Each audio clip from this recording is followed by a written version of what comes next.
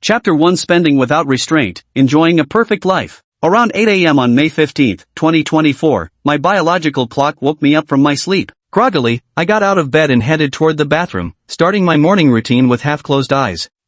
Suddenly, as if I had seen something shocking and unbelievable, I froze and stared in astonishment at my reflection in the mirror. The reflection showed a man with sharp features and drop-dead gorgeous looks. That was me. But strangely, I was only somewhat handsome before. How did I become so strikingly good-looking today? I used to have oily skin and frequent breakouts from years of late nights, but today my complexion was flawless. Has my nearsightedness gotten worse? My first thought was that my nearsightedness had worsened. How else would I be seeing through such a profound filter? While brushing my teeth, I admired my own handsomeness and couldn't help exclaiming, "Damn, I'm so fucking handsome." Unintentionally, my gaze drifted downward to my perpetually bare-chested sleeping torso. 1, 2, 3. Holy shit. 8-pack abs, perfect Adonis belt. My eyes widened as I turned sideways to check the mirror. My eyeballs nearly popped out. I immediately clenched my fist and knocked on it, producing a metallic clang like striking steel plate. Damn, that perfect Adonis belt. Am I still dreaming? Damn, that really was a beautiful dream. I grinned from ear to ear. Just as I spat out the mouthwash, a synthesized electronic voice sounded in my mind. Before I could react, another electronic voice followed. Due to the host's unwavering determination, having made the same wish for 5 consecutive years, the unrestrained life system has been successfully activated and bound. What the heck? I clenched the toothbrush tightly between my teeth, my eyes bulging as wide as a cow's. System? Like those systems in the novels on the Tomato Fiction app? Hello, carefree, life system. I tentatively greeted it. Greetings, host. You only need to mentally communicate with the system. The system's voice chimed in. I want to ask, what do you do? I swallowed, the faint taste of mouthwash lingering, though right now I hardly cared. As I voiced the question, the hand holding the cup trembled slightly. I'm a seasoned veteran who spent 100 years reading novels exclusively on the Tomato app. How could I not know about this system thing? Having a system is definitely a game changer. It's just a matter of how powerful it is, whether you'll soar quickly or climb step by step. Spend recklessly, enjoy a perfect life, the system's voice chimed in. Host only needs to use their own money for spending, and they'll receive a random multiple refund. Are there any restrictions? I froze for a second. These system functions seemed oddly similar to those almighty tycoon systems I'd read about in the Tomato novel app. Absolutely no restrictions. Well, the only requirement is that the money you spend must genuinely belong to you to qualify for cashback. Oh, and occasionally completing small bonus tasks assigned by the system might earn you unexpected abilities or items. The system replied. What about spending on others? Like, spending on some high-value beautiful women? I inquired. Whoever you spend on, it's still spending. The system doesn't care about their looks, the system replied. Amazing, I exclaimed. My system is simply awesome. Within all the god-tier rich systems in online literature, this Live Freely system is top tier. Way better than those that force you to spend only on high-scoring beauties to get cashback. Just like that novel I read before, starting with a millionfold cashback card, the school's green tea bell becomes my lapdog, where the protagonist starts by showering gifts on some hypocritical campus belle. The cringe was unbearable. Buzz buzz. Just as I was about to ask about newcomer gift packages, my phone on the bedside table started vibrating.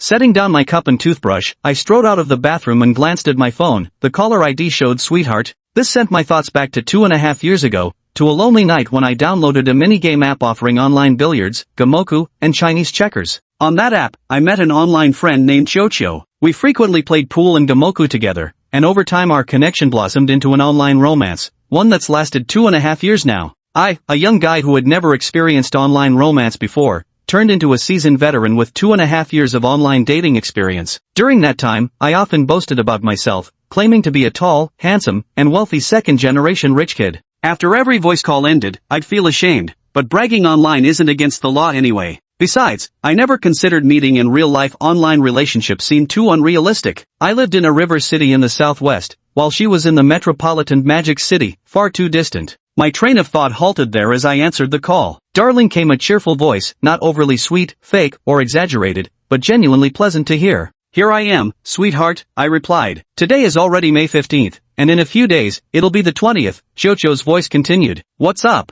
I didn't catch on right away. What's up? Didn't I tell you before? For this year's 520, I want to spend it with you. Oomph, you don't care at all about what I say to you. Chocho snorted. I just woke up. My mind's still a bit fuzzy, I explained. I remembered how last year on May 20th she'd also wanted to meet up, but I'd brushed her off with some excuse about going back to my hometown. Back then, I was just a broke loser venting online. No way I'd dare to meet in person. This year, What excuse should I use to get out of this? I barely finished the thought before snapping back to reality, wishing I could slap myself. I'm literally tied to a system now, how could I still chicken out from the boasts I made online? So, should I book the flight tickets? Shocho's voice carried a hint of anticipation. I'll book them for you. I took a deep breath and said, a couple thousand for plane tickets is something I can handle, perfect chance to test if this system's legit. Chapter 2, First Expenditure, Tenfold Return Reward. Darling, I'll handle this myself, Shocho said gently. Your money doesn't grow on trees either. When I arrive, you can just focus on being a good host. I've heard the spicy hot pot in Jiangcheng is quite delicious. I plan to eat several bowls when I get there.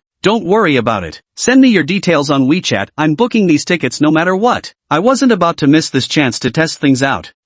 Alright then, Shocho conceded reluctantly. Well, book the flight for the 18th. I'll come for the weekend and rush back on Monday, I have afternoon classes. Alright, I nodded, and after a brief chat, we hung up the phone. A while later, Shocho sent over her ID number, name, and phone number. Meng Qingqiu? Damn, she was born in 2004? Honestly, after 2.5 years of online dating, this was the first time I'd learned her real age. Born in 2004 meant she was 20 this year, which meant she was only about 17 2.5 years ago. No wonder she'd always refuse to tell me her age. Darling, when you come over, I'll treat you to something delicious. Meng Qingqiu's voice message came through, brimming with expectation and joy. I replied okay, I'll book your flight first, then exited WeChat and opened a ticket app to arrange her plane ticket. But when I opened the flight page from Modu to Jiangcheng, it suddenly hit me. My online persona was that of a tall, rich, and handsome guy booking a cheap economy class ticket would totally blow my cover. I exited the app and glanced at my bank balance, only 7,852 yuan left. But I still returned to the app and immediately selected first class. This wasn't about putting on airs, the more expensive the purchase, the better foundation it would lay for my snowballing plans. First class cost 6,300 yuan. I took a deep breath and silently called out, System, are you there? Yes, host. What do you need? The system replied. Nothing, I said and proceeded to book the ticket straight away. Soon, the bank card payment notification and system alert tone sounded one after another. Congratulations, host. Payment successful. You've received a tenfold consumption refund reward. Given this is your first expenditure, formally embarking on your path to a perfect life, the system is additionally gifting you with an insight skill. Then my phone's SMS alert chimed. Checking it, I saw 63,000 yuan deposited into my account, bringing the balance to 64,552 yuan. It's real. The system really exists. I held my breath, pinched my thigh, and when the pain came, I howled with excitement. 6,300 yuan instantly became 63,000 yuan. This was pure, exhilarating bliss. Just then, my phone buzzed, snapping me out of my euphoria. Shocho, what's up? I answered the call. Darling, why did you book me a first-class ticket? Meng Qingqiu's astonished voice came through the line. It's nothing, just a few thousand, barely pocket change, I said, though my eyes betrayed a distant look. Back in the day, I could never have dismissed 6,300 yuan so casually as small change. Just a few bucks? Meng Qingqiu sounded dejected, her voice hoarse. Darling, I'm not some materialistic girl. First class versus economy makes no difference to me, I just want to see you. I don't want you to spend so much. Thousands of dollars could be a month's salary for many ordinary people, or even several years' living expenses for poor families. I froze for a moment. Darling, actually I secretly came to Jiangcheng to see you last year on May 20th, when you were still delivering takeout. Meng Qingqiu's words left me even more stunned. She continued, though we've only been in an online relationship, as someone who's never experienced love before, I've tasted what it feels like to be in love with you. You've stayed with me when I'm upset, listened to my endless complaints, and occasionally made me angry. That's what makes this feel like a real relationship to me. I took a deep breath. Sweetheart, since we just booked it, let's cancel these first-class tickets, Meng Qingqiu added. Shocho. Actually, that time was just me experiencing life. Although I'm not as tall and handsome as you imagined, I really am a wealthy second-generation heir. I had to back up my own boast. If I hadn't been bound to the system, I would have come clean. But with such an amazing system that can turn 6,300 into 63,000,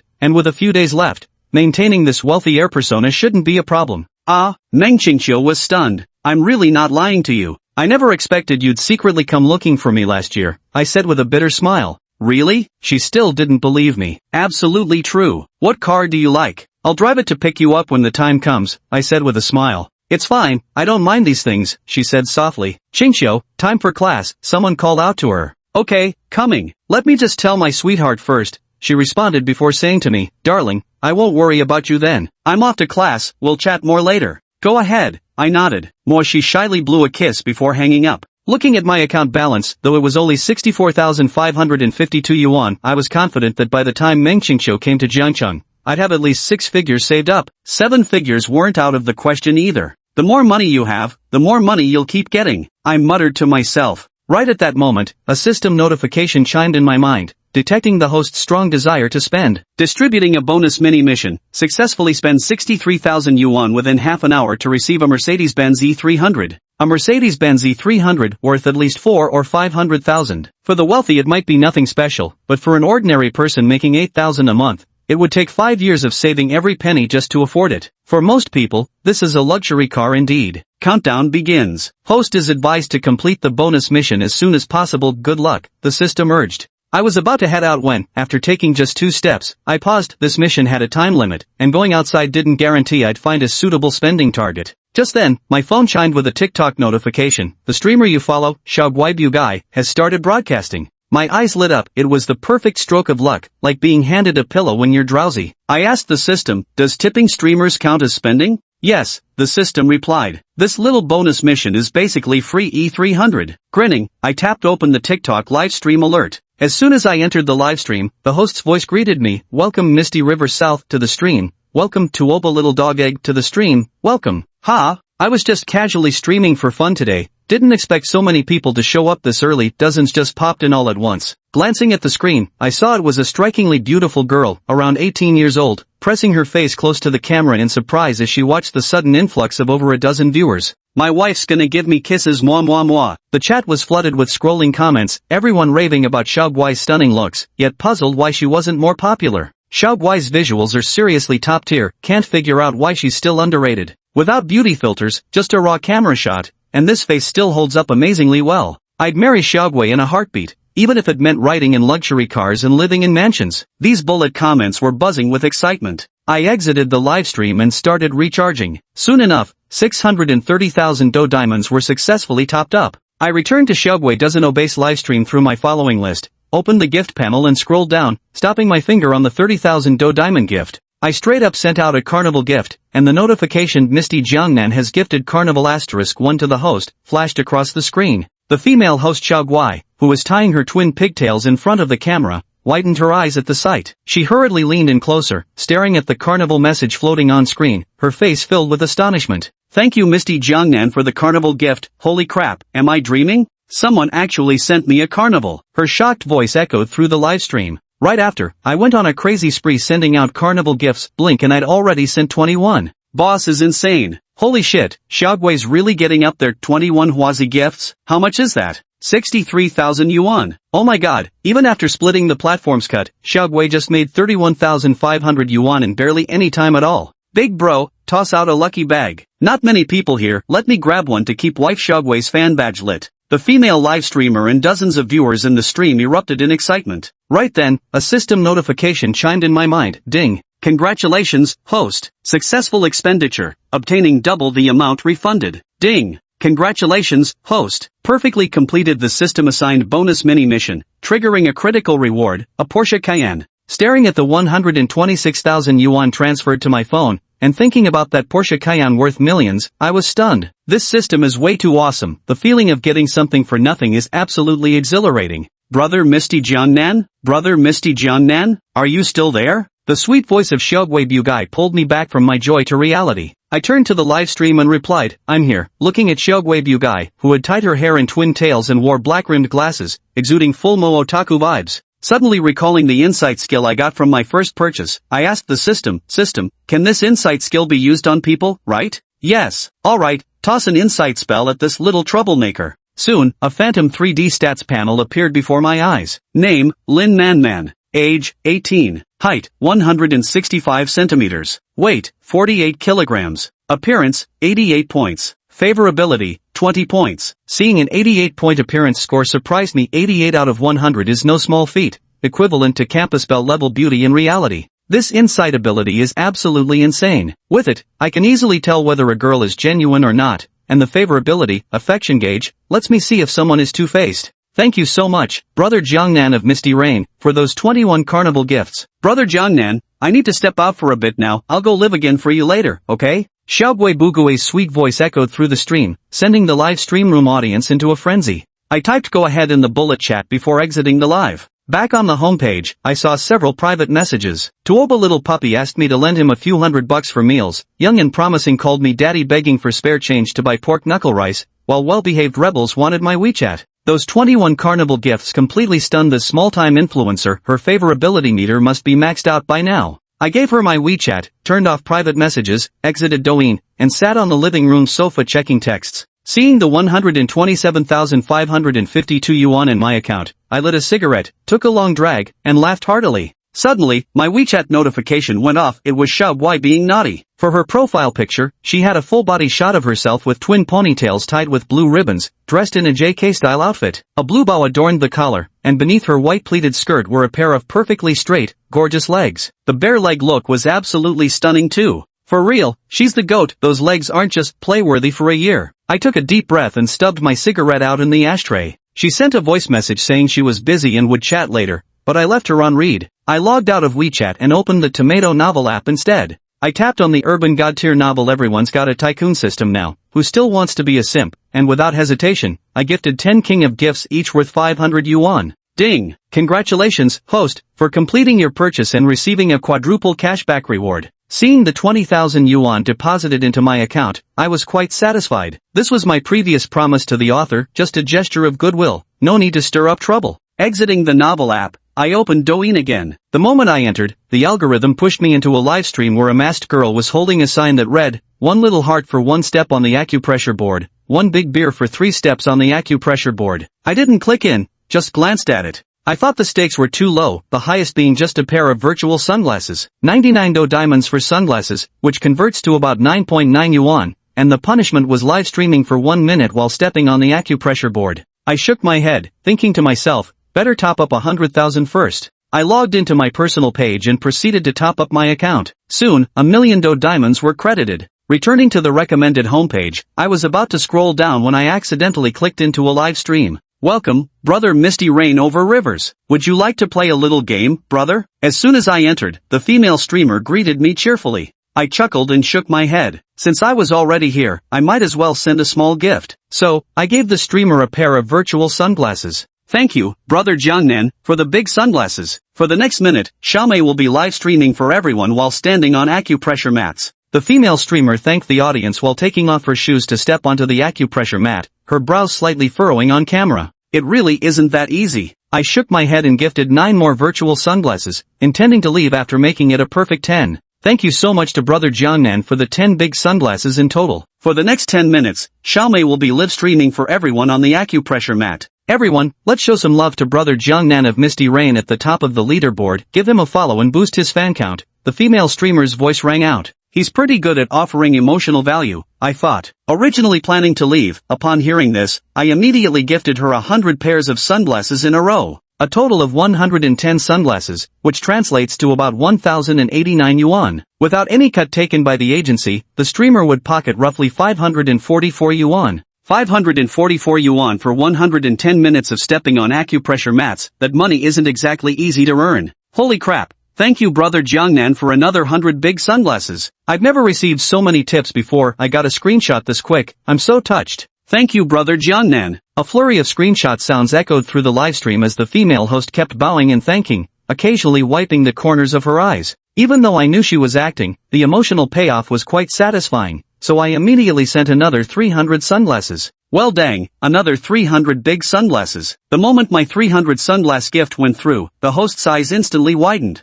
Ha ha ha, that's 400 giant sunglasses total, which means 400 minutes, 6 hours and 40 minutes. Enjoy the next 6+ hours standing on those acupressure mats. I just saw the streamer wiping sweat. Could it be she's scared? Ha ha ha, this is gonna be the death of her. Big bros got game. This streamer's never been beaten before. Let's see if she folds today. The chat kept spamming non-stop. Seeing the never back down comment flash by, my eyes flickered as I prepared to keep spamming. Then the female streamer admitted, I yield this time. I truly yield. Brothers, let me finish this punishment first. Alright, I shook my head with a laugh and directly left the livestream. At that moment, the system notification rang in my mind. Congratulations host, consumption successful, obtained 5x consumption rebate. 400 virtual sunglass gifts costing 3,960 yuan, multiplied by 5 makes 19,800 yuan. Subtracting the principal, that's over 10,000 profit in no time. Earning money while playing around, quite interesting indeed. Over the next hour, I jumped from room to room, spending all 100,000 virtual coins, diamonds. Looking at the 970,000 in my account, I smiled with satisfaction.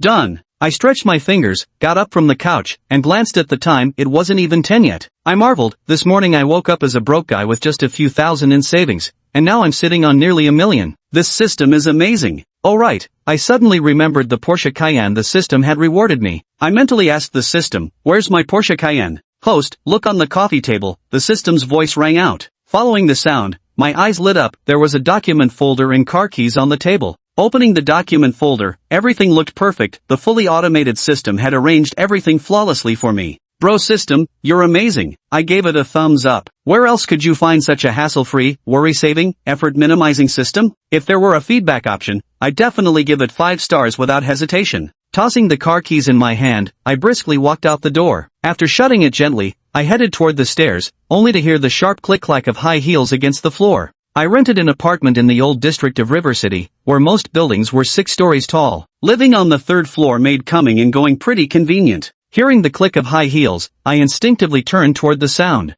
First, a pair of shapely legs emerged from around the hallway corner, followed by the high heels, then half of her figure came into view, a blue high-neck off-shoulder top, her profile flawless. Soon, the woman turned fully, her silver hair elegantly pinned up, with 2 strands of bangs framing her ears and wispy bangs gracing her forehead. Wow, just wow. My eyes widened. What a stunning silver-haired beauty. Especially that tight black skirt of hers, so damn wow. I recognized her as the landlady, Xia Jiqing, and immediately cast an insight skill at her. Name, Xia Jiqing. Age, 30. Height, 168 centimeters. Weight, 55 kilograms. Appearance score, 92. Favorability, 5 points. Her appearance score was actually as high as 92. I knew she was good looking, but seeing this stat still stunned me. The sound of high heels grew closer, and soon she stood before me, looking at me with a puzzled expression. I snapped out of my daze and greeted, Sister Xia. Who are you? Xia Jiqing didn't recognize me at first, but after a closer look, her eyes widened in surprise. Jiang Nan? Yes, I nodded. It's only been a few months since we last met. How have you changed so much? Xia Jiqing scrutinized me again, her face full of astonishment. She had quite an impression of me. I've lived here for nearly 2.5 years, and although I occasionally delayed the rent, I always paid eventually. She thought I was quite dependable. She had just returned from a trip and noticed that both my aura and looks had changed, giving off a sense of overflowing masculine energy. Previously, in her eyes, I was just a somewhat skinny guy with a bit of charm, but now I had transformed into a radiant, athletic type. I've recently gotten into fitness, I said with a smile. That's great. Young people should exercise. You look much more vibrant and handsome now, she replied. Xia Jiqing sincerely complimented me, and I smiled saying, thank you, Sister Xia. I think I still owe you 2 months' rent, right? I'll transfer it to you right now, I said, immediately pulling out my phone. At that moment, Xia Jiqing noticed the Porsche Cayenne key in my hand, though she didn't think much of it. She probably assumed that lighters shaped like Porsche or Ferrari keys were quite common among young people like us. Alright, received. If you're facing any difficulties, Jiang, you can delay the rent for a while. I've got your character figured out, she said. Xia Jiqing glanced at her phone but didn't immediately accept the transfer I sent. I smiled and said, Sis, I recently switched jobs with a pretty decent salary, plus I've saved up some money before, no financial worries right now. Xia Jiqing nodded and accepted nearly 2 months' worth of rent I sent. Just then, a system notification chimed in my mind. Ding. Congratulations, host. Consumption successful. Tenfold spending rebate acquired. 2 months' rent was only 3,000 yuan, and the tenfold rebate meant 30,000 yuan. Combined with the few thousand I had scattered around previously, my account balance reached 1 million. Immediately after, the system prompted again. Ding. Chapter 6 Bonus Mini Mission. Acquire a 90-point sweetheart. Ding. Congratulations, host. Your deposit has reached 1 million. In recognition of your enthusiasm for spending, we are issuing a special bonus mini-mission. Acquire a sweetheart of the opposite sex with a beauty score of 90 or above. Favorability rating must also be above 90. Mission reward, Tianfu Mansion number 001 in Jiangchang, and a Pagani Zonda Global Limited Edition. Upon hearing the prompts, I was momentarily stunned. Damn, calling this a bonus mini-mission is quite the understatement. This is no easy task. It's not that easy to come across exceptionally good-looking members of the opposite sex who score above 90 points. Even if you do meet them, increasing their affection level isn't so straightforward. Take my landlady, Xia Jiqing, for example. Her affection level for me is only 5 points, basically just a passing acquaintance you might nod to on the street. But I soon realized something, since the system calls this a welfare side quest with no time limit, completing it shouldn't be a problem. At that moment, Xiao Jiqing said, Xiao Zheng, I'll head back first then. I nodded and replied, sure thing, Sister Xiao. Listening to the click-clack of her high heels echoing down the hallway, I took a deep breath and glanced back. Those sheer black stockings beneath the figure-hugging skirt were utterly mesmerizing. I averted my gaze, shook my head, and headed downstairs. Once upon a time, a woman of that caliber would have been utterly out of reach, someone I could only fantasize about at night. But now, with the system, even they no longer seemed unattainable. I understood something. I had to better myself first. Otherwise, even with money, I could never truly conquer a high-quality woman. Even with endless wealth, money might buy companionship from many stunning women, and it could boost their affection. But that kind of affection, fueled by material desires, rarely hits 90 points, let alone a perfect 100. Moreover, the system occasionally assigns small bonus tasks, and completing them can grant unexpected abilities and items. I'm really looking forward to my own growth. Upon reaching the ground floor and following the system's instructions, I spotted a brand new silver Porsche Cayenne parked not far away in a parking space. It's seriously cool. I walked over, stroking the car's hood in amazement. Thankfully, when I was 18, I wanted to learn to drive and save money to work as a DD driver, so I got my driver's license. Otherwise, this would be really awkward now. Just as I was shaking my head, I caught sight of a young man sitting on an electric scooter not far away, a faint smile playing at the corners of his mouth. Our eyes met, and he walked toward me, holding a Porsche car key in his hand. With a beaming smile, he asked me, young man, you really like this car, don't you? I nodded and replied, indeed, it's the dream of most men. He then added, want to take a seat inside? I was taken aback for a moment before pressing my own car key twice. The lights flashed, and the doors unlocked. It was indeed my car. Smiling, I said to him, hearing you talk like that, I nearly thought I got the wrong car. I'll head out first. With that, I got into the car, started the engine, and drove away slowly. About 100 meters down the road, I glanced back and saw the young man snap out of his daze, his face flushing crimson, probably from sheer embarrassment. 10 minutes later, I arrived at the largest shopping district in Zhangcheng. A Porsche Cayenne isn't considered top-tier luxury in Zhangcheng, but when I parked and stepped out, it still drew plenty of curious looks from passers-by. The vast majority of people in this world are ordinary, and the feeling of being noticed is actually quite satisfying. I glanced around, looking toward the nearby pedestrian street lined with top luxury stores like Chanel, Gucci, and Louis Vuitton. I thought to myself, just pick any store and buy a couple of outfits and shoes. While clothes make the man, what truly matters is one's substance and innate elegance. There's a saying that hits the mark, when the whole world knows your worth, even bargain bin clothes become a trend. But without substance or credibility, even top-tier luxury will be mistaken for knockoffs. I stepped towards a high-end luxury store. Chapter 7, Mengqingqiu, the top campus belle of Modu University?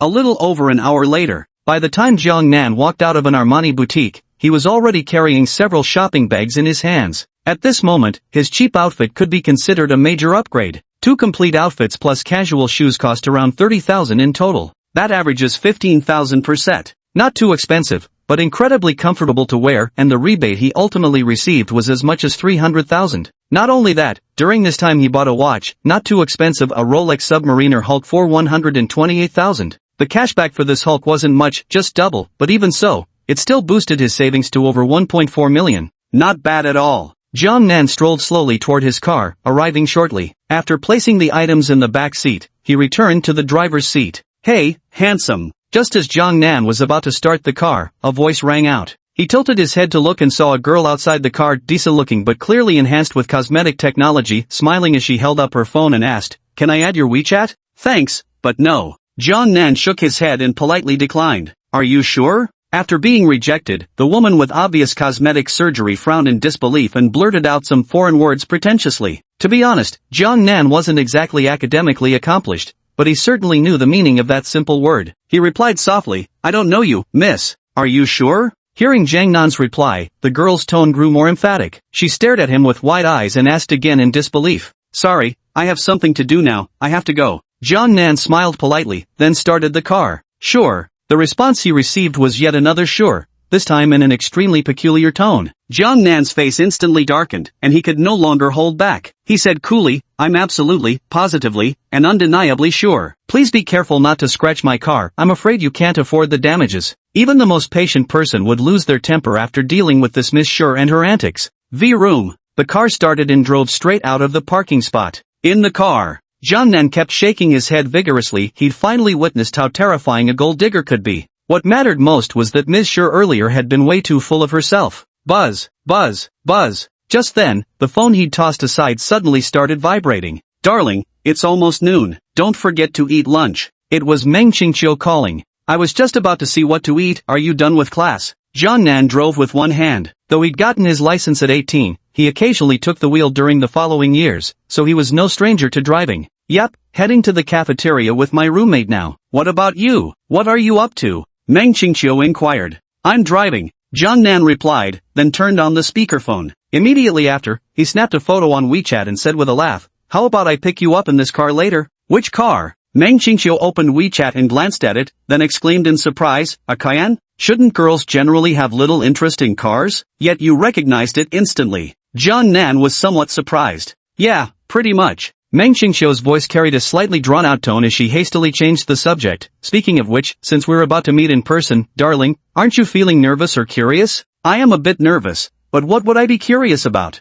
Jiangnan asked with genuine puzzlement. Well, curious about how I look? What if I turn out to be really ugly? Meng Qingqiu asked softly, short and chubby. Would you, like people say online, run away the moment you saw me? Never. Jiangnan replied. I definitely wouldn't do that, but whether we'd stay together afterward isn't certain. After all, this world is ultimately a world that judges based on looks. You say he's heartless, but isn't such a thought completely normal for any average person? Pfft, Qingqiu, quit scaring your online sweetheart. You're the undisputed campus belle of Shanghai's top university. What guy could possibly resist you or run away on the spot? If they didn't try to devour you immediately, that'd already be a miracle. A burst of laughter came through the phone. Yao, what nonsense are you saying? Right then, Meng Qingqiu's voice rang out in playful annoyance. Hearing this, Jiangnan's eyes couldn't help but flicker. The #1 campus belle of Demon Capital University? Ahem, darling, don't listen to Yao's nonsense. Oh my, really now, Yao, you're making me embarrassed. Darling, I'm heading to the cafeteria first, let's talk later.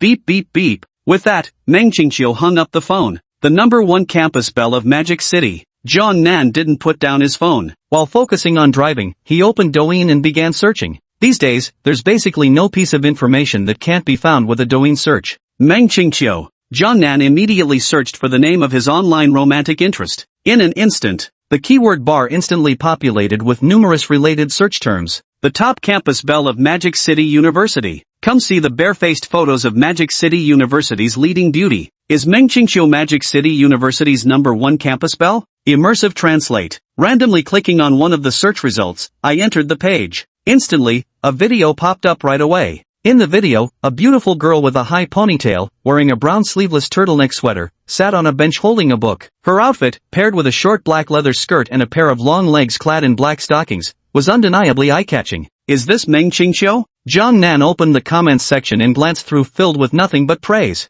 This is Senior Qingqiu. Damn, gotta say, she's someone who actually looks better in person than in photos, absolutely stunning in reality. I think she truly deserves to be called a celestial fairy. Jiangnan noticed a comment from a Shanghai IP address that had an unusually high number of likes. If this is really my online crush Meng Qingqiu, then her looks are indeed off the charts. Just as Jiangnan was about to cast an insight skill to see what score Meng Qingqiu would get from the system. Host, this isn't a live broadcast nor an eyewitness scene, so you can't use the insight technique. The system's prompt tone rang out in his mind. Alright. Jiangnan nodded, took a couple more glances at Meng Qingqiu in the video, then smiled as he prepared to toss his phone aside. At this moment, a WeChat message notification suddenly arrived. Jiangnan clicked open and saw it was from Lin Manman, the little brat female streamer. Oh, brother Jiangnan, I just noticed your Douyin IP address shows you're in Jiangchang. What a coincidence, right? Seeing this message, Jiangnan recalled that he'd followed this little brat last year when browsing local streams. Sure enough, they were both in Jiangchang.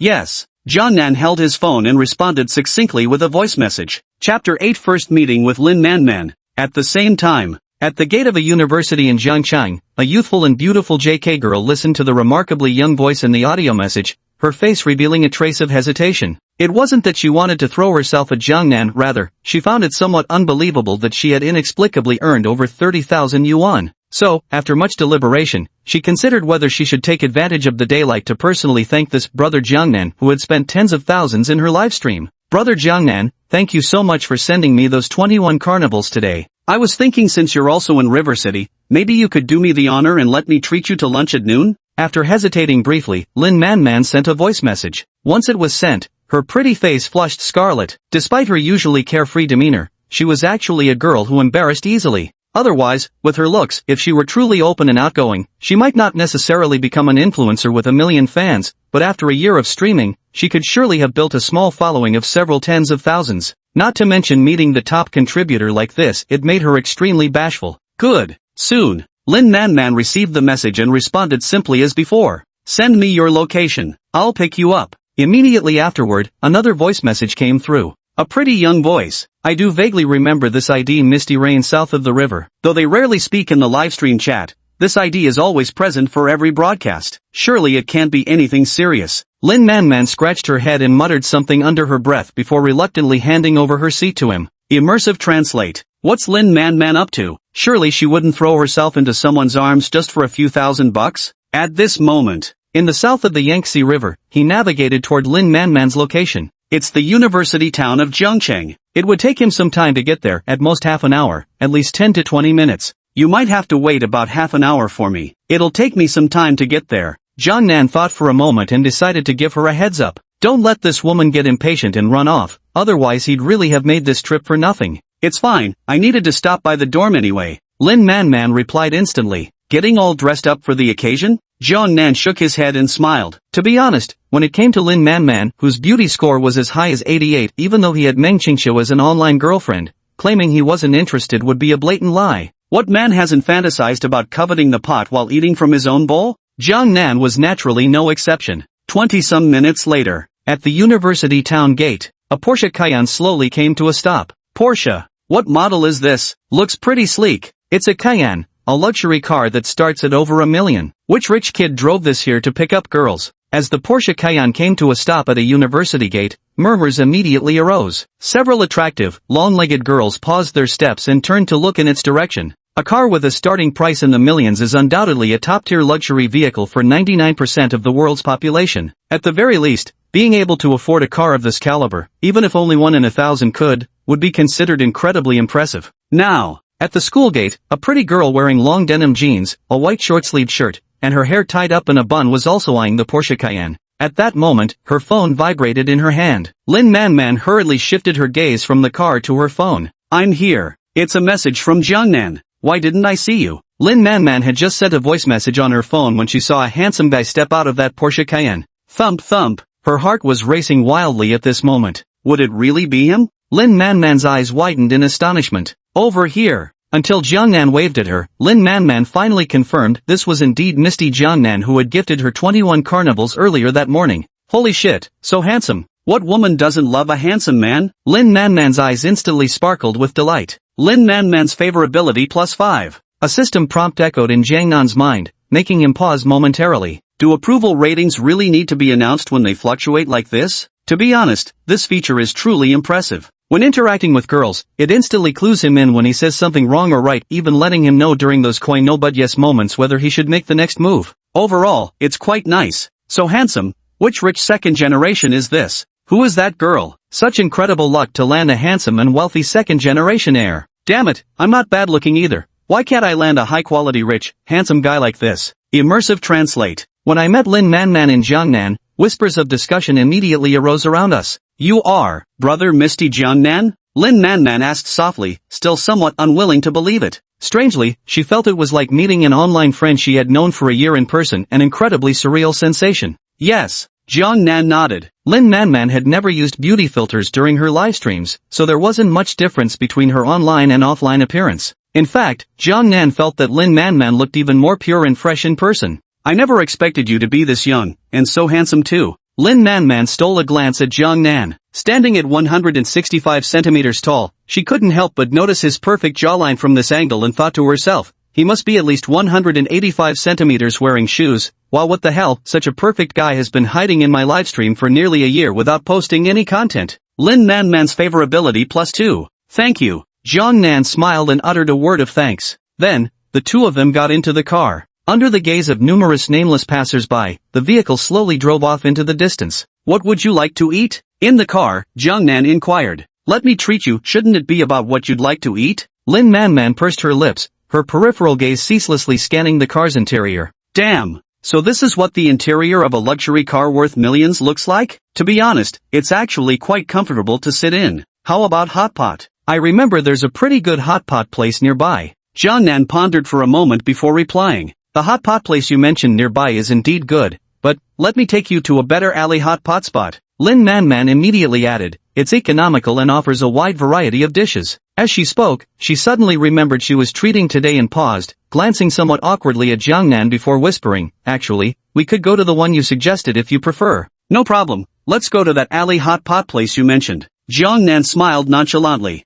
I'm not asking you to that place just to save money. It's because their hot pot is really delicious. When Lin Manman said this, her eyes were practically sparkling with excitement. Chapter 9, whose Porsche is parked at the alley entrance. Before long, under Lin Manman's directions, Jiangnan drove the car to the entrance of a small alley. Is this place really that popular? Jiangnan rolled down the window and glanced around. Damn, the alley was packed with cars, not a single spot left. Of course it is. Would I recommend a place if it wasn't special? Lin Manman raised her eyebrows slightly, speaking with evident pride. Agreed. Jiangnan nodded, feeling somewhat expectant now. He was a true native of River City. When it came to the most famous local cuisine, if hot pot claimed second place, no other dish dared claim first. Bro, could you step back a bit? I need to get my car out. At this moment, a man around 30 years old arrived, respectfully offering a Huazi cigarette while politely addressing him. Brother? Hearing this brother address, Lin Manman sitting in the passenger seat couldn't help showing a peculiar expression.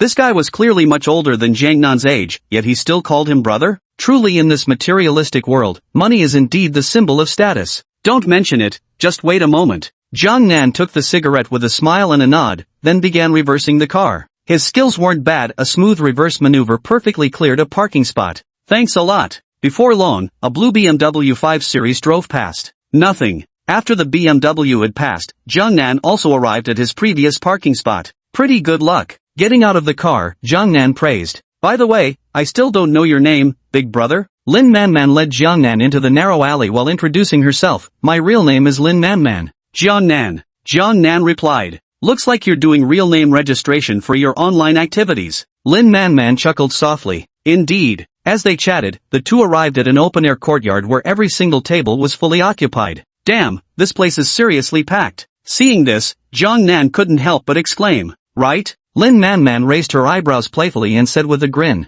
Hello, how many in your party? A waiter came trotting over. 2. Lin Manman flashed a peace sign. Right this way. The server immediately led the two to a freshly cleared table and said, you can scan the QR code to order, and the dishes will be brought out one by one. Okay, I've been here before, you can attend to other customers. Lin Manman smiled playfully, waved her hand, then sat down and began scanning the code with her phone to place their order. Do you eat pork throat? Eat. How about pig brain? Not eating. Duck intestines? Eat. Immersive translate. With this back and forth exchange, they quickly finished ordering all the dishes. Jiangnan? Oh my, it really is you. At that moment, a voice suddenly came from the next table. Jiangnan and Lin Manman turned their heads simultaneously to see a young man with dyed blonde hair accompanied by an eccentric-looking girl staring in their direction. The blonde-haired guy's face instantly registered shock the moment he laid eyes on Lin Manman. Damn, what a stunning babe. Who is she? Lin Manman asked softly. A colleague I used to deliver takeout with. Jiangnan merely gave a slight nod to the blonde guy, then responded when he heard Lin Manman's question.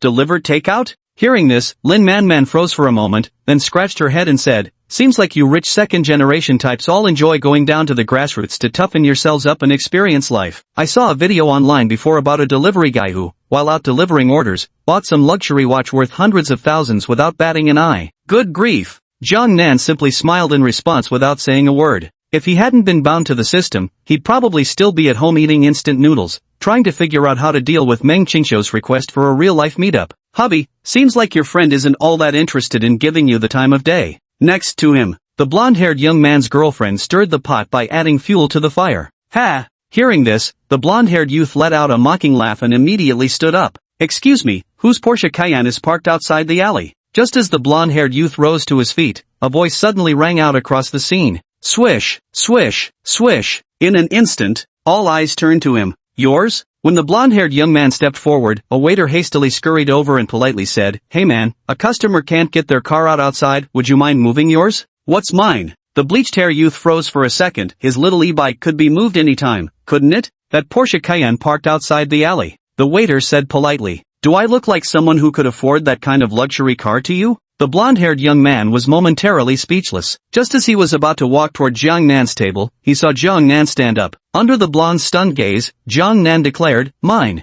"Yours, sir." Upon hearing Jiang Nan's words, the waiter immediately scurried over eagerly. Along the way, the blonde young man caught his muttering, "If you can't afford it, why the hell did you stand up? Damn it!" The blonde-haired young man nearly spat blood in fury. He'd stood up specifically to pick a fight with Jiang Nan. But yet, what the hell was wrong with this punk? A Porsche Cayenne? Wasn't he just some orphanage-raised loser? How did he suddenly afford a Porsche? Right this way. While he was still dazed, the waiter respectfully led Jiang Nan out toward the open courtyard. Soon, they arrived outside the alley. Still, all he saw was a man in his 30s smoking a cigarette. When he noticed the attendant leading Jiang Nan toward him, he quickly stepped forward, somewhat embarrassed, and offered a pack of cigarettes worth around $10. Politely, he said, "Sorry about this, handsome. Your car is parked a bit too close to mine, and I'm hesitant to move it." Jiang Nan accepted the cigarette and smiled. "No problem. Moving a car won't take much time." The implication was clear. After all, we were talking about $1 million car. If it got scratched, the repairs would cost an average worker an entire month's salary. Soon,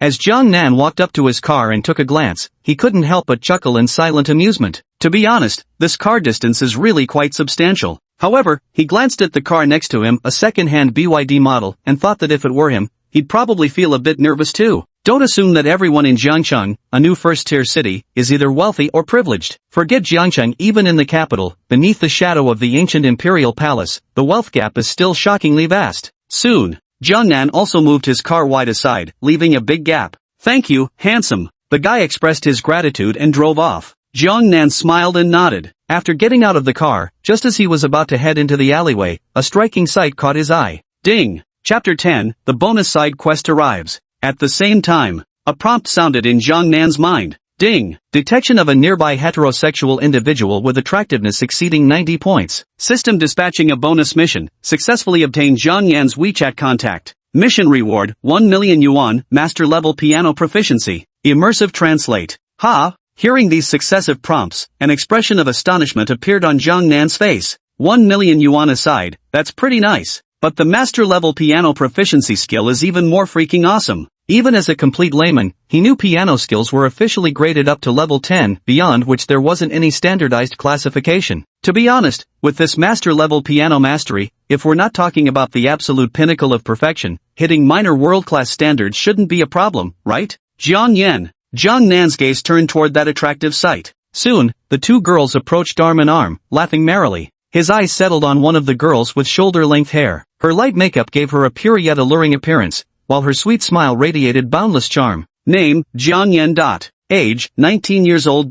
Height, 170 cm. Weight, 56 kg. Appearance score, 92 points. Favorability, 5 points. Immersive translate. Ha! Why is there 5 points of favorability? After reading Jiang Yan's attributes, Jiang Nan showed a hint of surprise on his face. Little did he know that at this moment, Jiang Yan had also inadvertently noticed Jiang Nan standing beside the Porsche Cayenne. Which normal man doesn't like beauties? Similarly, which normal woman doesn't like handsome guys? Yan, that hunk is quite a catch, great fashion sense, handsome face, and tall too. Do you think that Porsche belongs to him? Meanwhile, Jiang Yan's close friend Li Lanlan whispered beside her. I don't know, but he's definitely handsome. He's got that sunny, athletic vibe, totally my type. Jiang Yan murmured in reply, then her gaze briefly locked with Jiang Nan's. For some reason, her heart started racing uncontrollably, making her quickly avert her eyes. He's coming over. Holy crap, he looks even hotter up close, such chiseled features, and you can totally tell he works out. Definitely one of those looks lean in clothes but is ripped underneath types. Li Lanlan also nervously muttered. Ha! Jiang Yan quickly composed herself, then watched as Jiang Nan walked toward her with an incredibly sunny smile. Holy moly! This guy's smile is so infectious and radiant. Jiang Yan's favorability +5. In just a fleeting moment, this stunning girl with 92-point looks developed 10 points of favorability toward Jiang Nan. Hello there, miss, could I add you on WeChat? Jiang Nan approached with his phone in hand, smiling as he looked at Jiang Yan and asked. Since the system called it a small welfare task, Jiang Nan didn't think he'd fail at increasing this girl's favorability by 10 points and getting her WeChat. Me? Jiang Yan pointed at herself with her finger. Jiang Nan glanced over. This pretty girl's hands were indeed lovely. She had on medium-length nail art with glitter and diamonds, but upon closer inspection, her middle finger remained bare, untouched by any polish. Can we? Jiang Nan nodded and shook his phone a couple of times. No problem. Jiang Yan nodded, but it was actually the pretty girl who had been asked for her WeChat who seemed somewhat shy as she took out her phone, and the two added each other on WeChat. Ding! Congratulations, host, for successfully completing the side mission. Rewards obtained, 1 million yuan, and mastery level piano skills. Immersive translate. After successfully exchanging WeChat contacts, Jiang Nan immediately heard the system's notification in his mind, bringing a delighted smile to his face. This system, though a bit slower to develop compared to the fast-paced tycoon novels he'd read on the Tomato novel app before, honestly suited Jiang Nan's taste perfectly with its gradual growth and the bonus of acquiring practical skills along the way. Jiang Nan, let's talk later. Having exchanged contact details, Jiang Yan naturally learned Jiang Nan's name. With cheeks flushing pink, she waved at him before quickening her steps in small, hurried motions. Let's catch up later. Jiang Nan smiled faintly and followed her gaze, only now noticing the girl's outfit. Her upper body wore a versatile white short-sleeved shirt, paired with a pale yellow miniskirt resembling a bodycon skirt on the lower half. Her perfectly straight, jade-like legs were accentuated by a pair of white thigh-high socks. Excellent. Splendid. Looking further down, the brown loafers completed the ensemble, making the entire outfit appear vividly three-dimensional in his mind. That outfit is absolutely perfect. If Jiang Nan was Jiang Yan's type, then Jiang Yan was truly Jiang Nan's dream girl.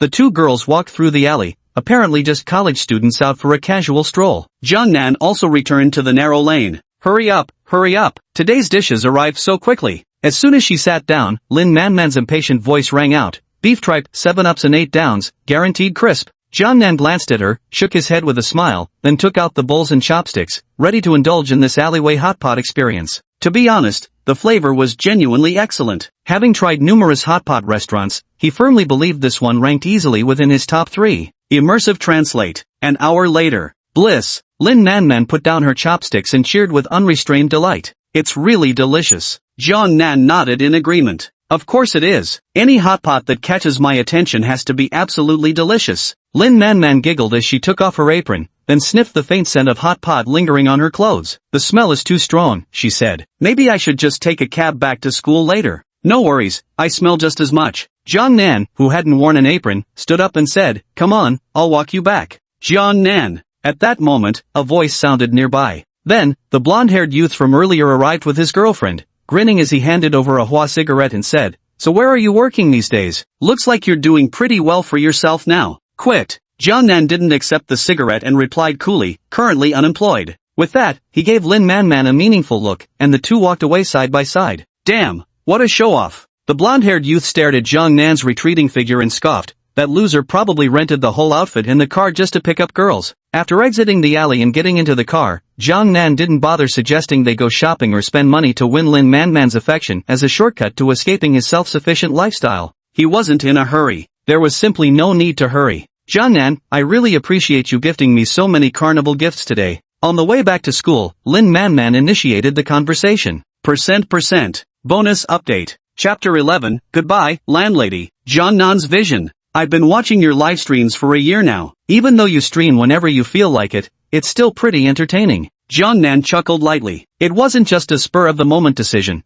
just an opportunity presenting itself. You're really one of a kind, a low-key rich second generation like you is so rare. Lin Manman said while stealing a glance at Jiang Nan. There was another sentence she didn't speak out loud, keeping it hidden in her heart. And that was, a rich second generation with both a great personality and such good looks like Jiang Nan is even rarer. It could almost be said that even if Jiang Nan hadn't sent her those 21 carnival gifts or hadn't picked her up in a Porsche worth over $1 million, had he genuinely pursued her, Lin Manman wouldn't have thought of rejecting him outright from the start. First impressions matter too much. Oh, so you've seen a lot of flashy rich second-generation heirs? Jiang Nan countered with an amused smile. No, I just read about it online. Doesn't everyone say that when God opens a door for you, he'll close a window? But I feel like he didn't close any windows for you at all, he just swung all the best ones wide open. Lin Manman couldn't help but laugh as she spoke. Ha ha, Jiang Nan was also amused by her words. The two exchanged banter effortlessly, and the atmosphere in the car was warm and harmonious. There wasn't the slightest hint of awkwardness between first-time acquaintances, rather, it felt like two long-time online friends finally meeting in person. We're here already. When the car arrived at the gate of Lin Manman's university and came to a stop, she muttered somewhat absent-mindedly, feeling a sense of loss. What? Reluctant to get out of the car? Jiang Nan teased. I just feel really relaxed and happy chatting with you. Lin Manman stuck out her tongue playfully, then unbuckled her seatbelt and opened the car door. After hesitating for a moment, she turned back to look at Jiang Nan and said, when you're free, could we maybe have dinner together again? Sure, just let me know when works for you. Jiang Nan smiled and nodded. Okay. Lin Manman smiled happily and got out of the car. Bye. She closed the door, then waved with a sweet smile through the window. Goodbye. Jiang Nan also waved before slowly driving away. Lin Manman's favorability +5. On the way back to the old city district, Jiang Nan inexplicably heard another notification sound from the system in his mind, which made him pause and reflect. If he remembered correctly, Lin Manman's favorability toward him had already reached a whopping 32 points. Wow, the rise in favorability isn't slow at all. At 32 points, it's practically reaching the level of an ambiguous relationship. Jiang Nan was familiar with the system's favorability scale. Generally speaking, 0 points meant strangers, below 10 points indicated only a faint impression, and by around 10 points, that impression was already quite positive. As for scores between 11 to 30 points, they generally indicate a friendship. With scores above 30 points, if it's between opposite sexes, there's usually some romantic inclination. If Jiang Nan wished, occasional flirtatious remarks or small physical touches could rapidly boost Lin Manman's affection toward him. So in this world, not only do you need money, but you also have to meet all the essential requirements in every aspect. Jiang Nan glanced at his reflection in the car mirror, unable to suppress a slight upward curve of his attractive lips. By the time he returned to the old residential area he rented in the old city district, it was already around 2:30 in the afternoon. After parking the car, Jiang Nan carried several shopping bags as he went up to the third floor. Coincidentally, as he turned at the stairwell landing, he ran into his landlady, Xia Jiqing, coming the opposite way. Xia Jia. Jiang Nan greeted her. Xia Jiqing looked at Jiang Nan with a surprised expression on her face. Damn! This outfit is seriously cool as hell. Xia Jiqing's favorability +2. A system notification sounded in his mind, and Jiang Nan secretly nodded in acknowledgement. Clothes make the man, the ancients surely didn't lie. Did you just go on a shopping spree? Xia Jiqing looked Jiang Nan up and down with wide, admiring eyes before remarking, haven't seen you in months. Wow, Armani, huh? Oh my, is that a Rolex Submariner? Little Jiang, have you finished your life experience phase and come back to inherit the family business? Indeed, Jiang Nan's aura was completely different now. With his mastered-level piano skills and this impeccable outfit, he truly gave off the air of a young aristocrat. Don't joke around like that, sis Xia. Jiang Nan shook his head with a light chuckle. Ha ha ha, but you've really changed. Honestly sis, if I were 10 years younger, I'd be head over heels for you for sure. Xia Jiqing covered her mouth and giggled. Though she wasn't the curvy type, her bust was surprisingly ample, especially when her laughter made her blue, slightly fitted blouse tremble noticeably. At this moment, Jiang Nan could only sum up his feelings in 4 words. Overwhelming delight. You're actually making me feel a bit embarrassed. Snapping back to reality, Jiang Nan scratched his head with an embarrassed chuckle. If he hadn't known that Xia Jiqing's favorability towards him was only 7 points, he might have really taken her words seriously, perhaps even responding with something wild was not out of the question. Xia Jiqing's favorability +3. At that moment, the system's notification chime suddenly echoed in his mind, catching Jiang Nan off guard. Damn! This unexpectedly added 3 favorability points, shooting it straight up to 10 points in one go. Alright, I won't tease you anymore. I need to pick up my daughter from her piano teacher now. Let's chat later. Xia Jiqing waved her hand and then walked past Jiang Nan down the stairs. Piano? Jiang Nan's eyes flickered thoughtfully. During the daytime when he was home, he had occasionally heard the sound of simple piano keys being played. So the landlord's daughter was learning piano? Wait a minute. Jiang Nan seemed to have grasped some key point, as a sudden flash of inspiration struck his mind. With his mastery-level piano skills now under his control, teaching a little girl couldn't possibly be beyond his capabilities, could it? Not to mention, the landlady's beauty score is as high as 92 points. Setting her as one of the targets to complete that previous bonus task doesn't seem like a bad idea either.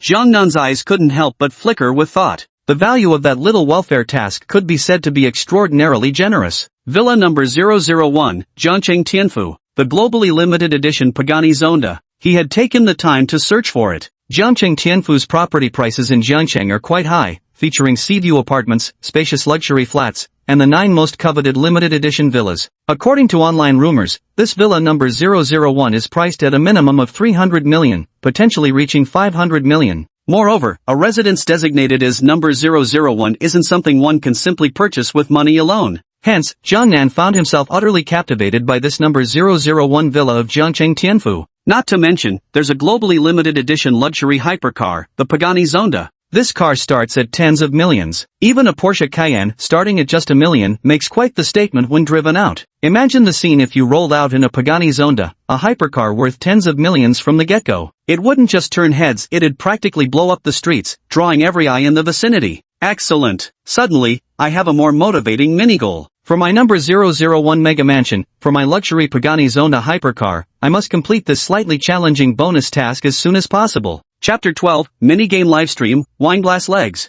Back inside the house, Nan tossed a few bags onto the small sofa before leaning back. He stared blankly at the ceiling, then suddenly burst into laughter without reason. None of this is a dream. Nan suddenly sat up and immediately checked his phone to look at his balance. Over 2.4 million. In just a few hours, he had gone from being a poor loser with only a few thousand in savings to becoming a millionaire. He wondered if the world's richest person could even match his current rate of earning. But, in the future, his money-making speed would be unmatched by anyone in this world. This was his confidence. Taking a moment to calm his emotions, Nan opened Douyin. Big bro, welcome. A little heart walks once on the acupressure mat, a big beer walks twice on the acupressure mat, a hot air balloon streams live on the acupressure mat for 1 minute. Please give Xiaomei your instructions as you wish, dear brothers. Perhaps because Nan had gifted the female streamer of this small game earlier this morning, the moment he opened TikTok, the live stream from that morning was immediately pushed to him. Still streaming on the acupressure mat? Nan glanced over and noticed the streamer was still broadcasting from the acupressure mat. His face showed a hint of surprise. Was she really this reliable? Right then, he entered the live streaming room. Welcome, welcome brother Nan of Misty Rain to the live stream. Brother Nan, I definitely kept my promise. Aside from a few minutes delay when grabbing takeout at noon, I didn't slack off for even a second. As Nan entered the stream, he instantly rose to the top spot on the leaderboard. The female host of this small gaming livestream immediately greeted him with enthusiastic warmth. Seeing himself catapulted straight to the number 1 spot, Nan understood that this streamer had genuinely stayed online the entire time. Prices went up? Only then did he notice the sign in the live streamer's hand had changed. Now adding just 1 minute of acupressure mat livestream per hot air balloon gift. No choice, big bro. Although there's only an hour left after 6+ hours, I feel like I'm about to collapse already. The female streamer said in a pitiful, aggrieved tone. To be honest, though I hadn't seen what this woman looked like yet, her voice was genuinely soft and sweet, dripping with charm.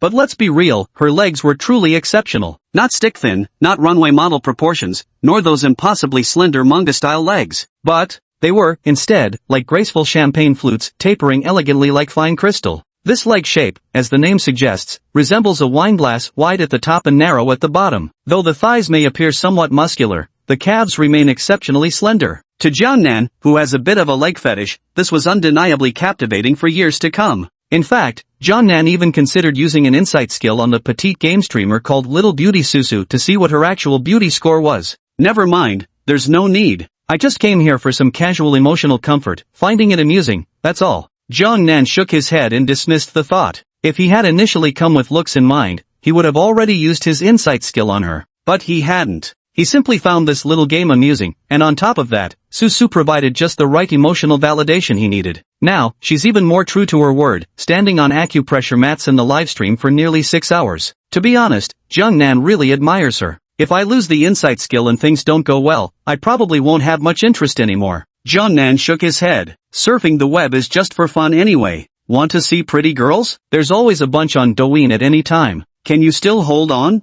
Nan asked. Can you still hold on? Seeing Nan's comment on the screen, the female streamer named Susu hadn't even responded yet. A top-tier viewer, level 52, immediately chimed in, "What? You still want to throw some gifts or what?" Reading this comment, Nan froze for a second, his brows instantly knitting together. Ignoring the remark, he simply posted another message, "If she can't keep going, I won't renew my support."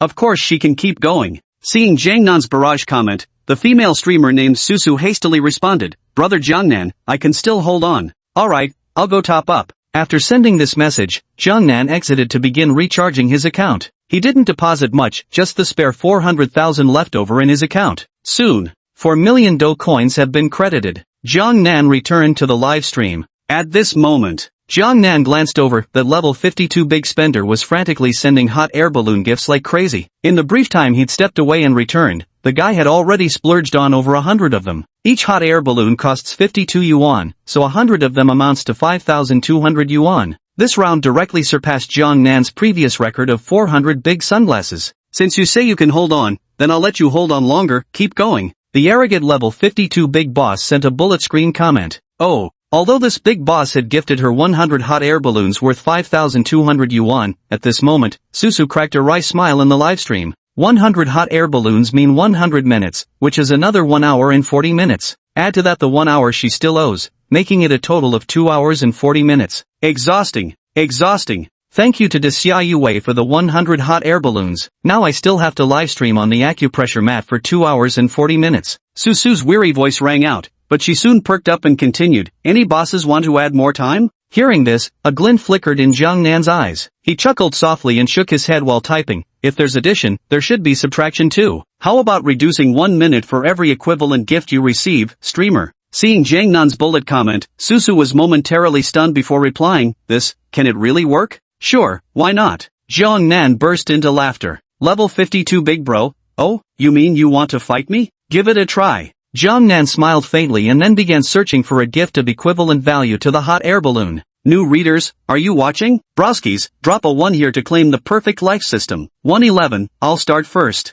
Chapter 13, bro, no need to keep gifting, you scared off second brother. With just a casual glance, Jiang Nan spotted another true love gift worth 52 yuan. At that very moment, Jiang Nan also clicked rapidly to send them. In no time at all, 100, then 200 gifts had been sent flying across the screen. One costs 52 yuan, so 200 would be 10,400 yuan. Thank you brother Jiangnan for the 200 really love you gifts. Thank you so much, brother Jiangnan. Susu immediately expressed her gratitude, her voice trembling slightly. Clearly, she was genuinely excited. Because, 2 hours and 40 minutes is only 160 minutes. And just like that, Jiangnan's 200 real gifts of love arrived, instantly reducing the time by 200 minutes. Even better, it exceeded by another 40 minutes. Xia Yue sent the streamer a hot air balloon *1. Xia Yue sent the streamer a hot air balloon *1. Daxia Yue sent the streamer a hot air balloon *1. Immersive translate. This level 52 big spender also started going wild with his gifts. Similarly, his gifting speed was incredibly fast. In just a short while, he'd already sent out 200 gifts.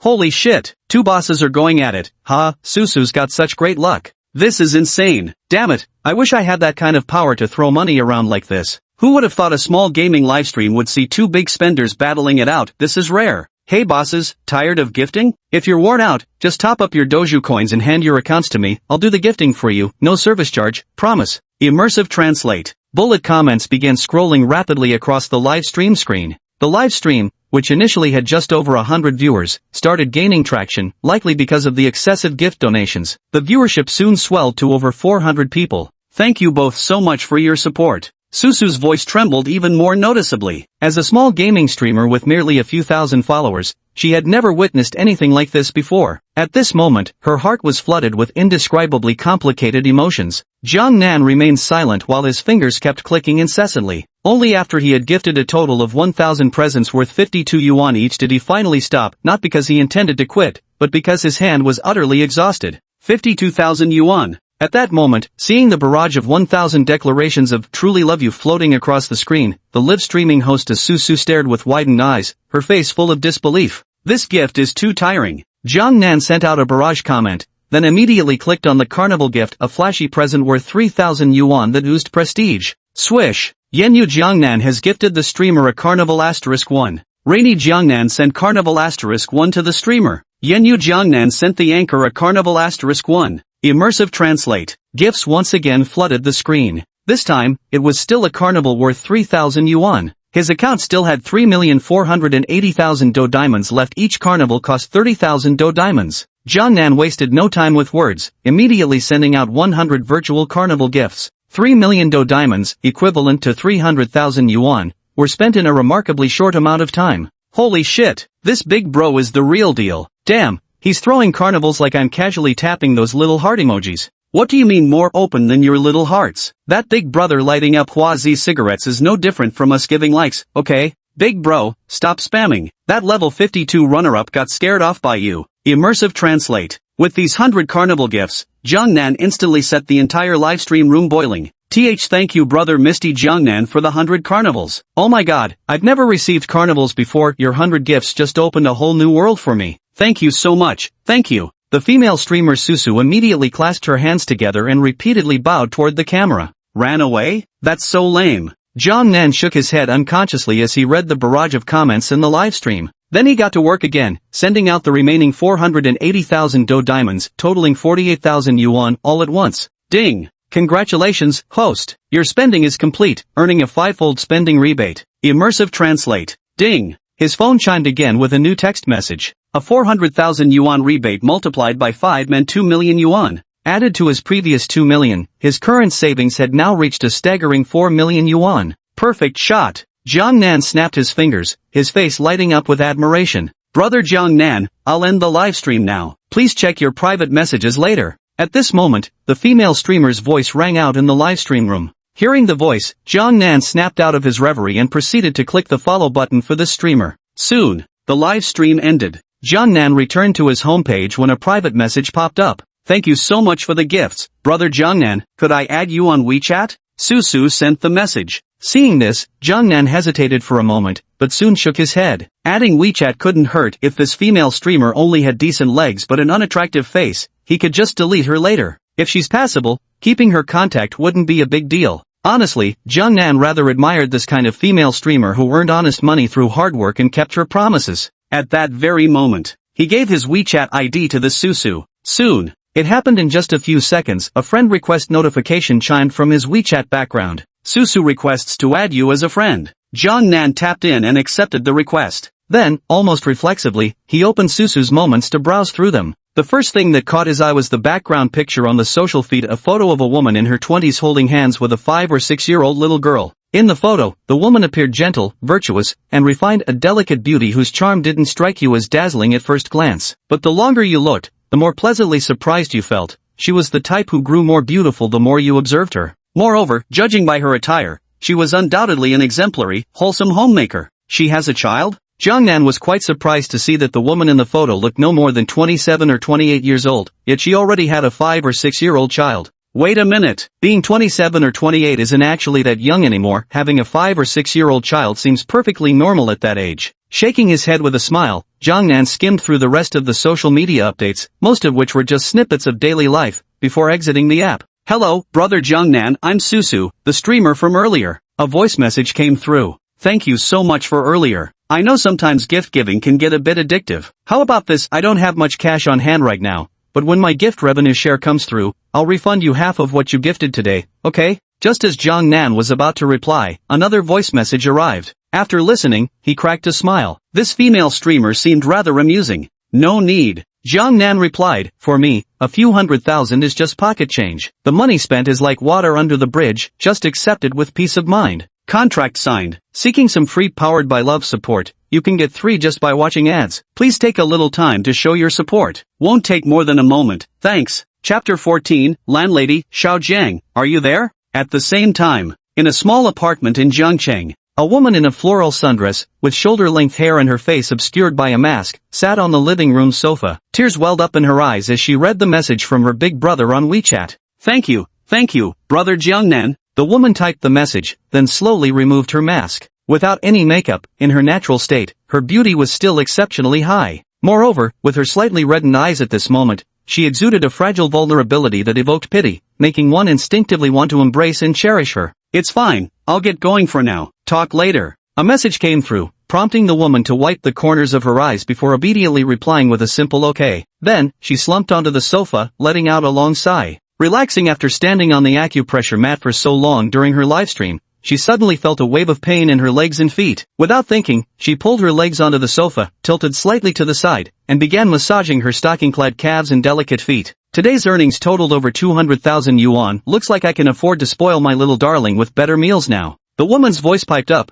I really lucked out meeting such a generous top tipper, and this patron hasn't made any demands of me. Isn't there that saying online? How top donors usually expect something from streamers. Even though I don't show my face, so many viewers have privately messaged asking if I'd sell my stockings. At this thought, she pursed her lips and shook her head, murmuring to herself, this patron probably doesn't have those kinds of interests. Still, I should find some way to thank him properly. What might be pocket change for him is nearly 2 years' worth of income for someone like me. Immersive translate. In the southern regions of China, He emerged from the bathroom, having just taken a shower. After getting dressed, his hair was still wet and unblown. Be good now, don't cry. Mommy will find you a better piano teacher soon. Our littling isn't slow at all, it's that teacher who's incompetent, pretending to know piano when she clearly doesn't have the skills. As he reached the living room, the landlady's voice comforting her daughter at the doorstep became audible, owing to the less than perfect soundproofing. 5:55. A sob was heard. Jiang Nan's gaze couldn't help but flicker. It seemed, an opportunity had arrived. Creak. The door suddenly opened, startling Xia Jiqing and her daughter who were just passing by Jiang Nan's doorway, causing the little girl to stop crying mid-sob.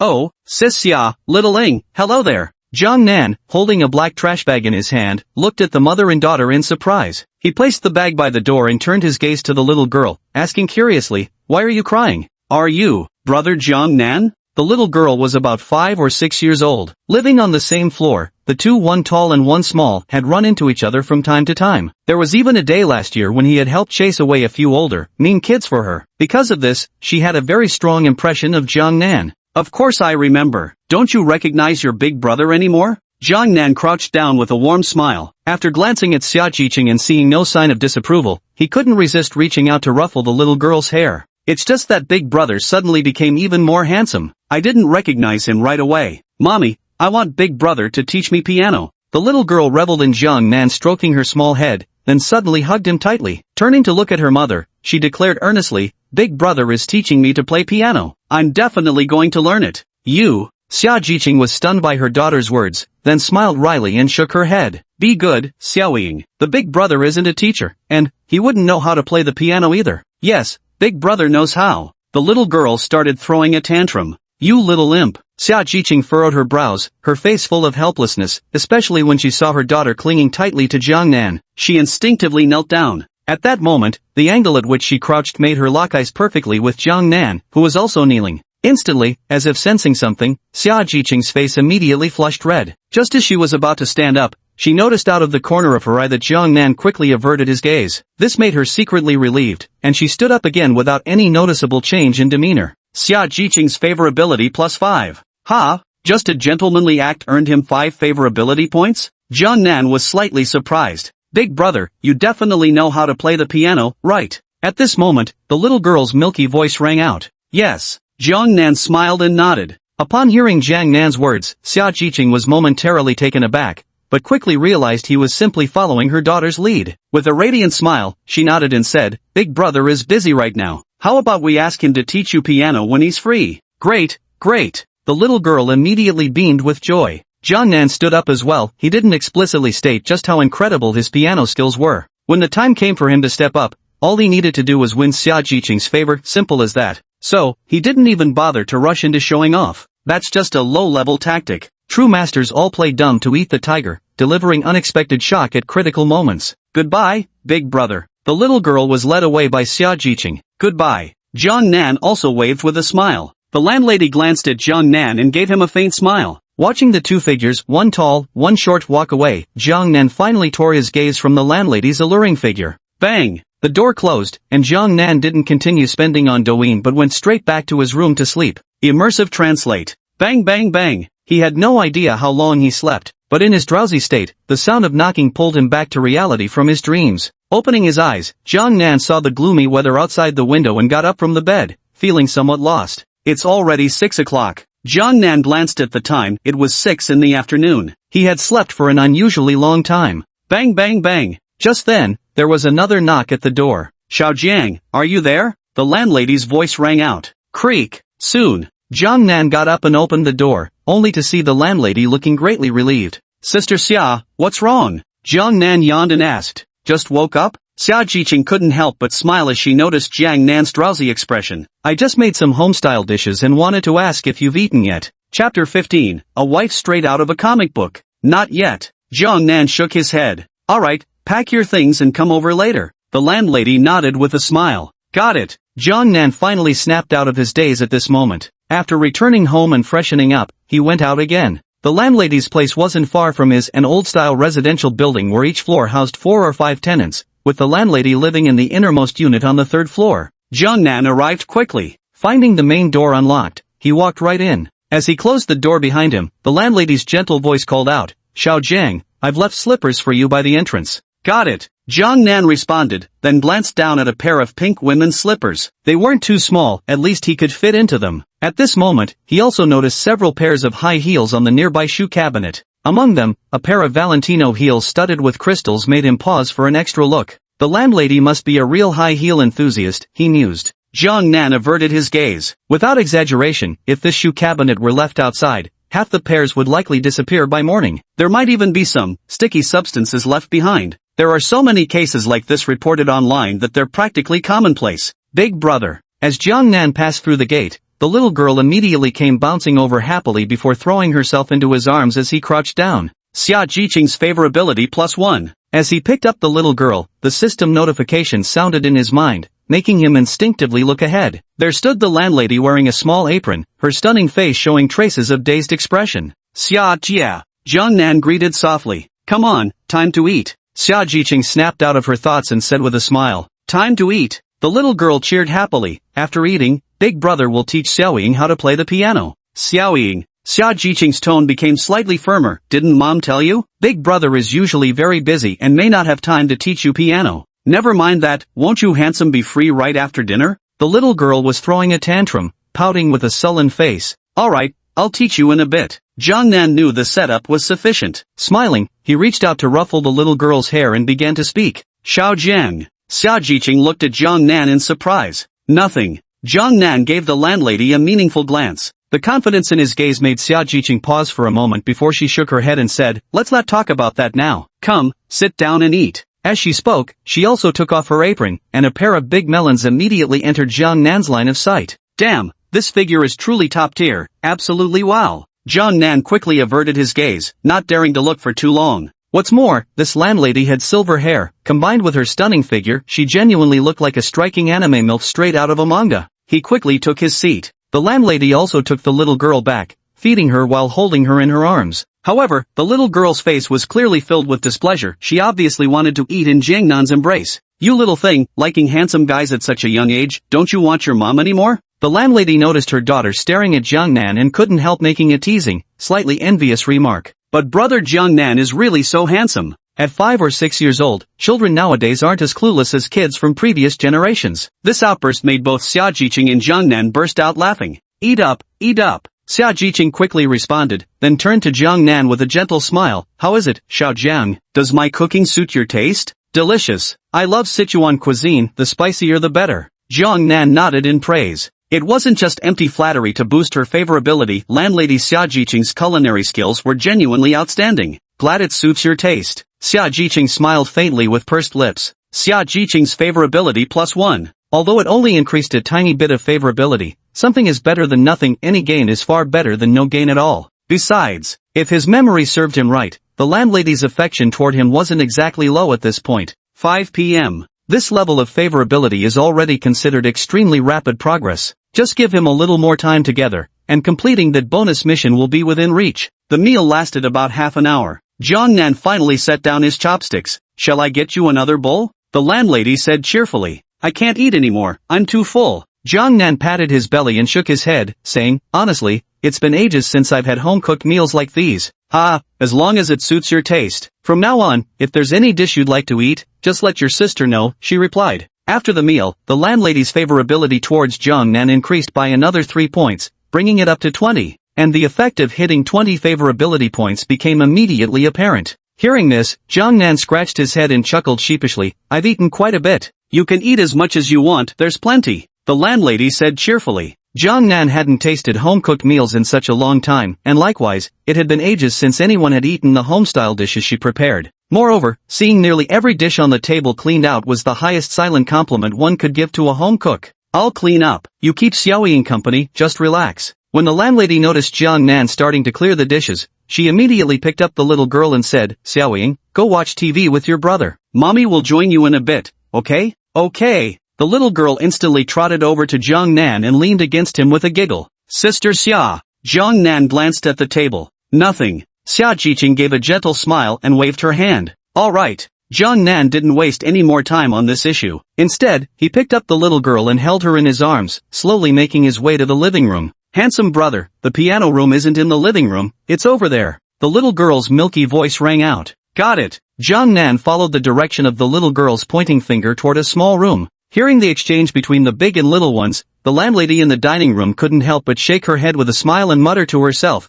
"It's just as well that Xiaoying learns Jiang can't play piano. Otherwise, she'd keep pestering him to teach her about missile pianos forever." As she spoke, she noticed that several plates on the table only had some leftover sauce and chili peppers. Essentially, all the dishes had been eaten clean. This made her purse her lips slightly before breaking into a cheerful smile. Chapter 16, You Should Say We're Awesome. Now, inside the little girl's piano room. "Handsome brother, let me play a new piece I just learned for you." The little girl sat on Jiang Nan's lap, grinning as she said, "I never liked that piano teacher who was teaching me, so I pretended I couldn't learn a thing. Humph. Actually, I'm really good." "Is that so?" Jiang Nan reached out and patted the little girl's head, smiling as he said, "Then play something for your big brother. Let's see just how good little Ling really is." "Got it." The girl's playful expression suddenly turned serious, and then she placed her tiny hands on the small piano. The moment the first note sounded, Jiang Nan couldn't help but raise an eyebrow in surprise. Then came the second and the third notes. Jiang Nan, now a master-level piano virtuoso, instantly associated these simple notes with a song upon hearing them. "Twinkle Twinkle Little Star." A very simple children's song. Soon, after playing a short segment, the little girl softly began humming, "Twinkle, Twinkle, Little Star." And as she hummed, her fingers flawlessly followed along with the melody. In no time at all, she had played through a simplified version of "Twinkle, Twinkle, Little Star." "That's truly impressive," Jiang Nan praised. Although "Twinkle Twinkle Little Star" isn't the slightest bit difficult, honestly speaking, playing it without looking at the sheet music is somewhat challenging for a 5 or 6-year-old child. This shows how familiar she is with this piece. He. The little girl laughed happily. "Come, I'll teach you an even simpler song," Jiang Nan said with a smile. He took the little girl's hand and began playing on the piano keys. Two tigers, running fast, running fast." Jiang Nan played while humming along. At the same time, after tidying up the dishes in the dining room, Xia Jiqing, still wearing her apron, didn't immediately start washing them but instead walked over. At that moment, she happened to see Jiang Nan holding her daughter's small hand while playing the piano, both happily humming along. An indescribable smile appeared on her face. Xia Jiqing's favorability +5. As the song Two Tigers came to an end, the system's notification chimed in Jiang Nan's mind. "Ms. Xia." Jiang Nan turned his head to glance back, greeting her with a smile. "So you can really play the piano?" Xia Jiqing brushed aside a stray lock of hair near her ear. For some reason, she found herself hesitant to meet Jiang Nan's gaze. "These are simple nursery rhymes, really easy stuff." Jiang Nan chuckled softly. "That's still quite impressive." Landlady Xia Jiqing sighed with admiration. "Not like me, I've got zero musical talent. Back in middle school I tried learning piano but, well, let's just say talent wasn't on my side. Haha, it's very simple, Sister Xia. Would you like to give it a try?" Jiang Nan's eyes gleamed as he spoke. "Me? Really?" Xia Jiqing was momentarily taken aback. "Mom, it's really simple." The little girl hopped off Jiang Nan's lap and skipped toward the doorway, pulling Xia Jiqing along quickly as she said, "Handsome big brother definitely knows how to play piano. Let him show you. Maybe you actually have hidden talent, Mom?" Jiang Nan's favorability +10,086. If the little girl had a system too, she'd surely hear this notification ringing in her head. At this moment, Jiang Nan's gaze towards the little girl became even more tender. "What a good kid. Xia Jia, please sit down." Jiang Nan stood up and moved aside to make room. If Xia Jiqing's affection toward him was above 40 points, he would probably have boldly invited the landlady to sit on his lap like the little girl had. After some thought, given that the affection level was only at 25 points, neither too high nor too low, Jiang Nan still didn't dare to push things too far. "Got it." Xia Jiqing sat down eagerly, looking at the small piano in front of her. Her pretty face flushed slightly, mingled with a hint of nervousness. When the little girl wasn't home, she would occasionally sit down and press a few keys, but since she knew nothing about playing, she just tapped randomly. "What do I need to do next?" Xia Jiqing took a deep breath. The moment she turned her head, she happened to meet Jiang Nan leaning down, bringing their faces almost within touching distance. Thud. Thud. Research has shown that when a man and a woman are alone in an intensely tense atmosphere, the human body secretes a unique hormone that is invisible and intangible. This hormone inexplicably makes one's heart race when facing the opposite sex. Consequently, in such situations, there's a high likelihood of experiencing something akin to simulated romantic feelings with the other person. At this moment, Xia Jiqing was already somewhat nervous, and now being at such close proximity where every pore and heartbeat became vividly visible and audible, her heart raced even faster. "Sister Xia," a gentle voice sounded. The next second, Two rather warm hands grasped hers, startling her into immediately snapping back to reality. Just as she instinctively prepared to pull her hands away, a soft voice once again whispered by her ear, "Don't be nervous. Let me hold your hands and guide you to feel the sensation of fingers dancing across the piano keys." Xia Jiqing stared blankly at the serious expression on Jiang Nan's face, noticing how his gaze remained fixed on the piano. Then, sensing her nervousness, he turned toward her, his gentle smile hitting her heart like a bullet with a soft bang. Gulp! Xia Jiqing swallowed hard for no apparent reason. Xia Jiqing's favorability plus 10. The system notification echoed in his mind, causing Jiang Nan to freeze momentarily. Damn! He had thought the ambiguous atmosphere he'd created might earn him a few extra points of affection, but never expected it to skyrocket by 10 points at once. Ready? Jiang Nan looked directly at his landlady and asked softly. Yeah. The landlady's delicate face blushed slightly as she reluctantly tore her gaze away from Jiang Nan's face, the sight of which made her heart race uncontrollably, drawing out her response with a lingering tone. Okay. Jiang Nan whispered softly, then took the landlady's delicate hand and immediately began playing. In an instant, an extremely lively melody filled the piano room. As the first passage concluded and the tempo gradually quickened, a look of surprise appeared on the landlady's face. She then spoke up. I know this piece, it's Summer by Kikujiro, right? That's right. Jiang Nan smiled and nodded in affirmation. You're really amazing. The landlady praised him sincerely. No. Jiang Nan chuckled lightly. Sister Xia, you should say we're really amazing together.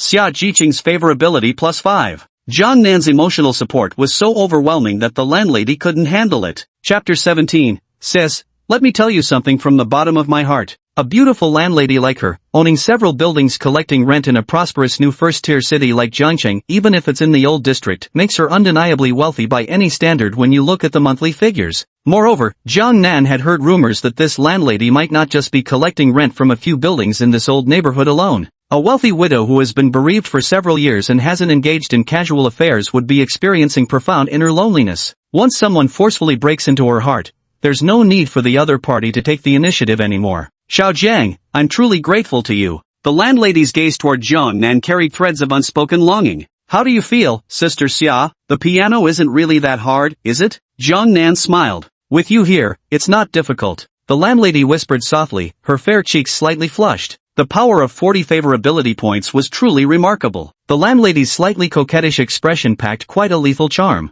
How about I drop by for dinner and teach Sister Xia in the process? Does that mean you won't teach your sister unless you're here for a meal? No. What I meant was, immersive translate. The two of them exchanged words back and forth, giving off the vibe of a young couple playfully bantering. Hey, Mom, the handsome brother is supposed to teach me piano. The little girl pouted and put her hands on her hips in dissatisfaction. Your handsome brother will be very busy from now on. Tomorrow, Mom will take you to meet another teacher. She's very gentle and even has an adorable little girl at home, about your age. I think you won't feel bored learning there. Xia Jiqing said with a playful smile. Don't you want to surprise your brother by showing him what you've learned out of the blue? Is that so? The little girl's eyes twinkled as she blinked rapidly. Yes. Xia Jiqing slowly rose to her feet, stealing a shy glance at Jiang Nan that carried the utmost bashfulness before murmuring, I'll go wash the dishes now. I'll leave Xiaoying in your care. Got it. Jiang Nan nodded in agreement. Xiaoying, you must diligently learn finger techniques from your brother. Mom hopes to see you perform on a grand stage in the future. Before leaving, Xia Jiqing reached out and ruffled the little girl's hair. Don't worry, Mom, that day will surely come. The little girl clenched her fists and nodded vigorously. Immersive translate.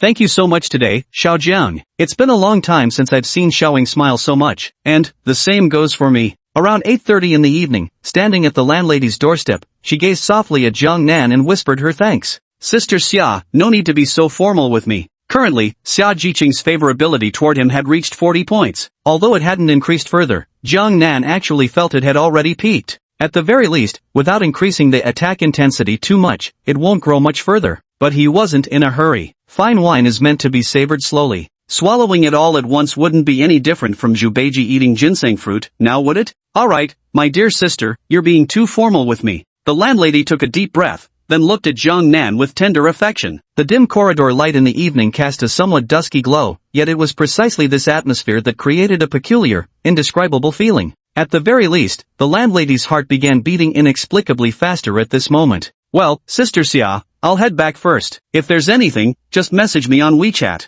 Jiang Nan was just about to turn and leave. Xiaojiang, The landlady instinctively reached out and grabbed his arm as she saw him turning to leave. When Jiangnan turned back in confusion, under the dim light, her stunningly beautiful face was completely flushed crimson. Thud, thud. She could clearly hear her own heart pounding rapidly. Phew. She seemed to have made up her mind, taking a deep breath before locking eyes with Jiangnan directly. You know I'm a widow, she said. All these years, I've been raising Xiao Ying alone. Sis. Jiangnan naturally took Xia Jiqing's hand in his. Perhaps due to the nighttime chill, her fingers felt ice-cold, prompting him to rub them gently between his palms as he softly called her name. Sis, noticed you're different from before today. To be honest, it shocked me quite a bit. Xia Jiqing whispered. Sis doesn't know if you're some rich second-generation experiencing commoner life. But that doesn't matter. Let me tell you something from the bottom of my heart. I think I'm starting to like you a little. And it's the kind of dizzying, intoxicating liking. As she spoke, a faint look of bewilderment colored her expression. She truly couldn't have imagined that in just one day, she'd become infatuated with someone who had been a complete stranger, her tenant. Before this happened, such a thing would have been utterly inconceivable to her.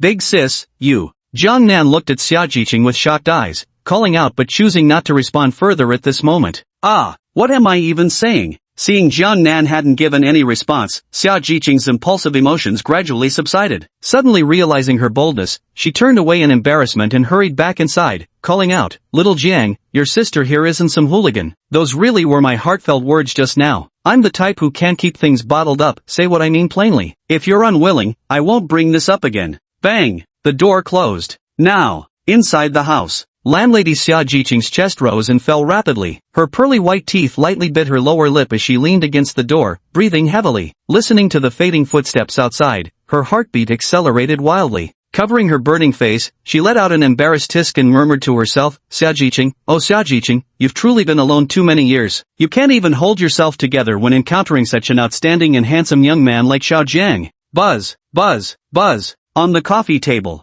Xia Jiqing's phone began to vibrate. Mom, someone sent you a message. The little girl's voice rang out. Who's there? Xia Jiqing took a deep breath to calm her anxious emotions, then walked slowly toward the living room. Let me see, it's brother Jiangnan. The little girl's voice sounded again, making the landlady quicken her pace considerably. Taking the phone handed to her by her daughter, the landlady held her breath for a moment, then quickly moved to the balcony. She opened the chat dialogue with Jiangnan and tapped on the voice message he had sent. Chapter 18. Sis Xia, are you asleep? Sis, there's something I need to tell you. Jiangnan's voice sounded quite magnetic. The serious tone made Xia Jiqing's breathing grow even tighter. Soon. The next day, when the voice message arrived, she hurriedly clicked to listen. Actually, I have an online romantic partner, and I definitely wanted to make that clear to you, sis. Hearing this, Xia Jiqing froze for a moment, then the breath she'd been holding suddenly released. The slightly nervous expression on her face instantly relaxed. What's the big deal? As long as she wasn't outright rejected, it was nothing for Xia Jiqing to worry about. Though already in her 30s, truth be told, she still turned heads whenever she went out, drawing gazes from men everywhere. Just an online fling. Even if it were a real relationship in the flesh, Xia Jiqing saw it as insignificant. To be honest, as a widow, she hadn't really thought about pursuing any formal status in name alone. It's fine, I don't mind these things at all, sister said. Xia Jiqing's tone had relaxed considerably. From Jiangnan's words and the way he'd looked at her during their interaction just now, she could keenly sense that this handsome young fellow definitely had feelings for her too. At this moment, returning home, Jiangnan leaned back on the sofa and couldn't help but smile upon hearing his landlady's words. He knew he had basically secured the landlady's favor. As for whether he could get to know her more intimately, that would require the right opportunity. Although 40 points of goodwill was already remarkably high, in reality, hitting a complete home run might still pose some slight difficulty. No rush, she'll be mine sooner or later. Jiangnan chuckled softly as he spoke. The two chatted for a while longer, neither delving too deeply into the topic. Some things were better left unsaid between adults. These matters were all understood without words. Around 9 o'clock. Jiangnan was about to put down his phone, wash up, and browse Douyin before bed. Buzz, buzz, buzz. Suddenly, his phone buzzed and rang. Things are really hectic. Jiangnan glanced at his phone. It was a voice call from his online girlfriend, Meng Qingqiu. Darling, in just 2 more days, I'll finally get to see you. Meng Qingqiu's soft, coquettish voice floated through the receiver. How exciting, Jiangnan said. Yes, a true first meeting. Meng Qingqiu whispered. I remember someone having quite a fondness for white stockings, didn't they? Hearing this, Jiangnan was momentarily stunned. He. Meng Qingqiu simply smiled and said nothing more. Actually, I quite like black stockings too, Jiangnan hinted. I've worn black stockings, but I basically never wear white ones. Meng Qingqiu replied. You there? Nan said directly. Yes, I'm here. Why? Checking out the black stockings, admiring the jade legs. Okay, darling, wait for me a minute. I'll go find the black stockings. Immersive translate. About a few minutes later. First came a photo revealing a pair of luminous jade-like legs beneath a pink nightgown. Maybe it's the lighting. It seems a bit dazzling. Meng Qingqiu shyly sent a voice message. Absolutely perfect. This wasn't Jiang Nan's first time admiring Meng Qingqiu's legs. After all, their online relationship had lasted for 2.5 years. While he hadn't received any overly private photos, he had occasionally been treated to glimpses of her collarbone, jade-like legs, delicate feet, and even seen her in black stockings a few times. Soon, with a vibration, Meng Qingqiu's message came through.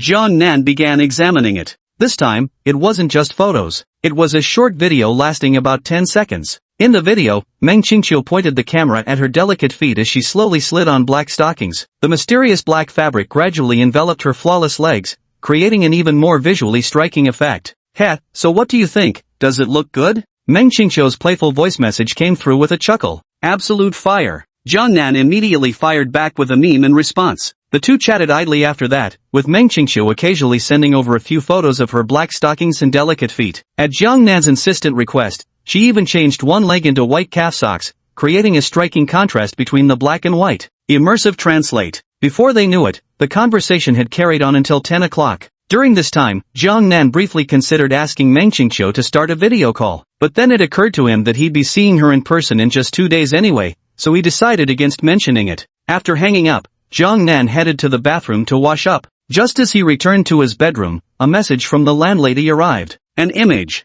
Jiang Nan's heartbeat suddenly quickened. He tapped to open it. Damn! The landlady was wearing a lacy black dress, lying on her side in an extremely seductive pose for the photo. This landlady had the vibe of a bombshell straight out of a manga. From this angle, she wasn't just heavenly, she was downright divine. Lonely night, sleeping alone. A voice message came through. Jiang Nan couldn't help but laugh. As expected of a 30-year-old sister, once she starts opening up, that blazing enthusiasm is simply overwhelming. Without wasting words, Jiang Nan directly made a video call. It rang for several seconds. The landlord's wife finally answered the call. Yet it was pitch black, without the slightest glimmer of light. Ha, Sister Xia, you turned off the lights already? Jiang Nan exclaimed in surprise. I was about to go to sleep, and why aren't you wearing a shirt? The landlady's bashful voice rang out. Is that so? Jiang Nan was just about to say something. Oh dear, Xiao Jiang, I'm really a bit embarrassed, and I was about to sleep too. I'll hang up first, okay? The landlady slowly ended the video call.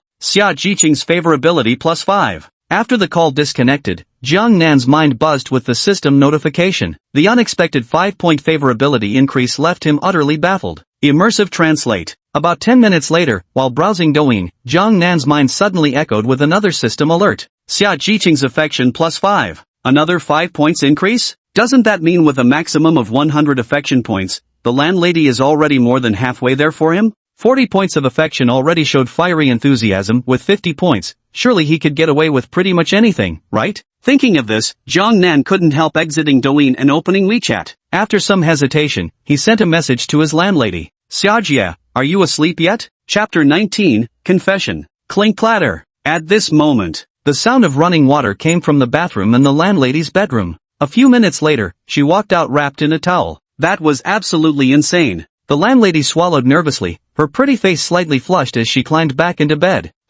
Suddenly, the phone vibrated. She couldn't help but glance at her phone. Xiajie, are you still awake? It was a message from Jiang Nan. It's almost 10:30, why is he asking me this? And, how does he seem to know I'm still awake? The landlady swallowed another mouthful of fragrant saliva before replying, no, not yet. Feeling a bit energetic, Sister Xia, would you like to go out for a stroll? A message from Jiang Nan came through. Seeing this message, the landlady's heartbeat immediately quickened. Out so late at night, just a lone man and woman going for a stroll? Alright. She had intended to refuse, but for some inexplicable reason, the memory of Jiang Nan's perfect V-line abs from the video earlier made the landlady agree as if bewitched. The moment after agreeing, her face burned scarlet once again. She was already 30 years old, not some naive 15 or 16-year-old girl who understood nothing. Going out for a stroll this late at night, is it really just an ordinary stroll? Immersive translate. A little over 10 minutes later. Creak. The landlady's door creaked open gently. Clad in a figure-hugging black dress, teetering on high heels, with her silver hair elegantly pinned up, she looked like a bombshell straight out of some scandalous manga, the very image of a femme fatale. Xiajie, Jiang Nan's eyes were glued to her. Especially at this moment, with Xia Jiqing's delicate face flushed red all over, her eyes not daring to meet Jiang Nan's directly, she appeared utterly bashful. Together with this outfit and her demeanor, the visual impact was simply overwhelming. Little Jiang, don't stare at me like that. Your sister is feeling a tad embarrassed. The landlady, sensing Jiang Nan's scorching gaze, was secretly quite pleased, yet at the same time extremely shy. For so many years, no one had ever gazed so boldly at her perfect figure. Xia Jiqing's favorability +2. You're truly beautiful, sis. Jiang Nan sincerely praised her. Not at all, I'm already 30 years old. The landlady pursed her lips and replied sheepishly. Sis, haven't you heard the saying before? Jiang Nan moved closer to the landlady, his masculine pheromones instantly invading her senses, making her pretty face flush even deeper. Her eyes grew hazy with a faintly intoxicated look. What? As a result, her voice now carried a soft, almost sticky sweetness. Don't be wary of the innocent school belle playing coy, but fear the 30-year-old married sister's charm beyond compare. Jiang Nan leaned in a bit closer to the landlady and whispered softly into her ear. The wave of heat hit Mrs. Landlord, sending a shiver through her delicate frame. Her face flushed crimson all the way to the tips of her ears, and even her neck tinged with a rosy hue. Xiao Jiang. The landlady's body went a little weak. With now 52 points of favorability in hand, Jiang Nan naturally felt much bolder. He reached out and grasped the landlady's delicate hand, saying, let's just take a stroll nearby. I remember there's a small park around here. Alright, sis will follow your lead. Anywhere you say is fine with me. The landlady obediently responded. Immersive translate. The May night still carried a slight chill, but for Jiang Nan and Xia Jiqing at this moment, it mattered not at all. Under the moonlight, the two strolled all the way to a small park just a few hundred meters from the residential area. Now seated on small benches by the riverside, the two settled in. A gentle breeze stirred as the hazy moonlight shone down. Jiang Nan turned to look at the landlady beside him, her bangs fluttered slightly, and her silver strands of hair carried faint glimmers of light. Miss Xia, you're truly beautiful.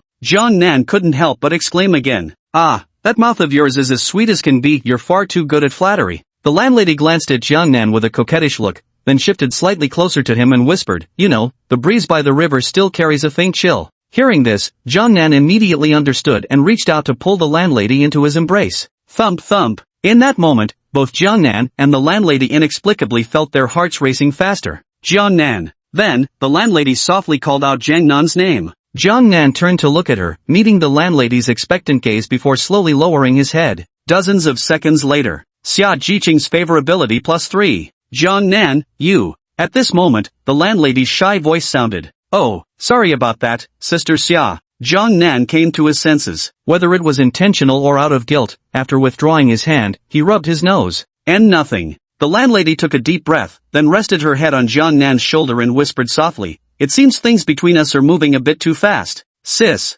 Jiang Nan was taken aback for a moment. But I don't regret it, sister's already 30. If I don't go wild now, I'll truly grow old. I don't want to have regrets in my remaining years. Jiang Nan, you should be able to sense how I feel about you. The landlady said softly, I know you have an online romance, so I won't ask for too much. Let's just keep our relationship like this. When you have time, just accompany me more often, that would be enough for me. Miss Xia. Jiang Nan took a deep breath and held the 30-year-old woman in his arms a little tighter. Jiang Nan, don't speak. The landlady slowly closed her eyes while slightly lifting her head. Immersive translate. It's late, and the wind is growing colder. We should go back. Xiaoying is home alone. If she wakes up and can't find me at midnight, she might burst into tears. The landlady whispered softly, Jiang Nan, in a few days Xiaoying's grandmother is coming to take her away for a visit. Come keep me company then, alright? Chapter 20, Jiang Nan's Character Attribute Panel, Life Encounter Hints. By the time he returned home, it was already midnight. Jiang Nan stared at his own hands, his face filled with astonishment.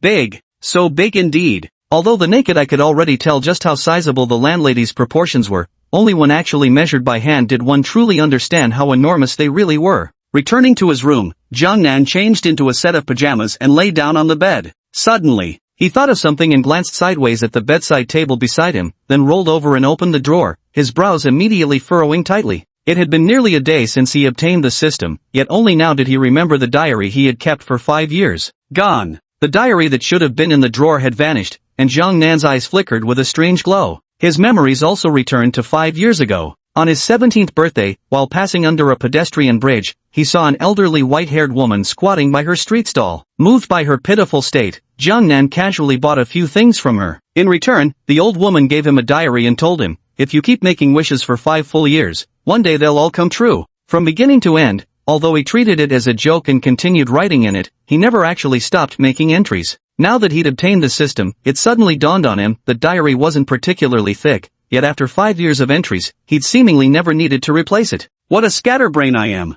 Jiang Nan shook his head. However, he also recalled the content of his diary, which hadn't been repeated in 5 years. I wish I were a super-rich second-generation heir, and these 22 years of impoverished living were just my unseen billionaire father's way of tempering my spirit, so I could become a worthy successor. In a way, I suppose my wish did come true. This system might just be the billionaire father I never knew. Jiang Nan shook his head with a bitter laugh. Host, the Carefree Life system is merely your humble assistant. Just then, the system's voice chimed in. Then has my wish been fulfilled? Jiang Nan inquired. It has been fulfilled. The system's voice echoed in his mind. The system suggests the host check his character attribute panel. Oh, I can even check my own character attribute panel? Jiang Nan's gaze flickered with curiosity before he summoned his character attribute panel. Host, Jiang Nan. Age, 21. Height, 182 cm. Wealth, 4 million yuan. Abilities, Insight Technique, Master Level Piano Proficiency. Possessions, Porsche Cayenne. Life Encounter, will receive a grand gift on your 22nd birthday. Immersive Translate. After reviewing his personal attributes panel, Jiang Nan's face showed a hint of surprise. Unlike the attribute panels of the landlady and others, his had one final entry, a life encounter. His birthday falls on July 15th, meaning that in 2 months' time, the wish he made would truly come to pass. But now with the system in hand, to be honest, Jiang Nan isn't too concerned about being called the so-called super-wealthy second-generation heir. However, having the identity of an ultra-rich heir might legitimize everything for him. Moreover, as an ultra-rich second-generation scion, he could potentially have even more initial capital to splurge. Of course. But this is purely his speculation. What truly awaits him, and just how grand this so-called big gift will be, remains to be seen in 2 months' time. Let's make some money before going to sleep. Jiang Nan lay down and opened Douyin, TikTok. His goal was crystal clear. He directly topped up 1 million yuan. 10 million Do diamonds instantly appeared in his account. Whenever he spotted a decent-looking streamer, he'd shower them with gifts. To be honest, spending all 10 million Do diamonds only took half an hour to complete. Most of that half hour was actually spent searching for somewhat decent-looking streamers.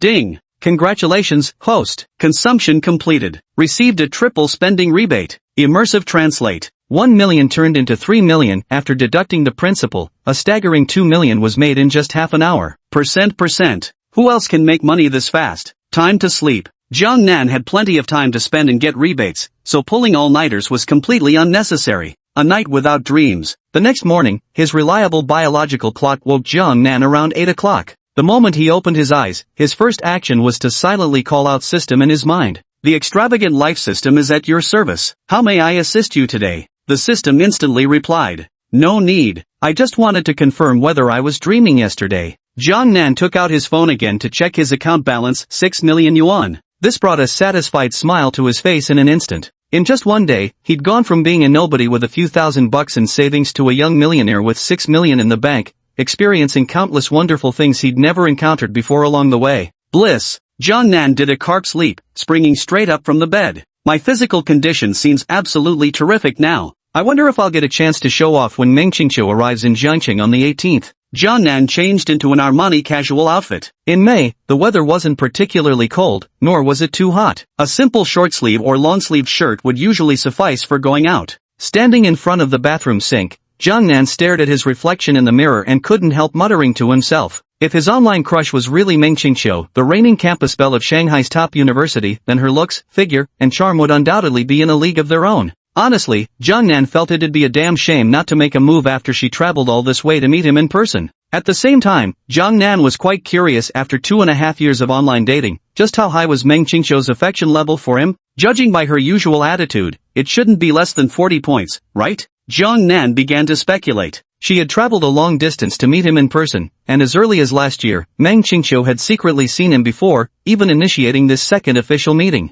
To be honest, after careful consideration, Jiang Nan felt that it might even exceed the 40-point mark. There was a strong possibility of reaching 50 points, or even 60 points in terms of favorability. It seems that completing the little welfare task will have to rely on Meng Qingqiu, whose specific attribute panel data remains unknown for now. A peculiar glimmer shone in Jiang Nan's eyes. Buzz, buzz, buzz. At that moment, his phone placed on the bathroom counter began ringing and vibrating. Jiang Nan picked it up and glanced at it. It was a voice call from Meng Qingqiu. Darling, good morning. As soon as the call connected, Meng Qingqiu's cheerful and energetic voice rang out, making Jiang Nan's lips curve upward uncontrollably, as if they were an AK muzzle lifting with unstoppable force. Chapter 21, Rage Spending at the Carnival. It's the 16th already, just 2 whole days left until I meet my darling. Meng Qingqiu giggled with unrestrained joy. From her tone, one could tell she was probably looking forward to this real first meeting even more than Jiang Nan himself. Soon, Jiang Nan was also filled with anticipation. Darlin', I'm off to class. Meng Qingqiu's voice rang out. Go ahead. After hanging up the phone, Jiang Nan finished washing up. He took his phone and sat down on the living room sofa, casually ordering a standard breakfast of soybean milk, fried dough sticks, and a tea egg totaling about 15 yuan including delivery, and received a 4x spending rebate. The more I spend, the more money I get. At this rate, it won't be long before I become River City's richest man. Eventually, when my funds keep growing, I might even start feeling disgusted by how much money I have.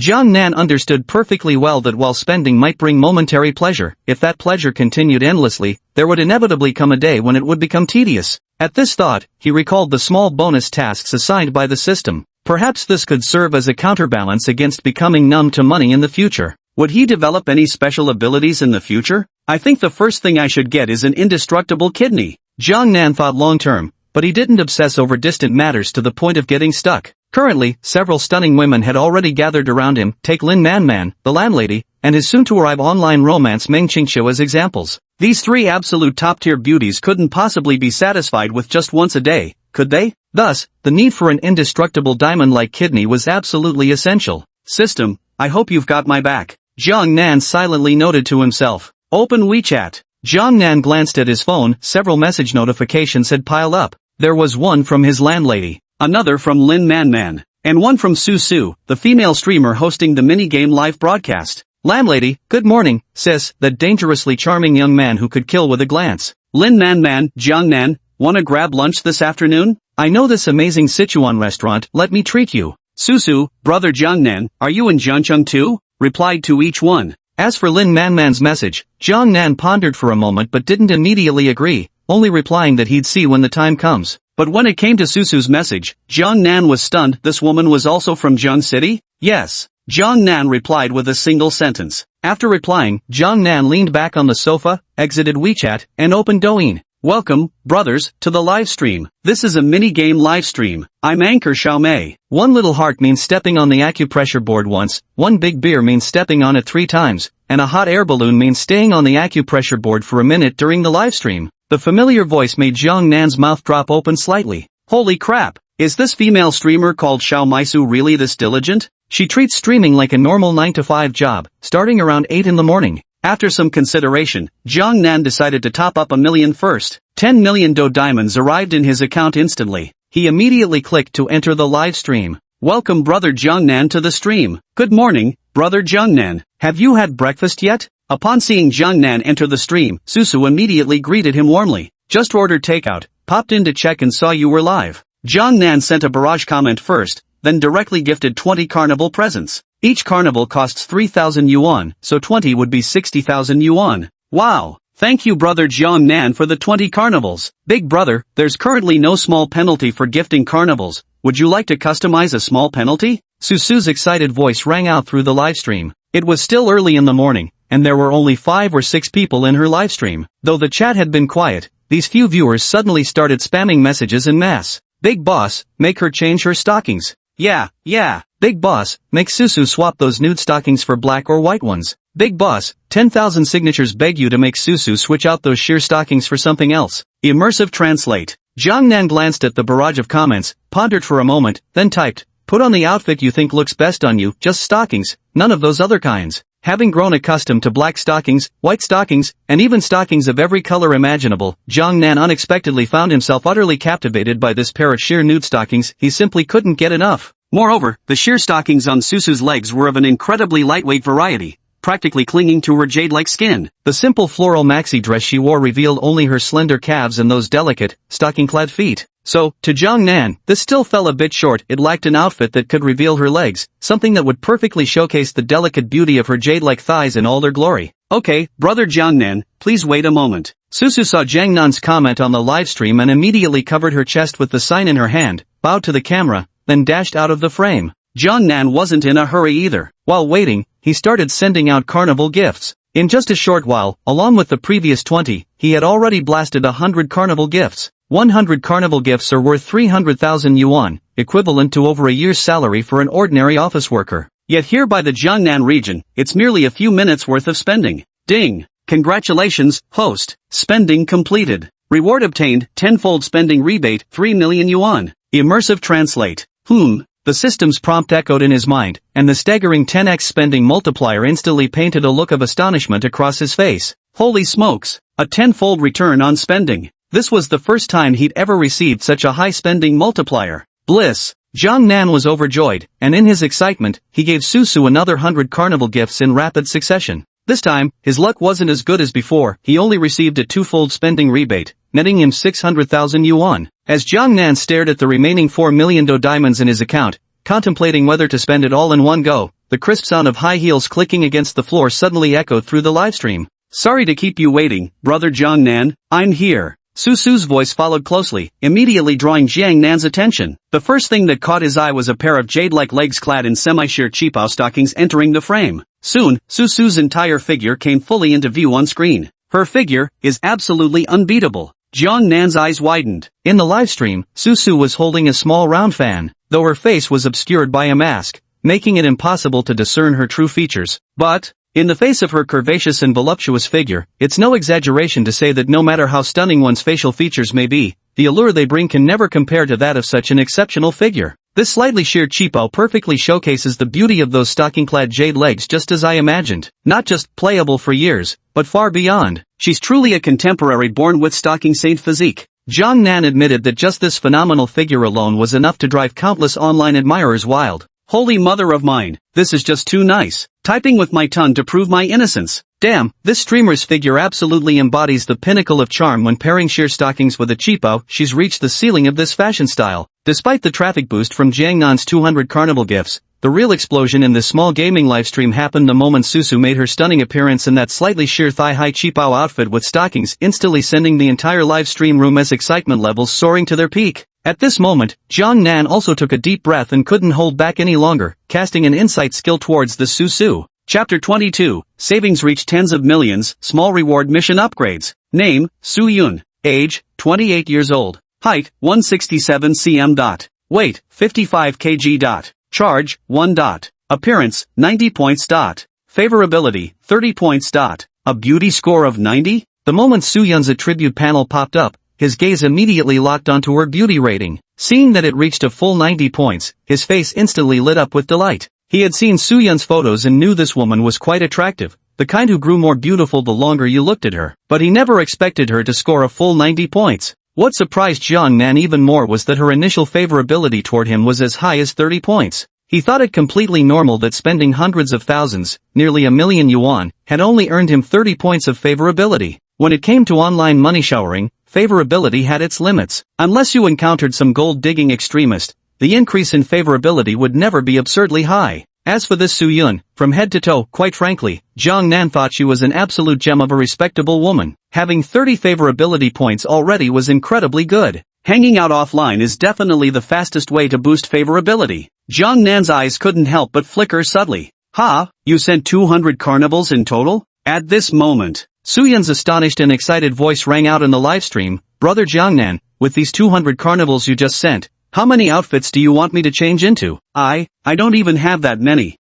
With the shares from these 200 carnivals, wouldn't that be enough for you to buy hundreds of different outfits? Exactly. Brothers, hit that follow button. I think such an exceptional fashion streamer has huge potential. Who knows, we might just be witnessing the birth of a true innate stocking saint or perhaps an innate qipao saint. Followed and liked. Wishing the streamer to soar high in fame, climbing all the way up to become a million-follower mega-influencer. Immersive translate. Su Yun watched the barrage of comments scrolling rapidly across her livestream. A distant expression flickered beneath her mask before she fixed her gaze on the top contributor spot where Jiang Nan's avatar was displayed. Taking a deep breath, she understood everything she had was given by this big supporter. Without this big spender showering her stream with gifts, how could she ever have gained this kind of traffic? Sticking to her unchanging streaming style, no suggestive content, no sock-selling gimmicks, earning serious money through this channel would have taken forever. But now, Jiangnan alone had showered her with over 1 million in gifts. After platform cuts and taxes, she'd pocket at least 300,000 to 400,000 equivalent to several years' earnings in her previous life. Suyun's favorability plus 10.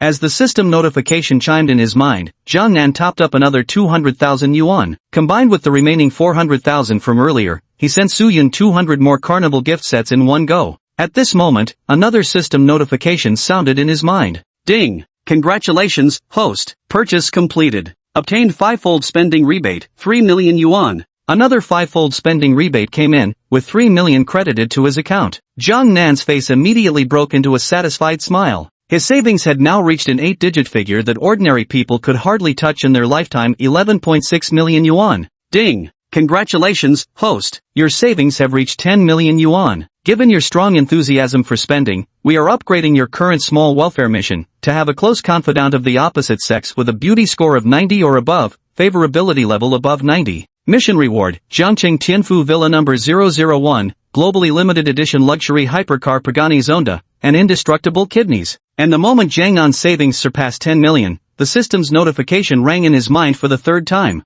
Oh! Hearing this system notification tone, a look of surprise instantly appeared on Jiangnan's face, which quickly transformed into excitement. The task remains unchanged, only the rewards have been upgraded. As long as he completes this welfare mini-task, in addition to Villa number 001 in Jiangqing Tianfu and the globally limited edition luxury supercar Pagani Zonda, he can also obtain the ability of an indestructible kidney. Great, great, great. System, you're truly my considerate little assistant, giving me exactly what I want. Jiangnan immediately expressed his admiration. It is the system's honor to serve its host through the unrestrained life system. The system's voice rang out. Being chosen as your host is equally my honor. This system is absolutely awesome. Jiangnan couldn't help going crazy with admiration for it. Immersive translate. Thank you brother Jiangnan for another 200 carnivals. Would brother Jiangnan like to customize any punishments? Susu says she'll accept anything, just name it. At this moment, Suyun's voice sounded in the livestream. No punishments needed. Keep streaming. I'm logging off. Suyun had brought him considerable gains, and he couldn't bear to punish her.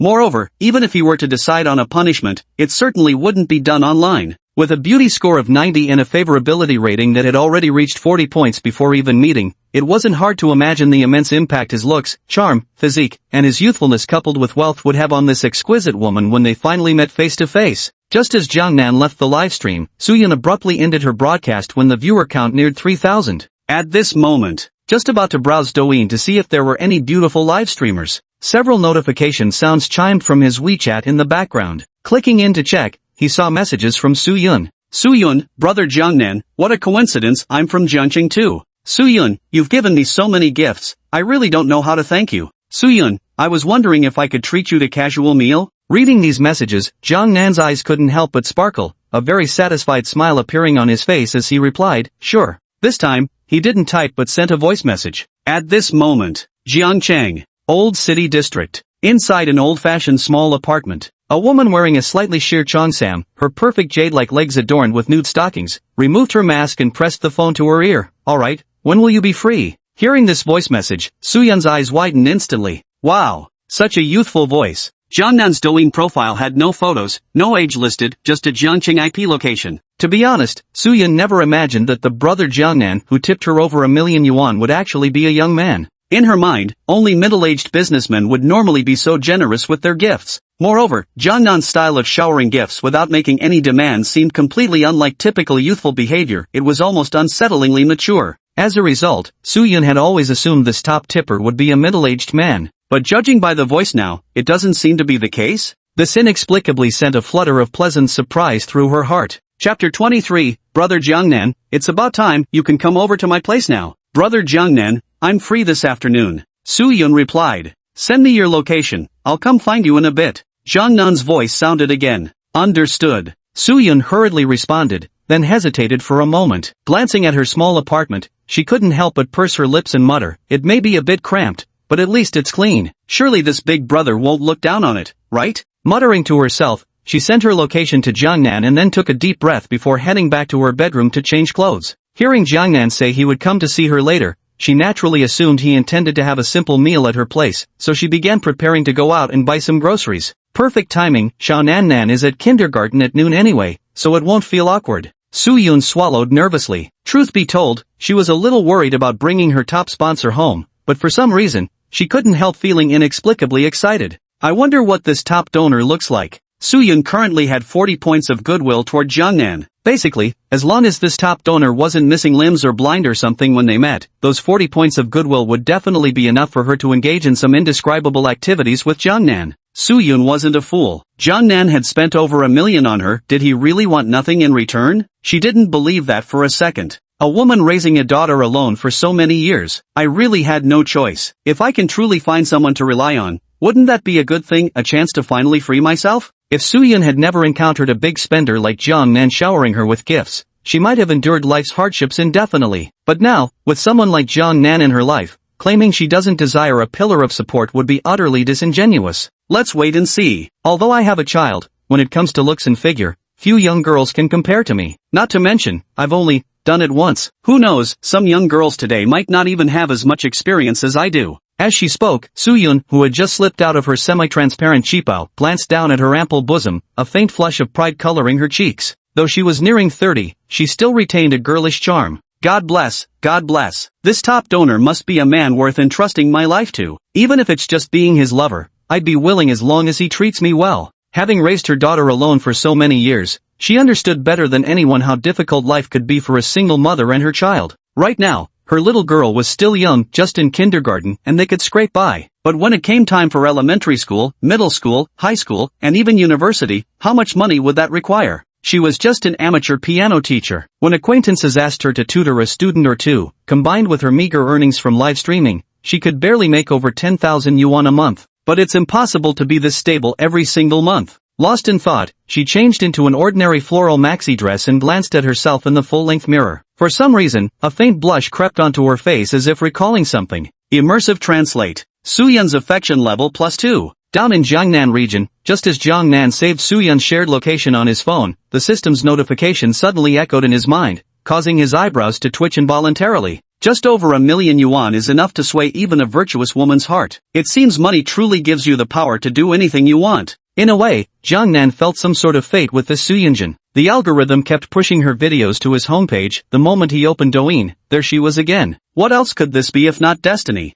Jungnan shook his head, finding his own thoughts from moments ago utterly unbelievable. In just a single day, his mindset had shifted so dramatically. It seems many people are right in saying nouveau riche often invite trouble. Having just acquired the system, my ego is clearly starting to swell. There are still so many people in this world richer than me. And what's the point of money anyway? Jungnan took a deep breath. Phrases like wealth-rivaling nations were only valid in ancient times. Hadn't even legendary rich men like Shin Wansan ended up getting fleeced anyway? Common folk shouldn't fight officials. No matter how rich you are, political power will always outweigh financial wealth. Thankfully, the kickbacks I get from this system are all legitimate monetary returns with completely untraceable origins. Otherwise, rather than waiting until my savings hit 10 million, some uniformed officers would probably come knocking after my very first payout. Jungnan took out his phone again and downloaded several pay-to-win mobile games. Yesterday he hadn't remembered all those money-burning games he couldn't afford before. Today he was going to indulge to his heart's content. For the next 3+ hours, Jungnan was basically downloading all those pay-to-win mobile games he couldn't afford before and going on spending sprees, dropping just 100,000 yuan per game. Among them was a certain gacha game where Jungnan spent a bit more, a full 300,000 yuan poured into it. And just like that, spending 300,000 yuan merely resulted in drawing a pile of duplicate SSR cards, not even managing to collect the full set of SSR cards. Trash game. Jungnan uninstalled it on the spot. The spending rebates from the game are barely any better than the rewards from live streaming tips. Jungnan calculated that he had spent approximately 3 million yuan in just over 3 hours. That averaged out to about 1 million yuan per hour. The rebate amount he received was quite fortunate as well, a full 9 million yuan. After deducting the original 3 million, he had a net profit of 6 million. Speed like this couldn't possibly be described as merely very fast. In just over 3 hours, he had earned what others couldn't make in a lifetime or even several lifetimes. If people found out about this, he couldn't even imagine how they would react. With 17.6 million on hand now and a car already acquired, perhaps I should prioritize buying a house. Jungnan narrowed his eyes slightly. The house didn't necessarily have to be for living in. As long as it was a purchase, he could cash in on the spending rebate. With a stroke of luck, even scoring a multiple of a few or even over dozen times, those 17.6 million could skyrocket to hundreds of millions in no time. Buzz, buzz, buzz. While Jiang Nan was lost in thought, his phone suddenly vibrated. Jiang Nan looked and saw it was a voice call from Su Yun. Is that, brother Jiang Nan? Despite being several years older than Jiang Nan, hearing Su Yun call him brother felt surprisingly pleasant. Her voice was undeniably sweet. It's me, Jiang Nan replied. Brother, it's about time, you can come over to my place now. Su Yun's voice carried a hint of shyness through the phone. Chapter 24 Su Yun, why do I feel like I'm the top fan? Hearing Su Yun's words, Jiang Nan was momentarily stunned. With just 42 favorability points, could she be this forward? Without even seeing him in person, she's already inviting him straight to her home? Okay. Only a fool would say no to this. Jiang Nan responded quickly, packed up some essentials at home, and headed out the door. The location Su Yun sent wasn't far from his old neighborhood, at most a 7 or 8 minute drive. And that's accounting for slow speeds. If he really stepped on it, he could make it in 4 minutes tops. At a convenience store, Jiang Nan hesitated for a moment before finally walking in to buy a box of condoms, just in case. Not long after, Jiang Nan drove his Porsche Cayenne into the neighborhood where Su Yun lived. I'm here. Jiang Nan sent a message to Su Yun. Hold on, I'll be right down. Ha, I thought it would take a while, didn't expect you to be this quick. Su Yun sounded surprised. I'm just nearby. Jiang Nan sent the reply before rolling down his car window to survey the neighborhood. Though it was an older residential area, it still had all the essentials, lush trees, pocket gardens, and even a fountain. At a glance, he could easily see several buildings within the entire residential complex. 4 buildings. The spacing between each building wasn't too tight, and his car was currently parked in the middle of the open area. Getting out of the car, Jiang Nan tucked a small box of condoms into his pocket and waited quietly. Buzz, buzz, buzz. After waiting just a short while, Jiang Nan's phone began to vibrate. I'm downstairs, where are you? Su Yun's voice came through. I'm in the open area in the very center. Jiang Nan spoke while moving, his gaze sweeping the surroundings. At the same time, Su Yun likewise began to move, quickly directing her gaze toward the open space in the center. In that instant, when their eyes met, each holding a phone to their ears, Jiang Nan distinctly heard a gulp over the phone, followed immediately by the system's prompt ringing in his mind. Su Yun's favorability plus 20. Is that you, handsome guy? The incredulous voice of Su Yun rang out. It's me. Jiang Nan hung up the phone and waved at the visibly bewildered Su Yun standing not far away. Tap tap tap. In an instant, Su Yun snapped out of her daze, her bewildered expression instantly transforming into one of delight. Wearing a perfectly normal pair of high heels, she came jogging over. Are you really brother Jiang Nan? The two met, and Su Yun still stared at Jiang Nan with disbelief, instinctively moving closer before reaching out to hook her arm through his, under his slightly surprised gaze. Yes. Jiang Nan truly hadn't expected Su Yun to be so proactive. Little did he know that the most brilliant strategy in this world was to let a woman conquer herself. No method could ever compare to this one, and Su Yun had long since completed her self-conquest. Not to mention, seeing the incredibly handsome Jiang Nan at this moment, how could she possibly resist that? You must be from the post-00s generation? Su Yun hooked her arm around Jiang Nan's, pressing her ample curves close, which couldn't help but stir his thoughts. Yes, I'm 22 this year. Jiang Nan didn't hold back either, reaching out to wrap his arm around Su Yun's slender waist. He could clearly feel the moment his hand touched Su Yun's waist, her delicate body trembled slightly, but only for an instant before quickly relaxing again. Su Yun's favorability plus 1. Hearing the system's notification in his mind, Jiang Nan nodded with great satisfaction. Su Yun's initiative made Jiang Nan feel quite pleased. Honestly, which man could resist a stunning 90-point beauty with a perfect figure who also has that older sister charm? Simply impossible to resist. Had Jiang Nan not possessed the insight ability, he might have hesitated when faced with Su Yun's advances. But with the insight skill, he could instantly discern whether those so-called wild babes online were authentic or not. What could possibly happen with a decent girl? You're joking. Moreover, Jiang Nan sensed that this woman was likely the quintessential good girl with an unexpectedly contrasting side. You're 22 this year, which means you were born in 02, right? Su Yun froze for a moment, then her lips parted slightly in surprise. Wow, why does it suddenly feel like she's the real number one on Jiang Nan's list? What's wrong with being born in 2002? Jiang Nan chuckled softly. Nothing, it's just, I feel something very strange. Su Yun murmured softly, stealing a glance at Jiang Nan. His looks, even the most handsome idols in the entertainment industry probably couldn't compare to him. So handsome. Jiang Nan's handsomeness was the kind that dazzled at first sight, and for some reason, she always felt he carried an air of nobility, like a young master from an aristocratic family. Did you originally think I'd be a middle-aged, balding man? Jiang Nan immediately saw through Su Yun's thoughts and chuckled softly. Yes. Su Yun lowered her head and murmured. Disappointed you, didn't I? Jiang Nan held Su Yun by the waist as they ascended the stairs. No, how could she disappoint me? I'm beyond thrilled. Su Yun quickly responded. A 63-point affection level was no ordinary exaggeration, its effects were extraordinary. Now Jiang Nan could truly feel it. In comparison, the landlady with 55 favorability points wasn't overly proactive around him. If anything, Jiang Nan held more initiative in their interactions. But Su Yun? From their very first meeting, she'd been the proactive one, even going so far as to invite him straight to her home when arranging their rendezvous. The speed of this progression was nothing short of astonishing. Soon, the two went straight up to the 4th floor. Jiang Nan's current physique had clearly been subtly enhanced by the system, as he wasn't even slightly winded from the climb. As for Su Yun, whether it was from rushing up 4 flights in one go or some other reason, by the time they reached her doorstep, her delicate face was already flushed red. The moment she took out her key, she glanced around somewhat awkwardly. Seeing no one nearby, she immediately unlocked the door and pulled Jiang Nan inside. Bang! The door closed behind them. The instant they stepped inside, before Jiang Nan could even react, Su Yun had already wrapped her arms tightly around him. All he could hear next was a constant stream of notification chimes from the system echoing in his mind. Su Yun's favorability +1.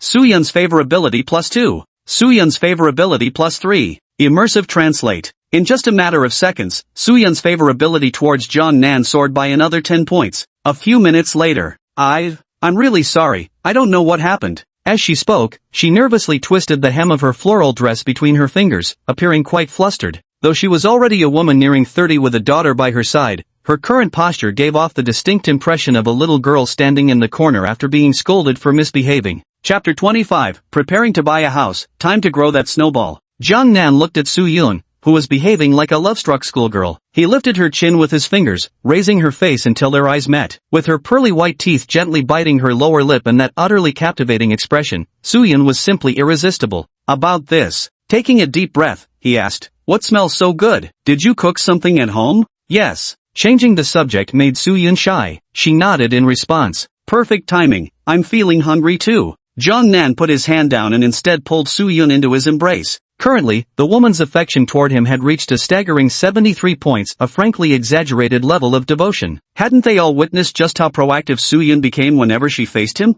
In fact, if Jiang Nan were to reveal even the slightest hint of desire now, he wouldn't need to lift a finger. Su Yun would instantly switch into fully automatic mode. Soon, sitting at the dining table in the living room, Jiang Nan glanced around. 4 dishes and a soup, a standard home-cooked meal. Spicy green pepper chicken, garlic chives stir-fried with eggs, corn and pork rib soup. Immersive translate. Jiang Nan, brother, please make do with this for now. Let me prepare in advance next time and cook some proper dishes for you. Su Yun brought over the rice, feeling somewhat embarrassed to call someone several years her junior brother Jiang Nan to his face. This looks absolutely delicious. Jiang Nan took the bowl and chopsticks, nodded, and said, "By the way, I don't think I know your name yet." "I'm Jiang Nan. You can just call me by my name offline. Calling me big brother or something feels a bit awkward. My name is Su Yun." "Jiang Nan, that's really a nice name." Su Yun obediently sat down beside Jiang Nan. Instead of eating herself, she kept serving him food. As for him, what's wrong with eating with one hand? Haven't you seen people who eat while playing on their phones? Immersive translate. A meal.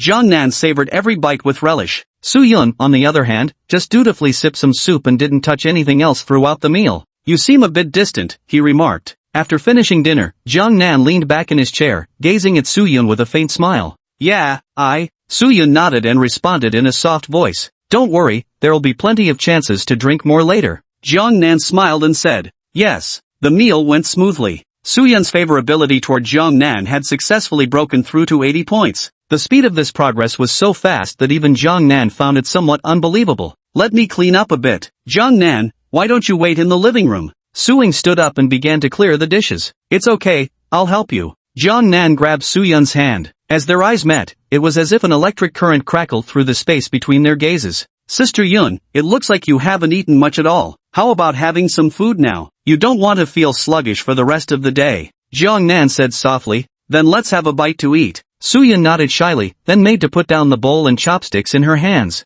"No, Yunjie, you keep cleaning your dishes." Jiang Nan's voice rang out. Su Yun's favorability +1. Su Yun's favorability +2. Su Yun's favorability +5. Click. More than an hour later, in the bedroom, Jiang Nan lit a cigarette, his face gradually revealing a faint look of daze. Just one more point of favorability needed. Strange, why hasn't it gone up yet? For more than an hour, Jiang Nan continuously received the increasing favorability points from Su Yun, but they stopped at 89, as if hitting a limit. This left him utterly baffled. Could it be that Su Yun still hasn't completely let go of something? Jiang Nan's eyes flickered as he gazed at Su Yun, who had fallen asleep from exhaustion. Unable to resist, he gently brushed aside the bangs on her forehead. Her face was truly stunning. The more he looked, the more beautiful she appeared. Buzz, buzz, buzz. Now, Jiang Nan's phone on the bedside table began to vibrate. He glanced at it. It was already around 2 p.m. Jiang Nan, where have you been? It was a call from the landlady. I went out to take care of some business.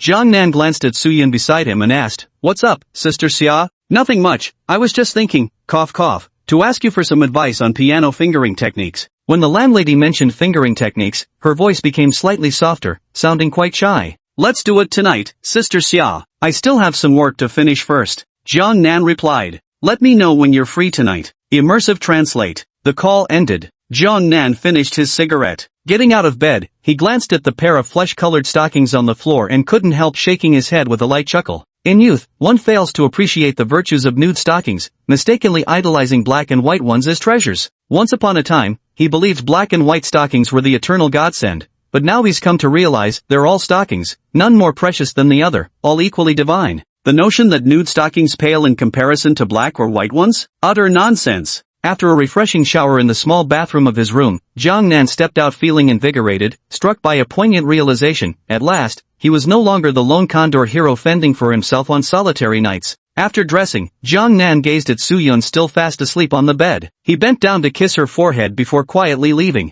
Little did he know, the moment Jiang Nan left, Su Yun's tightly closed eyes suddenly blinked open. A blissful expression spread across her face as she pursed her lips and murmured, "Oh Su Yun, anyone would think you're Jiang Nan's top contributor with how forward you've been. Such shamelessness." Yet despite these self-deprecating words, Su Yun felt not an ounce of regret in her heart. Her only lament was not having met Jiang Nan sooner than she could have been enjoying this happiness far earlier. She had no idea that even if she had met Jiang Nan earlier, he wouldn't have been substantial enough to enter her field of vision. Immersive translate. Let's buy an apartment. Jiang Nan opened his phone and searched for real estate listings in Jiangcheng. He wasn't clear about the city's housing prices, though the district he lived in was considered the old urban area. But in reality, the location wasn't bad at all. It was actually a gathering spot for out-of-towners. At minimum, it starts at 18K. Jiang Nan glanced at it and couldn't help but shake his head. This price was indeed fair, and if anything, it had even dropped slightly in recent years due to the economic downturn. Otherwise, in his view, it would have started at no less than 22K. This just goes to show how valuable the landlady's buildings are. If one day the old district undergoes comprehensive redevelopment, just these few buildings alone would ensure she could spend lavishly for the rest of her life without ever running out. Jiang Nan muttered, his eyes suddenly lighting up. Exactly. Once he had a bit more money on hand, he could just buy buildings one after another. By then, how enormous could his snowball grow? Unthinkable. If you find this book decent, please leave a 5-star review. It really matters for the book's success. Feel free to click the free update reminder too. This way, 15 can gauge how many readers are following the story, and honestly, it fuels my writing passion like crazy. Chapter 26, Nantian Pavilion, property priced at 55,000 per square meter on average. Jiang Nan always considered himself a man of action. Decided to buy a house. Naturally, he rushed straight to the nearest property development. Although his area was indeed part of the old city district, there were quite a few newly constructed housing projects available. Nantianj. He arrived at the most upscale residential complex in the old city district of Jiangcheng. When Jiang Nan drove up to the sales center entrance, the two hostesses chatting and laughing at the door immediately composed themselves.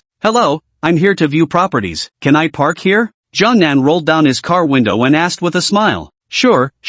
As Jiang Nan rolled down the car window, the two welcoming hostesses' eyes instantly lit up with excitement, then they rushed over eagerly in their high heels. "This way, please. This parking spot is great. You can drive straight out without having to reverse when you leave." The two hostesses couldn't have been more enthusiastic. Jiang Nan's looks were simply too striking. Even if he hadn't arrived in a Porsche Cayenne but just on an ordinary electric scooter, they would have happily entertained such a handsome guy. "Thank you." After parking the car, Jiang Nan smiled and thanked them. At the same time, he also took a good look at the two hostesses. Their looks were all around 72 points, which isn't a low score by any means. At least in Jiang Nan's eyes, judging by his former standards, having a girlfriend with this score would have made him wake up grinning. Moreover, the hostesses working here had truly enviable figures. Their professional attire, not body-hugging skirts, but knee-length ones paired with black stockings, was particularly eye-catching. "You're welcome, it's our pleasure to be of service." The two young ladies immediately broke into smiles, their gazes at Jiang Nan practically dripping with silk. The current Jiang Nan wasn't just a walking hormone, he could attract swarms of women wherever he went. But, with peerless temperament, striking looks, and a physique to die for, he was nothing less than an intoxicating poison to the vast majority of women.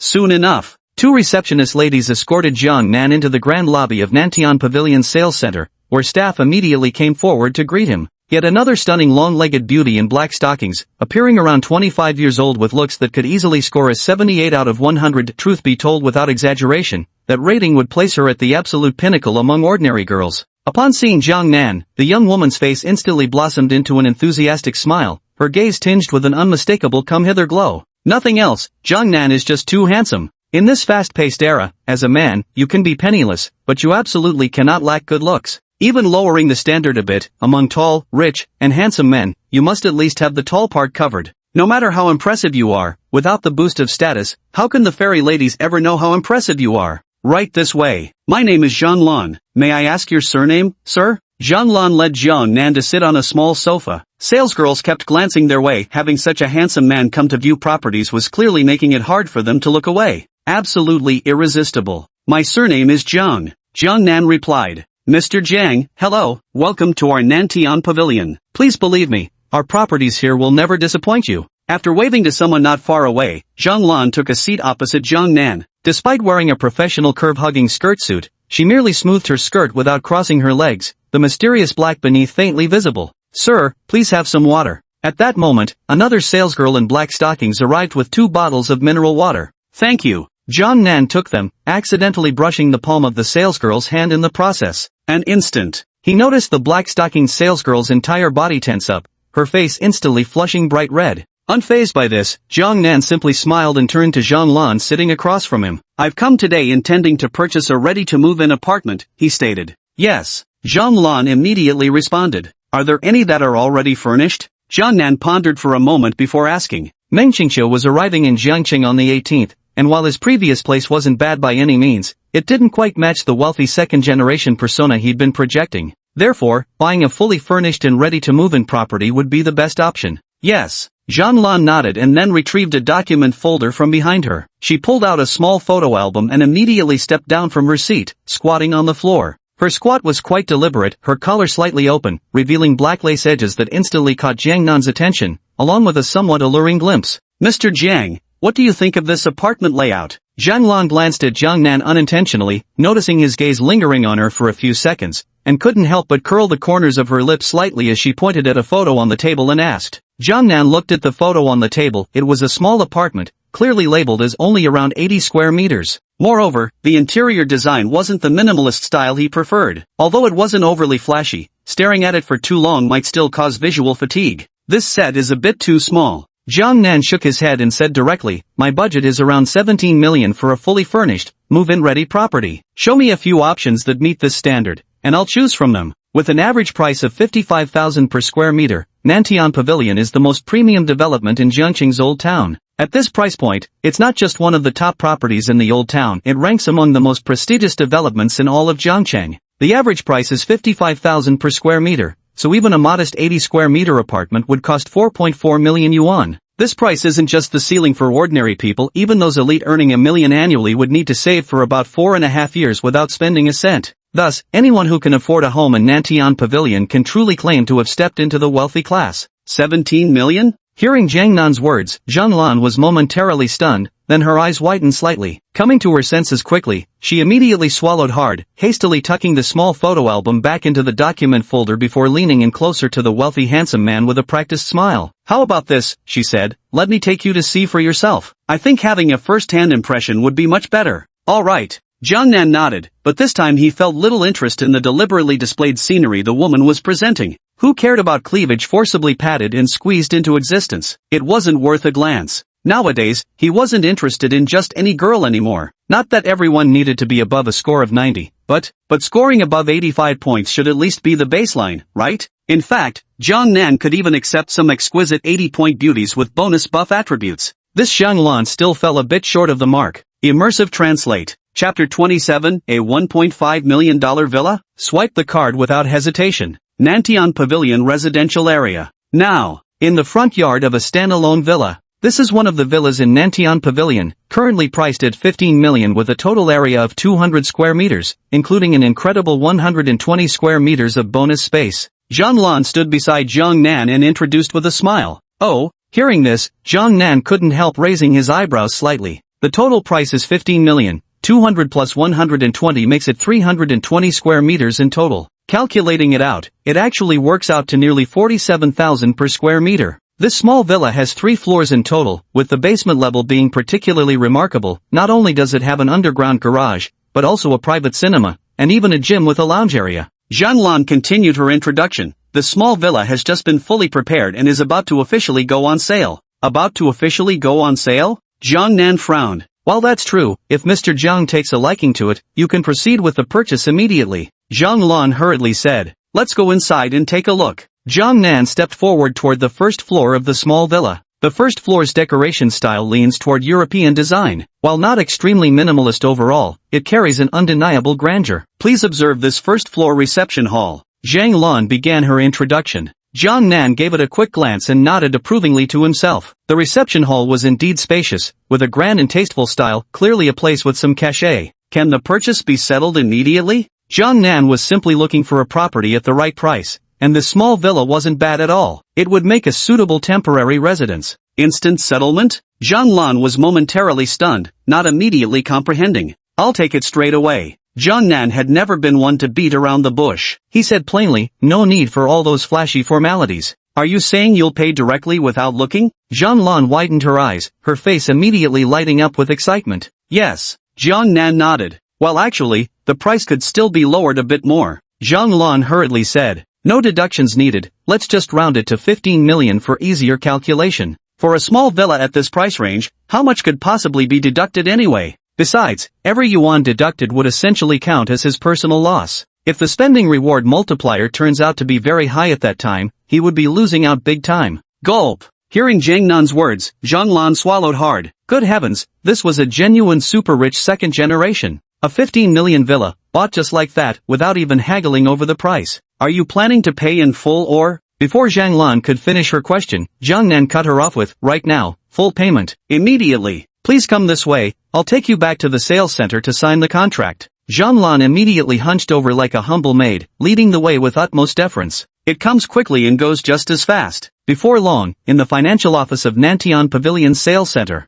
After completing the contract, Zhang Nan made the payment directly. Under the stunned gazes of several people in the finance office, the full 15 million was swiped through without hesitation. Who is this young master? Just splashing 15 million in one go for a full payment? Zhang Lan watched with bated breath beside him. Even though Zhang Nan had already mentioned paying in full, the moment the payment actually went through, she still felt her scalp tingle with shock. 15 million. Not just 1,500 yuan. This 15 million was more than she could earn in several lifetimes. Ding! Congratulations, host, you've completed your spending. Received 3x spending rebate, 45 million yuan. Triple rebate. Earned 30 million in a flash. Hell yeah! Listening to the incessant chimes in his mind, Zhang Nan kept a straight face, though radiant smiles bloomed in his heart. Logically speaking, I should press the advantage and buy 2 more villas here. But, 1 house per development is enough. Zhang Nan understood this principle. Keeping a mistress in a gilded cage was an inevitability. Buying several units in a single property development, who knows,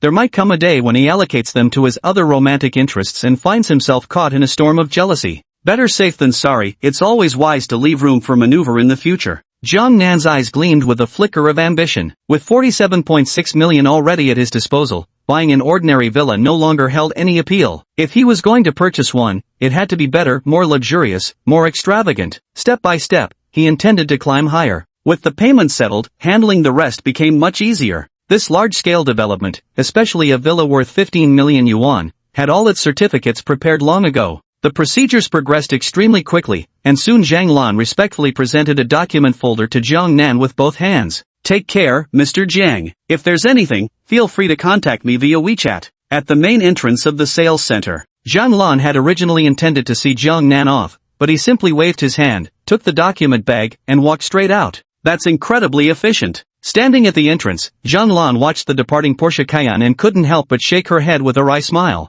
However, that wry smile soon transformed into an expression of uncontrollable excitement. A villa worth 15 million. Her commission must be huge. At this rate, by the time Meng Qingqiu arrives in Jiangcheng, my cash might reach 100 million, or even more. In the car, Jiang Nan's eyes sparkled with an unusual gleam, while his face brimmed with a smile full of anticipation for the future. If he wanted to, he could spend his current 47.6 million on any high-value purchase anytime. With a bit of luck, that 47.6 million had a great chance of instantly catapulting him into the ranks of billionaires. He never feared any oversight that might come with the endless growth of his wealth. With the system by his side, the entire world was his playground. If he so desired, unbridled indulgence would define his entire life. Buzz. At that moment, his phone suddenly vibrated. Jiang Nan glanced at it. It was a message from Lin Manman. Lin Manman, Jiang Nan, are you free this afternoon? Want to grab a meal together? Seeing the message, Jiang Nan checked the time and realized, almost unconsciously, that it was already 3:30 in the afternoon. As he pondered how to reply, his landlady suddenly called via WeChat.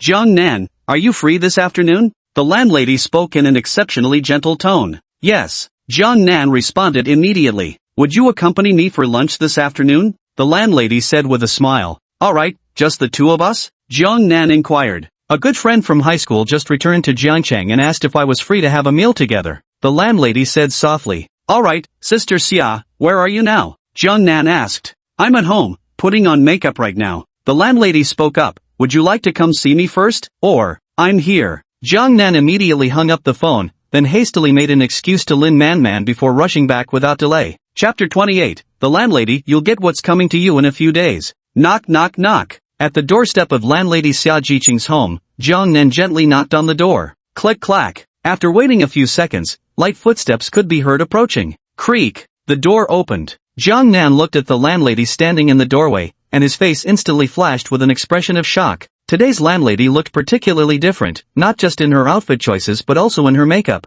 Normally, the landlady's makeup style leaned toward a domineering mature vibe with a touch of youthful sophistication. But today, she wore only the faintest trace of makeup, so subtle that one might not even notice she had any on at all. Her slightly curled silver hair, usually cascading over her shoulders, was now tied up in a high ponytail, giving her a cool, striking look that also radiated an approachable big sister vibe. Looking at her current outfit, high-waisted jeans paired with a cropped white tee that revealed just a glimpse of her toned midsection, that perfectly sculpted waist was simply magnetic, impossible to look away from. What's wrong? Don't recognize your big sister anymore? The landlady arched an eyebrow slightly, and with just that subtle expression, she completely stole Jiang Nan's heart. Sis, your style is ever-changing, yet everything fits you perfectly. Jiang Nan was utterly impressed. You rascal. The landlady's feigned cool demeanor instantly melted into tenderness as she whispered, in a few days when Xiaoying goes to her grandmother's place, big sister will properly teach you some piano techniques. But isn't she still in kindergarten right now? Jiang Nan exclaimed in surprise.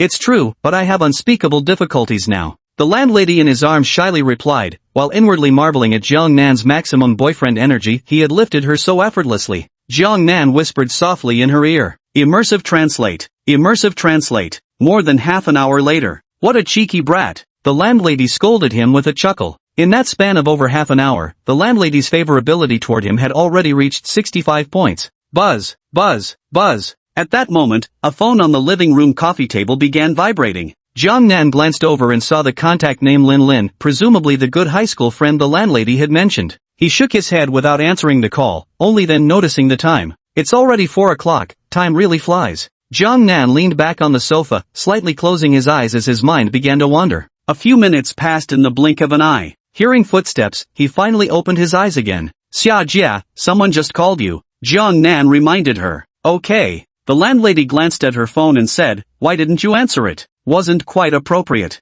Jiang Nan shook his head with a smile. What's wrong with that? You, humph. The landlady let out a coquettish snort before grabbing her phone to return a call. Very soon. The phone connected. Lin Lin, do you want to go now? The landlady asked softly. Yes, we're at River City Grand Hotel, come quickly. Ling Ling's voice rang out. Jiangcheng Grand Hotel? You guys? Which you guys? The landlady furrowed her brows. Yes, ahem cough cough, my husband and I. Ling Lin quickly said. You're in the old town, which is over half an hour away from here. You should leave early to avoid the rush hour traffic, otherwise you'll get stuck in a bad jam. Alright. The landlady didn't think much of it. After hanging up, she held her phone in her hand, then spread her arms, closed her eyes, and puckered her lips. You really shouldn't fear the naive campus belle playing coy. What's truly dangerous is the 30-year-old big sister next door. Innocence is just something her older sister has long left behind. For a landlord's wife of such exquisite caliber, What style couldn't she master? That touch of coy charm at this moment, blended with a hint of mature allure, now that's a true visual and psychological impact.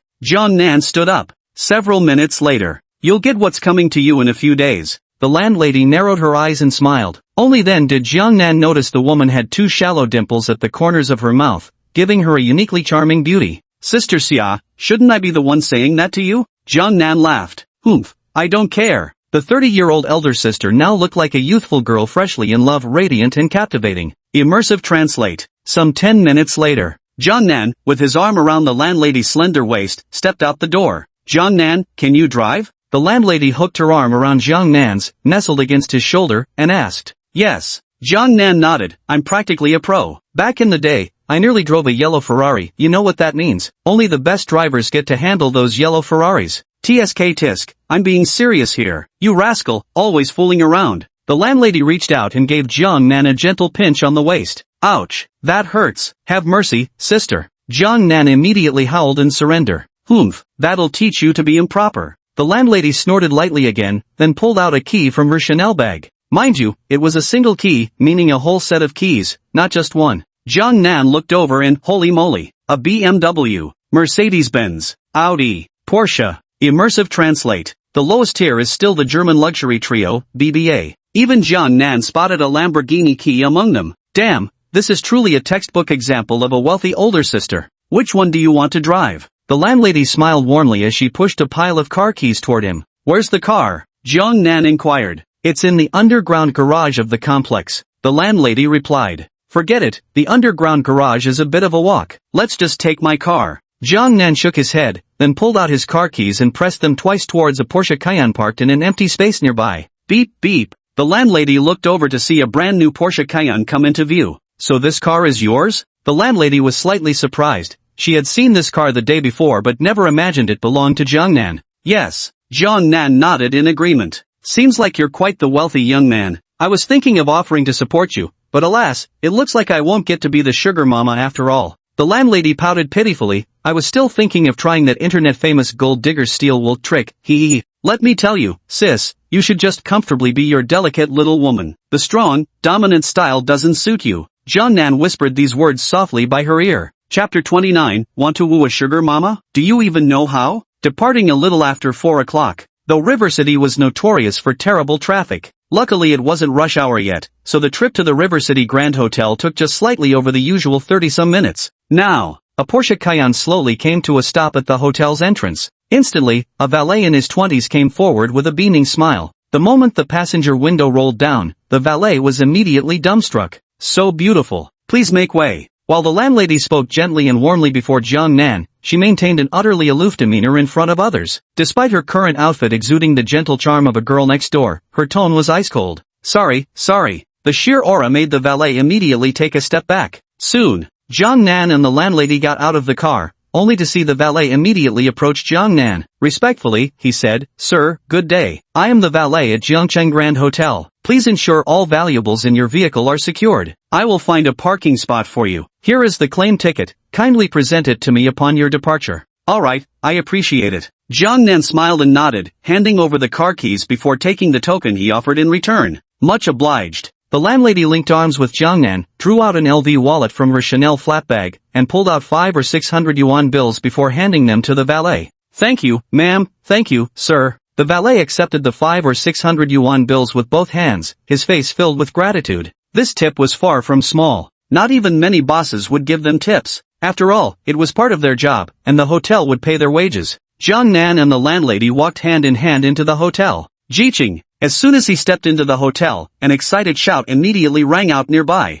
Click clack. Then came the crisp sound of high heels clicking against the floor. Jiang Nan and the landlady turned to look, seeing a heavily made-up woman of average height and looks jogging toward them. Lin, it's really been ages. Xia Jiqing smiled warmly at the approaching woman and greeted her. Yes, I've missed you to death. Wang Lin happily moved to hug Xia Jiqing, then suddenly noticed Jiang Nan's presence. So tall, so handsome, such striking presence. Wang Lin blurted out a sentence the moment she saw Jiang Nan. Ha. This immediately made Xia Jiqing laugh happily as she moved closer to Jiang Nan and announced proudly, Lin, this is my boyfriend, Jiang Nan. Jiang Nan, this is my best girlfriend from high school, Wang Lin. Hello, Sister Wang. Jiang Nan nodded with a smile. Wow, what a handsome Gen Z boy, you really have great taste. Wang Lin couldn't help but keep stealing glances at Jiangnan, utterly unable to tear her eyes away. What woman doesn't like a handsome man, especially a tall, good-looking, and incredibly stylish young fellow like Jiangnan? Tell me, what mature woman wouldn't be drawn to him? That goes without saying, since I'm not bad-looking myself either, right?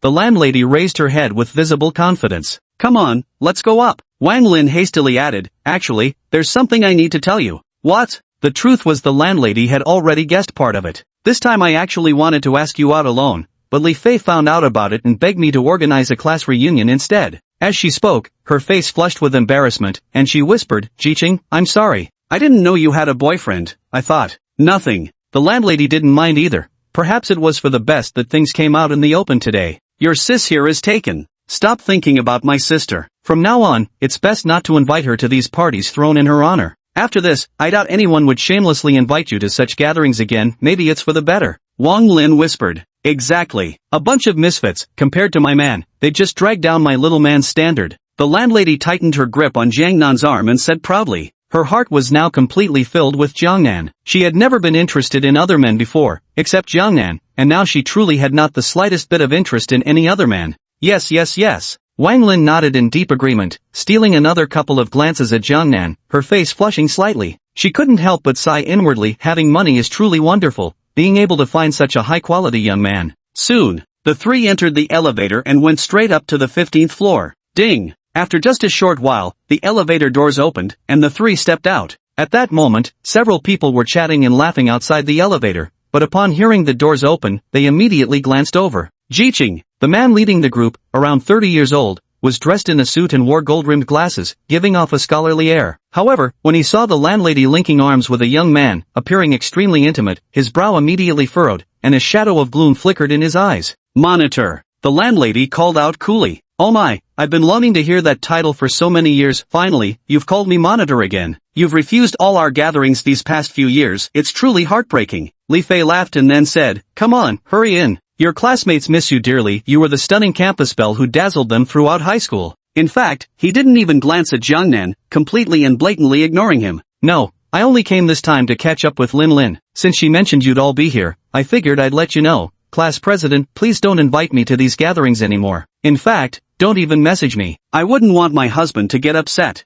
Though the landlady was leaning against Jiangnan's shoulder, her commanding presence was undeniable, and her tone brooked no argument. From the bunch of car keys she just showed, it's easy to tell that the landlady must have a net worth of at least 1 or 200 million, if not over $1 billion. That collection of car keys alone would cost no less than 10 million yuan, and if that Lamborghini happened to be one of the more famous sports car models, it could easily exceed that amount. Considering the value of these cars, he absolutely believed the landlady had assets reaching several hundred million. Did you get married again? Li Fei finally turned his gaze toward Jiangnan, and upon seeing a handsome pretty face, his brows instantly knitted together as he spoke. Jiqing, we're not that close. Please address me by my full name, Xia Jiqing. The landlady seemed to pour all her good mood into Jiangnan, and at this moment she was especially considerate of his feelings. Jiangnan naturally understood and tightened his embrace around the landlady's slender waist slightly, whispering in her ear, you're so good to me, sister, taking such good care of your little brother. I love this. Brat. The landlady gave Jiangnan a bewitching glance. Watching the landlady flirt so openly with that pretty boy Jiangnan right in front of him, Li Fei's face instantly darkened. He said in a low, grave voice, old classmate Xia Jiqing, there are far too many gigolos in this world, they're all just after your money.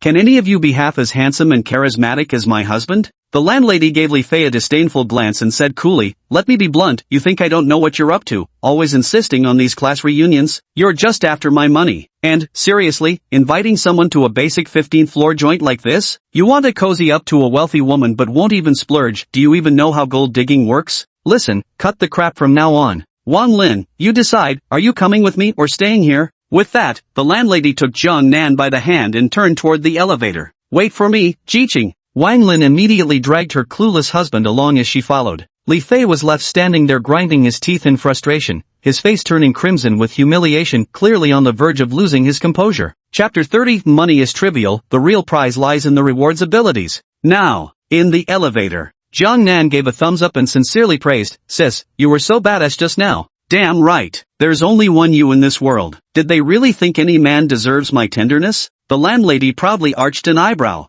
At this moment, Wang Lin entered the elevator with her husband. Jiang Nan observed Wang Lin's husband, a man in his 30s, slender with a gentle demeanor, also wearing glasses. Noticing Jiang Nan's gaze on him, the man responded with a polite smile in greeting. To the top floor. The landlady directly pressed the button for the 30th floor, the top level. Jiangcheng Grand Hotel has two main dining areas, one on the 15th floor, catering to average-income patrons. The top-floor restaurant, however, was frequented by those with substantially higher earnings. A single meal there would easily cost tens of thousands, if not hundreds of thousands. Ding! Soon, the elevator arrived at the 30th floor. The four of them stepped out of the elevator. Several reception girls immediately came forward to greet them. Do you have a reservation? The head hostess greeted them with a warm smile, her eyes frequently darting back to Jiang Nan with an unmistakable look of admiration. So handsome. No reservation. Do you still have any private rooms available? The landlady said. Yes, we do. Do you have a VIP card? The receptionist asked in a low voice.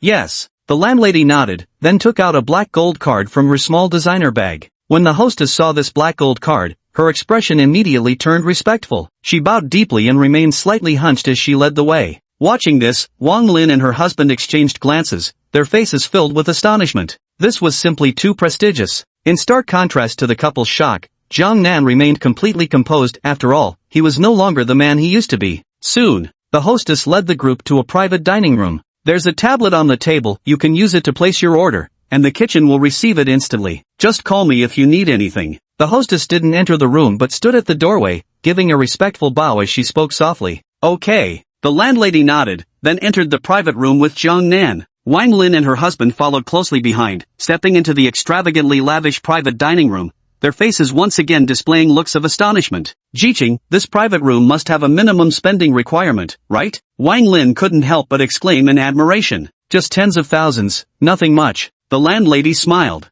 My goodness, that's several months' salary in my family. Wang Lin swallowed hard and whispered, no wonder there are so many people in this world who resent the wealthy. Turns out we're living in completely different realities. Ha ha. The landlady couldn't help but shake her head and smile at these words. Everyone's world is essentially the same, it's just that different life experiences and living environments lead to different futures. This statement was actually quite profound, her social stratum truly was different now. At least Jiang Nan could deeply relate to this, whereas Wang Lin and her husband simply smiled without continuing the conversation. People from two different social strata naturally have different perspectives. Sometimes genuine mutual understanding is simply impossible to achieve. This is precisely why, in reality, there are far too many matches of equal social status, while in the fantasy world, there are countless stories of princes and Cinderellas, or tales of princesses falling in love with poor losers. Immersive translate. The meal didn't take much time, just a little over an hour. By the time it ended, though it was already around 6 o'clock, the sky outside was still bright. The landlady, having drunk some red wine, looked even more enchanting now, her stunningly beautiful face flushed crimson, her gaze towards Jiang Nan intermittently filled with a dazed, intoxicated look.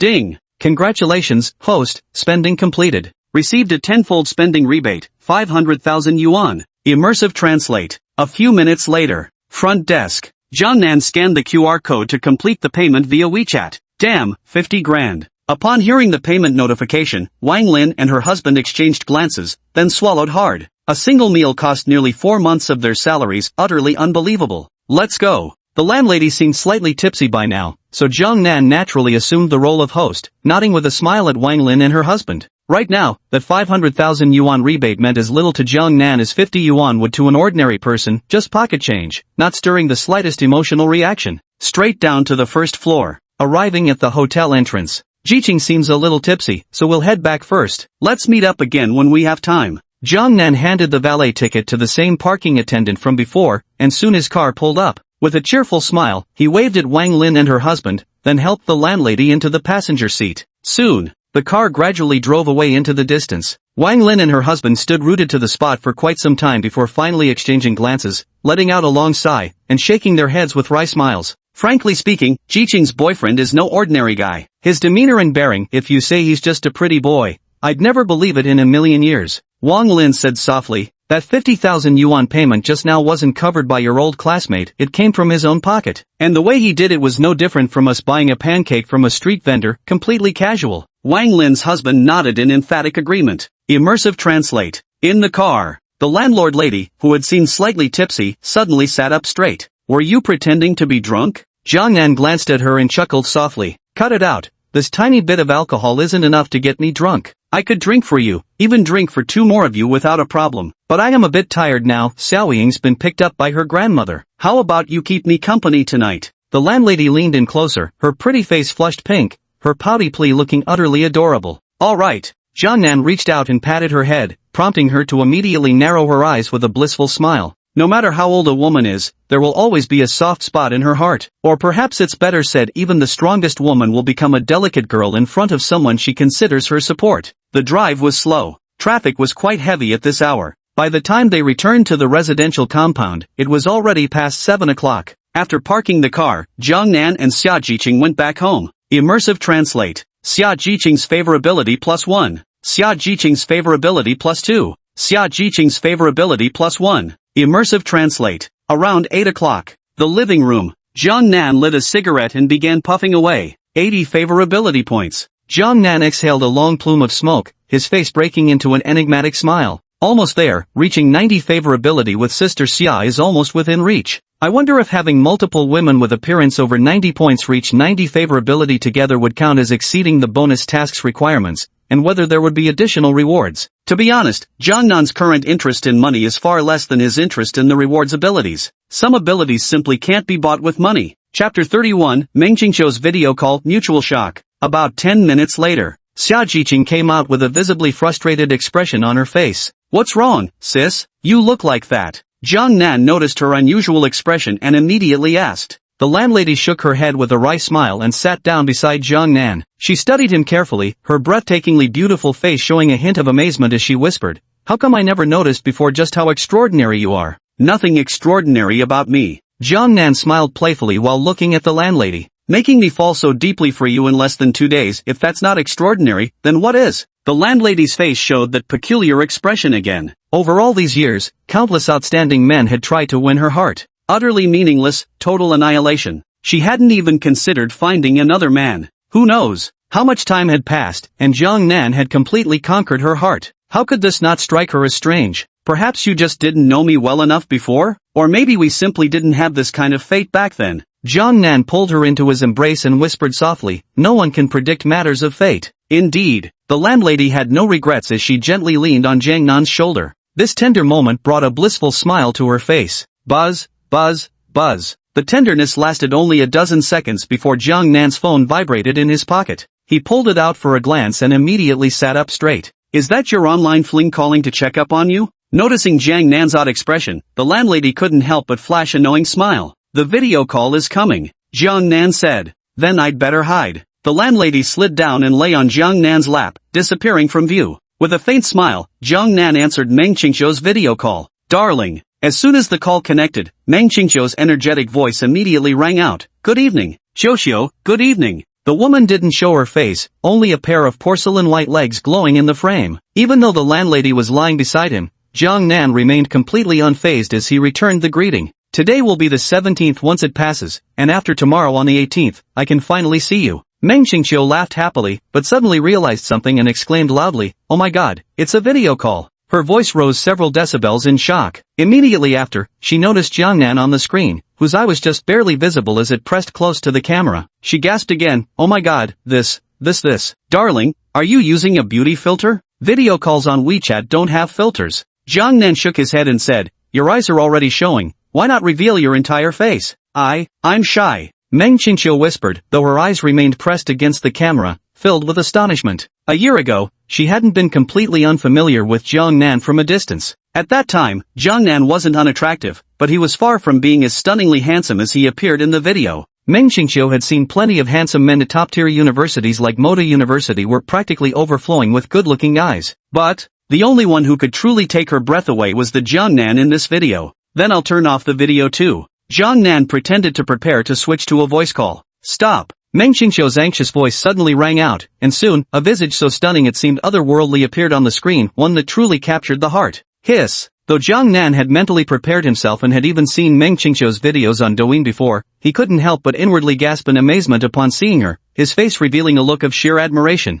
So beautiful. Just as the internet often described, like a fairy descending to the mortal world, a beauty so divine she seemed crafted by the heavens themselves. Not even the slightest exaggeration. Darling, it's only been a year since I last saw you, yet you've changed so dramatically. Since Meng Qingqiu had already shown her face, she naturally behaved with greater composure, yet her eyes still brimmed with disbelief. After carefully studying Jiang Nan for several moments, she ultimately confirmed that the handsome man in the video was indeed the same person she'd been in an online relationship with for 2.5 years. Firstly, she couldn't mistake that voice. Secondly, there was that face. Although today's Jiang Nan appears extraordinarily handsome, his facial features remain unchanged, it's just that his complexion has improved dramatically compared to before. Moreover, he seems to possess a certain magnetic charm that uniquely appeals to women. Most women find themselves unable to look away when they see him. This is something Jiang Nan has come to truly understand over the past couple of days. Maybe it's because of my skin condition. When you saw me last year, I was exposed to wind and rain all day. The summer sun in Jiangcheng can be brutal, so my skin naturally didn't look great.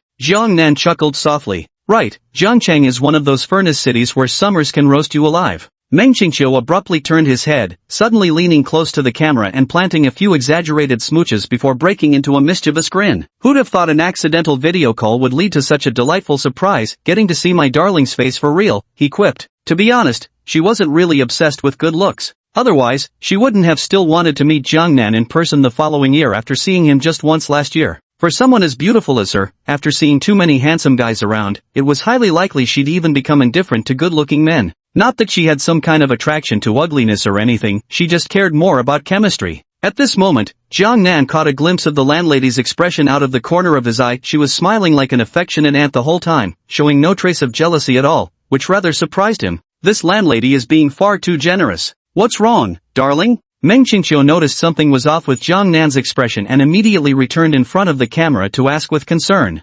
Nothing, it's nothing. Jiang Nan silently recited a calming mantra inwardly, shook his head, and then looked towards Meng Qingqiu again. He was somewhat curious about how high her beauty score would be for a girl of this caliber. Moreover, the most crucial point was that their online relationship had lasted for 2.5 years. Just how much affection did she have for him? Could you click remind for updates and send some free power of love to boost the popularity a bit? Chapter 32 Meng Qingqiu's Attribute Panel. Name, Meng Qingqiu. Age, 20 years old. Height, 172 centimeters. Weight, 56 kg. Appearance, 96 points. Favorability, 80 points. Immersive translate. Wait, how many appearance points? 96 points? When Jiang Nan cast an insight skill towards Meng Qingqiu, the moment the attribute panel appeared, his eyes instantly widened in shock. Holy Mother of God! 96 points in looks? And what's this? Starting with 80 favorability points right off the bat? That's just ridiculously exaggerated. Darling, why do you look a bit off? At that moment, Meng Qingqiu's voice chimed in. Nothing, I just suddenly thought of something that seemed a bit unbelievable. Jiang Nan shook his head. What is it? Meng Qingqiu said with a grin, completely unaware of any abnormality. I was just thinking, it's amazing we've managed to last this long. Jiang Nan's face showed a trace of emotion, along with a somewhat strange expression. I've told you before, as long as you don't break up with me, I'll never break up with you. Sigh, I originally wanted to go to university in Jiangcheng, but my family forced me to attend in Modu. Otherwise, I could have seen you every day these years. We could have rented a cozy little home together. How happy that would have been. Meng Qingqiu was completely lost in her fantasy, completely oblivious to the constantly shifting expressions on Jiang Nan's face. Yes. Jiang Nan gave a simple response, swallowed slightly, then took a deep breath and said, Qiu, after you come this time, I'll make time to visit you in Modu too. Okay. Meng Qingqiu instantly smiled with delight. Suddenly, she lowered her voice even further and whispered, Darling, I can't talk anymore. I hear footsteps in the hallway outside, probably my roommate coming back. Let's chat tomorrow. Okay. Jiang Nan nodded in agreement. Kissy kissy. Meng Qingqiu leaned closer to the camera. Kissy kissy. Jiang Nan sent a kissy back in return. See you the day after tomorrow. With that, Meng Qingqiu ended the video call. Immersive translate. Immersive translate. Half an hour later. Click. Jiang Nan lit another cigarette, exhaling a long stream of smoke as he glanced at the landlady beside him, his eyes filled with undisguised admiration. My energy levels have been unusually high these past couple days. It feels like there's an inexhaustible well of strength inside me. Jiang Nan suspected that his body had most likely been subtly enhanced by the system, a hidden little perk. Honestly speaking, pretty awesome. After completing that little bonus quest and obtaining the indestructible diamond kidneys, who knows how incredible I'll become then. Jiang Nan couldn't help but laugh. The phone on the coffee table vibrated. Jiang Nan picked it up and saw it was a message from Su Yun. Jiang Nan, would you like to grab some late-night snacks together? Photo. Along with this message, there was also a photo. Upon opening it, Jiang Nan's eyebrows involuntarily twitched. In the photo, Soo-Yun lay sideways on the bed wearing a pink little nightdress. Regarding this, Jiang Nan truly agreed that this woman was flawless. Is this midnight snack you're talking about, the decent kind? Jiang Nan replied. Soo-Yun, decent, very decent. Smirking face. Seeing the suggestive emoji attached to that sentence, Jiang Nan couldn't help but laugh. This woman has really let herself go completely. I might not have time tonight. If he hadn't spent so long at the landlady's place today, he might have actually been in the mood to go have supper at Soo-Yun's place. Besides, he'd promised to spend tonight with the landlady, and he couldn't possibly go back on his word. Alright, then how about you come over for lunch tomorrow? How about I prepare some nourishing soup for you? Soo-Yun sent a disappointed voice message over. Alright. This time, Jiang Nan didn't refuse. Got it. Soo-Yun's voice brightened again. Then I'll go to bed early tonight and wake up early tomorrow to buy the freshest ingredients at the market.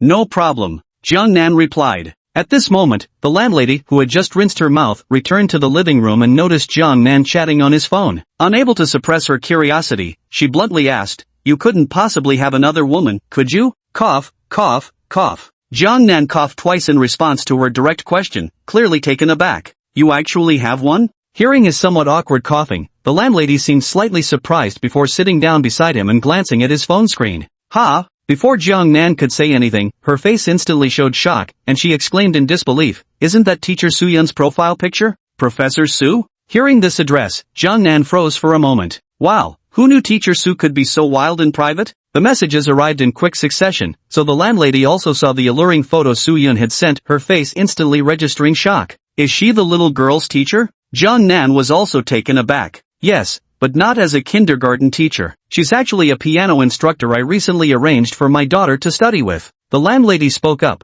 Her daughter goes to the same kindergarten as mine. As for this young mother with such elegant temperament and striking beauty, I've chatted with her more than once when picking up Xiaoying after school, so I actually got her contact information quite early. That's quite a coincidence. Jiang Nan's mouth twitched involuntarily. How do you know her? The landlady exclaimed in amazement. When I chat with her normally, she seems quite proper, not at all like someone who would send such revealing photos to people online. Then do you seem like an improper woman? Jiang Nan grinned at his landlady. The landlady froze immediately, offering an awkward chuckle but too embarrassed to say anything further. She was well aware of Jiang Nan's charm, wasn't she? Xia Jiqing, already proper enough? She couldn't maintain any composure in front of this younger man now, behaving with wild abandon instead. If it weren't for her monthly visitor, she could guarantee Jiang Nan wouldn't have been able to leave the bed these past few days. Nonsense. You think a woman who's been starved for so many years wouldn't bring her A game? But how did you two meet? The landlady still felt a bit puzzled, secretly wondering how these two could possibly have any connection.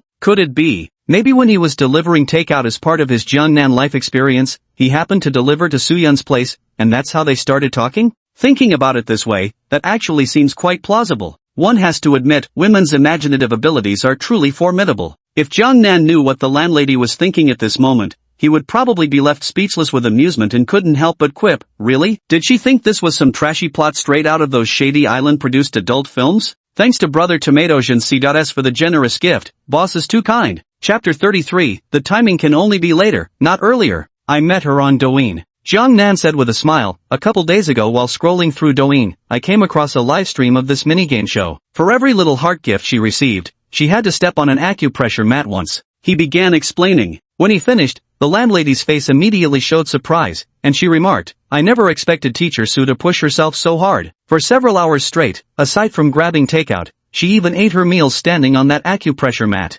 Exactly. That's why I thought this streamer was really keeping her word. After all, online platforms are full of people who make promises they can't keep. She actually followed through. Jiang Nan nodded in agreement, appreciating Soo-Yun's commitment to keeping her promise. Upon hearing this, the landlady immediately nodded approvingly and said, Teacher Soo is really a good person. She's been raising her daughter alone all these years, and I've never heard any issues about her. Definitely a good woman. By the way, she stared at Jiang Nan with a mischievous smile and said, You little rascal, don't tell me you're into older sisters, or worse, a MILF and popularity enthusiast? No. Jiang Nan scratched his head sheepishly, cleared his throat, and replied, It's just a coincidence, really, though older sisters do have their charm. Did something unspeakable happen between you and Professor Soo? The landlady lightly tapped Jiang Nan's forehead with her slender jade-like fingers as she inquired. She invited me to her place for a casual lunch at noon. Jiang Nan didn't conceal the truth. Damn it, why didn't I see how good you were a few days earlier? The landlady puffed up her cheeks, visibly annoyed.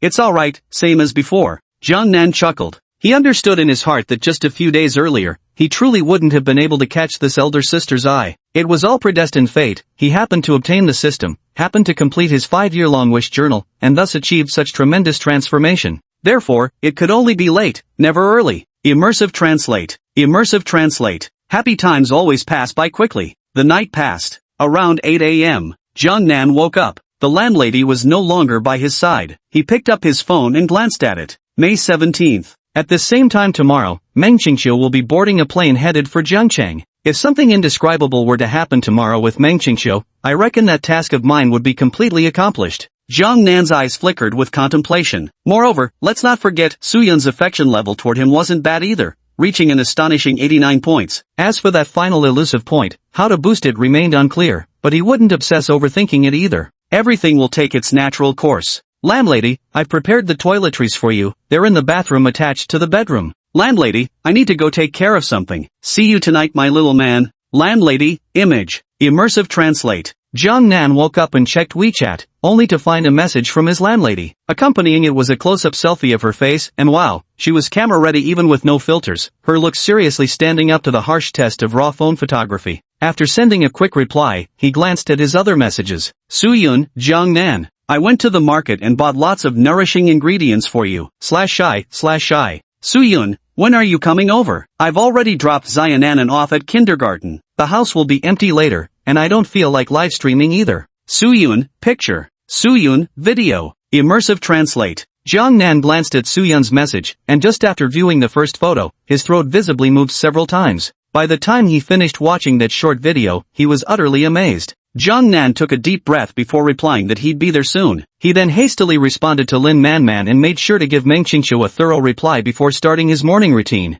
Immersive translate. He finished his ablutions in a hurry. Jiang Nan drove straight to Su Yun's place. 2.5 hours later, Jiang Nan broke into a radiant smile. The adult world truly operates at such a frantic pace. The favorability meter still hasn't budged. Watching the exhausted Su Yun resting with closed eyes, Jiang Nan rose and fetched fresh clothes for a shower. Emerging refreshed in the living room, his gaze swept across the apartment's layout once more. 3 bedrooms, 1 living room, and a single bathroom. Not too big, but certainly not small either. Jiang Nan began pacing around, remembering how the landlady had mentioned last night that Su Yun was an amateur piano teacher. He couldn't help but wander curiously through the rooms. Soon, he arrived at a small room that was quite warmly decorated, filled with numerous small dolls, mostly in shades of pink, along with an old-fashioned miniature piano. Just then, his gaze fell upon a photograph hanging on the wall. It was a photo of Su Yun with her daughter, taken when the little girl was about 3 or 4 years old. With her hair in twin ponytails and a delicate, porcelain-like face, she looked utterly adorable.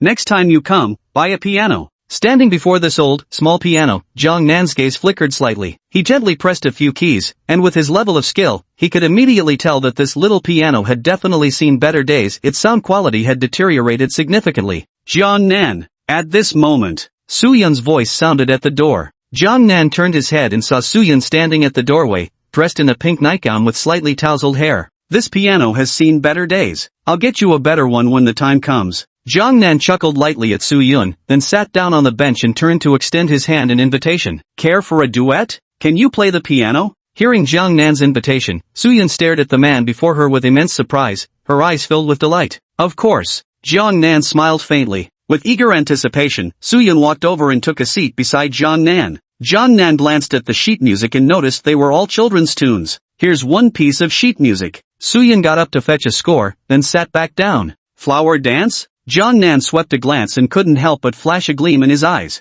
Moreover, this score had been modified, truly perfected for a four-handed duet. From the looks of it, Su Yun probably wasn't just any amateur piano teacher, as the landlady had claimed. I've tweaked the score a little. You should be able to follow it, right? Su Yun asked softly. No problem. Jiang Nan chuckled lightly and nodded, looking at the sheet music in his hand. He realized that perhaps the key to raising Su Yun's favorability to 90 points was this rearranged piano duet piece. 90 favorability points represent a threshold. Beyond physical desire lies the harmony of souls. Thanks for the update reminder, Talisman. Bro, wow, much appreciated. Chapter 34, Mission Reward Secured, Lin Man Self-PUA. Phew. Whether it was Jiang Nan or Su Yun, both took a long, relieved breath after preparing themselves. At once, the two exchanged a glance, their faces breaking into faint smiles simultaneously. Jiang Nan's slender fingers rested on the piano keys, and as he began to play, those 10 fingers danced like nimble sprites across the keyboard, leaving Soo-yun watching with an expression of stunned amazement.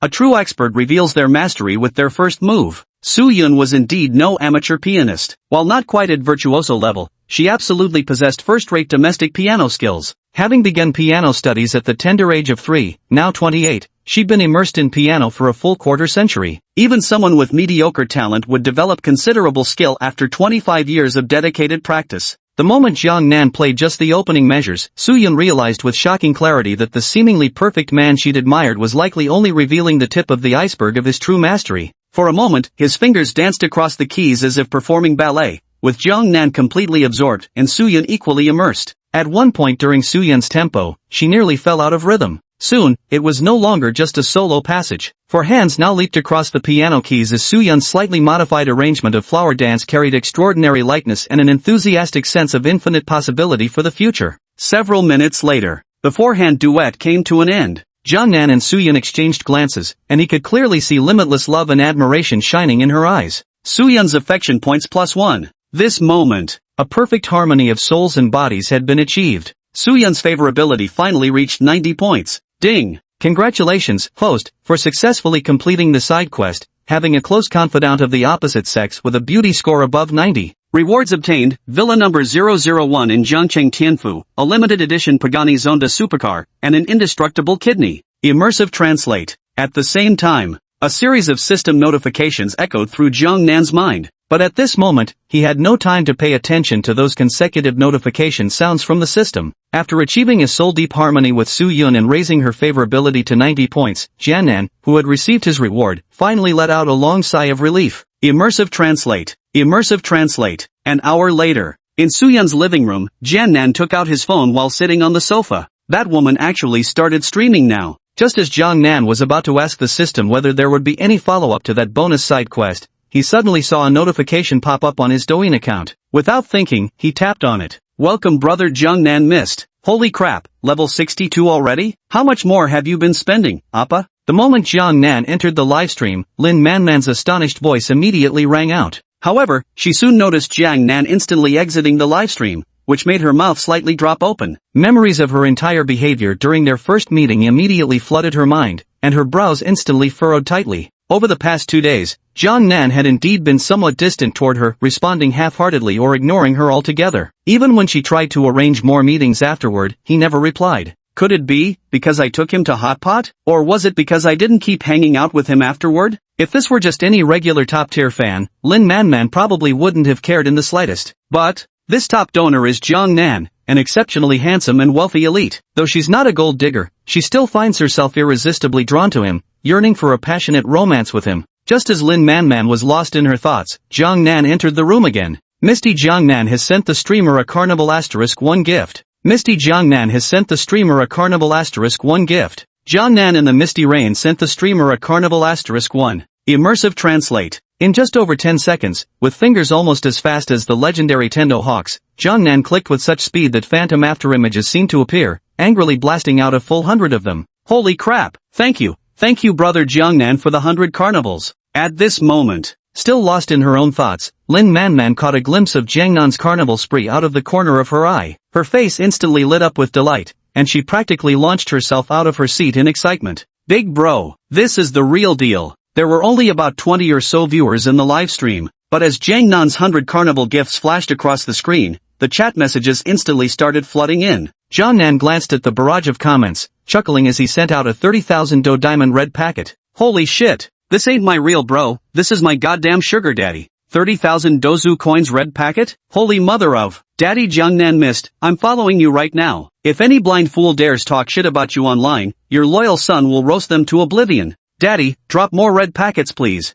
Immersive translate. Lin Manman's favorability +1. Lin Manman's favorability +2. Lin Manman's favorability +3. Whether it was because she had fully regained her composure, Lin Manman's affection level began to steadily rise. In the same span of about 10 seconds, the figure had skyrocketed by a staggering 22 points, leaving Jiang Nan utterly astonished. As expected, the woman's favorability toward him seemed to have already reached 54 points. Little did he know, his recent lack of attention towards Lin Manman had plunged her into deep self-reflection. There's something called involuntary mental embellishment, and it's utterly lethal. In her eyes, Jiangnan was absolutely flawless, while she must have done something wrong during their first meeting. That's why he'd been somewhat distant these past 2 days. So she completely spiraled into self-reflection and began gaslighting herself. Little did she realize, Jiangnan genuinely had no time to spare. Su-yun, the landlady, which of these sisters isn't an absolute stunner? Misty Jiangnan gifted the streamer a carnival *1. Misty Jiangnan gifted the streamer a carnival *1.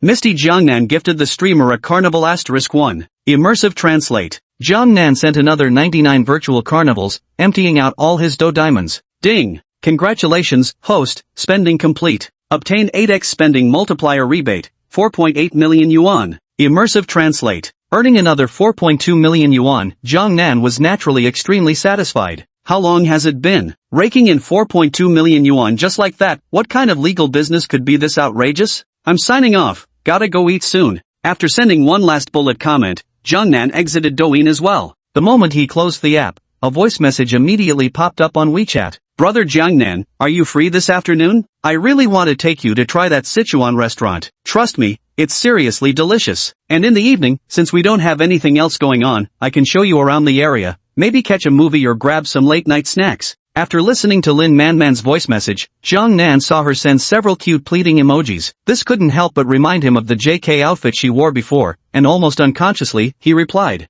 I'm free. But how come you don't wear your JK shoes and dance those cute little dances during your live streams anymore? Chapter 35, The Impending Date, Off to the Luxury Villa. At the same time, in Lin Manman's dorm room, fresh off the stream where Jiangnan had just spoiled her with gifts, she froze when she saw the message he sent. Then, coming to her senses, she immediately understood. So that day when she invited Jiangnan out, she realized she'd dressed too plainly. But you really can't blame her. Initially, she just wanted to treat her top donor to a meal, with no other intentions. Who could have guessed that her longtime top donor would turn out to be such a tall, rich, and handsome dream guy? And not just handsome, devastatingly so. If she'd known Jiangnan was this good-looking, she wouldn't have wasted time running back to her dorm to change outfits. So you like JK-style dresses with little leather shoes, Jiangnan Gij? Lin Manman took a deep breath and quickly replied, if you like it, Jiangnan Gij, shall I wear it for our date this afternoon? A date? The moment she blurted out the word unconsciously, Lin Manman suddenly felt her face burning crimson. The two didn't really have any relationship, having only met once. Wouldn't her being so proactive make people dislike her? She'd never taken the initiative before, usually it was the guys who asked her out. How would she know what she should do?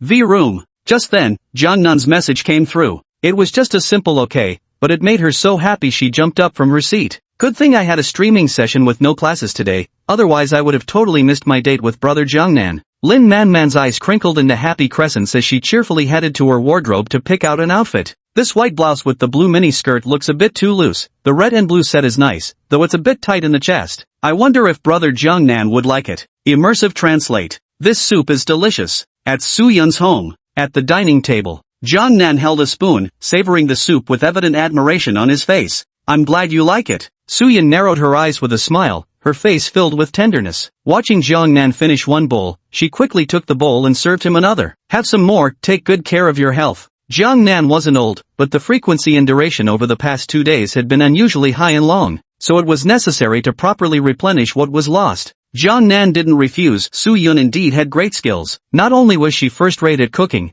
but her soup making was also top-notch. Will you still be eating here this afternoon? Su-yun was already thinking about dinner before she even finished lunch. Her eyes filled with tenderness as she looked at Jiangnan with a sweet smile. A virtuous wife and loving mother. As Jiangnan watched her, those 4 words were the only ones that surfaced in his mind. Su-yun indeed embodied the perfect wife vibe. Though only 28 years old, she exuded even more wifely charm than the landlady. If the landlady were a character from a manga, the kind that makes people want to constantly fantasize about her, then Su-yun was the flawless, ideal wife everyone dreamed of having. She could host guests with grace and whip up culinary masterpieces in the kitchen, excelling at both stir-frying and stewing soups. It was hard to find any flaws in her. I have some things to take care of this afternoon, so I probably won't be coming over for lunch. Jiangnan finished another bowl of soup and stopped Su-yun from ladling him more, chuckling lightly. Are you trying to make me burst? And no, of course not. Su-yun lowered her head shyly and murmured, I just wanted you to nourish yourself properly. After all, you really have been working hard these past few days. Don't worry. Jiangnan patted his waist and laughed. This was no joke. After completing that small welfare task, he had now acquired the indestructible kidney ability, which was absolutely top-notch. I might get busy in the coming days. A friend's child is coming to learn piano from me, Suyun said softly and gently. No matter when, Jiangnan always felt this woman was exquisitely gentle, without even the slightest trace of what Sichuanchongqing women are nicknamed Mother Tyrannosaurus feeling. Instead, it gave her a gentle aura reminiscent of women from Jiangnan. This was precisely why Jiangnan felt Suyun exuded such strong wife material vibes. No worries, there's always some free time. Jiangnan smiled faintly. Immersive translate. Next, an hour after lunch, Jiangnan finally left. System. In the car. Jiangnan retrieved the certificates for Villa number 001 in Jiangqing Tianfu and the Pagani Zonda from the system's storage space, casually glanced at them, showed a hint of excitement, and called out to the system. Host. The system responded instantly. Currently I already have several highly attractive female confidants,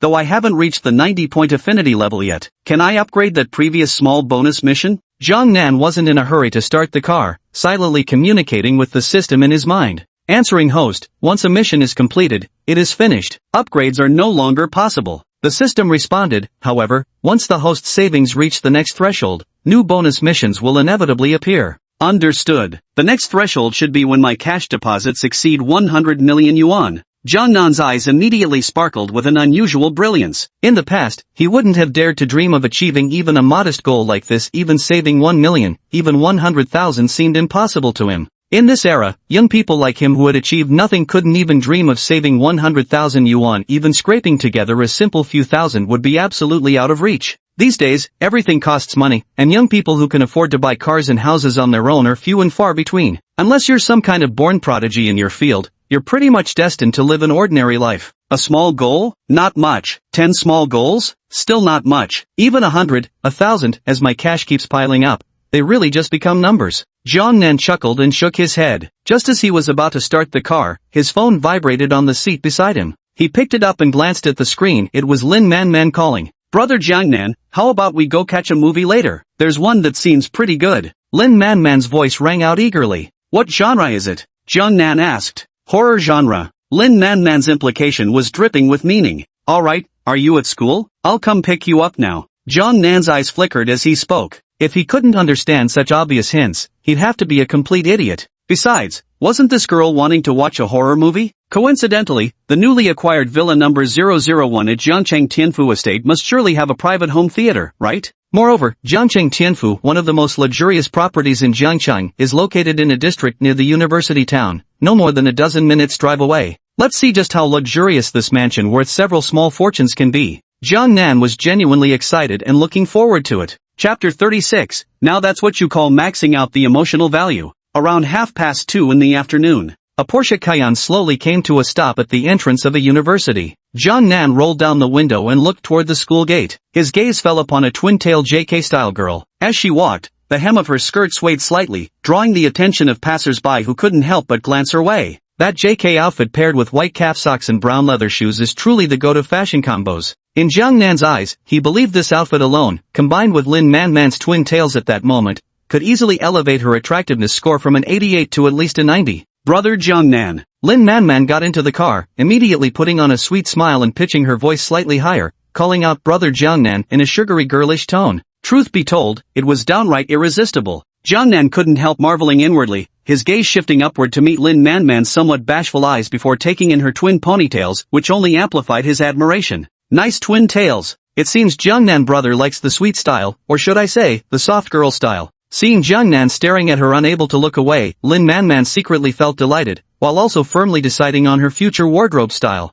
Jiangnan brother, let's go. Lin Manman said with a laugh. Hearing Lin Manman's voice, Jiangnan finally withdrew his gaze and started the car, saying, let's head to Nancheng. It's livelier there, and I happen to have just bought a villa there but haven't had the chance to check it out yet. A villa in Nancheng? Lin Manman froze for a moment upon hearing Jiangnan's words. She's a local from Jiangcheng. Generally speaking, apart from the old city area, the southern district is the liveliest part of the city. Consequently, housing prices here are extremely high. Buying a villa here would cost at least 10 to 20 million yuan. Lin Manman wasn't entirely certain, but she speculated that even an average villa would cost no less than 10 million yuan. So rich indeed. Lin Manman took a deep breath. Though she wasn't the gold-digging type, to be honest, when faced with a man like Jiangnan, handsome, wealthy, and generous with spending on women, it seemed she couldn't help but be tempted. That villa has a private underground cinema. You can watch any movie you want, and it's incredibly quiet. Jiang Nan smiled. Hearing his words, Lin Manman held her breath for 2 seconds. Even if she were a complete fool, she seemed to have understood something. But strangely enough,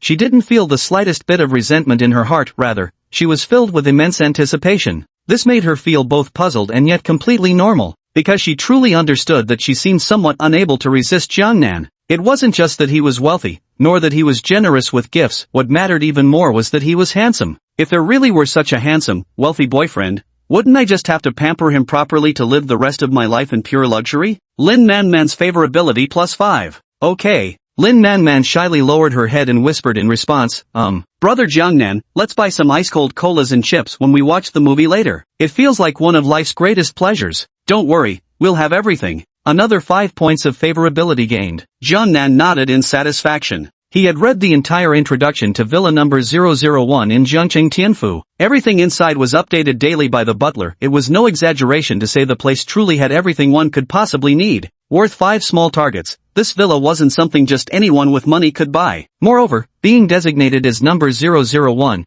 its level of luxury was beyond what ordinary people could even imagine. The car started moving. Jiang Nan set his phone aside. To be honest, he was quite pleased with Lin Manman's sweet and proactive demeanor. Lin Manman's favorability +1. Lin Manman's favorability +1. Lin Manman's favorability +1. Immersive translate. Throughout the journey, Jiang Nan's mind kept intermittently echoing with the system's notification tones. 20 minutes later. Blushing crimson, Lin Manman's favorability towards Jiang Nan had already soared to a whopping 70 points. The rapid progress even surprised him a little. However, upon reflection, it seemed perfectly natural. As her fondness for him grew, more intimate interactions would only fuel even greater surges in affection. There was absolutely no risk of her favorability dropping due to closer contact. There's a shopping street nearby, let's go explore, he suggested. Having enjoyed their time together so far, Jiang Nan decided to indulge the girl a little more to further boost her fondness, setting the stage for their upcoming private movie screening in the villa. Of course,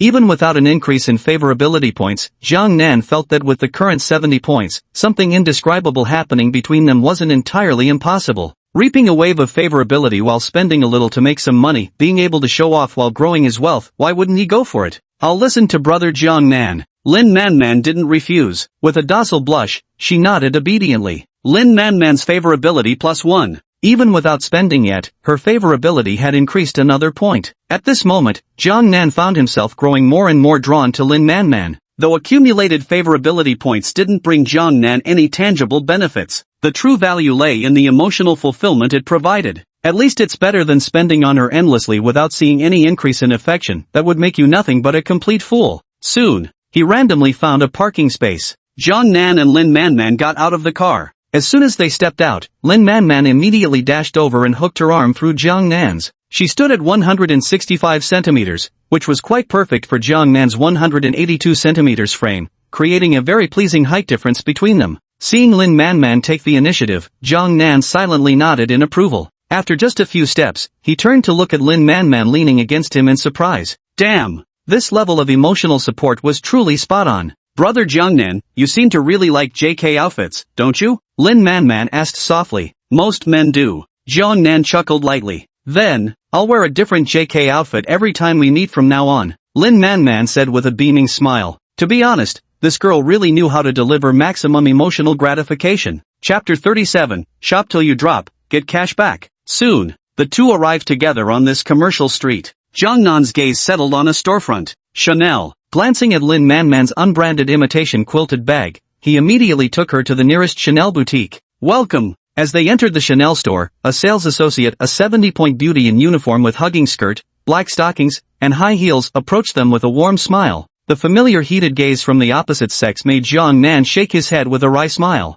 Truly, no woman could resist his charm. I'm here to show my girlfriend around. Jiang Nan wrapped his arm around Lin Manman's slender waist and began browsing through the store. It's so expensive. After browsing for a short while, Lin Manman murmured quietly. Her face was full of astonishment. As a girl from an ordinary family, she'd never shopped in such high-end luxury stores before. At a glance, she noticed there wasn't a single bag priced below 5 figures. What's more, there was even a small Chanel bag placed on the highest shelf of the cabinet with a 6-figure price tag starting with over 300,000. So, see anything you like? Jiang Nan inquired. It's too expensive. Lin Manman wasn't being pretentious, she genuinely felt the price was exorbitant. Although she knew Jiang Nan was very wealthy and generous when it came to spending on women. But, it's still too expensive. This little money is just a drop in the bucket for me. You sure were jumping for joy with gratitude when I gifted you those Huazi gifts. Jiang Nan teased playfully, come on, pick a few. Consider this your reward for being such a good and sensible girl. Not at all. Lin Manman chuckled sheepishly, then stopped refusing. Her delicate fingers pointed to two small handbags priced around 10,000 yuan each as she murmured with flushed cheeks, these two are quite nice. Is that all? Jiang Nan was surprised by how modest the girl's appetite was, it seemed far too small to him. Nothing. Lin Manman shook her head, her twin ponytails swaying with the movement. Jiang Nan glanced at the salesgirl who was staring at him and smiled, please, wrap up those two bags my girlfriend just picked out, and, this one, package them all up. As he spoke, his finger pointed toward several bags at the highest part of the counter, each worth 6 figures at minimum. Understood. The salesgirl had still been admiring Jiang Nan's flawless profile from the side, but upon hearing his request, she snapped back to attention. Overjoyed, she immediately fetched the two bags worth over 10,000 and hurried toward the checkout counter. Then, she returned with a small stepladder. Logically speaking, in such a situation with guests present, she should have been pressing down on her tight skirt with one hand to prevent any wardrobe malfunctions. But, she was facing a man like Jiang Nan, the cream of the crop among extraordinarily handsome men. What the hell is she flexing for? Just being noticed by such a handsome guy made her feel like she'd hit the jackpot. And these few bags add up to over $1 million, don't they? A flawless tall, rich, and handsome guy casually spending millions, what woman wouldn't rush to throw herself at him? Look at me, handsome, you have to look at me. She moved slowly on the ladder, her hands hesitating as she reached for the bag, while her mind raced with unspoken cries. Won't it be too much? Just these few items would cost over $1 million. Lin Manman said apologetically. It's just pocket change. Jiang Nan didn't even glance at the sales assistant. Reaching out to gently lift Lin Manman's chin, he said, besides, all of these are what you deserve. Spending on yourself is all about pure gratification. But spending on others? That's purely about emotional fulfillment. And Lin Manman's emotional reciprocity was absolutely on point. Since the money keeps multiplying the more you spend, why not enjoy this multiple win situation? Thank you, Jiang Nan Gij. Lin Manman understood, happily nodded her head, and hugged Jiang Nan's arm even tighter. The way she looked at him, pure adoration. Lin Manman's favorability +9.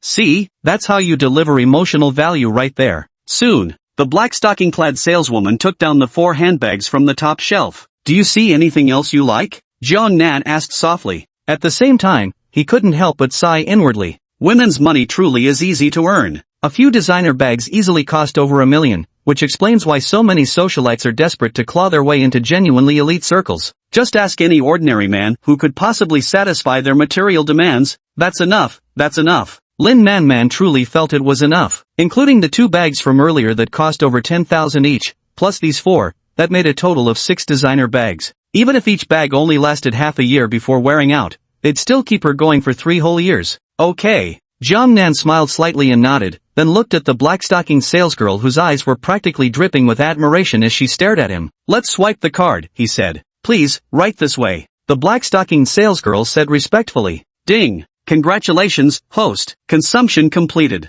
Received 5x spending rebate, 7.5 million yuan. Immersive translate. After swiping his card to pay, Jiang Nan immediately heard the system notification in his mind. A total of 6 handbags, exactly 1.5 million yuan. With the 5x spending rebate, he effortlessly earned 6 million yuan. Oh, right. And another 5 favorability points from Lin Manman. 85 favorability points already, this is progressing really fast. Jiang Nan looked at Lin Manman nestling close to him, practically trying to press her entire body into his embrace, and revealed a satisfied smile. Welcome back next time. The black-stocking sales associate clasped her hands in front of her, enthusiastically bowing deeply at Jiang Nan and Lin Manman's retreating figures. Only after the couple entered another luxury boutique did she slowly withdraw her gaze, her eyes and face filled with undisguised envy. How she longed to have such a perfect boyfriend too. Immersive translate. Half an hour later, Jiang Nan and Lin Manman returned to their car loaded with numerous high-end shopping bags. He took Lin Manman shopping again, spending a modest amount, just $1 million or so. Unfortunately, the cashback wasn't too impressive this time. But, still, it pushed his savings up to a whopping 60 million. And now, Lin Manman's affection rating for him had soared to 88, matching her beauty score. It seems that after reaching 88 points, Lin Manman's affection towards me basically stopped increasing. Jiang Nan found it quite strange. Back when he entered the second luxury store, Lin Manman's affection for him had already reached 88 points. Yet after about half an hour of leisurely shopping and spending, it hadn't risen at all, which he found truly unbelievable. System, is it possible that the peak of an individual's affection for me is limited by their appearance score? As he started the car, Jiang Nan curiously asked the system this question in his mind. Chapter 38, A Perfectly Designed System. Lin Manman was astonished. Yes, host. The system's notification tone resonated in his mind.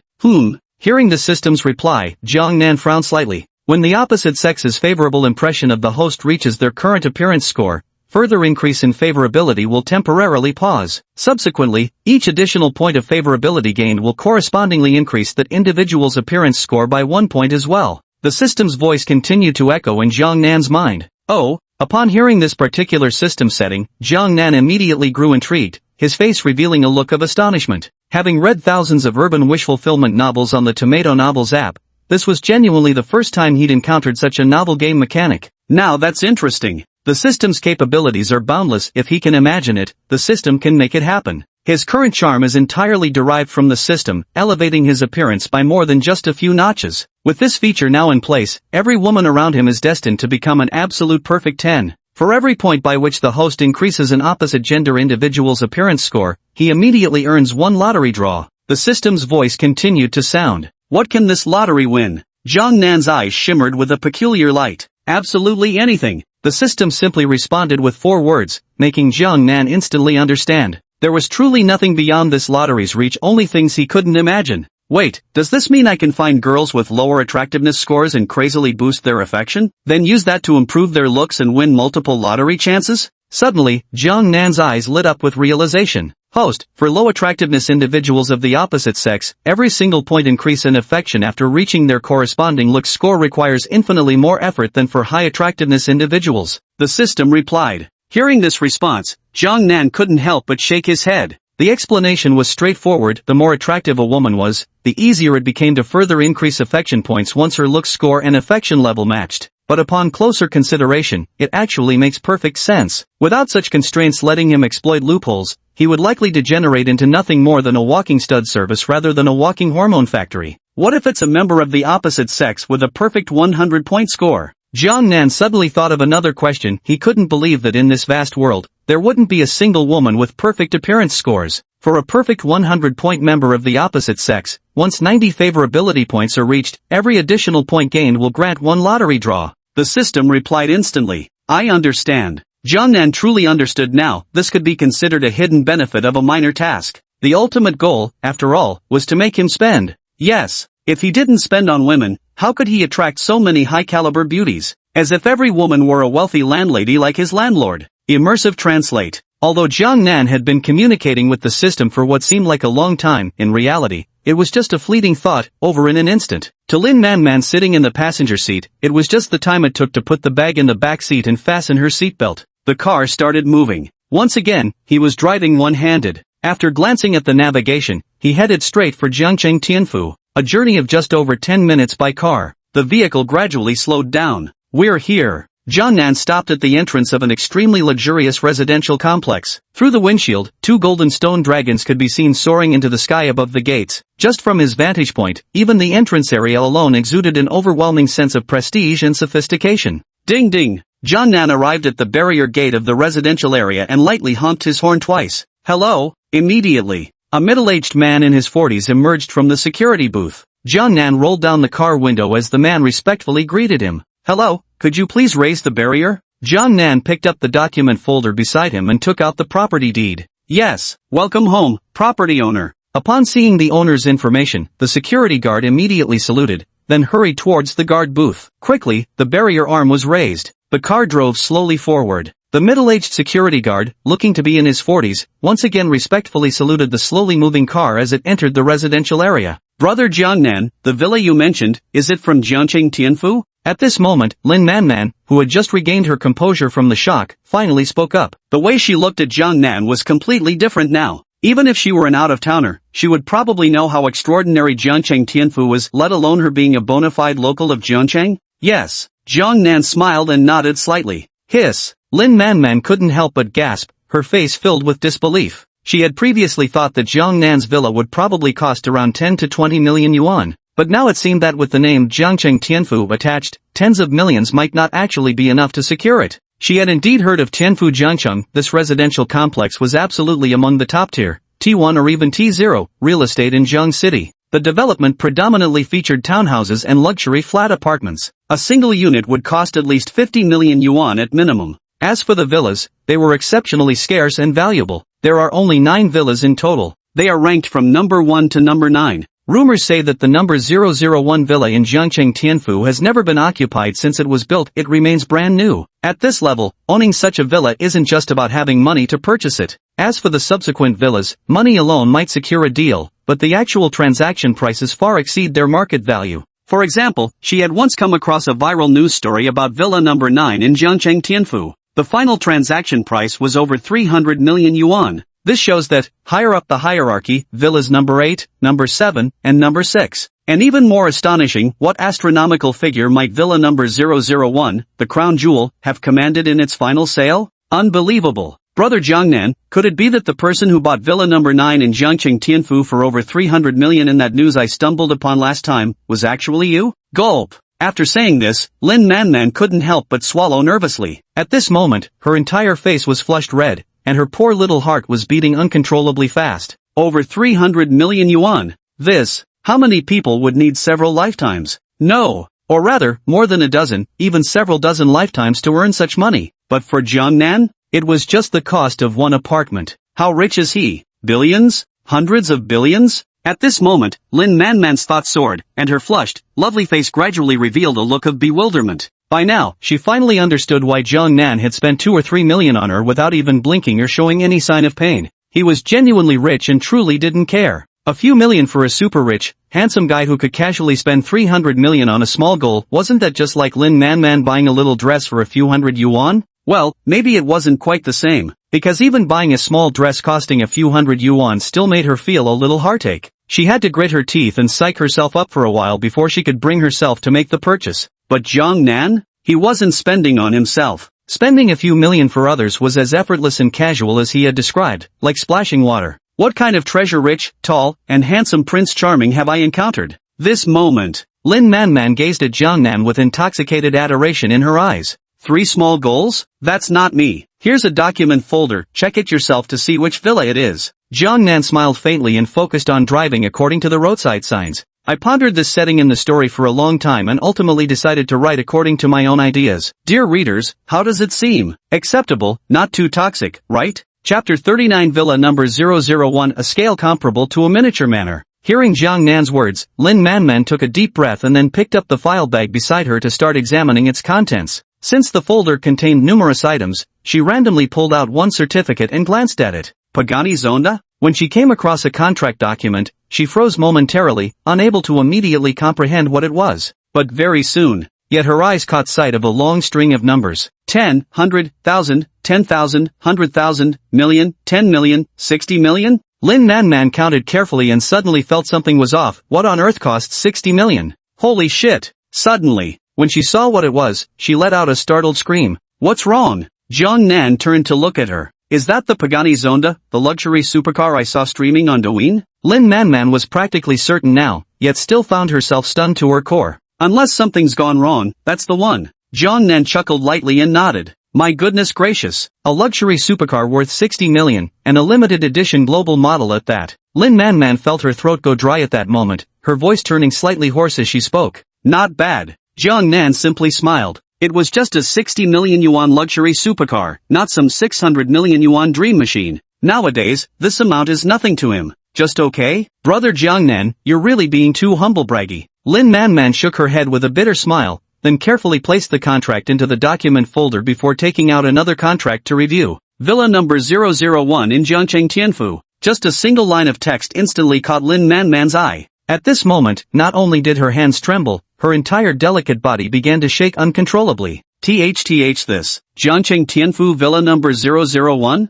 Lin Manman's first instinct was to pull out her phone and take a picture, but she quickly suppressed the urge. After gulping hard, she gasped in awe, "Brother, just what level of rich second generation are you? A 60 million yuan limited edition luxury supercar, and Jiangcheng Tianfu Villa number 001 with a transaction price of 500 million yuan. Oh my god, how incredibly lucky am I to know someone like you, brother." Hearing Lin Manman's exclamations, Jiang Nan merely smiled slightly without showing any resentment. These were completely normal emotions. If Lin Manman had remained perfectly calm upon seeing these things, that would have been truly unbelievable. Lin Manman's favorability +1. Just as Jiang Nan was about to reply, the system's notification suddenly rang in his mind. Jiang Nan froze for a moment. Had he just broken through his limits? At this moment, he glanced at Lin Manman again. At this moment, she didn't seem any different from before, but upon closer inspection, even that tiny increase in her beauty score gave him an unexpectedly stunning impression. It's strange. Ding.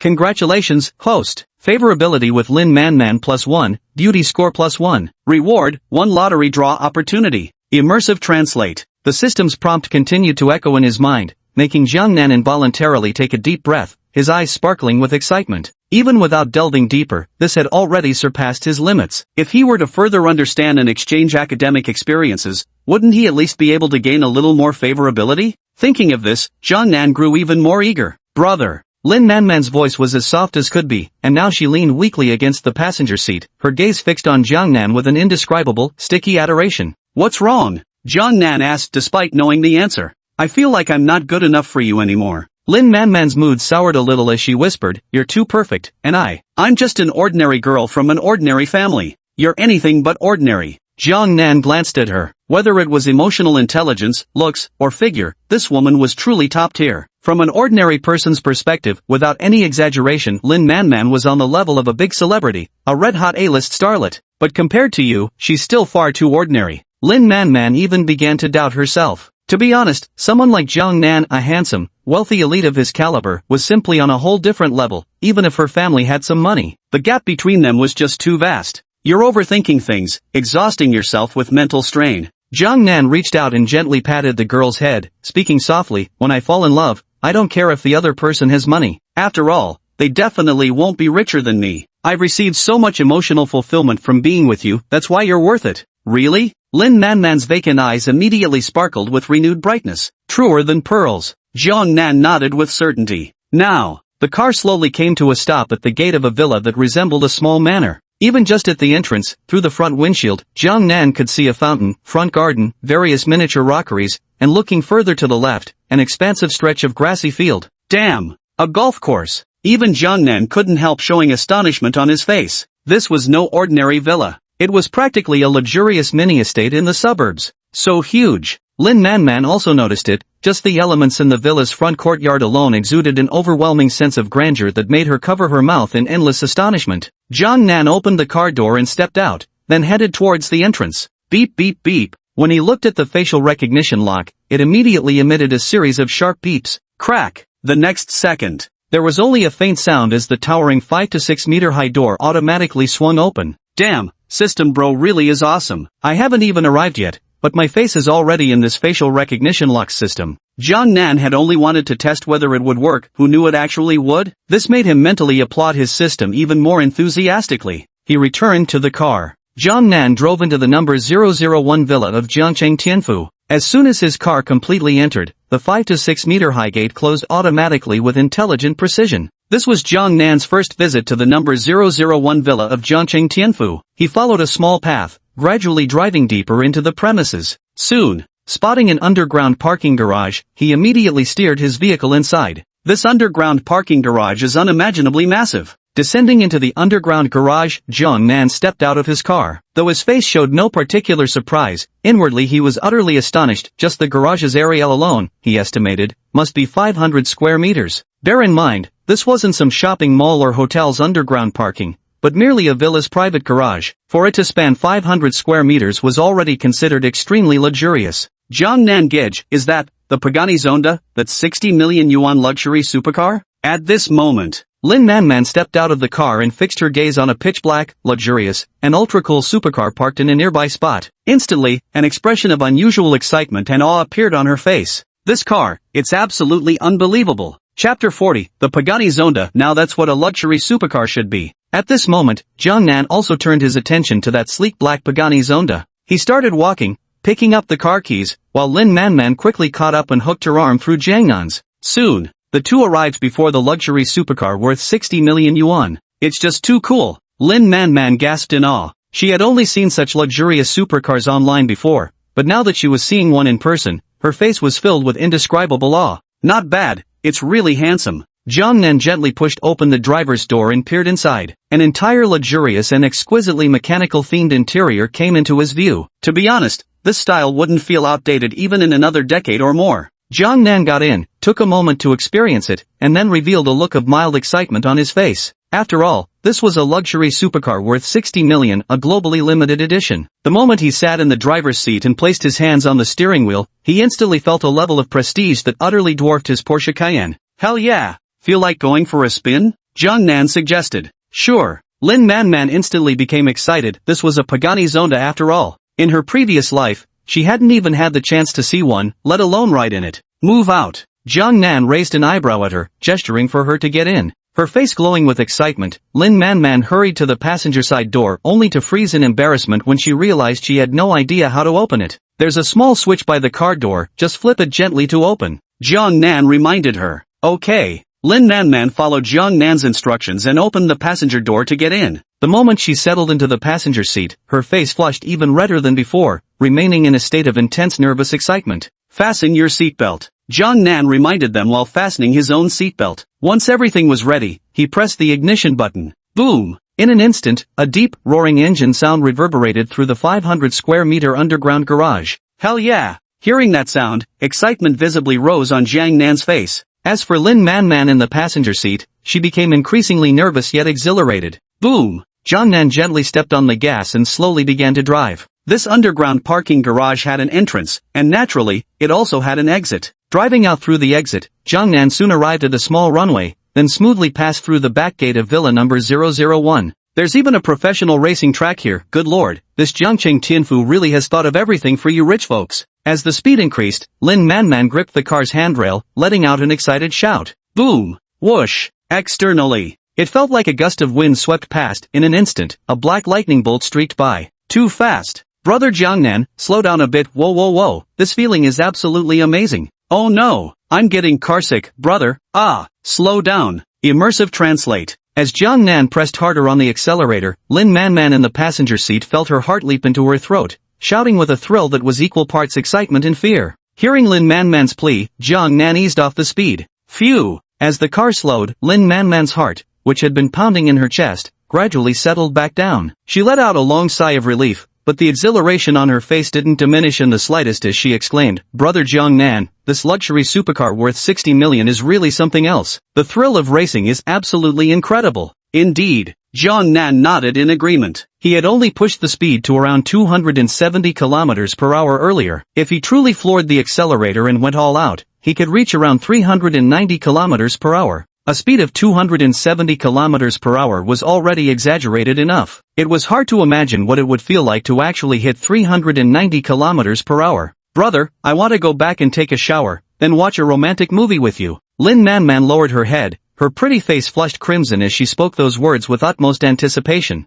Immersive translate. Half an hour later. Having just showered, Lin Manman emerged from the master bedroom's bathroom on the second floor. Her flawless complexion, free of makeup, was tinged with a rosy glow, and her exquisite figure was accentuated by the form-fitting red and blue top she wore. Below, she sported a white pleated miniskirt. Though standing at just 165 centimeters, Lin Manman possessed perfectly proportioned curves, her legs so fair they seemed to shimmer with a holy radiance. Click-clack. As she walked slowly forward, the brown leather shoes she wore tapped delicately against the floor with crisp, rhythmic clicks. His gaze traveled upward to her calves, paired with white knee-high socks. Perfect. Combined with her bouncing twin ponytails that swayed slightly with each step. Jiangnan couldn't help but think, this girl was simply too perfect. 89 points in attractiveness could deliver such visual delight. Truth be told, Jiangnan even began questioning whether the system's insight skill he'd been granted was truly authoritative. He had no idea that the reason he found Lin Manman with her twin ponytails wearing this JK outfit perfectly matched his aesthetic tastes, making him particularly enamored.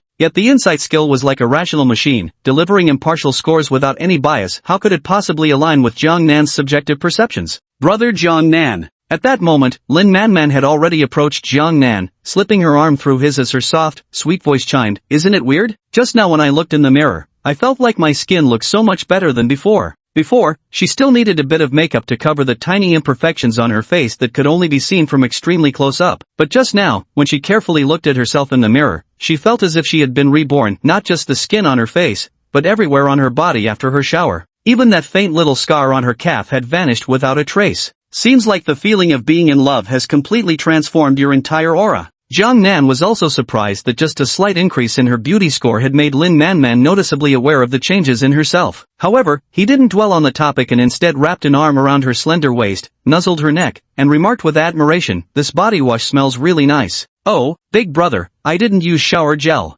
Upon hearing Jiang Nan's words, Lin Manman shyly replied, "Ha, is that your natural scent then?" Slightly surprised, Jiang Nan embraced her as they slowly exited the master bedroom and descended the stairs to the first floor. Then, he descended directly from the first floor to the basement level. Soon, after a quick search, he arrived at a private cinema. At first glance, though there were only a dozen or so seats in front of the giant screen, the overall space was nearly as large as a school gymnasium. Moreover, looking up at the starry night sky ceiling, one couldn't help but feel completely immersed in the private cinema's atmosphere. "Brother, now," a soft whisper sounded. Chapter 41, 2 Lucky Draws, another heavenly bonus mini-quest. The movie runs for 2.5 hours. Happy moments always seem to fly by. Click. In a small room at the back of the private cinema, Jiang Nan walked out slowly, lit a cigarette, and a deeply satisfied smile appeared on his face. 2 lottery chances now. With the viewing time reaching 2.5 hours, he successfully increased Lin Manman's favorability towards him by another +1.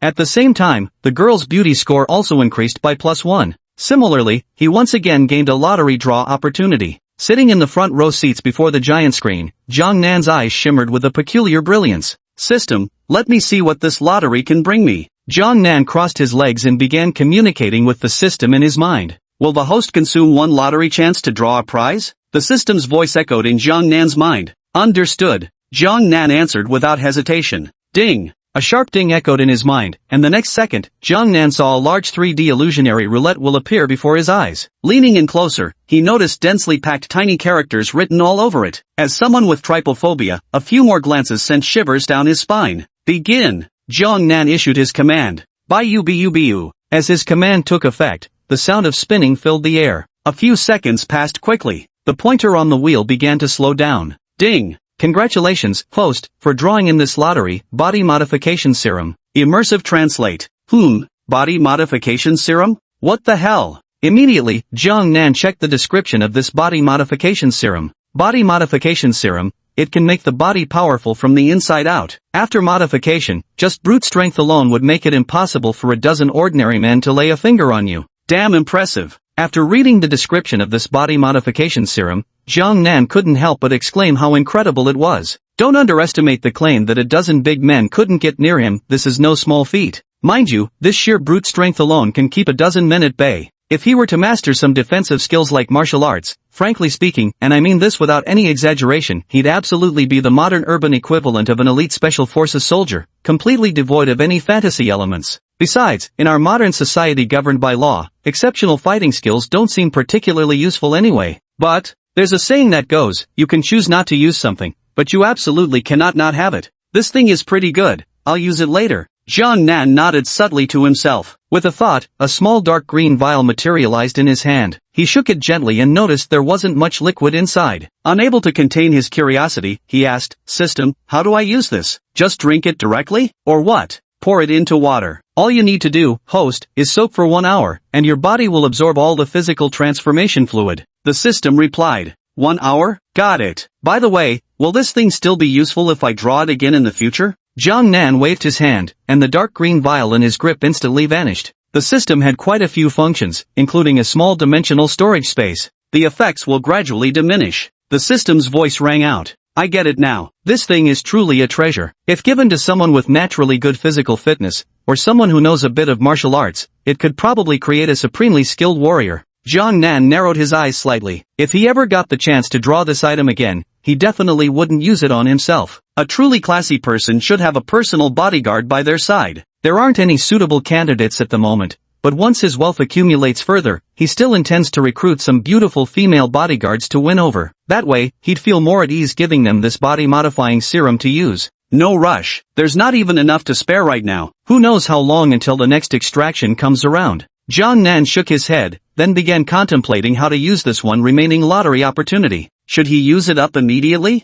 Should I wait until I've saved up more times before drawing the lottery? Big bro system, any good suggestions? Jiang Nan silently inquired within his heart. A single draw creates miracles. The system answered concisely. Great, draw the final lottery for me. Jiang Nan immediately perked up. An instant. A large wheel appeared before his eyes once more. Bu. The familiar lottery sound effect echoed in Jiang Nan's mind. Meanwhile, the pointer on the giant wheel began spinning rapidly. Within seconds, the pointer started slowing down again. Ding! Congratulations, host, for drawing the following prize in this lottery, 100 million in cash rewards. Immersive translate. 100 million reward? Excellent. Splendid. This 100 million reward is seriously so damn nice. Ding! Congratulations, host. Your deposit has reached 100 million. In recognition of your dedicated spending efforts, we're assigning a small bonus mission, to have 5 romantic confidants of the opposite sex with attractiveness scores of 90 or above, favorability rating reaching 90 or higher. Mission reward, permanent ownership of Jiangqing Tower, 1 billion cash reward, and mastery-level martial arts proficiency. Immersive translate. The moment the $1 billion hit his account, a series of system notifications rang out consecutively in Jiang Nan's mind. 5 close female confidants with beauty scores above 90 points. Mission reward, permanent ownership rights to Jiangqing Tower. 1 billion in cash, plus master-level proficiency in physical combat skills. Jackpot. Jiang Nan's face instantly lit up with excitement. He knew Jiangqing Tower, located in the heart of the city's old district. This landmark building representing half of Jiangqing's identity was worth at least 10 billion yuan. Moreover, once the mission was completed, this Jiangqing Tower would permanently belong to him. Compared with this reward, the measly 100 million yuan cash became insignificant, utterly unremarkable. Additionally, there was the proficient mastery of martial arts techniques. This reward came at the perfect timing. He had just drawn a bottle of body modification liquid, and if he completes this mission as well, how insanely powerful would his combat capabilities become?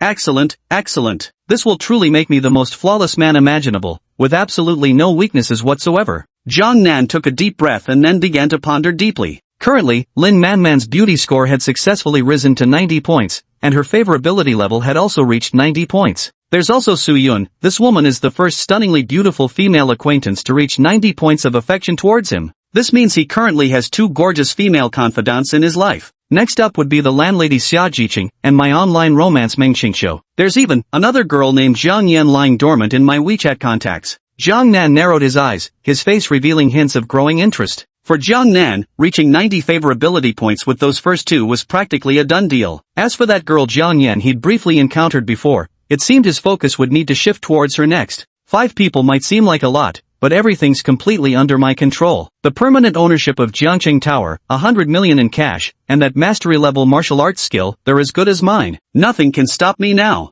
A blazing ambition shone fiercely from Jiang Nan's eyes. Chapter 42, Private Butler of Villa Number 001. Now. Footsteps sounded behind me. Jiang Nan also regained his composure. The next second, a pleasant girlish fragrance reached him, followed by Lin Manman appearing right in front of him, gazing at him with starry-eyed adoration. Brother Jiang Nan is really so handsome, and it's the kind of handsome without a single flaw from any angle. To put it in one sentence, it's the kind of stunning handsomeness that shakes heaven and earth. Lin Manman's voice rang out. Hearing such exaggerated praise, Jiang Nan couldn't help but laugh. As I said before, this girl really knows how to provide emotional validation. It's truly impressive. Immersive translate. Soon, the 2 walked out of the private cinema and returned to the first floor. Ding! Suddenly, a voice suddenly rang out from the main entrance. The next second, the sound of the door opening immediately drew both their gazes. You all! At this moment, outside the door, a woman stood looking at Jiang Nan with stunned disbelief. Jiang Nan was equally stunned as he stared at the woman in the doorway.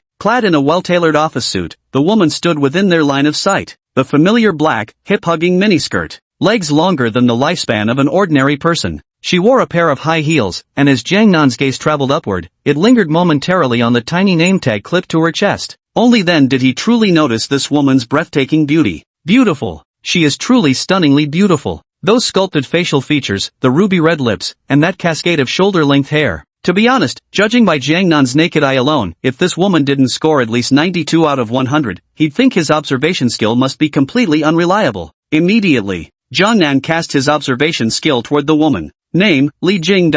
Age, 25 years old. Height, 172 cm. Weight, 55 kg. Looks, 95 points. Favorability, 0.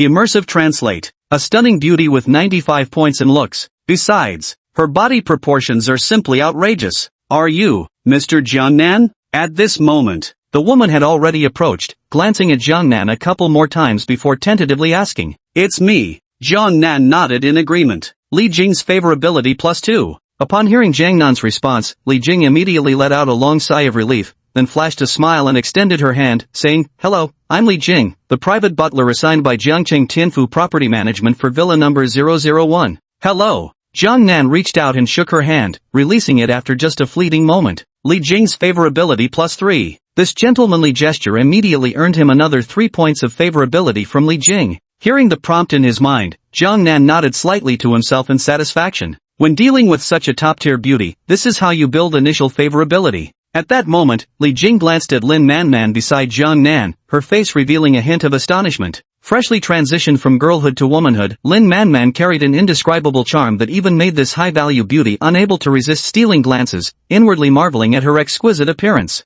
Sensing Li Jing's gaze, Lin Manman couldn't help but smile faintly and nod in acknowledgement. Li Jing came back to her senses and nodded at her with a smile. Are you planning to move in directly? Li Jing looked at Jiang Nan, and at this moment, she also noticed the owner's striking appearance. A few hours earlier, she had received notification that Villa number 001 in Jiangcheng Tianfu, which she was responsible for, had been sold. The owner's photo had also been sent to her. The photo had already shown him to be photogenic from every angle, ridiculously handsome beyond measure. But now seeing him in person, Li Jing gained an even more vivid impression of this property owner's striking good looks. Absolutely gorgeous. Li Jing's affection +2. Another 2 points of goodwill came in, and Jiang Nan couldn't help but smile inwardly. Having a handsome face really does make it easier to win a girl's favor. I won't be moving in for now, just dropping by occasionally when I'm free, Jiang Nan said.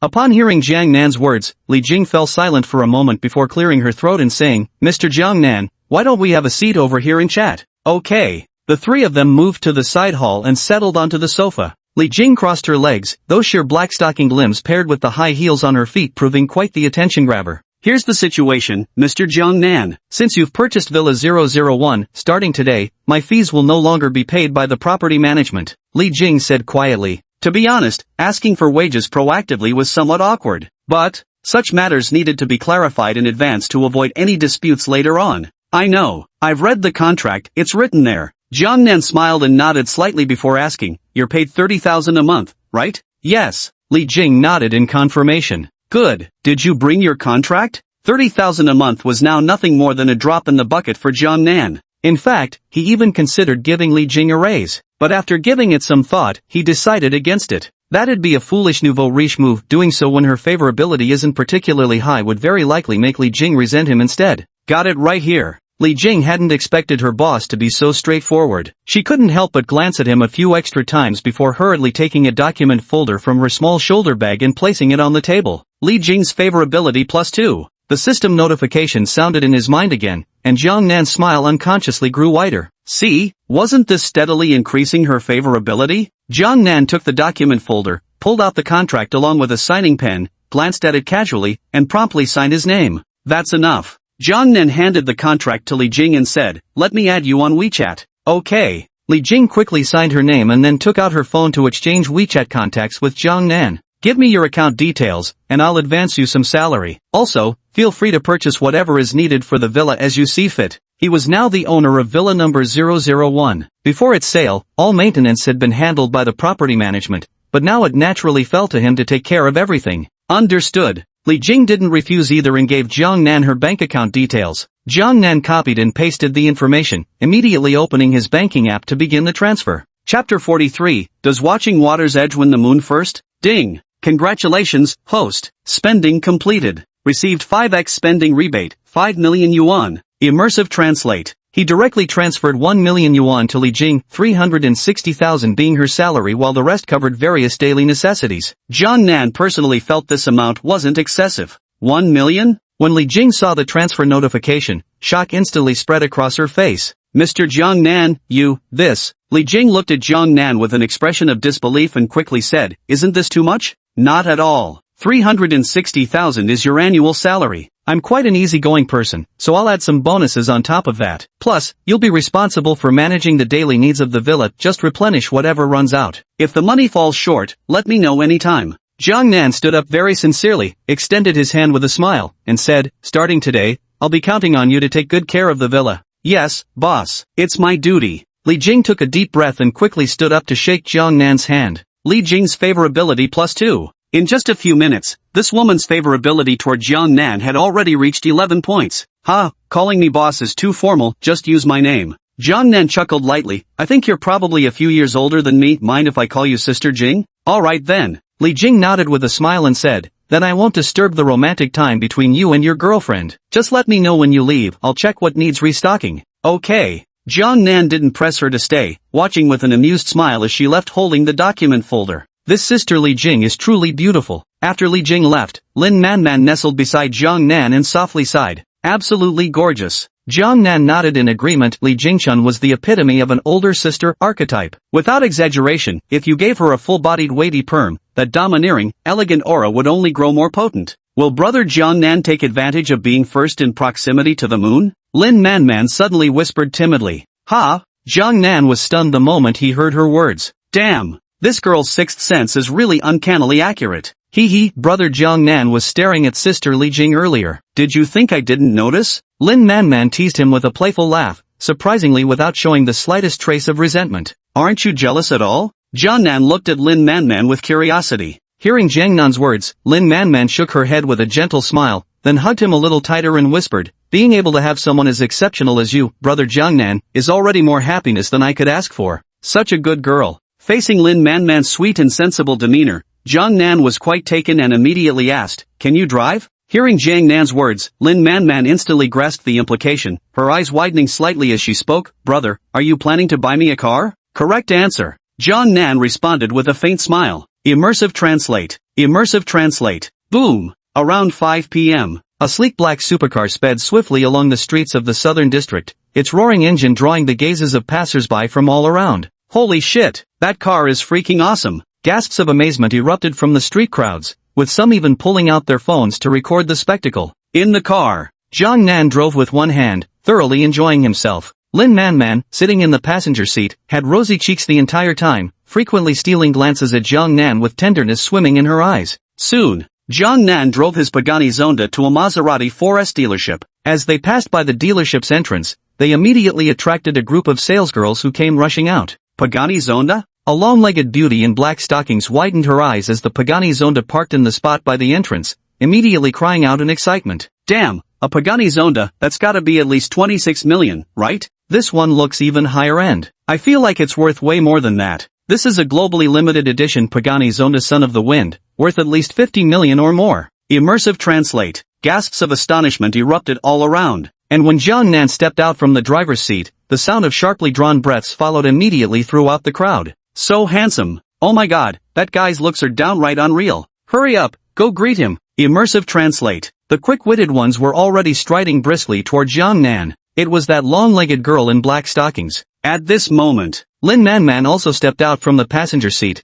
causing the long-legged beauty in black stockings to slow her pace slightly. Jiang Nan put his arm around Lin Manman as they walked forward. Welcome to our Maserati 4S dealership, sir and madam. The long-legged woman in black stockings wore an enthusiastically warm smile. I'm taking my girlfriend to pick out a car. Jiang Nan said very directly, I only want one that's in stock, something I can drive away immediately. This way, please, you too. The long-legged woman in black stockings hastily invited the couple into the store. She gave a look, and immediately someone brought 2 unlabeled bottled waters. We definitely have cars available in our dealership, though I'm not sure which model this beautiful lady would prefer. The long-legged woman in black stockings asked with a light laugh. Go take a look with her. I'll sit here for a while. Let me know when you've decided. Jiang Nan wasn't particularly interested in these cars. He patted Lin Manman on the shoulder and walked toward the sofa on the side with a smile. Miss, this way please. The long-legged girl in black stockings brought Lin Man to the display hall and began her introduction. Immersive translate. Handsome, can I add your WeChat? In the south of the Yangtze River, just as Jiang Nan sat down on the sofa and took out his phone, a girl with a beauty score of at least 70 immediately approached him enthusiastically, her high heels clicking and her long, black-stockinged legs striding forward. Jiang Nan glanced at her and chuckled lightly, saying, "Sorry, I already have a girlfriend." At the same time, he casually threw an insight skill at her. Name, Zhao Lanhua. Age, 26 years old. Height, 167 cm. Weight, 56 kg. Appearance score, 72 points. Favorability, 60 points. Immersive translate. It's fine, your girlfriend is looking at cars right now. Adding me on WeChat won't be a problem at all, Zhao Lanhua said with a cheerful smile. No. Jiang Nan shook his head. Zhao Lanhua's favorability -60. In an instant, as Jiang Nan firmly refused, a system notification tone sounded in his mind. At this, Jiang Nan couldn't help but shake his head with a wry smile. My apologies for disturbing you. Zhao Lanhua's goodwill toward Jiang Nan had plummeted to zero, but her polished manners only allowed her to force an awkward smile before slowly walking away. As for how much she might be internally cursing Jiang Nan for showing off, no one could stop her. But outwardly, she didn't dare reveal the slightest trace of displeasure. How could someone driving a globally limited edition luxury sports car worth tens of millions possibly be someone she could afford to disrespect? Chapter 44, Jiang Yan is actually a minor internet celebrity? With Zhao Lianua's failed attempt as a warning, the other girls in the shop lost their courage to approach him. Jiang Nan, however, leaned back comfortably on the sofa, leisurely opening WeChat to browse. Landlady, you little rascal, didn't reach out to me all afternoon, were you having too much fun with Teacher Sue? Jiang Nan, no, I was just sorting out some things. Landlady, TCH, dealing with some stuff. If you ask me, probably dealing with, humph. Immersive translate. After exchanging a few brief words, the landlady sent a voice message. I'm going to grab dinner now. I'll be waiting obediently at home for you tonight. Isn't your online romance coming to visit tomorrow? So are you free tonight? Let's get some late-night snacks together. Okay. Jiang Nan replied with a single line. Then he exited the chat window with the landlady. Meng Qingqiu had sent a message around 3 p.m., and he had indeed been busy at the time. Only now did he find a moment to reply. Not receiving an instant reply, Jiang Nan exited the chat with Meng Qingqiu and clicked into Su Yun's chat window instead. Su Yun, missing you again. Su Yun, image. Su Yun, image. Immersive translate. Jiang Nan glanced at them and couldn't help raising his eyebrows. After viewing the two photos, an expression of admiration appeared on his face. Excellent. Splendid. Now completely relaxed in front of him, Su Yun truly lived up to the title of absolute perfection, to be honest. Let's meet up when I have some free time in a couple of days. Jiang Nan replied with a voice message. So you finally replied to me, humph. A faint voice came through. Your daughter's at home? Why does she sound so sneaky? Jiang Nan couldn't help but laugh. Yeah, today's Friday. Nan got out of school early, she's right next to me now. This time it wasn't a voice message, but a text. Alright, I'll be busy for 2 days. I'll come find you when I'm done. Jiang Nan replied. At this moment, at Su Yun's home, her face instantly flushed hot upon reading Jiang Nan's message. Mommy, why did your face suddenly turn so red? A little girl with twin ponytails, who had been reading her picture book on the sofa, noticed her mother's unusual reaction and couldn't help but ask curiously. And nothing. Mommy just suddenly feels a bit hot. Be good now, sweetie. Mommy's going to take a shower. Su Yun reached out to stroke her daughter's head before slowly making her way toward the bathroom. As she walked, she couldn't resist touching her own burning hot cheeks, her eyes filled with a dazed, absent-faced expression. Immersive translate. Immersive translate. Jiang Nan had no idea that his casual remark had sent Su Yun rushing to the shower. Exiting WeChat, he glanced toward Lin Man and, seeing her excitedly staring at the rows of cars,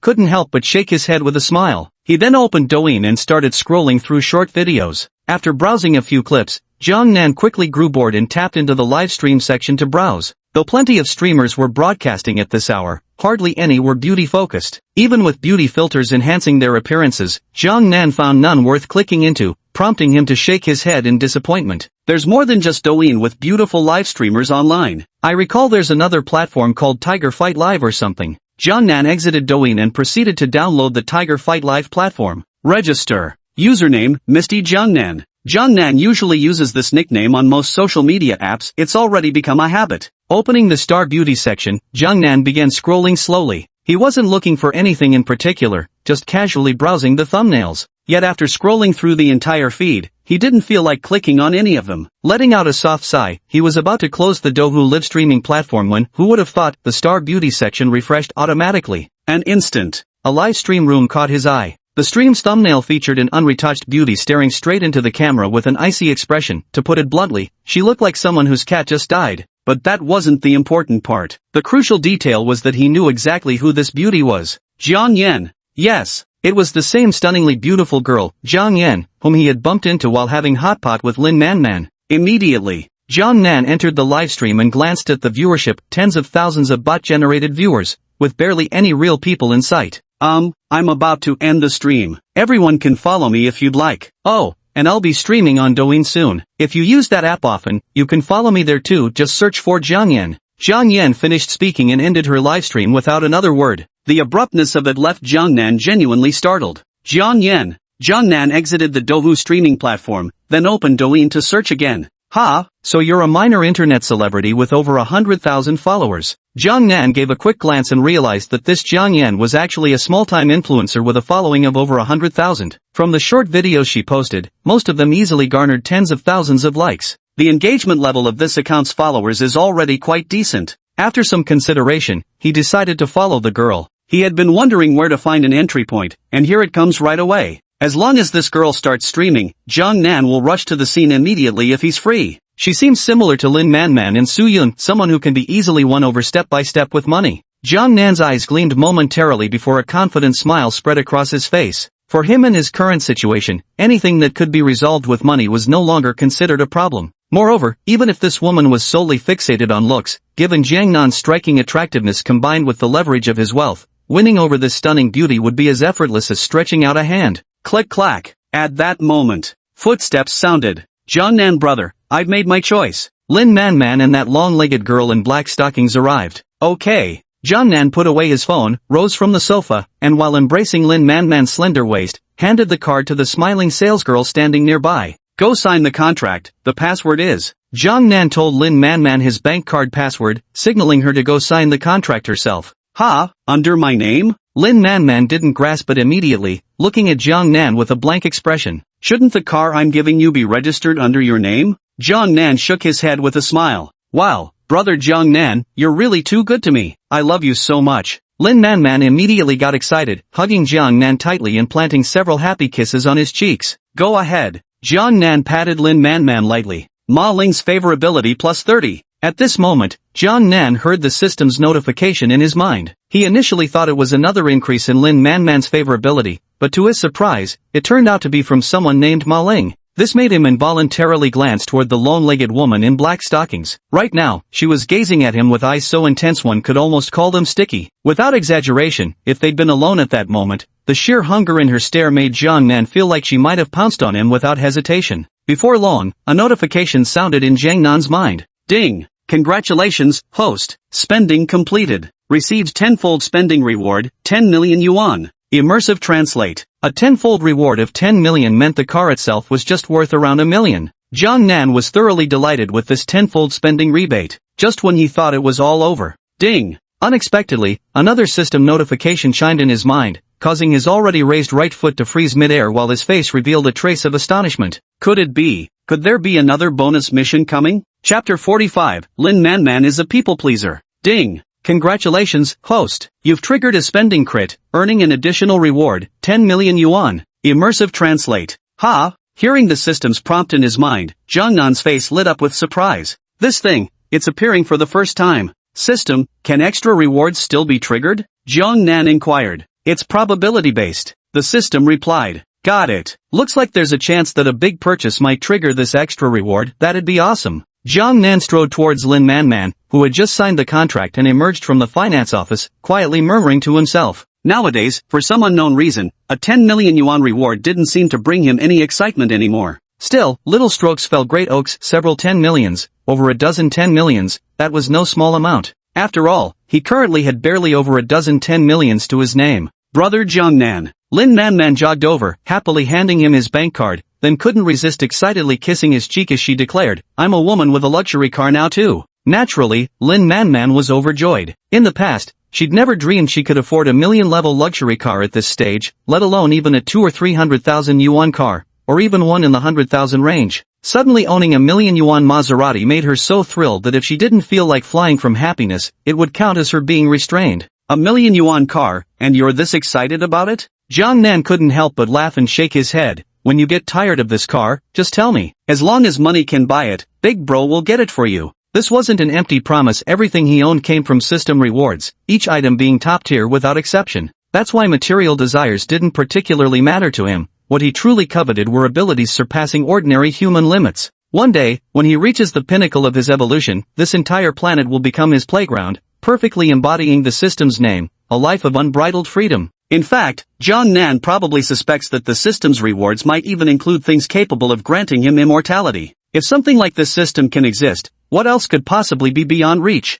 Even if you told Jiang Nan he was merely a fictional character existing in some illusory world, he'd still be living the dream. At least, at this very moment, he's a living, breathing person with flesh, blood, and a soul. Miss, your boyfriend treats you so well. Ma Ling watched with overwhelming envy. She'd certainly seen wealthy heirs buying cars to impress girls before, but she'd never seen one willing to put the vehicle's ownership under the girl's name. As for Jiang Nan, he didn't even bother to glance at the car's price tag. He just casually handed over his card to swipe without a second thought. What's more, the car's ownership was under the young lady's name. What woman wouldn't feel envious seeing such a scene? He. Lin Manman merely raised her chin proudly with a knowing smile, choosing to remain silent. Let's go then, show me what your car looks like. Jiang Nan was still somewhat curious about what car Lin Manman had chosen. Brother Jiang Nan, the color I selected isn't available in stock right now, Lin Manman said with a playful grin. A pink one. It'll take a few more days to arrive. Alright. Since the car was Lin Manman's after all, and she liked pink,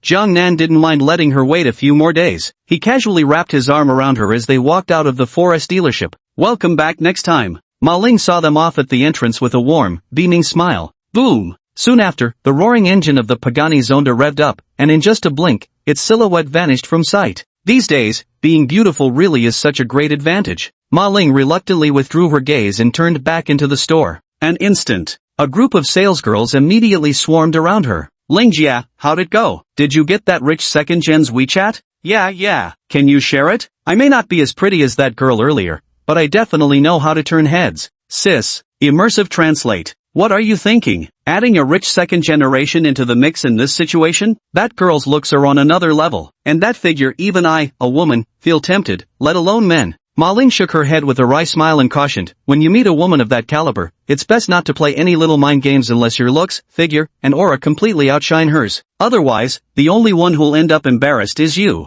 Hearing this, the girls immediately turned their gazes toward Zhao Lanhua, who was sitting on a chair with one leg crossed over the other, idly scrolling through her phone. Put. Someone couldn't hold back and burst into laughter. Cough. Ma Ling instantly understood what was happening and lightly coughed twice, waving her hand dismissively. Alright, everyone, scatter, get back to whatever you were doing. Immersive translate. Let me take you home. An hour later, Jiang Nan and Lin Manman had casually picked a small restaurant to grab a bite. Now in the car, noticing Lin Manman's reluctant expression, he spoke up. It was already quite late by the time he returned to the old city district, nearly 7 o'clock in the evening. The main reason was that the landlady had sent him several suggestive photos while he was eating, some with black stockings, but mostly showcasing various flesh-toned hose outfits, effectively piquing Jiang Nan's interest. Okay, brother Jiang Nan, I'm already more than happy that you could spend the whole day with me. Of course, Lin Manman was reluctant to part ways, as today had been the happiest experience of her 18 years. Having just tasted such sweetness for the first time, how could she not crave more of it tonight? She knew Jiang Nan must have more than just her as a woman, and though she could guess the details, she wisely chose not to pry further. Today I'm very happy too. Jiang Nan reached out to pat Lin Manman's head, and she immediately responded with an affectionate, delighted expression. It has to be said, Lin Manman is likely a textbook people-pleaser. As long as you treat her well and are outstanding enough, she will wholeheartedly provide you with any emotional value you need. This is also the reason why Jiang Nan values her. There was still some traffic congestion at this hour, and it took about half an hour to drop Lin Manman off at her university gate. The moment the Pagani Zonda appeared, nearly everyone at the school gate turned their attention to the car. Holy shit, a Pagani Zonda! My dream car! Oh my god, it's my dream girl! Is that Lin Manman? Damn, it really is her. She's getting out of that Pagani Zonda. Did some ultra-rich guy bag her? My heart shattered. Why do all the campus beauties end up with rich guys? Can't us losers even get a sip of the soup? While the Pagani Zonda naturally commanded attention, the moment Lin Man stepped out of the vehicle, hearts shattered across the pavement as nearly every male observer froze in their tracks. Brother Jiangnan, I'll head back now. Rest early, and send me a message when you get home. Completely indifferent to the surrounding stares, Lin Man blew a playful kiss toward the car's interior before happily waving farewell. She walked toward the school gates with lingering glances over her shoulder every few steps. Watching Lin Man disappear through the school gates, Jiangnan was just about to start his car.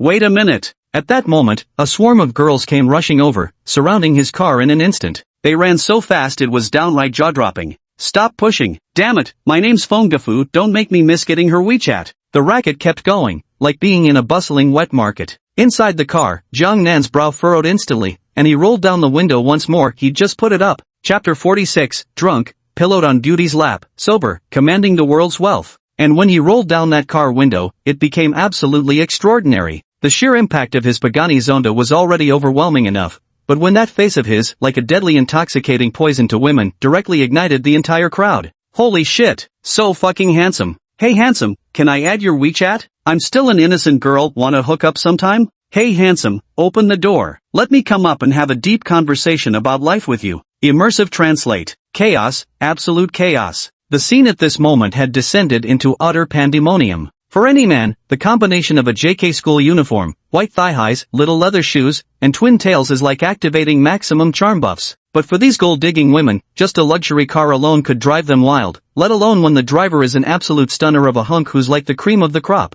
This buff is practically maxed out to the extreme. Holy crap, are they really this insane? This scene, witnessed by a crowd of guys at the school gate, they glanced at each other, quickly pulling out their phones to film and broadcast. Brothers, bros, this is absolute madness. Watch out for male safety. Never drive a luxury car outside, you'll get instantly swarmed by a horde of girls. Immersive translate. At this moment, Jiangnan in the car was extremely helpless. There were too many people. He sighed softly, took out his phone, and pretended to make a call, then said, "Hello, is this Officer Hat?" "Yes, I'm being surrounded by a crowd at XX University." "Okay, thank you, Officer Hat." When in doubt, just call Officer Hat. And after he made this fake phone call, instantly, more than half of the gold-digging women had already hurriedly dispersed. A few persistent girls still hoped to win Jiangnan over with sheer determination, but he merely said calmly, "Ladies, step aside. I need to get out and wait for the cops to arrive." At Jiangnan's words, another large group of gold diggers scattered, leaving only a few standing off to the side rather than blocking the front path. Witnessing this, Jiangnan didn't even bother getting off his damn motorcycle, he just hit the gas and sped off in an instant. Boom! In just an instant, the Pagani Zonda vanished like a black lightning bolt under the faint streetlights. Fuck, we got played. The remaining girls were instantly filled with frustration. They had already touched the luxury Pagani Zonda, just one step away from getting in. How could it suddenly slip through their fingers? Immersive translate. So terrifying. Inside the vehicle, Jiangnan let out a long sigh, his face full of a bitter smile as he gazed at the exquisitely designed mechanical steering wheel before him. Unable to resist, he muttered, "People in this world are too crazy. I should really keep a lower profile. My face alone is enough to drive women crazy. If I were to match it with the gear of a super rich guy, I'm afraid scenes like earlier would happen again." Mumbling to himself, he shook his head with another wry smile. It seems an ordinary Porsche Cayenne would be just fine. At least $1 million luxury car isn't enough to cause such a sensation. More than 20 minutes later, around 7:40 p.m., Jiangnan had already parked the car and returned to the neighborhood where his landlady lived. After getting out of the car, he glanced at his phone and saw that the landlady had sent a few more revealing photos. Unable to contain himself, he hummed a cheerful tune under his breath. Straight up to the third floor. Knock, knock, knock. Jiangnan gently knocked on the landlady's door. "Coming." The landlady's cheerful voice sounded in response. Click clack. Hurried footsteps were heard, and immediately after, the door swung open. The moment the landlady appeared, Jiangnan's eyes instantly locked onto her. Damn! Her silver hair was elegantly coiled up, with two silver strands artfully framing her forehead. This hairstyle alone perfectly captured the aesthetic of a manga-style neighborhood madam come to life. Then came the outfit. That form-fitting purple cheepa was nothing short of breathtaking. As Jiangnan sized her up, the landlady subtly straightened her posture with a slight tilt before asking with a cheerful smile, "How do you like this outfit, little Jiang?" "Got it." Jiangnan gave her a thumbs up. "Just good?" The landlady arched her delicate eyebrows slightly. Her voice carried a restrained excitement as she cast a plaintive glance at Jiangnan, murmuring with a melancholic tone, "Someone was busy all day searching for outfits that could impress and make eyes light up. Who knew that in your silly eyes, it would only deserve a simple good?" Seeing the landlady's posture, Jiang Nan immediately smiled and said, "Sis, I couldn't give you enough likes if I tried. You'd better know what's good for you." Immersive translate. Immersive translate. Tap. More than an hour later, Jiang Nan sat on the living room sofa and lit a cigarette. Phew. He let out a long sigh. I need to go to sleep quickly. My flight is at 8 tomorrow morning. Oh my god, I'm going to see my darling soon. So nervous, so excited, wow wow wow. At this moment, his phone on the sofa vibrated. Jiang Nan picked it up and checked. It was Meng Qingqiu's message. Looking at those exclamation marks, he could tell this woman was beyond excited right now. To be honest, Jiang Nan himself was extremely excited. He had personally experienced just how stunning it was to encounter Li Jing, the private butler of Villa number 001, whose beauty score reached as high as 95. And what about Meng Qingqiu? 96 points. Just how mesmerizing and heart-fluttering would that in-person experience be? Don't underestimate the mere 1-point difference between 95 and 96. In reality, when a beautiful woman's attractiveness score is already high, each additional point makes a world of difference in how she's perceived. For example, take identical twins, the sister with 1 point higher attractiveness and the sister with 1 point lower. Even with nearly identical faces, you might instinctively find the higher scoring sister just that little bit prettier. Why is this the case? Even so, both sisters were dressed exactly alike, yet you'd still feel the elder sister was more beautiful than the younger. In Jiang Nan's view, when a girl's beauty score reaches this level, what matters more is an indescribable, intangible quality. Immersive translate. To tell the truth, I'm a bit nervous too. Jiang Nan finished smoking a cigarette and sent a reply to Meng Qingqiu. I feel like I won't sleep tonight. My heart is still pounding wildly. Meng Qingqiu sent a message, attaching a selfie along with it. Her stunningly beautiful face was completely flushed, her gaze exceptionally dreamy. I can't stay awake anymore, I have to force myself to sleep. Good night darling Mua.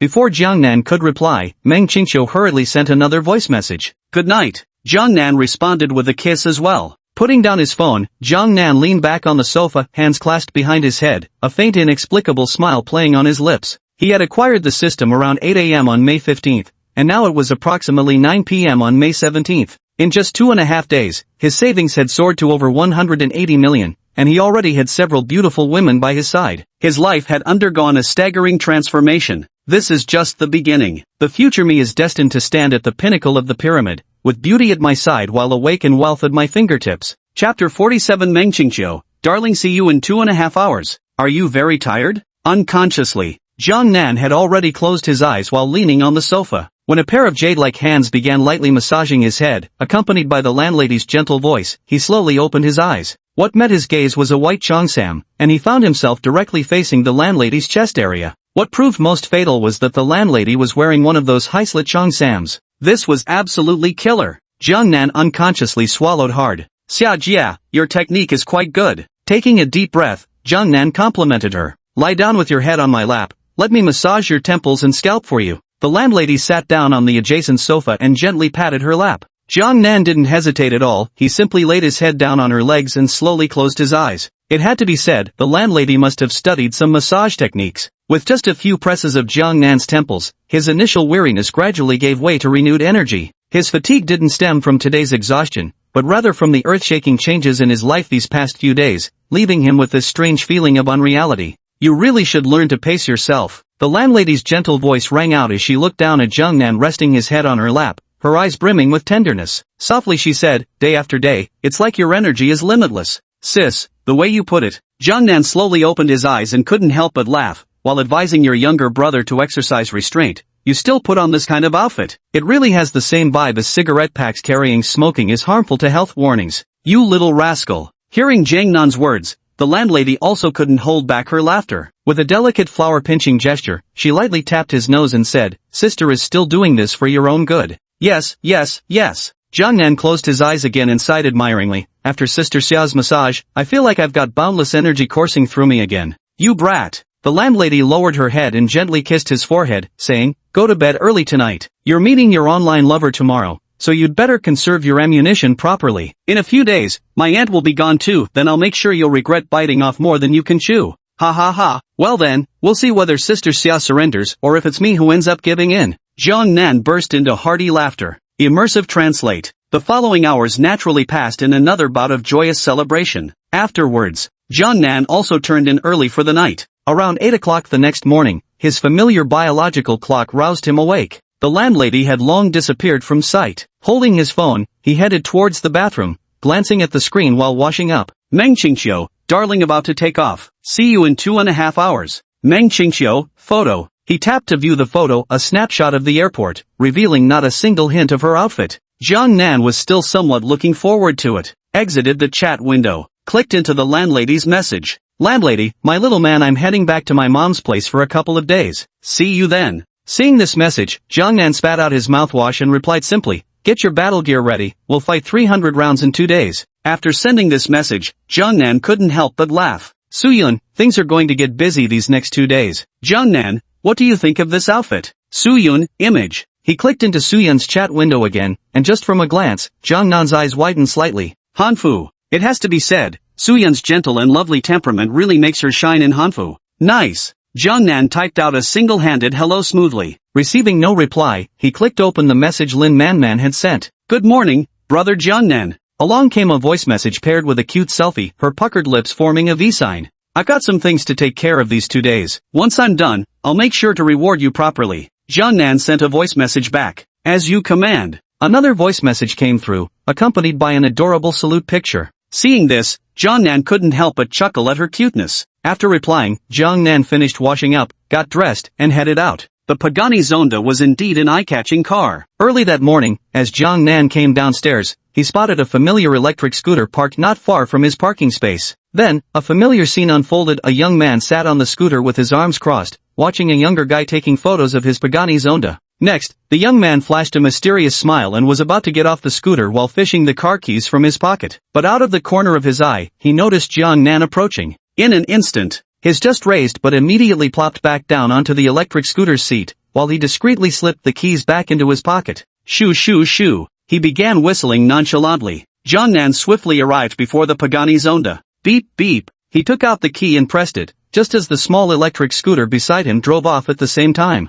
Jiang Nan glanced in the direction the scooter had gone, couldn't help but shake his head with a smile, and then prepared to get into the car. Bro, could you snap a photo of the interior for me? A nervous-looking young man around 20 years old approached Jiang Nan and made his request in a hushed voice. Sure. Jiang Nan didn't refuse. After checking that the weather was fine, he promptly opened both the car door and sunroof, instantly converting it into a convertible-style sports car. Damn, that's fucking gorgeous. The young man immediately started taking pictures. Jiang Nan didn't rush him, just smiled while watching him photograph the car. After several seconds, the young man reluctantly tore his gaze away and bowed deeply to Jiang Nan before saying, Bro, thank you so much. This Pagani Zonda has been my dream car. I never thought I'd see one in person. Jiang Nan smiled without saying a word. He didn't offer any motivational cliches about how hard work alone could earn you such a car in the future. For vehicles costing hundreds of thousands or even $1,000,000, with some luck and real effort, there might actually be a chance to afford one. But when it comes to luxury cars worth several million, those truly aren't attainable through effort alone. I'm heading off now. Jiang Nan got into the car. Bro, drive safe. The young man enthusiastically waved his hand. Boom! The roar of the engine sounded as the Pagani Zonda swiftly sped out of sight, leaving the young man behind. That was so damn cool. Standing frozen in place for quite some time, the young man kept zooming in and out on his phone on the selfie he'd taken leaning against the supercar, his face alight with exhilaration. Chapter 48, First Meeting, The Purest White Moonlight. Around 10:30, a Pagani Zonda parked on the street opposite the station exit. Jiang Nan leaned against the car, occasionally checking the time on his left wrist. It's about time. Jiang Nan tossed away the cigarette in his hand, crushed it under his foot, and headed toward the exit. Crossing the street, he quickly arrived at the exit entrance and waited patiently. Meanwhile, his phone suddenly rang. Darling, I've already arrived at Zhengcheng Airport. Meng Qingqiu sent a message, attaching a photo taken upon landing. I'm waiting for you at the entrance. Jiang Nan took a deep breath. Honestly, he was starting to feel rather nervous too. Despite everything he'd experienced recently, a man remains a boy at heart until the day he dies. After all, this was his first ever blind date after online dating. How could he not feel at least a little nervous? Okay. Meng Qingqiu responded with a voice message. Jiang Nan put away his phone. Clickety-clack. At this moment, the crisp sound of high heels tapping against the floor echoed through the space. Jiang Nan subconsciously turned toward the noise, catching sight of two stewardesses with exceptional figures, their faces obscured, pulling luggage while chatting and laughing as they walked away. Men typically harbor considerable interest in such uniformed beauties. As expected, nearly every man around couldn't help but glance at these two flight attendants. Jiang Nan shook his head and withdrew his gaze. To say he wasn't interested in flight attendants as a profession would naturally be untrue. But he couldn't just approach any of them casually. Whether it was their looks, figure, or qualities like obedience and good temperament, all these factors had to meet his exacting standards. After quietly waiting for 2 or 3 minutes, people began to trickle out of the exit one after another. Jiang Nan perked up with anticipation. After another minute or two passed, his eyes instantly locked onto an incomparably beautiful face pulling a pink suitcase behind her. Meng Qingqiu. At this moment, with Meng Qingqiu's arrival, nearly every man nearby instinctively halted in their tracks, their eyes drawn to this woman of breathtaking beauty, each gaze filled with utter astonishment. So beautiful, even to the extent that several men with girlfriends by their sides also couldn't help but stare for quite a while. As for why the women around them didn't react, it was naturally because their gazes were also fixed on Jiang Nan, who was equally unbearably handsome. The men looked at Meng Qingqiu, the women looked at Jiang Nan. At the moment Jiang Nan's gaze locked onto Meng Qingqiu, her eyes simultaneously locked onto his. In an instant, their eyes met. An invisible electric arc flashed between their connected gazes, sending a tingling sensation coursing through both their bodies at that instant. Jiang Nan took a step forward, while Meng Qingqiu quickened her pace slightly. It was then that Jiang Nan noticed Meng Qingqiu's outfit. High ponytail, a simple white halter neck dress. Her stunning jade-like legs were bare, without any stockings, yet even so, Jiang Nan couldn't help but be drawn to those manga-perfect legs. It took him a while before his gaze gradually lowered, settling on the pair of little white sneakers that Meng Qingqiu wore with her white ankle socks. Perfect. This outfit was absolutely perfect for Jiang Nan, embodying the pure and innocent temperament Meng Qingqiu ought to have. So ethereal, like moonlight. As Jiang Nan pondered, he finally came face to face with Meng Qingqiu.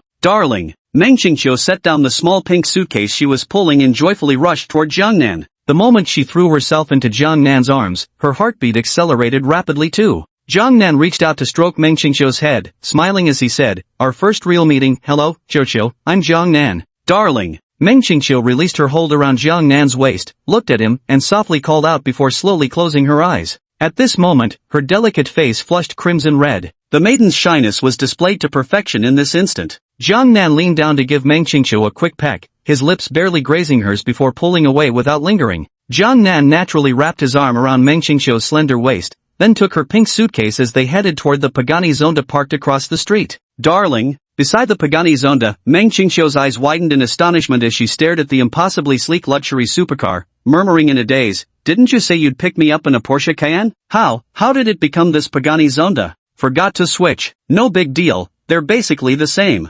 Jiang Nan compacted the small luggage in his hand, then pressed a button on the left rear side of the car door. Instantly, a side storage compartment revealed itself. Normally this thing wouldn't be used at all, basically anyone driving this car pulls over just to show off and make heads turn. Luckily though, Meng Qingqiu's suitcase could be compacted to fit perfectly inside, so it wasn't really an issue. A Pagani Zonda. Soon, the two got in the car. After fastening her seatbelt, Meng Qingqiu gazed at the luxurious and exquisitely crafted steampunk-inspired interior of the car, her stunningly beautiful face revealing a hint of admiration as she spoke. "This must be a limited edition model available worldwide, right?" "Correct." Jiang Nan nodded, then turned his gaze to Meng Qingqiu, slightly raising an eyebrow as he said, "You seem to know quite a bit about cars." "Indeed. Generally speaking, most women don't pay nearly as much attention to cars as the vast majority of men do." Meng Qingqiu seemed to have at least a surface-level understanding of these luxury cars. "My brother usually likes these kinds of cars too. He has a Pagani Zonda, though not the limited global edition. Growing up around them, I've picked up some knowledge about cars." Meng Qingqiu replied very naturally. Her family was quite well off in Shanghai, part of the wealthy class, and not just moderately wealthy at that. If it were the Jiang Nan from before, she wouldn't have revealed even the slightest hint about her family's financial situation. But now that she's driving this globally limited edition Pagani Zonda, it's clear that all the things Jiang Nan mentioned to her online weren't just empty boasts. This was a true ultra-rich second-generation heir, probably several tiers wealthier than even her own family. As for the idea that this Pagani Zonda might be rented, Meng Qingqiu would probably think anyone suggesting such a thing had a few screws loose. The Pagani Zonda, a globally limited edition luxury supercar with immense collectible value, how about renting one to try it out? Hearing this, Jiang Nan couldn't help but cast a deep glance at Meng Qingqiu in the passenger seat. Judging from this, Meng Qingqiu was truly the epitome of a wealthy, beautiful, and elegant woman. Boom! Jiang Nan started the car. The roar immediately drew countless gazes from the surroundings, followed by familiar exclamations of awe. The Pagani Zonda, like a bolt of black lightning, vanished from everyone's sight in an instant. Chapter 49, Corny Pickup Lines, with a Dash of Handsomeness? In the car. In the passenger seat, Meng Qingqiu kept stealing glances at Jiang Nan, her delicate face flushed with shyness. Is there something on my face? Every time Jiang Nan softly chuckled and met her gaze, she would quickly avert her eyes, her pretty face flushing even redder. There is indeed a little. Meng Qingqiu shyly nodded in agreement. Oh, what is it? My handsome looks. Jiang Nan chuckled again. You're awful. You took my line, what am I supposed to say now? Meng Qingqiu pouted coquettishly and shot Jiang Nan a look. Ha ha ha. Jiang Nan burst into hearty laughter once more. How adorable. Meng Qingqiu's face gave off that ice-cold campus belle vibe like some abstinent goddess, but Jiang Nan knew better, she absolutely had those contradictory traits. Generally speaking, these ethereal fairy-like beauties who appear aloof and detached from worldly desires almost universally possess some contrasting inner qualities. She only reveals this side of herself in front of those she genuinely wants to.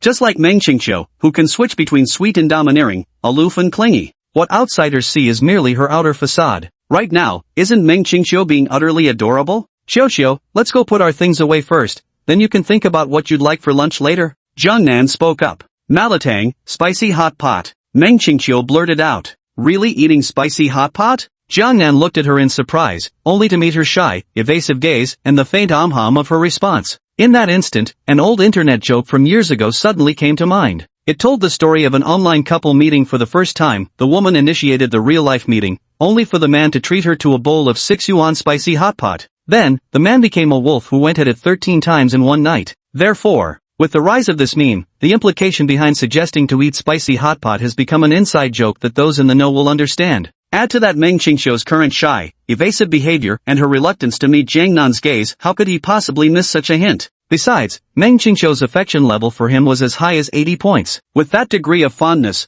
wasn't it a guaranteed home run? The online relationship lasted for 2.5 years. That's no short period of time. Essentially, if they chose to meet in person, the girl probably knew exactly what she'd be getting into. So, why the hell is Jiang Nan acting all innocent? Immersive translate. Soon. 40 minutes later. At the entrance of Nantian Court residential area, the Pagani Zonda slowly drove into the underground garage of the small villa he had purchased in the Old Town district. Darling, this neighborhood isn't cheap, is it? After getting out of the car and waiting for Jiang Nan to retrieve her pink suitcase, Meng Qingqiu immediately moved closer, linking her arm through his, the young couple appearing thoroughly affectionate. The property prices here aren't too expensive, just tens of thousands. As he spoke, Jiang Nan slowly headed towards the first floor. Upon reaching the first floor, Jiang Nan didn't linger and went straight up to the second floor. Immersive translate. Meng Qingqiu's affection +1. Meng Qingqiu's favorability +2. Meng Qingqiu's favorability +3. Immersive translate. 2 hours later,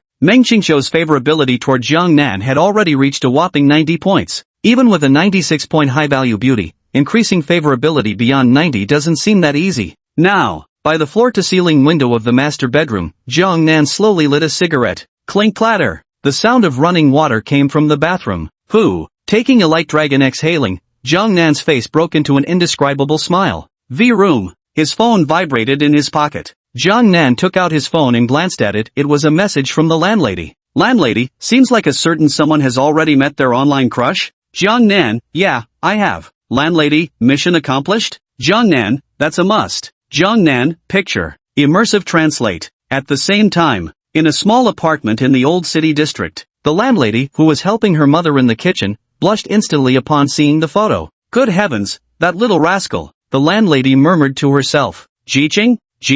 Pass me the chopsticks. Immersive translate. The landlady's mother chimed in. What's got you so distracted, girl? And why is your face so red? Oh dear, it feels a bit warm too. Are you coming down with a fever? Mom, I'm fine, maybe the kitchen's just a bit too hot. The landlady hastily put away her phone, swallowed, then fluttered her hands to fan herself as she forced a casual tone. Then go keep Xiaoying company outside. Leave the kitchen to me. The landlady's mother promptly pushed her out. All right. After exiting the kitchen, the landlady finally let out a long sigh of relief. She fanned herself again before calming down somewhat, then returned to her chat window with Jiang Nan. Pressing the voice button, she began speaking softly. Immersive translate. See you in a few days. Just a 1-second voice memo, barely audible. Got it. Jiang Nan replied with only one word. Go ahead with your work. The landlady sent a message. Don't worry about a thing. Jiang Nan smiled confidently. Just then, the sound of running water in the bathroom stopped. A few minutes later, Meng Qingqiu slowly emerged from the bathroom dressed in a pink-style JK outfit. This outfit immediately caught Jiang Nan's eye.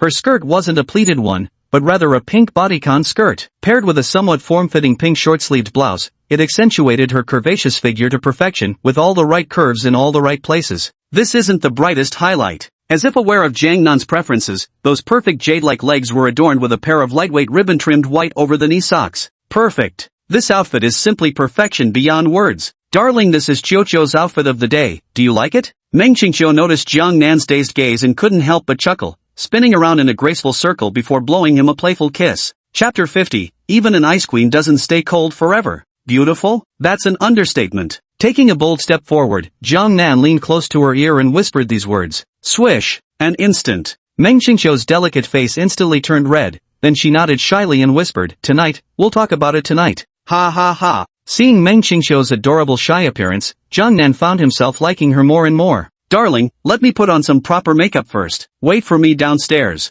Meng Qingqiu kissed Jang Nan on the cheek and said softly, alright. Jang Nan naturally knew that Meng Qingqiu wanted to give him a surprise. After all, even with minimal makeup or none at all, her beauty was already out of this world. If she really put her heart into it, wouldn't it be downright heaven-defying? About this, Jang Nan couldn't help but feel a surge of anticipation. Heading downstairs alone, he settled onto the sofa in the living room and crossed one leg over the other before pulling out his phone. Ding! The moment he did, a background notification popped up on the screen. It was already past 1 o'clock. If not for the 2 hours spent earlier, Jang Nan and Meng Qingqiu would have finished lunch long ago. At this moment, a live stream notification popped up. It wasn't from Lin Man or Su Yun, but Jiang Yan. To be honest, Jang Nan had quite some interest in this girl Jiang Yan. After all, she's a stunning beauty with a 92-point score, and her figure is absolutely jaw-dropping. What man wouldn't be tempted? Immediately, Jiang Nan also logged into Douyin and, after some thought, decided to top up 1,000,000 yuan. 10 million Do diamonds arrived instantly, without the slightest delay.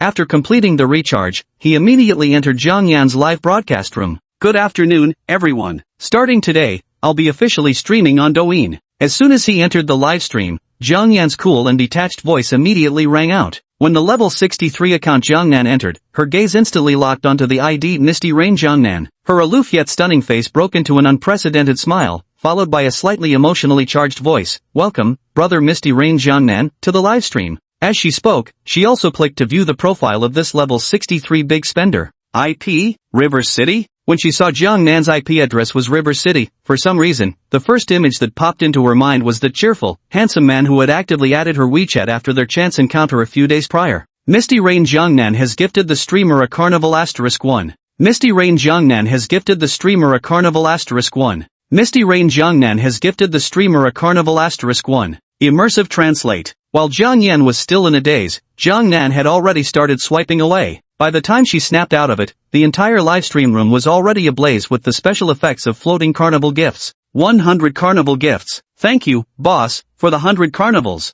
The surprise came so suddenly. Jiang Yan, who had never received so many gifts before, covered her small mouth with her delicate hands and exclaimed in utter astonishment. See, even the icy goddess isn't always cold. Just like Jiang Yan right now, usually aloof and wearing a face as grim as a dead cat, couldn't help but soften at the sight of 100 carnivals worth 300,000 yuan. Her voice involuntarily turned sweet as she cooed. Thank you, brother Misty Rain over Jiang Nan, for the 100 carnivals, thank you. As she spoke, she hastily followed this generous brother. The shower of 300,000 yuan worth of gifts left her completely dazed. I've never heard Jiang Yan speak in such a soft voice before, nor seen her smile so sweetly. Damn, it's true her smiles aren't for ordinary people. How fucking realistic is that? So tell me, do you like her or not? I do. Whether Jiang Yan is in her aloof goddess mode or sweet girl mode, she'll always be my queen. Immersive translate. The live chat section of their streams instantly flooded with flying comments. Brother Misty Rain, are you from Jiangcheng too? At this moment, Jiang Yan's sweet and penetrating voice resonated through the live stream.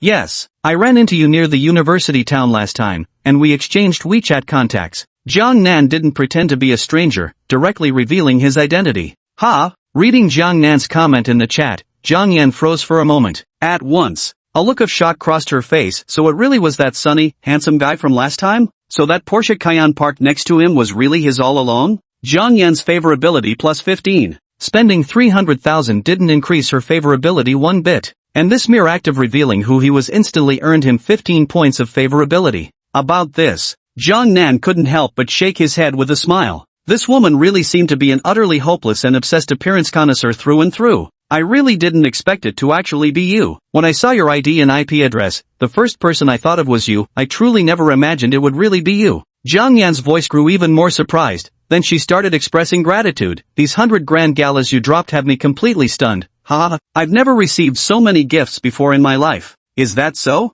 Jiangnan chuckled as he posted a bullet comment. Misty Rain Jiangnan has gifted the streamer a Carnival *1. Misty Jiangnan gifted the streamer with Grand Gala *1. Misty Jiangnan gifted the streamer with Grand Gala *1. Immersive translate. The carnival emoji once again flooded the screen. This time, far exceeding 100, another 200 arrived all at once. In just a few minutes after the live stream started, Jiang Yan received 300 carnival gifts, totaling an astonishing 900,000 yuan in value. After taxes and platform cuts, she could still walk away with at least over 300,000 yuan. Jiang Yan's affection plus 10. Oh, another 600,000 spent effortlessly boosted her affection by another 10 points, making Jiang Nan's eyes instantly light up. Jiang Yan's current affection toward him was no longer low. It had already reached a considerable 35 points. With just a bit more effort, it seemed reaching the 90-point affection mark wouldn't take too long. Thank you, brother Jiangnan, for yet another 200 carnivals. I'm truly grateful to you. In the live stream room, Jiang Yan's delicate face flushed pink as she rose from her seat. At this moment, Jiangnan also took notice of her outfit. It wasn't much different from when he first saw her, except for the stockings adorning her jade-like legs. Last time it was over-the-knee white stockings, but this time it was sheer white pantyhose. The skin-enhancing stockings paired with those jade-like legs in her entire outfit weren't just captivating for men, they were downright lethal. Even women who simply enjoy looking at beautiful women can't help but exclaim wifey, wifey, when they see her. Clean sweep. Jiang Nan could only say this. Keep streaming, I just came to see you. I'm about to grab dinner now, we'll chat on WeChat later. Jiang Nan still had 1 million Do diamonds left. After sending Jiang Yan another 33 carnival gifts, he distributed the remaining 10,000 Do diamonds as red packets before exiting the livestream. The moment he left the stream, the system's notification chimed in his mind. Ding! Congratulations, host, spending completed. Received 5x spending rebate, 5 million yen. Immersive translate. Another 4 million earned, yet Jiang Nan felt not the slightest ripple of emotion. And at this moment. But then his WeChat notification popped up. A quick glance revealed it was from Jiang Yan, whom he'd never contacted since adding her on the platform. Hey bros, whenever you've got a spare moment, give that urge update button a tap, just takes a second after reading. Also, those free little gifts can power the love. Check out an ad or 3, enough to support your boy with some spare change. Heh, massive thanks in advance. Give it a tap when you can. Chapter 51, Pure You Autumn, truly dreadful indeed. Brother Jiangnan, may I treat you to dinner tonight? Jiang Yan's message popped up. Even a ghost could guess what this woman was after seeing this message. Currently, she has 35 favorability points toward Jiangnan, which is already quite a significant amount. If Jiangnan were to show even the slightest interest in her, she would undoubtedly seize the opportunity to escalate the relationship. As flirtatious interactions gradually deepen, this favorability is bound to steadily rise. This was something Jiangnan felt very confident about. Sorry, I'm busy tonight, got things to handle these couple of days. How about I treat you to a meal in a few days? Jiangnan pondered for a moment before finally settling on this reply. While rejecting her, it also proposed taking the initiative to ask her out next time. This back and forth wouldn't give the woman any negative feelings. Jiang Yan's favorability plus 2. And indeed, with this perfect answer, her favorability towards him steadily increased by another 2 points. Got it. Just let me know when you're free, Jiangnan. I'm available anytime these days. This message came through as a voice note, the tone hollow, probably a quick reply dashed off in the bathroom. And though she might not have noticed it herself, there was a slight emphasis on the words lately when she spoke them. Jiangnan instantly sensed something was amiss. His eyes narrowed instinctively. With that hinting tone about being free, wasn't she just trying to get him to ask her out on May 20th? Alright. Jiangnan casually responded, I'm going to grab a bite first. Talk later. He wasn't sure if he'd be free on May 20th. Landlady, Su Yun, and Lin Man. From a mission perspective, he should definitely ask Jiang Yan out first. But in terms of preference, Jiang Yan still obediently ranks 4th. Oh no, it should be the 5th position. Speaking of this 5th one, Jiang Nan couldn't help but click his tongue in amazement. In such a short time, he had transformed from a penniless loser to having over 100 million in savings, luxury cars and mansions, not to mention 4 stunning female companions with beauty scores reaching 90. This growth speed couldn't possibly be described by just the word exaggerated. Go eat first, let's chat later, brother Jiangnan. After reading Jiang Yan's reply, Jiang Nan immediately exited WeChat and went to the kitchen to glance inside the fridge. Unsurprisingly, it was stocked with all kinds of beers and drinks. These things could stay refrigerated for a while without issue, so there was nothing to worry about. He pulled out a can of Fatty's Happy Water, Coca-Cola, and glanced at the expiration date, still good. Plop! Jungnan popped it open and took several hearty gulps. Bliss! The icy cold soda was pure bliss, instantly bringing a look of delight to Jungnan's face. By the time he left the kitchen, more than half the bottle was gone. Just then, footsteps sounded from the second-floor staircase. Click-clack. Jungnan quickened his pace slightly and arrived at the foot of the stairs on the first floor, standing there as he looked up. The first thing that caught his eye was a pair of impossibly flawless jade-like legs, further accentuated by the white knee-high socks with ribbons that made one instinctively want to nestle up close. No joke. Even someone like Jungnan, who prided himself on having strong willpower, couldn't help but entertain such a thought in that very instant. To be honest, those who are naturally leg fetishists, white sock lovers, or foot admirers might come up with some truly outrageous ideas. Soon, half of her body was exposed, and Jungnan couldn't help but inhale sharply again. A flash of white scenery entered his line of sight. Then, after a couple more glances, he immediately erupted into an awkward coughing fit. White leggings. Alright then. Instantly, Jungnan felt that leggings must be the most inappropriate invention in the world. When Meng Qingqiu stood fully revealed before him, Jungnan's breath caught slightly. Her beautiful hair was tied into 2 braids, draped over her chest. Her breathtaking face needed no makeup, just a touch of tinted moisturizer was enough. What sets her apart is the eyeshadow, perfectly accentuated her mesmerizing fox-like eyes, enhancing their allure to the fullest. But that wasn't even the main point. The key detail was the tiny glitters glued beneath the outer corners of her eyes,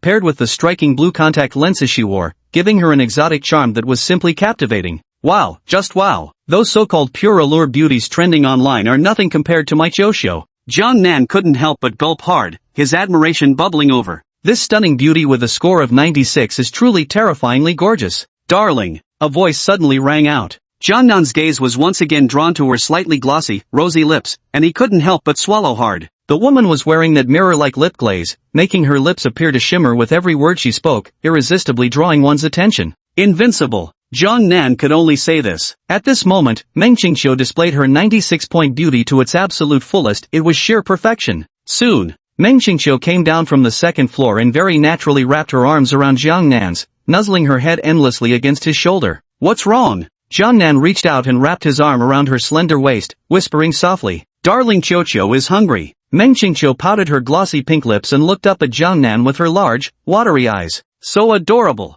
This adorable demeanor of Meng Qingqiu nearly melted Jungnan's heart completely. This woman truly embodies the essence of being sweet, domineering, and sassy all at once. Let's go. Unable to resist, Jungnan lowered his head and kissed her lips lightly, then with a grand gesture, headed straight down to the underground parking garage on the first basement level. Once in the car, Jungnan drove one-handed, slowly making his way out of the underground garage. Boom! About 10 minutes later, in the central street of the Old Town District, a black Pagani Zonda raced past, causing pedestrians on both sides of the street to stop in their tracks and look, their faces filled with astonishment. What would you like to eat? Jungnan inquired. Spicy hot pot. I've been really missing Jiangqing's spicy hot pot, Meng Qingqiu said with a flushed face. Miss it? Jungnan looked at her in surprise. Last year when I came, I tried that spicy hot pot place you always raved about. It really was delicious, Meng Qingqiu said. Oh, that place. Jungnan immediately remembered that shop was at most a kilometer away from the entrance of the landlady's residential compound.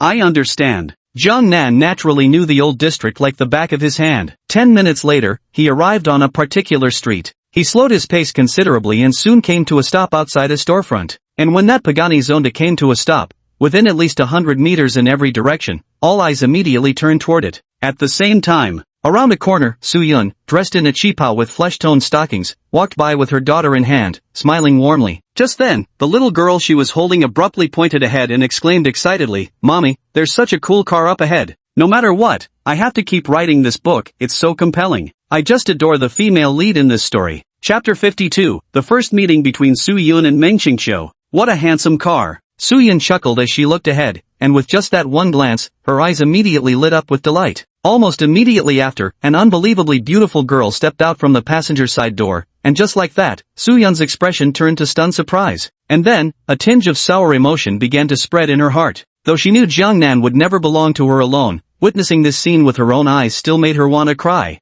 At the same time, as he stepped out of the car, Jungnan's gaze drifted forward and settled on Su-yun's visibly dejected face. What a coincidence! Yet he seemed utterly unbothered, winking playfully at the watching Su-yun. At this moment, When Suyun saw Jiangnan wink at her, for some inexplicable reason, her gloom inexplicably melted away. At least, he didn't ignore me. Suyun took a deep breath. Meng Qingqiu walked over and put her arm around Jiangnan's, and the two began walking together. Wow, this elder sister is really beautiful, and this big brother is so handsome. They met outside the Malatang restaurant door. Suyun arrived holding her daughter's hand, and the little girl immediately shouted excitedly. Hearing the child's shouts, Suyun quickly said, "Sweetheart, why are you yelling like that?" After scolding her daughter lightly, she turned to Jiangnan and Meng Qingqiu with an apologetic smile and said, "Kids will be kids, they can get a little noisy." "Auntie, it's fine. What an adorable little girl." Meng Qingqiu smiled nonchalantly. After giving another glance at the young, lovely mother, her gaze fell back on the little girl, instantly captivated by the porcelain doll-like child with twin ponytails. Unable to resist, she bent down and gently patted the girl's head. "Hee, thank you, sister." The little girl was quite polite indeed. As for Meng Qingqiu bending over, she naturally couldn't see Jiangnan and Suyun exchanging flirtatious glances at that moment. "Alright, little one, say goodbye to big brother and sister." When Meng Qingqiu straightened up, Suyun's pretty face flushed slightly as she spoke. To be honest, this feeling of exchanging secret glances with someone in front of their official girlfriend was really somewhat, goodbye, brother and sister. The little girl immediately waved happily as she was led away by Suyun. However, the little one kept turning back every few steps, seeming somewhat reluctant to leave. "She's really adorable, that little girl just now." Meng Qingqiu also turned back to look several more times, unable to resist praising. "Our daughter is definitely going to be this adorable in the future." Jiangnan wrapped his arm around Meng Qingqiu's slender waist and said with a smile, "Yes, absolutely." Meng Qingqiu wasn't the slightest bit shy. There's a saying that goes, if you truly love someone, you should want to have little monkeys, babies, with them. Meng Qingqiu was falling deeper in love with Jiangnan by the day, so much so she practically wanted to have 7, 8, even 11 babies with him. This striking couple walked into the small shop, and everyone had just seen them arrive in an incredibly sleek sports car. As a result, the moment they entered, all the customers eating spicy hot pot inside instantly turned their eyes toward them. "So beautiful. Is she a fairy? Is she some celebrity? That handsome guy isn't bad either. Truly a perfect match. Good heavens, this world is mostly made up of NPCs after all." When we see those who instantly stand out as the male and female leads in a crowd, aren't we just the awestruck bystander NPCs? Hey now, that's way too painfully honest. Immersive translate. A stream of murmurs and comments rose up around them. Jiangnan and Meng Qingqiu also found an empty seat and sat down. "What would you lovely folks like to eat?" An auntie enthusiastically approached with a menu, her eyes fixed intently on Jiangnan. It has to be said, Jiangnan's charm is truly extraordinary. Potato slices, kelp, fish balls, instant noodles. Meng Qingqiu promptly placed the order, then added with a cheerful smile, "Thank you, medium spicy." "Understood." The aunt repeated the order while holding the menu, confirmed it, and said with a warm smile, "Please wait a moment, you too." "Thank you." Meng Qingqiu thanked her once more. "Oh my, this beauty is really too polite. Let me secretly give you a bit extra later." The auntie immediately burst into laughter. This auntie is quite adorable. After the auntie left, Meng Qingqiu instantly covered her mouth and giggled. "Yes." Jiangnan nodded. Most of the aunties working in Jiangqing's eateries were extraordinarily warm, especially when they spoke in dialect mixed with awkward Mandarin. It was particularly endearing. "It's almost 2 o'clock already. How did time fly by so quickly?" At this moment, Meng Qingqiu glanced at the pink watch on her wrist and suddenly looked shocked. In her memory, it felt like she had just gotten off the plane moments ago. Who would have thought that several hours had already passed since her arrival in Jiangcheng? As if suddenly remembering something, she couldn't help but glance shyly at Jiangnan. Among those hours, those 2 joyful hours were undoubtedly the most time and energy consuming. Time always flies when you're with the right person. Jiangnan said with a playful smile. "Yes, happy times always pass too quickly. After spending the weekend together this time, I really don't know when I'll next have time to see you again." Final exams were just over a month away, and lately she simply didn't have enough free time to visit Jiangqing to see Jiangnan again. "It's fine, my schedule is pretty flexible. I can always come to Shanghai to see you, whether there's something going on or not." Jiangnan reached out and grasped Meng Qingqiu's hand, gently patting it in reassurance. Great. When you come, I'll introduce you to my bestie Yao Yao. We've been inseparable since we were kids, super duper ultra tight." Meng Qingqiu instantly perked up with excitement, grinning from ear to ear as he said, "She's also a stunning beauty, plus an absolute genius-level academic superstar." "Is that so?" Jiangnan merely smiled, showing little interest in this so-called Yao Yao, Meng Qingqiu's best friend. He remarked, "Isn't it said that all best friends instinctively dislike their best friend's boyfriend?" "Of course not. My darling is so handsome and outstanding, far from being just any ordinary man.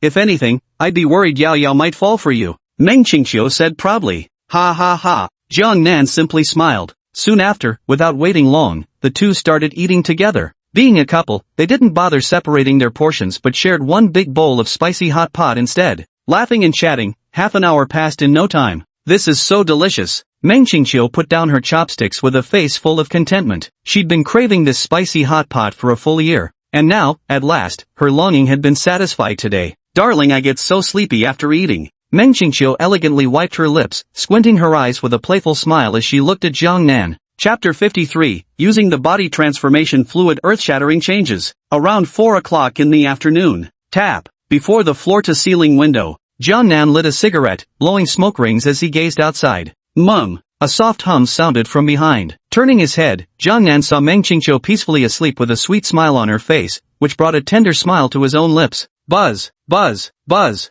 Right then, the phone on the nightstand suddenly buzzed. Glancing over, Jiang Nan noticed it was Meng Qingqiu's phone. Seeing her brow furrow slightly, he slowly walked over and looked at the caller ID on the screen. Yao Yao. Who is it? Meng Qingqiu murmured in a half-asleep daze. Must be your bestie Yao Yao calling. Jiang Nan chimed in. Darling, can you pick it up for me? Tell her I'm asleep and we'll call her back when I wake up later. Meng Qingqiu casually said those words before completely falling silent. Jiang Nan picked up the phone and answered the call. You brat, why did it take you so long to answer? The call connected. Yao Yao's voice immediately rang out. Not gonna lie, it's actually kinda sweet. My name is Jiang Nan, Qiuqiu's boyfriend. She's asleep right now. She said she'll call you back once she wakes up. Jiang Nan said softly. Ha! Upon hearing Jiang Nan's words, Yao Yao's voice jumped several decibels in shock. Asleep? You too? Wait, what? Clearly, Yao Yao was utterly shocked and found it unbelievable that their first real meeting had ended up with them sleeping together directly. What's wrong? Jiang Nan retorted.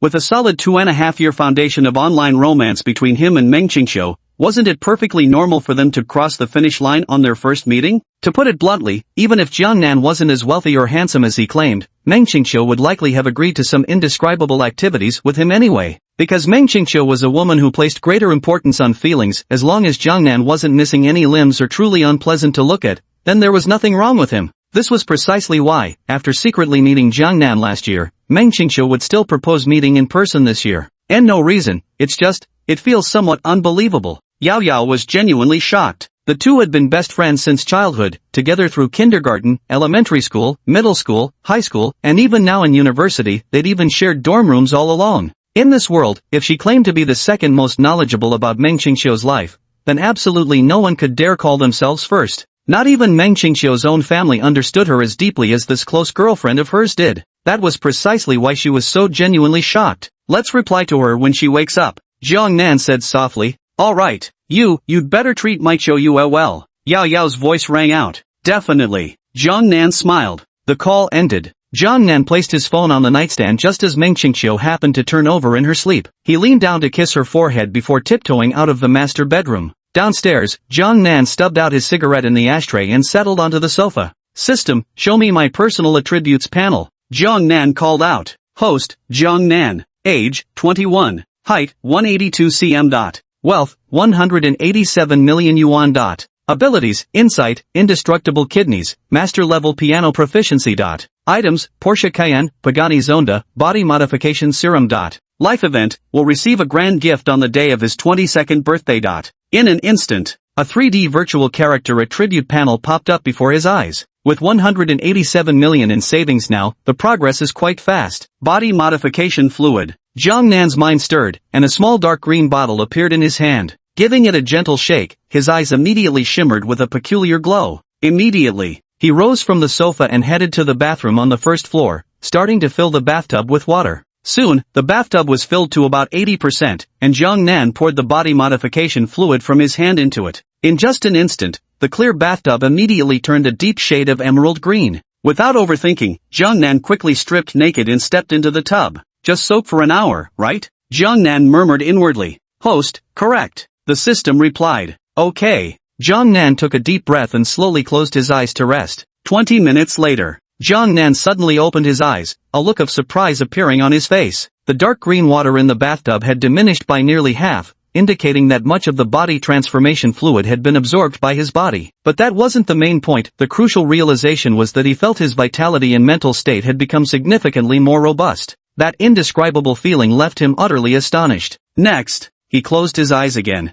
Another 40 minutes slipped by quickly. This time, Jiangnan didn't open his eyes immediately. Instead, he waited quietly for over 10 seconds before slowly opening them. What an incredible sensation! Every inch of my body feels brimming with inexhaustible strength. Jiangnan raised his right hand and clenched his fist, instantly producing a crisp cracking sound. For some reason, he couldn't shake the feeling that with a single punch, he could instantly knock out even a wild buffalo. Damn! That thought might be a bit too inflated. But, he truly felt this notion of his might actually be real. Holy shit! Right then. Only then did Jiangnan notice an even more startling issue. His skin had become as smooth and white as porcelain. Whether it was his imagination or not, there even seemed to be a faint, glowing film emanating from it. Paired with his flawlessly sculpted Adonis belt, he looked nothing short of a breathtaking work of art. Absolutely insane. Creak. Just as Jiangnan was marveling at the transformative effects of the body modification serum, the bathroom door quietly creaked open. Darling, are you in there? Meng Qingqiu's energetic voice rang out clearly. The hour-long rest had restored her spirits and stamina to peak condition.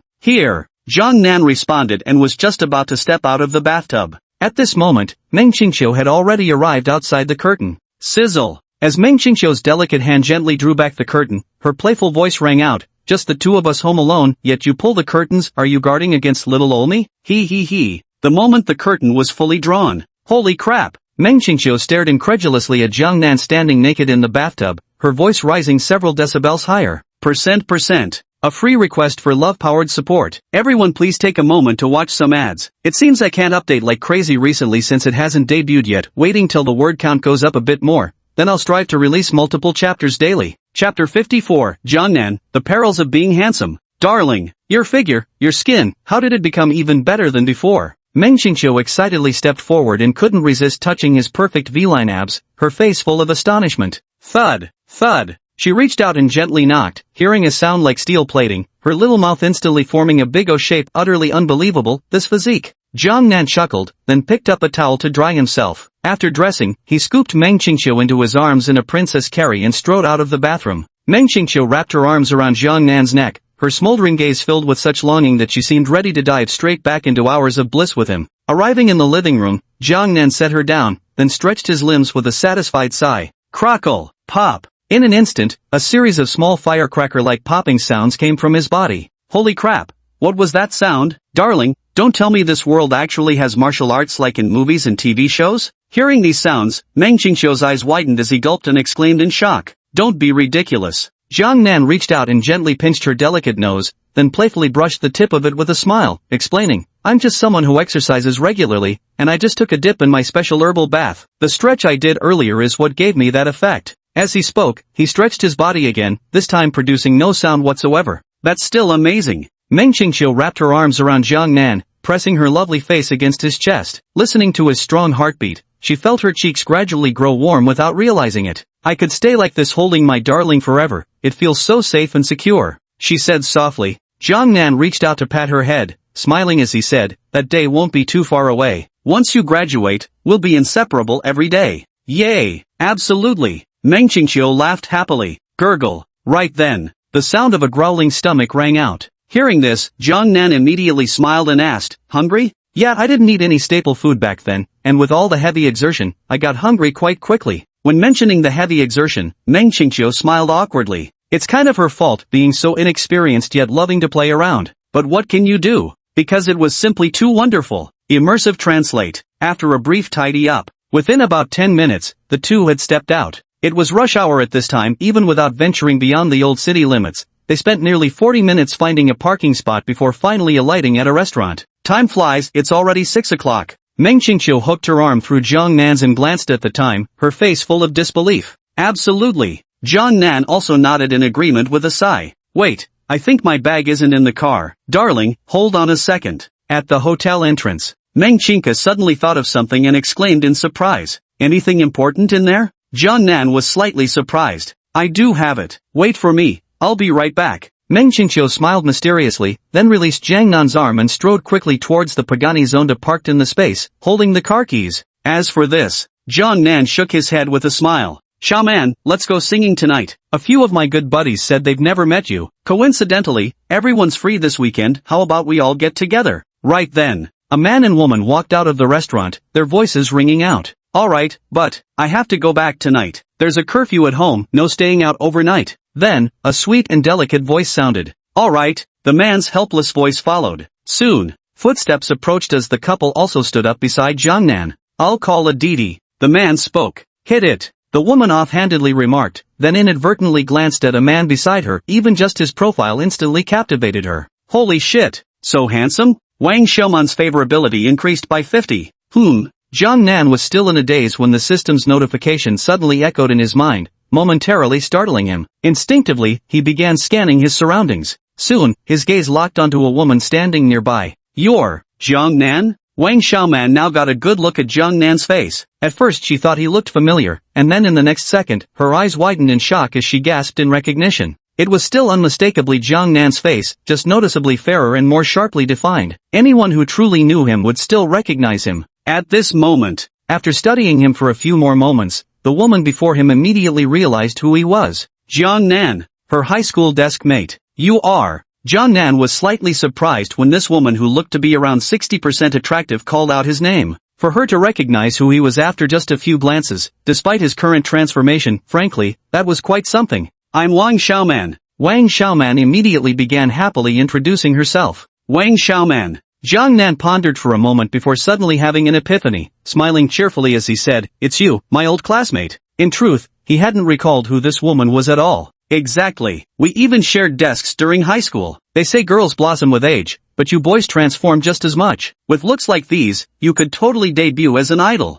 Wang Xiaoman gazed at Jiang Nan with starry eyes, showering him with unbridled admiration. Her companion's face darkened to the limit of blackness with every display of this attitude. His girlfriend had never shown him such radiant cheerfulness, now lavishing this warmth on a mere high school classmate. Frankly, what man could tolerate this? The car will be here soon, Xiaoman, let's go wait over there. However, the moment he recalled how much money, effort, and time he had spent pursuing her without even getting anywhere, he immediately suppressed his irritation. Putting on a smile instead, he murmured softly, Wait a second, can't you see I'm catching up with an old classmate? Wang Xiaoman frowned, casting an impatient glance at her boyfriend before quickly flashing a smile at Jiang Nan. Hey Jiang Nan, she said sweetly, how about we exchange WeChat? I could treat you to dinner sometime, we could reminisce about all those funny high school memories. Hearing this, the man's face changed dramatically. Wang Xiaoman, self-proclaimed lucky charm, am I really your boyfriend? Making plans with another man right in front of me? You really take me for some patient cuckold? Wang Xiaoman. The more he thought about it, the angrier he became. The man shot a cold glance at Wang Xiaoman and said in a sharpened tone, You arranged to meet another man alone right in front of your boyfriend, how dare you look down on me like this?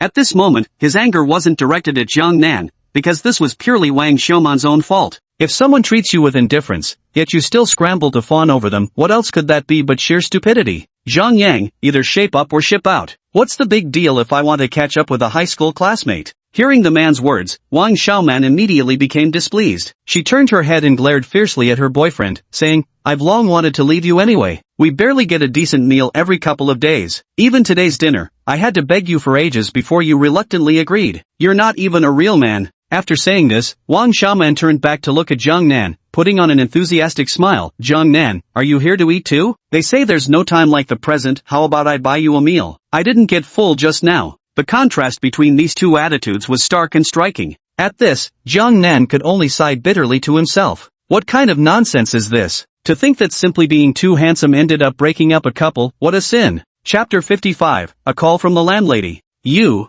Zhang Yang's expression darkened as he shot a cold glare at Wang Xiaoman. At that moment, he finally saw this woman's true colors clearly, and with a flick of his wrist, he turned and left. Humph. Wang Xiaoman gave a cold smirk and was just about to invite Jiang Nan again with a charming smile. Darling. When Meng Qingqiu's voice suddenly echoed across the scene. Click-clack. The sound of light, hurried footsteps rose. Instinctively turning her head, Wang Xiaoman saw a girl so stunningly beautiful existing on an entirely different plane from her approaching with a captivating smile, trotting lightly toward them. Soon, while Wang Xiaoman was still stunned, Meng Qingqiu had already arrived by Jiang Nan's side, holding a delicate small bag in her hand. Nestling affectionately against Jiang Nan with a tender expression, she looked at Wang Xiaoman and asked with a smile, Honey, who is this? A high school classmate. Jiang Nan nodded at Wang Xiaoman with a smile, then wrapped his arm around Meng Qingqiu and walked into the restaurant together. After quite a while, Wang Xiaoman finally snapped out of her daze and immediately turned around to look back inside the restaurant, but Jiang Nan and Meng Qingqiu were already nowhere to be seen.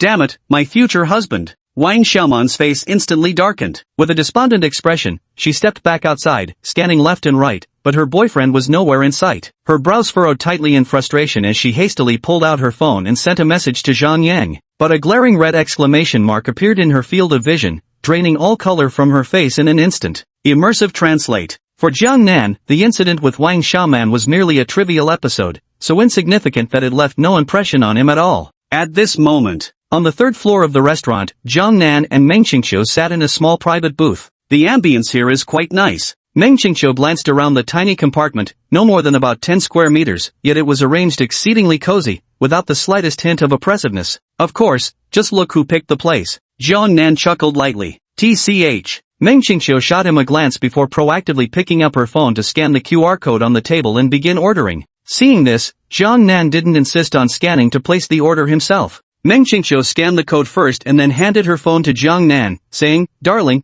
take a look and see what you'd like to eat." Her docile attitude made Jiang Nan chuckle. "You order, I'm not picky," he replied. "Okay." With that, Meng Qingqiu began selecting dishes. Meanwhile, Jiang Nan glanced at the delicate little pouch she had placed on the small table and inquired, "What's this?" "You guess." Meng Qingqiu paused for a moment, then without waiting for Jiang Nan to guess, immediately said with a grin, "This is my 520 gift for you." Just these words alone made Jiang Nan suddenly feel his face grow warm upon hearing them. Damn! Since Meng Qingqiu had been by his side all day, it would have been impossible for her to secretly buy a gift. This meant she had prepared this gift back when they were still in Shanghai. And him? Ahem! The thought of it filled Jiang Nan with nothing but shame. What's more, Meng Qingqiu was looking at him with a faint glimmer of expectation in her eyes at that very moment, deepening his sense of guilt. "Darling, didn't you prepare a 520 gift for your dearest Chocho in advance?" Meng Qingqiu said with a mischievous grin. Cough, cough. Jiang Nan cleared his throat and was just about to speak. "Humph, I just knew you wouldn't remember to prepare anything."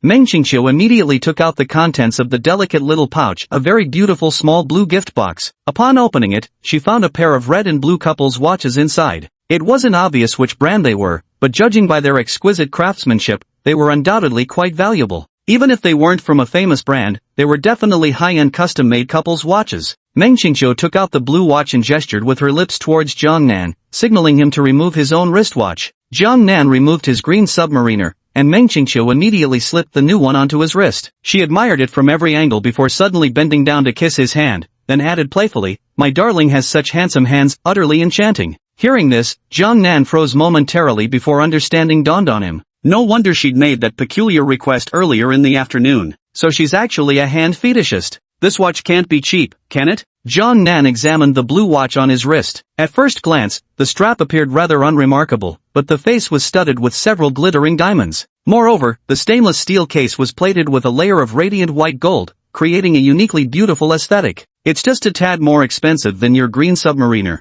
Meng Qingqiu also took off her pink wristwatch from her right hand, placed both the green submariner and her own watch back into the small gift box, then put on the red couple's watch with a delighted smile. "They really match perfectly," she exclaimed. "Through the ages, red and blue make the perfect pair. Your taste is truly impeccable." Jiang Nan nodded in agreement. "Of course. After all, look whose wife I am," Meng Qingqiu said with a mischievous grin. "Whose wife?" Jiang Nan inquired. "Darling's wife." "Who is Darling?" "Ugh, Meng Qingqiu is Jiang Nan's wife." Immersive translate. The conversations between young couples are particularly amusing. The meal also ended quite quickly. Including waiting and eating, it took about an hour in total. By the time the couple stepped out of the restaurant, the sky had already turned completely dark. The day went by way too fast. In the car, after fastening her seatbelt, Meng Qingqiu rolled down the window and gazed at the pitch-black night sky, forcing a bitter smile. "I feel like I didn't accomplish anything at all today, and now it's over. Just one more day tomorrow, and then I have to leave again the morning after. Geez, I can't even think about it, just the thought makes me feel like I'm about to get depressed." "Don't worry, I'll come to Shanghai to see you in a while." Jiang Nan gently grasped Meng Qingqiu's hand and whispered softly, "Got it." Meng Qingqiu leaned in and planted a kiss on Jiang Nan's cheek. Boom! The car started moving. Buzz, buzz, buzz. On the road. Suddenly, his phone, habitually placed aside upon entering the car, began to vibrate. An instant. His heart couldn't help but skip a beat. Ordinarily, no one would be calling him. But these past few days had been different. Not answering the call would only raise more suspicion. Jiang Nan couldn't help but take a deep breath, then said to Meng Qingqiu in the passenger seat, who was curiously eyeing his phone, "I'm driving, can you answer that?" Meng Qingqiu blinked, glanced at the phone screen, and said, "It says it's from the landlady. Should I answer it?" Hearing it was from their landlady, Jiang Nan inwardly sighed in relief and nodded. "Go ahead." Luckily it was a phone call rather than a WeChat video call. Otherwise, if Meng Qingqiu had opened his WeChat, things would have gotten out of hand. Chapter 56, Human Nature is Inherently Evil, First Time Using Insight on Someone of the Same Sex.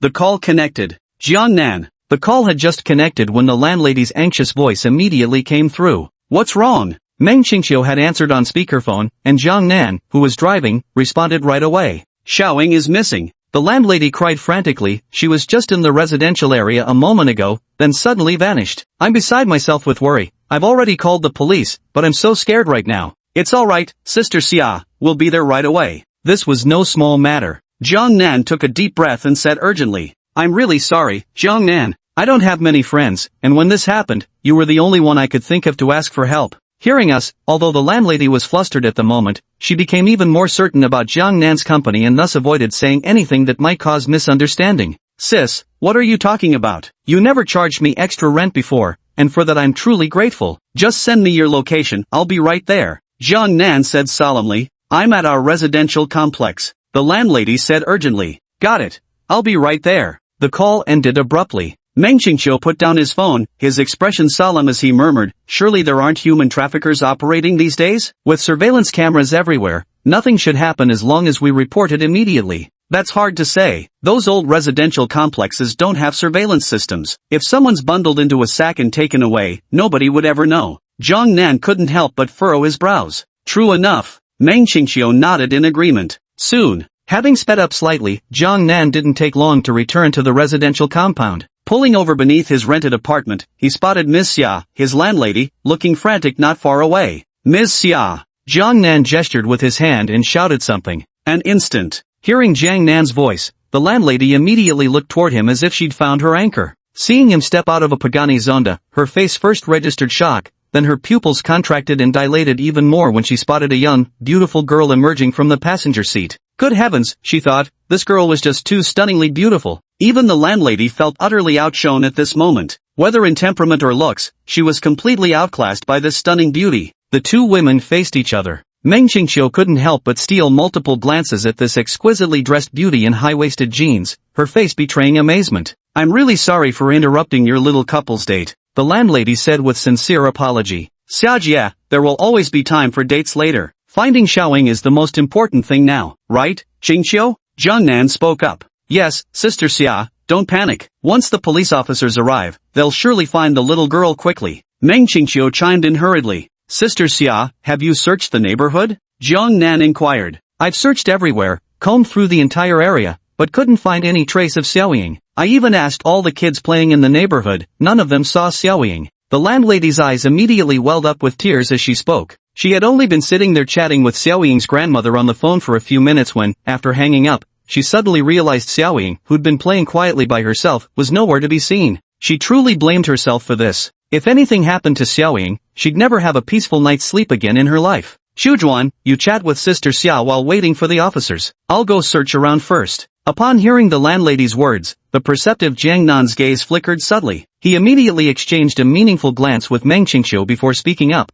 then began patrolling the entire residential compound. This old-style residential area wasn't large, just 4 buildings in total, with minimal landscaping consisting of small lawns and an artificial rock fountain by the back gate. Could those damn kids have taken the little girl running around somewhere? Jiang Nan walked around and saw several little boys playing on the slide, his eyes immediately narrowing. He still had some impression of these brats. They were the ones who had bullied the little girl before. Human nature is inherently evil, especially in these little troublemakers. If their parents fail to guide them correctly, and the family environment itself is already rotten, there's a high chance the offspring will follow the same crooked path. So, it's not entirely impossible. Countless incidents of children ganging up to kill another child are rampant online. Jiang Nan strode briskly toward the little boys playing on the slide. At that moment, the boys spotted Jiang Nan instantly. Soon, arriving before them, Jiang Nan calmly gave the group of boys a sweeping glance. Calm. Way too calm. So much so that it gave Jiang Nan an almost unreal sense of composure. "Have any of you seen Xia Yingying?" Jiang Nan knew the little girl's name, and now he narrowed his eyes at these boys as he spoke. "Nothing. Nothing. Hey man, why are you asking us about Xia Yingying going missing? Go report it to the police, ask the cops instead. Immersive translate. A slightly taller boy looked at Jiang Nan with surprise as he asked. I never said the little girl was missing. Jiang Nan instantly locked his gaze onto him, narrowing his eyes.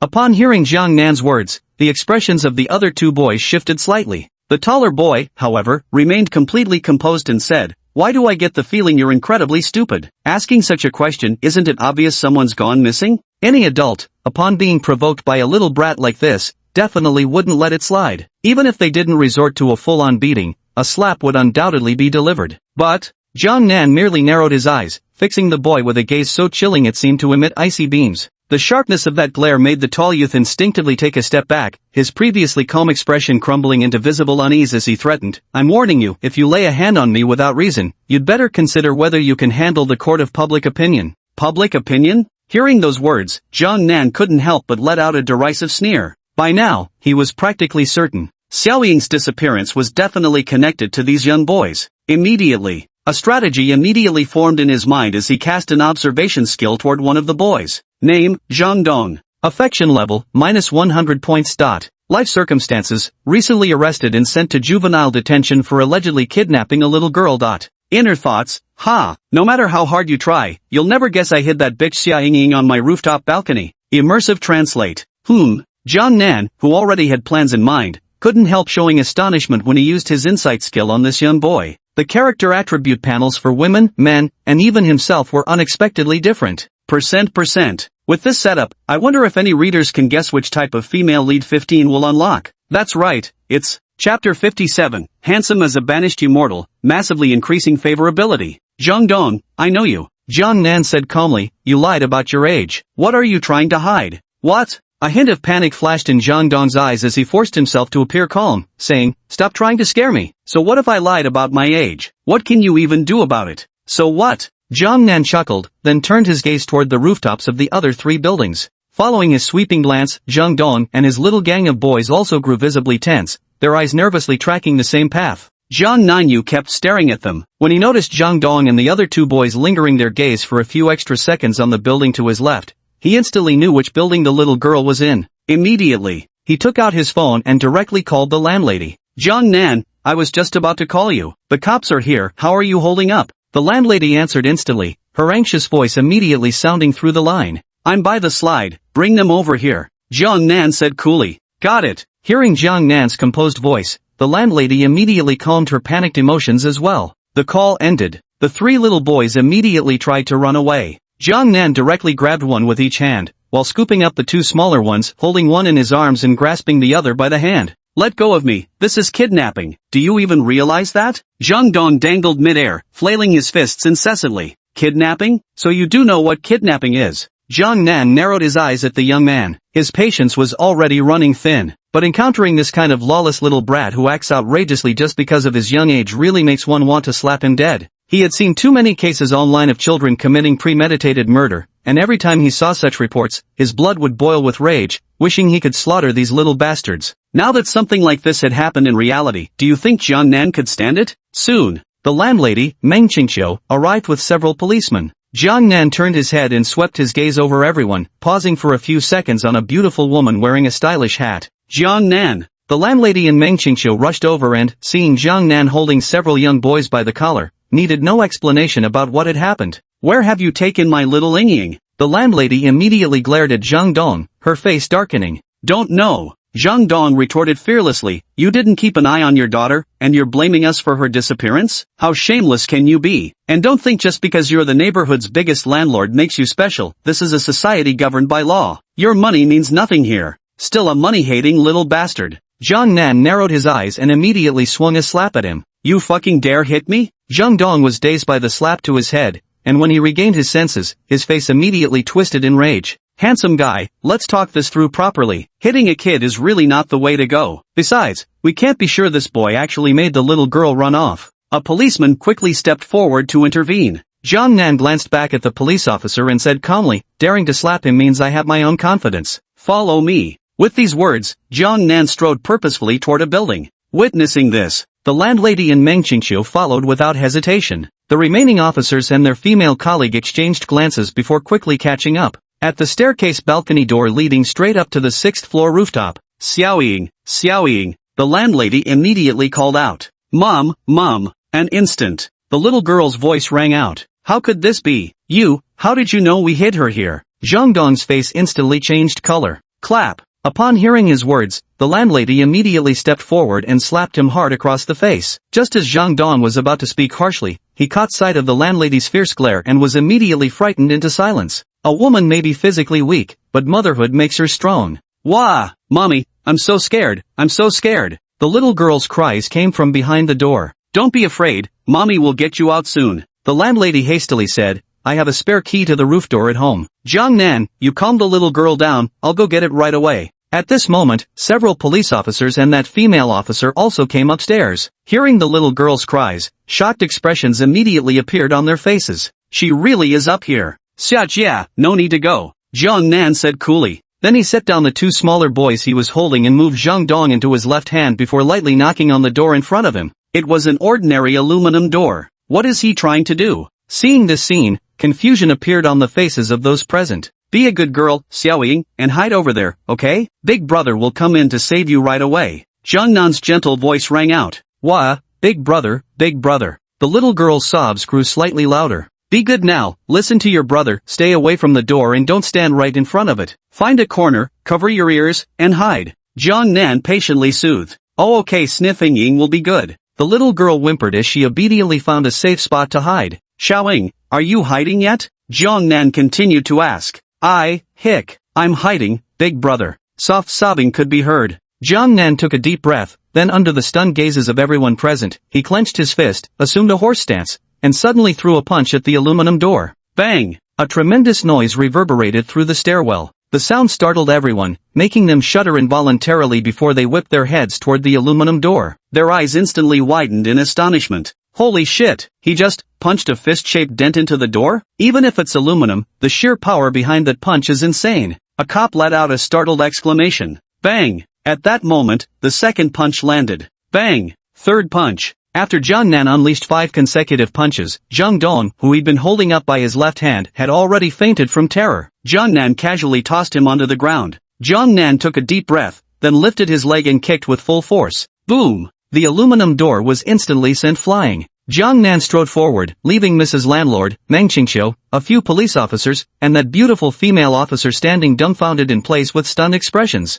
Xia Jiqing's favorability plus 12. Meng Qingxiu's favorability plus 2. Zhou Ruiyue's favorability plus 20. Immersive translate. In an instant. By the time everyone present had regained their composure, Zhang Nan was already seen carrying the little girl to the doorway. At that very moment, the moonlight shone brilliantly upon Zhang Nan, casting him in an ethereal glow like a celestial being descended to earth. In that instant, not a single woman present could help but feel their heartbeat quicken. Chapter 58. Zhou Ruiyue's love at first sight. What if I started it? Ha! At this moment, Zhang Nan's face registered astonishment as the system notification echoed in his mind. To his surprise, the landlord's wife's affection points had skyrocketed by a whopping 12 points. If he recalled correctly, she now held 92 points for him, completely maxed out, reaching the same level as her appearance rating. Meanwhile, Meng Qingxiu's points had risen by 2 points, which wasn't insignificant growth either. After all, her attractiveness score was already at 96 points, and considering this incident didn't directly involve her,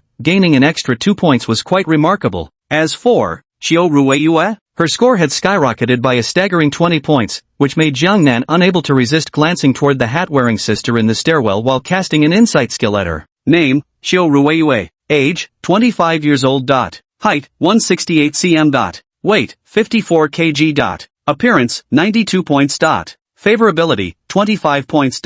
Immersive translate. Jiang Nan, Xiaoying. Right then, the landlady's relieved voice rang out as she instinctively rushed to embrace Jiang Nan. About this, Jiang Nan comforted her. It's all right now, Sister Xia. Snapping back to reality, the landlady took the little girl from Jiang Nan's arms, her eyes slightly reddened and cheeks flushed with embarrassment. Looking apologetically at Meng Qingxiu, she bowed her head like a guilty schoolgirl and said contritely, Sister Qiu, I understand, Sister Xia. There's really nothing to be jealous about here. Meng Qingxiu, showing great sensibility, stepped forward to take the landlady's hand and patted it gently to comfort her, saying, It's good that the little girl is all right. As she spoke, she let out a long sigh of relief and looked down at the adorable little girl in her arms. Without thinking, she reached out to stroke the child's tiny head and murmured, Such a sweet little girl. How could those wretched brats dare to hurt her? Meng Qingqiu normally had an incredibly gentle temperament, but even she was nearly driven mad with anger this time. What should we do with these kids? Jiang Nan's gaze fell on the police officers as he said solemnly, even though they're just children,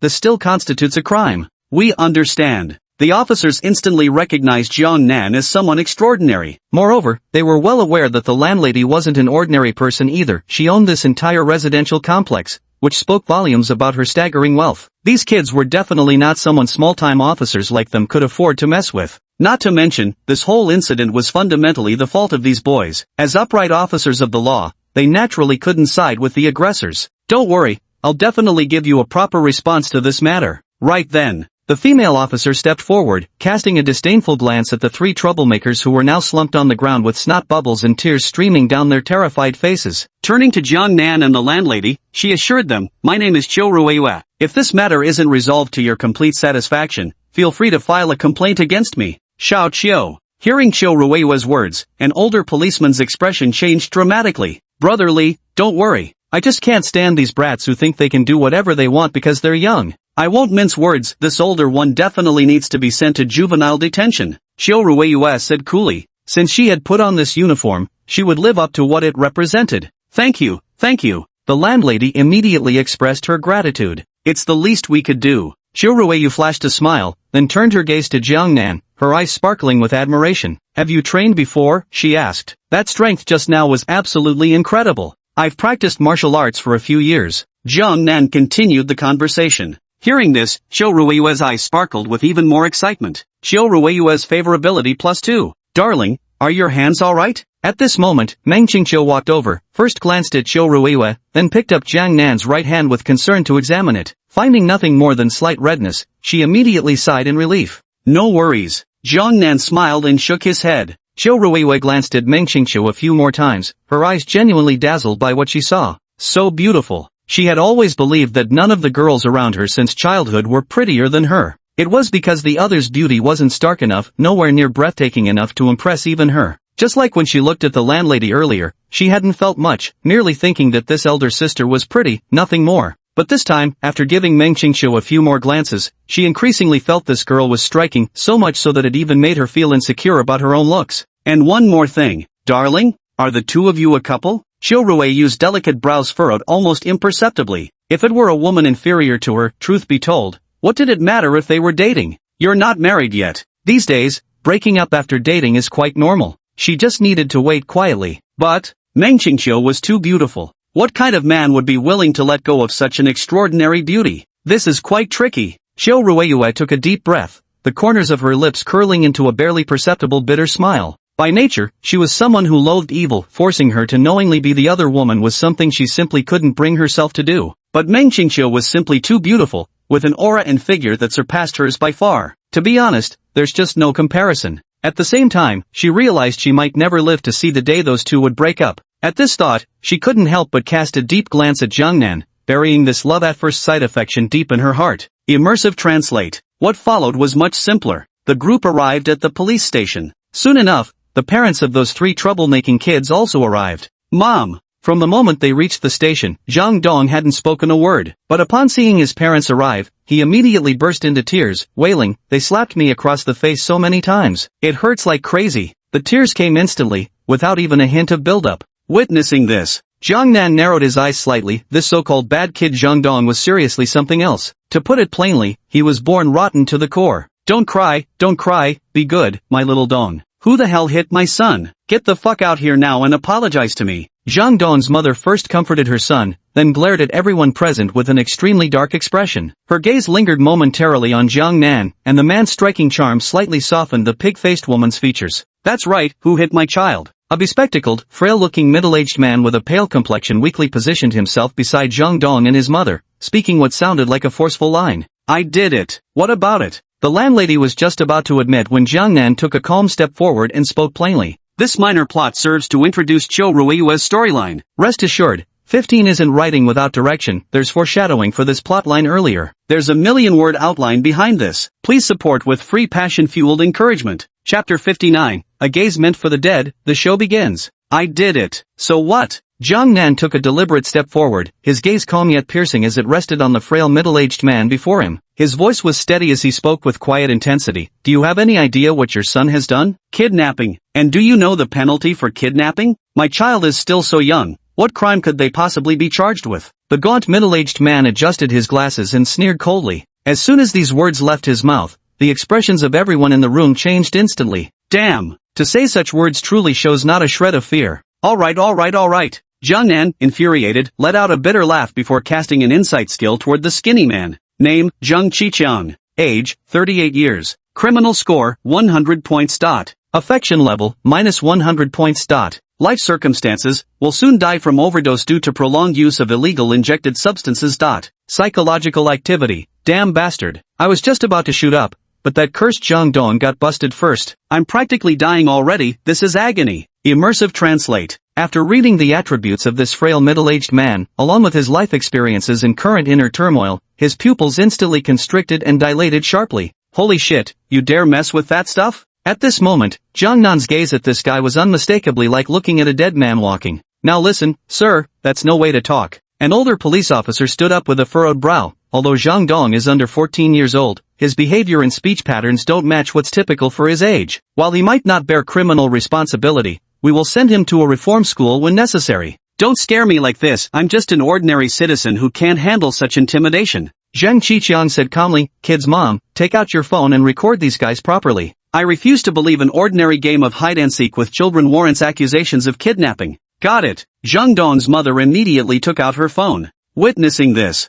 Jiang Nan looked at the somewhat flustered police officers, then fixed his gaze on the composed Zhou Ruiyue. At this moment, Zhou Ruiyue also turned her eyes toward him. Their eyes met. For some unknown reason, Zhou Ruiyue seemed to have guessed his intentions. She immediately stepped forward and asked in a low voice, what is it? Yes. Jiang Nan nodded slightly before taking a step forward, closing the distance between himself and Zhou Ruiyue. A wave of masculine pheromones washed over her, making Zhou Ruiyue, already smitten with Jiang Nan at first sight, instantly blush scarlet. Thud, thud, thud. Her heart began racing uncontrollably. Zhou Ruiyue's affection +3. Another 3 points of favorability gained. Jiang Nan nodded slightly to himself before speaking softly. I actually studied traditional Chinese medicine for several years before. Through observation techniques, I can tell this guy's body is extremely weak, and his symptoms perfectly match the records of excessive opium consumption in medical texts. You should be able to recognize some of this too, right? Upon hearing Jiang Nan's words, Zhou Ruiyue's face first showed bewilderment,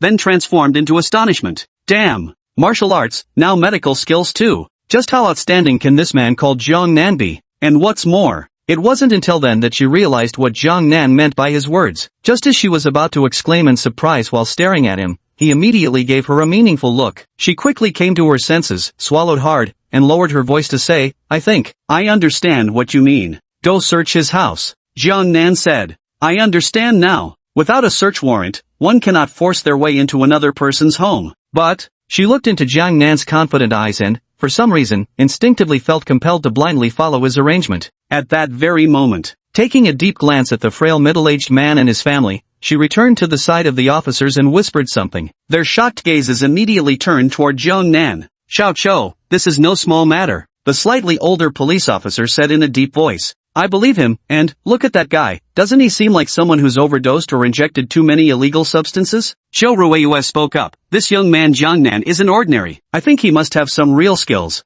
Hearing this, the police officers exchanged glances, recalling Jiang Nan's incredible strength moments ago, and fell into thoughtful silence. Xiao Qiu, you go with Xiao Zhao and Xiao Chen to check it out. Understood. Meanwhile, Jiang Nan completely ignored the pig-faced woman who kept filming with her phone. After whispering a few words to the landlady and under her stunned gaze, he took over the little girl who had already fallen asleep. Clip-clop. The landlady quickly walked towards Zhou Ruiyue. The group left under the strange gazes of the misbehaving children's parents. As for that Zheng Qiqiang and his family, they were still acting like mad dogs, recording videos while shouting, netizens, my child was just playing hide-and-seek with the kids in the neighborhood, completely normal children's games. This family couldn't find their own kid and immediately accused mine of kidnapping, even resorting to violence. It's absolutely outrageous. Jiang Nan took 2 stools and sat down with Meng Qingqiu. What's the matter? Meng Qingqiu whispered a question. We'll enjoy the show in a moment. Jiang Nan said with a smile. Okay. Meng Qingqiu didn't ask further, but rather began to look forward to it.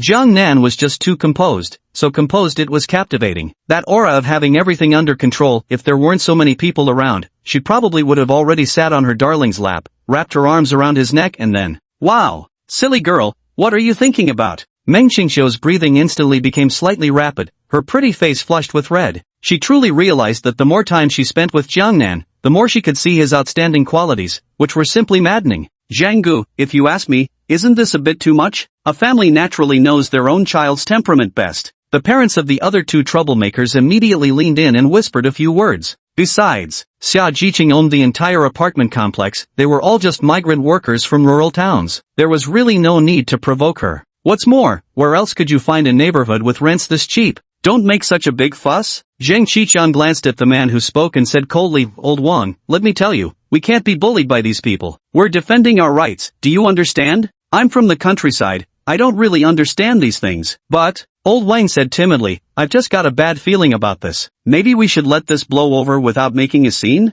"Get lost. It's not your son who got beaten up, is it?" Swinehead woman shot Old Wang a cold glance. The following time passed relatively quickly. The standoff lasted about 20 minutes. The departing landlady, Xiu Ruiwa, and the two police officers returned to the station with extremely strange expressions on their faces. Xiu Ruiwa's favorability +5. Xia Jiqing's favorability +1. Immersive translate. "It's coming." Ding. At that moment, Jiang Nan slowly stood up, and at the same time, a system notification rang out in his mind. Chapter 60, When you ask for compensation, the system brother really delivers. Ding. Congratulations, host. Xia Jiqing's favorability +1, appearance score +1. Obtained 1 lottery draw opportunity. Immersive translate. The system's notification tone rang in his mind, making Jiang Nan's eyes instantly light up. He immediately turned toward his landlady, whose appearance score had just risen from 92 to 93 points. At this moment, she had undergone an inexplicable and tremendous transformation, her entire demeanor elevated far beyond just a single level compared to before. This change, however fleeting, would at most make an ordinary person feel that the landlady had suddenly become slightly more beautiful. But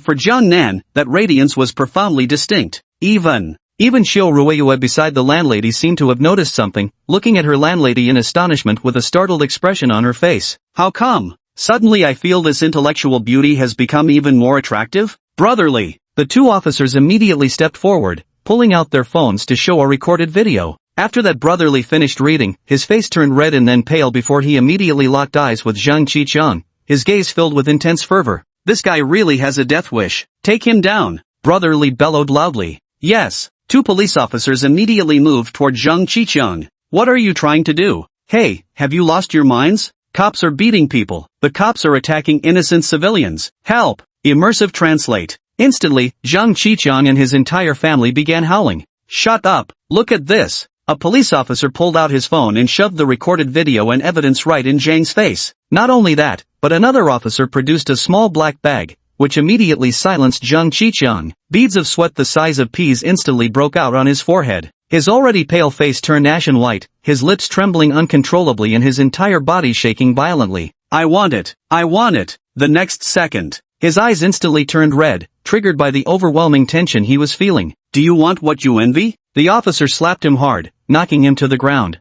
Witnessing this, Jiang Nan couldn't help but laugh. "Nice shot!" Meng Qingqiu immediately started clapping. That Zhang Qiqiang had been barking like a dog for nearly half an hour, and she'd endured it this whole time. If her darling hadn't kept quiet, she would have spoken up long ago. Seeing this scene finally brought her joy. "Darling, how did you know?" Suddenly, Meng Qingqiu thought of something else and looked at Jiang Nan with disbelief. "I know a bit about medicine and sensed through observation that this guy was a drug addict." When it came to spinning tall tales, Jiang Nan never bothered with a draft. Opportunities were plentiful. Sooner or later, he believed he'd surely acquire the skills of this master physician. "Wow, darling, you're absolutely amazing." Meng Qingqiu's eyes instantly filled with little heart shapes. The more time she spent with Jiang Nan, the more she discovered his brilliance. Now with medical skills, what else could he possibly know? Meng Qingqiu's affection +1. Another point added. Meng Qingqiu's favorability toward Jiang Nan has now reached an astonishing 93 points. Just 3 more points to match the attractiveness score, but increasing it still proves slightly challenging.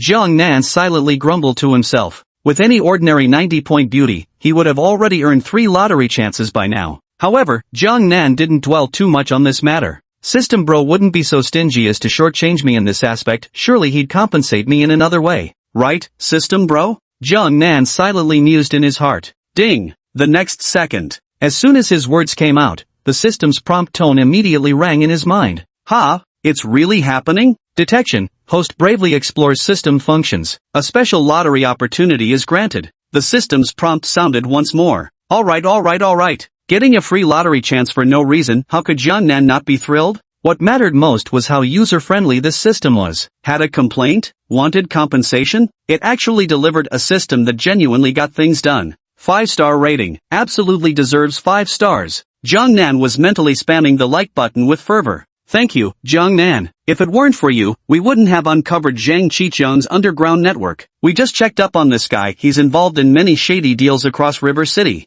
Half an hour later, at the entrance of the detention center, Brotherly and Qiu Ruiyue's group saluted Jiangnan in unison. This was no small achievement. Armed with their intelligence, they later dismantled an organization trafficking in this abomination. Truly a commendation-worthy addition to their records. It's the least I could do. Jiangnan spoke gravely. This poison wreaks too much havoc. Once I recognized it, concealing the truth wasn't an option. Thankfully, Sis Qiu trusted me, otherwise I'd have been trapped between a rock and a hard place. Half an hour passed, and Jiangnan also added Qiu Ruiyue on WeChat. The group chatted for a while, and at least on the surface, they no longer seemed like strangers. Hearing Jiangnan's words, Qiu Ruiyue immediately laughed happily, raising her head and puffing out her chest as she looked at Brotherly. She didn't say anything, yet it felt as if she had. Absolutely. I will follow up on the incident where those troublemakers Zhang Dong and his gang attempted kidnapping. I promise to give you a proper explanation, Brotherly declared solemnly. Alright, in that case, we'll head back first. Jiangnan waved his hand.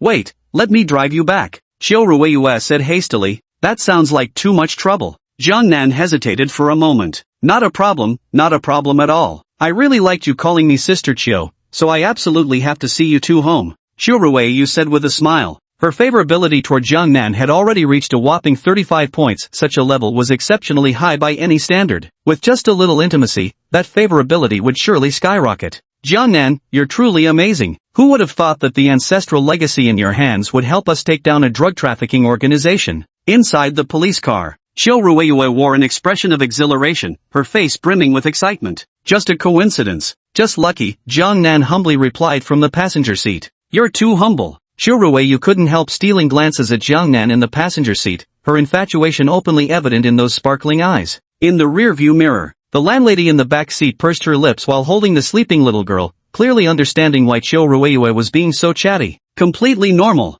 What woman could resist Jiangnan's irresistible charm once she meets him? How could anyone resist it? The landlady truly believed that even if a lesbian came across this young man, she would straighten up after spending some time with him. Ahem. At this moment, for some unknown reason, Meng Qingxiang cleared her throat slightly. An instant. Qiu Ruiyue, who had been happily chattering away, immediately fell silent. Chapter 61, Sweat-drenched Qiu Ruiyue and the landlady who couldn't suppress her smile. Just clearing his throat, the driver's seat fell silent. Qiu Ruiyue gave an awkward glance at the rearview mirror, where she caught Meng Qingxiu's strange gaze. Her heart sank immediately. She understood this was already Meng Qingxiu's first warning. She definitely went a bit overboard. From the initial invitation for Jiangnan to sit in the front seat, to her incessant chatter throughout the ride, even the excessive praise she showered on Jiangnan's every little trait. Even a fool could probably tell she was extremely interested in him.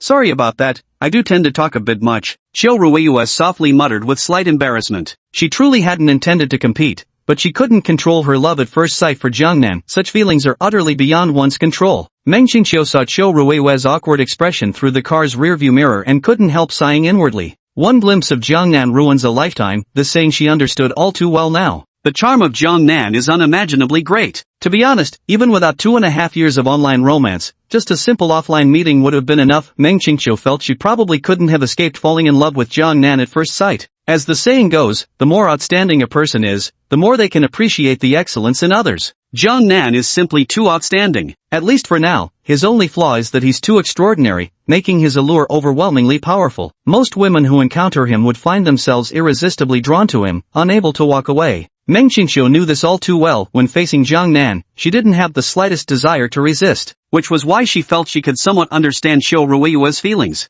And that was also precisely why she didn't outright tear into her with words like, "This is my boyfriend, so kindly don't be too forward, please have some self-respect." Because if Qiu Ruiyue were in her shoes, or she were in Qiu Ruiyue's, she doubted she could restrain herself any better than this woman had after falling for him. My darling is just too perfect. Alas. Meng Qingxiu seemed to have foreseen the future. She was doomed to compete with countless women for his affection. Nothing Though appearing lost in thought, it lasted merely moments before Meng Qingqiu sighed faintly and shook her head. The landlady sitting in the back seat remained silent, maintaining an air of complete detachment. She had a very clear understanding of her own position, never competing or fighting for attention, content with just occasionally spending time with Jiangnan whenever he was free. After all, by nature, she wasn't qualified to compete for such things. This was something she understood all too well. So, as far as the landlady was concerned, it didn't matter to her whom Jiangnan would ultimately walk down the aisle with. After all, she, Xia Jiqing, could never be the one standing beside him at the altar. This mindset means avoiding unnecessary emotional exhaustion. She had no reason to feel emotionally drained either, having made the nature of their future relationship clear to Jiangnan from the very beginning.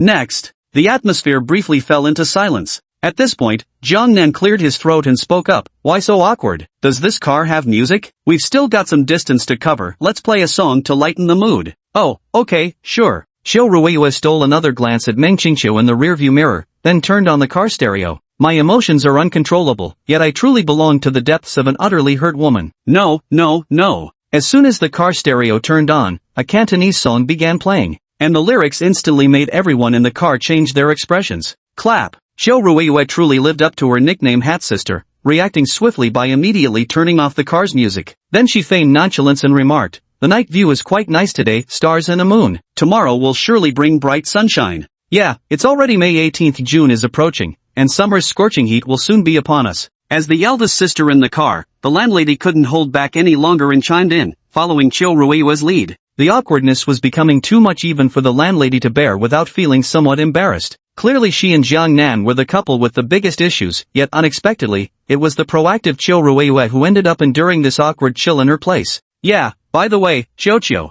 Jiangnan suddenly seemed spurred by a thought as he called out sharply. Meng Qingqiu and Xiao Ruiyue responded in unison. At this moment, the two women's eyes met again in the rearview mirror. Meng Qingqiu frowned slightly, while if Xiao Ruiyue hadn't been driving, she would probably have buried her head by now. But her expression wasn't any better, full of embarrassment. I thought she was calling me. My best friend also calls me Xiao. At this moment, back seat. The landlady looked upward, desperately trying to control her expression, her lips pressed tightly together. The tension between these two women really had that battle arena vibe. It was absolutely thrilling to watch. What's more, this was the first time she'd ever seen such a stiff expression on Jiangnan's face. I so want to snap a picture of him right now. Ha ha ha, he looks adorable like this. God, I love my man even when he's awkward. He radiates that infuriatingly charming charisma of his. The landlady was practically biting her lips to keep from grinning at this point. We're here. 5 minutes later. Xiao Ruiyue's somewhat hoarse voice rang out inside the car as the vehicle slowly came to a complete stop.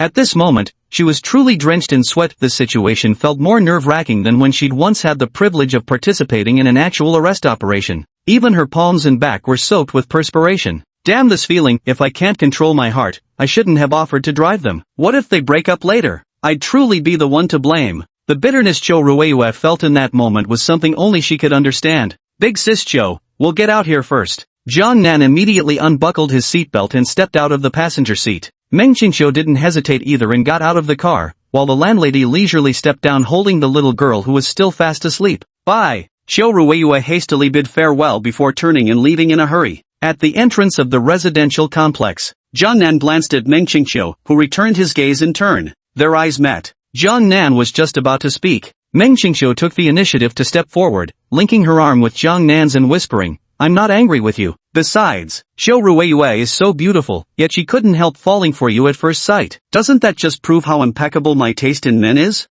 No matter how stunning other women might be, they'd all inevitably fall for my darling. That's my Jiangnan, endlessly charming and irresistible. Let them pine away. I couldn't care less. What good are countless women fancying you? Could it be? Could they ever shake Meng Qingqiu's position in Jiangnan's heart? Such as Meng Qingqiu's confidence. %. Can't say this chapter is filler, right? I'm setting up Meng Qingqiu's attitude as the proper main wife stance, otherwise her immediate acceptance later would feel too abrupt. Chapter 62, The Landlady, I have an idea. Good. What a wonderful woman. An absolutely marvelous woman. Jiangnan could only hold Meng Qingqiu tightly in his arms. He wasn't a fool. Although Meng Qingqiu didn't spell it out completely, she seemed to understand what kind of situation they might face in the future. And these words were already laying the groundwork. Or perhaps, she was also saying this to herself. Darling, Meng Qingqiu called out softly. Jiangnan took a deep breath, gently patted her back, then turned his gaze to the side where someone was looking at Meng Qingqiu in his arms with clear envy. To be honest, he really wanted to act like Teacher Li, opening his other arm wide while telling the landlady, "No, you came at the perfect time."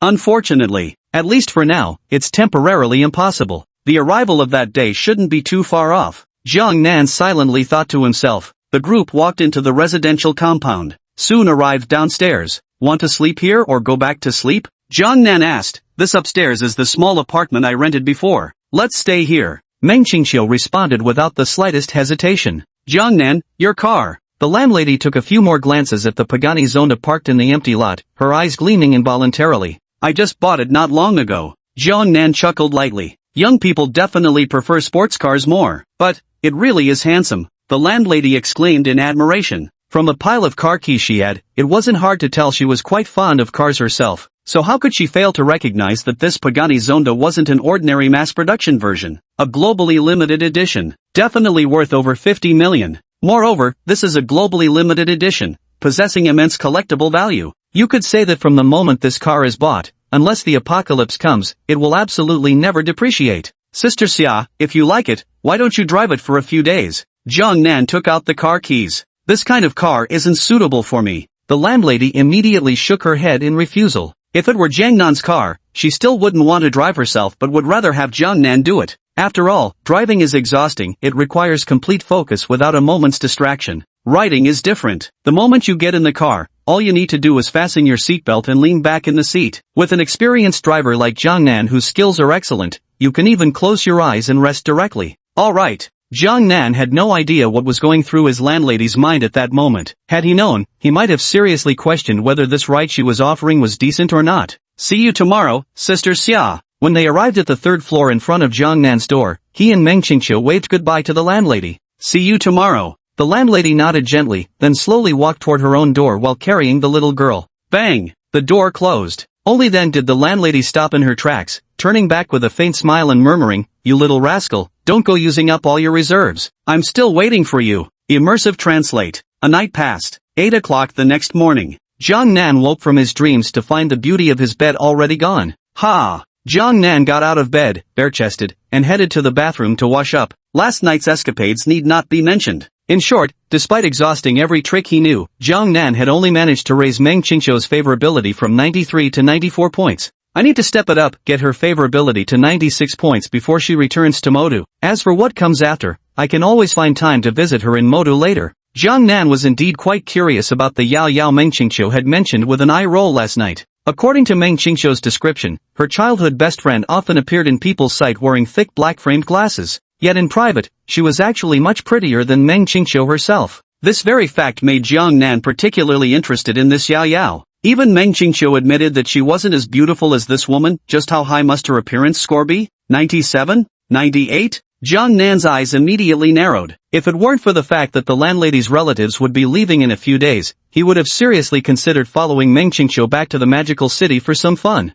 Don't rush. Jiang Nan decided to complete the small rewards mission first. He was absolutely itching to get his hands on that Jiangqing Tower property and the master-level martial arts ability. With a master-level martial arts ability paired with his modified physique, his combat power wouldn't be as pitiful as those pathetic weaklings in that hot-blooded manga from Turtle Sun Island, right? Darling. At this moment, a cheerful shout rang out from the living room outside the bedroom. My hearing seems to have improved significantly too. After washing his face, Jiang Nan walked straight out of the bedroom. Darling. Seeing Jiang Nan walk out shirtless, Meng Qingqiu hastily said, Miss Xia is here. Hearing this, Jiang Nan glanced at his landlady pretending to cover her eyes while peeking through her fingers, and immediately turned back towards the bedroom with an embarrassed smile. Though inwardly he couldn't help but think, little Qiu, Miss Xia saw way more of me than you did long ago. Sorry Miss Xia, my darling thought I was alone here. Meng Qingqiu embarrassingly apologized to the landlady. Nothing. The landlady smiled nonchalantly. She had indeed seen Jiang Nan's perfect mermaid lines long before Meng did,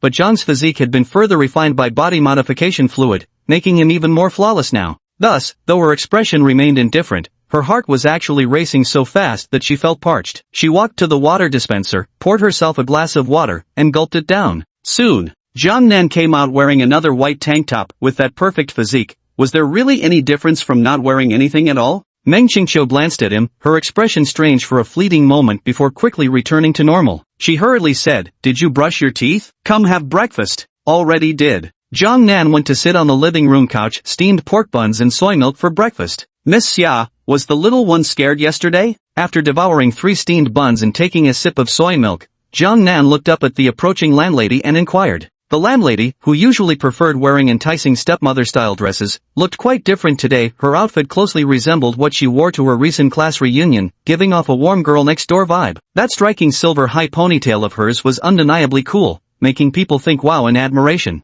That kid's got a memory like a goldfish, completely forgot about yesterday after waking up. I dropped her off at my mom's place this morning and ran into Chio on my way back. The landlady walked over and sat down, brushing back a strand of hair near her ear while smiling at Jiang Nan and Meng Qingqiu. After a few seconds of mutual eye contact, she took a deep breath and spoke with visible nervousness. Jiang Nan, Chio, I have an idea. I'm not sure if you'd be willing to accept it? Percent. Brothers, I'm begging for some free support powered by love. I'm not greedy, just 1 free dime's worth of a small gift from each of you will do. Hee. Chapter 63, Lucky Day, Historical High Consumption Rebate Multiplier Refresh. What? Jiang Nan and Meng Qingqiu exchanged glances before speaking in unison. Though, the landlady wore a somewhat embarrassed smile as she lowered her head and said, after what happened yesterday, if it weren't for Jiang Nan, I really don't know what the consequences would have been. So, as she spoke, she abruptly raised her head and looked earnestly at Jiang Nan and Meng Qingqiu before continuing, I'd like for Jiang Nan to become Xiao Ying's godfather, and for Chio, Autumn, to be her godmother. Would that be alright?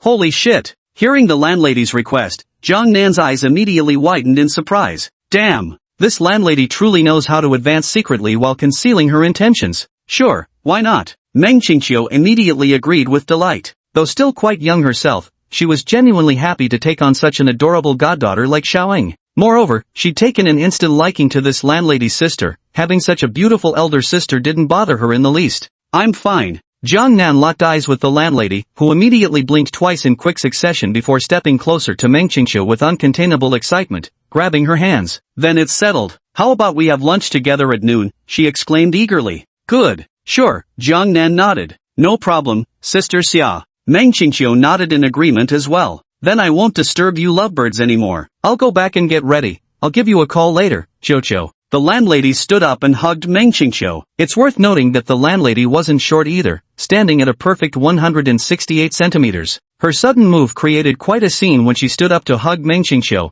who naturally ended up pressing right against her. Bye-bye. Although it was just 2 seconds, for Meng Qingqiu, it was enough time. After the landlady left, she glanced down at her own assets and couldn't help sighing softly, muttering, when will I ever reach Sister Xia's size? What? Jiang Nan had actually heard her, but pretended not to. And nothing. Meng Qingqiu's apartment wasn't actually small, but compared to the landlady's requirements after the financial crash, it seemed somewhat inadequate.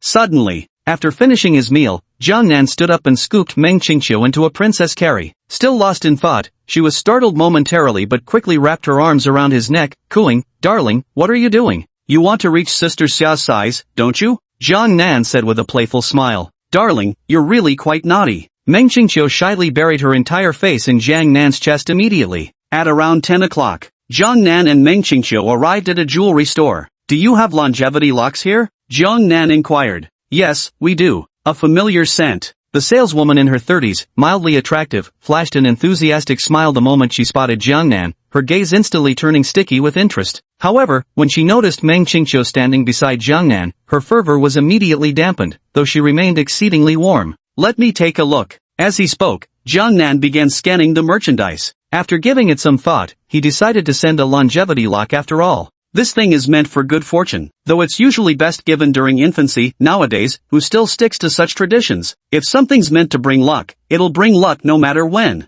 And, without the slightest exaggeration, Jiang Nan, who was now bound to the system, truly resembled the protagonist of a novel, as if destiny itself rested upon his shoulders. Soon, the saleswoman brought out 5 different styles of longevity locks. Jiang Nan glanced at them and immediately took a liking to a jade longevity lock. Pointing to it, he said, wrap this one up. Ha! Jiang Nan's efficiency left the saleswoman momentarily stunned. How much? Jiang Nan pulled out his bank card. Please come this way. The salesgirl realized she was dealing with someone who genuinely didn't care about money at all. Immediately, she escorted Jiang Nan and his companion to the front counter. Here's the thing, sir, we have a membership program. Would you like to enroll? Don't worry, it's completely free, and you can even earn reward points. The saleswoman packed the jade longevity lock while making a suggestion. No need, just charge whatever it costs directly. Jiang Nan waved his hand dismissively. He had always been efficient in his dealings. Alright.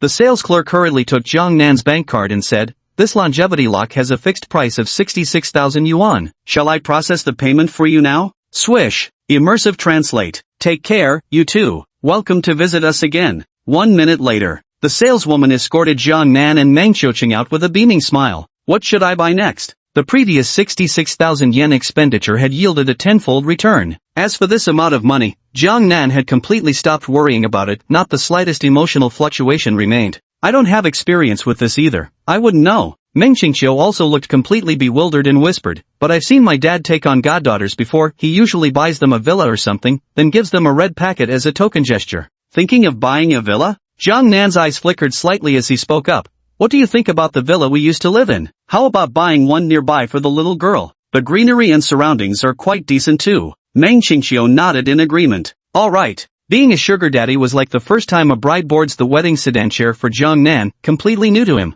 By the next time, however, he had much more experience. Next, Jiang Nan drove straight to the Nantian Pavilion Sales Center. Without wasting any time, he immediately bought the nearest villa on the spot. The same 15 million, but this time the cashback left Jiang Nan utterly stunned. 12 times. Yes, a full 12-fold spending rebate instantly boosted his savings to over 350 million. Holy shit, this wave is absolutely mind-blowing. To think, after spending for so long, he had only saved up 187 million. Yet now, by taking Xiaoying as his goddaughter and spending a little, he actually received the highest spending rebate ever, 12 times the amount. What a shame. If only there were an additional critical reward, then reaching a savings of 1 billion wouldn't be far off. Such is human nature, always greedy. Even when things are already good enough to satisfy, people still crave more.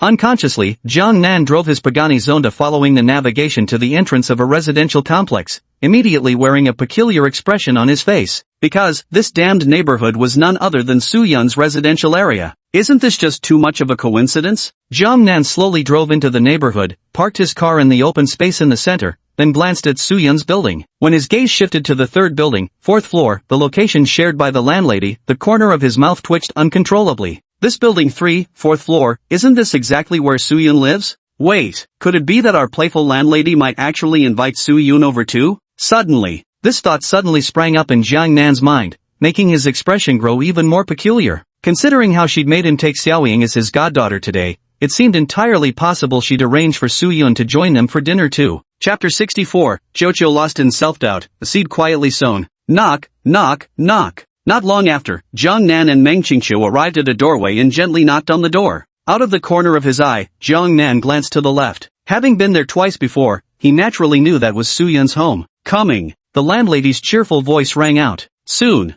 The door opened. Dressed in a home-style long dress with an apron over it and wearing flesh-toned stockings on her lovely legs, the landlady smiled warmly at Jiang Nan and Meng Qingqiu standing at the door. Come right in, she urged eagerly. Still beckoning them inside, she added, no need to change shoes, just come straight in. Jiang Nan and Meng Qingqiu followed the landlady into the living room, where two adorable little girls were happily playing with Barbie dolls. When they spotted Jiang Nan and Meng Qingqiu, the two girls immediately ran over excitedly. The two little girls clung to Jiang Nan's legs, their small faces grinning as they nuzzled against his legs. Clearly, the charm of a handsome guy still held greater sway over these two toddlers. This little girl looked somewhat familiar. Jiang Nan pretended not to recognize who the other little girl was and casually remarked, isn't this the girl we ran into at the Malatang place yesterday? Meng Qingqiu, however, had remembered the other girl and spoke up. Seems like it. Jiang Nan suddenly nodded in realization and, catching the meaningful look from the landlady nearby, promptly cleared his throat and asked, Sister Xia, where are auntie and uncle?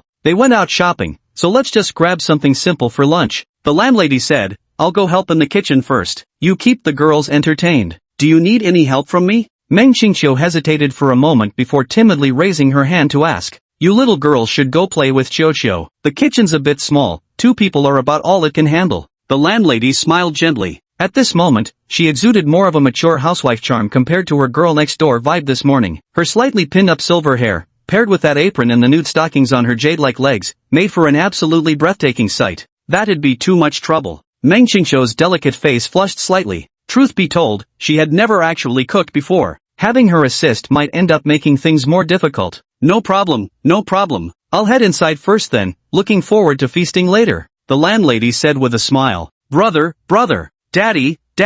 Immersive translate. At this moment, little Nan Nan and Xiaoying called out one after another. The pace is really lightning fast. To be honest, Jiang Nan was completely dumbfounded hearing Xiaoying call him daddy. It's not like they'd even properly started the gift-giving ritual, yet she's already calling him daddy. Besides, shouldn't it be sugar daddy instead? Doesn't matter, they're all the same. Jiang Nan didn't seem to care, reaching out to pat Xiaoying's head with a smile. And this mommy here, why didn't you say hello? Mommy Chocho. The little girl immediately let go of Jiang Nan's leg and instead clung tightly to Meng Qingqiu's thigh. This sudden switch utterly bewildered the 20-year-old woman. What a surprise motherhood this is. But yet, good girl. Meng Qingqiu instantly embraced her new role, cradling Xiaoying in her arms before presenting a red envelope, whispering, "First meeting gift for Xiaoying." "Thank you, Mama Chocho." Xiaoying immediately planted a sweet kiss in gratitude. Seeing this, Jiang Nan couldn't help but smile knowingly. Inside the red envelope was a bank card containing the 888,888 yuan Meng Qingqiu had placed in it. From this, it wasn't hard to see that Meng Qingqiu was indeed wealthy, casually giving out a small red envelope containing 888,888 yuan.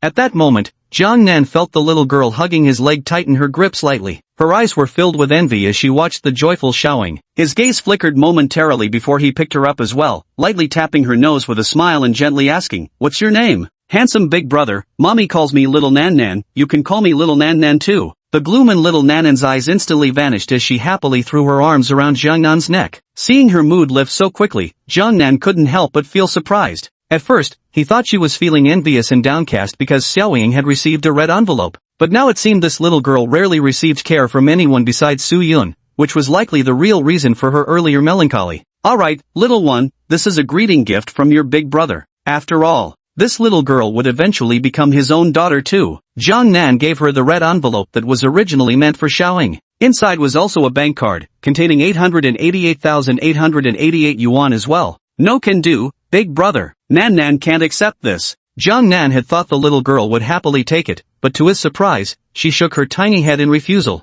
Mommy told Nan Nan that no one's money comes easily like the wind. To get something, you have to give something first. Nan Nan hasn't done anything for Big Brother, so Nan Nan can't accept Big Brother's gift. As Jiang Nan met little Nanan's pair of pitch-black, sparkling eyes, he found himself momentarily stunned. There's genuine light shining in this little girl's eyes. Compared to Xiaoying, this little one is way more sensible and mature. Although both girls grew up with only their mothers by their side, their environments couldn't have been more different. With a wealthy mother like the landlady, didn't Xiaoying get everything she ever wanted growing up? And what about little Nan Nan? Su Yun works hard but only earns around 10,000 yuan a month. With that salary, raising a child while attending the same expensive kindergarten as Xiaoying, you can imagine how tight the budget must be. It's true what they say, the children of the poor mature faster. Jiang Nan took back the red envelope, deciding not to insist further. "Big brother, don't be sad, okay?" The little girl reached out and gently patted Jiang Nan's cheek. "I'm not sad at all. You're such a thoughtful girl." Jiang Nan reached out and gently stroked her little head. Immediately, the little girl narrowed her eyes with enjoyment, rubbing against his large hand like an affectionate kitten. Lan, my daddy can play the piano really well." At this moment, Xiaoying declared with immense pride. "Big brother is so." The little girl looked at Jiang Nan in surprise and began to speak. But Xiaoying interrupted. "Oi, you can't call him big brother anymore, he's my dad now, so you should call him uncle." Ha ha ha. Hearing this, Jiang Nan couldn't help but burst into laughter. "Darling, you can play the piano too?" Hearing Xiaoying's words, Meng Qingqiu turned to him in surprise. "Daddy is super amazing." Xiaoying wrapped her arms around Meng Qingqiu's neck, tilting her head proudly as she spoke. "A little." Jiang Nan nodded modestly. "That's really incredible." Meng Qingqiu's beautiful eyes sparkled with admiration as she gazed at Jiang Nan, her expression filled with awe. Now, it seemed she had discovered that Jiang Nan was like a black hole, far too profound. The more she got to know him, the more surprises he always seemed to offer. He's just too perfect. A man like this, can I really hold on to him forever? For the first time, Meng Qingqiu began to question herself. Meng Qingqiu's affection +1. At this moment, suddenly, Jiang Nan heard the system's prompt ringing inexplicably in his mind. He couldn't help but glance at Meng Qingqiu, who was staring at him blankly, and noticed the dazed expression on her face gradually shifting into one of determination, as if she had made up her mind about something. This only made him feel even more puzzled. The seed has finally been planted. Chocho is bound to compromise in the end. Chapter 65, Adopting the Little Girl as a Goddaughter. Time for dinner. The landlady's voice rang out from the kitchen, followed shortly by her emerging with 2 plates in hand. Behind her, clad in an identical floral patterned dress with her hair elegantly pinned up and wearing a beaming smile, came another woman also carrying 2 plates. At this moment, Jiang Nan followed the voice and looked over. The little girl in his arms immediately cried out sweetly, "Mommy, what's wrong, little darling?" Upon hearing her daughter's call, Suyun also turned to look. When she saw her daughter being held in Jiang Nan's arms, a look of astonishment appeared on her face. At that moment, she quickly glanced toward the landlady. Noticing the knowing smile on the landlady's face, realization immediately dawned on her. It seemed the Sister Xia already knew about her affair with Jiang Nan, but yet, how does Sister Xia know Jiang Nan? Could it be? Suyun placed the 2 plates in her hands dazedly on the dining table, then leaned closer to the landlady and whispered, "Sister Xia, did you mean Jiang Nan when you said you also knew a friend of mine?" "That's right." The landlady smiled and nodded. Suyun glanced back at Jiang Nan, then looked away again, her voice dropping even lower, "Sister Xia, we're all sisters here." The landlady responded with a light chuckle. Hearing this, Suyun widened her eyes and instantly understood what was happening. "I'm afraid Sister Xia already knows about her connection with Jiang Nan. And he didn't care at all. If even someone as outstanding as Sister Xia doesn't mind, who am I to care?" Suyun suddenly felt she understood everything. Her relationship with Jiang Nan had been based on interests from the very beginning. To put it bluntly, she had initially been after Jiang Nan's money, but had genuinely fallen in love with him during their time together. "Being able to be Jiang Nan's lover is the greatest fortune of my life. What more could I possibly ask for?" Suyun burst into laughter. "Hurry up, dinner's ready." The landlady cheerfully waved them over before returning to the kitchen and bringing out several steaming dishes in succession. After Suyun figured things out, there was no trace of embarrassment left on her face as she and the landlady brought all the dishes out from the kitchen together. Soon, once everyone took their seats at the table, Jiang Nan showed not the slightest hint of awkwardness and immediately started eating. As for Meng Qingqiu, who remained somewhat socially anxious, she merely asked Jiang Nan to serve her occasional bite-sized portions. "Xiaoying, have you called them godfather and godmother yet?" The landlady looked at the little girl sitting beside her and chuckled softly. "Call him." Xiaoying nodded obediently. "Such a good girl." The landlady nodded with satisfaction. The meal was quite harmonious and enjoyable. At least in Jiang Nan's eyes, this counted as the first meeting between his women. Moreover, if the relationship among the 3 of them remained harmonious, Jiang Nan felt there wouldn't be any major fallout even if they eventually had to come clean about everything. Furthermore, with the level of affection Meng Qingqiu had reached, Jiang Nan genuinely didn't think revealing the truth would cause any disaster. A little moodiness might be inevitable, but Jiang Nan felt a breakup was highly unlikely in this situation. So Jiang Nan felt no pressure whatsoever. He ate when hungry, drank when thirsty. Immersive translate.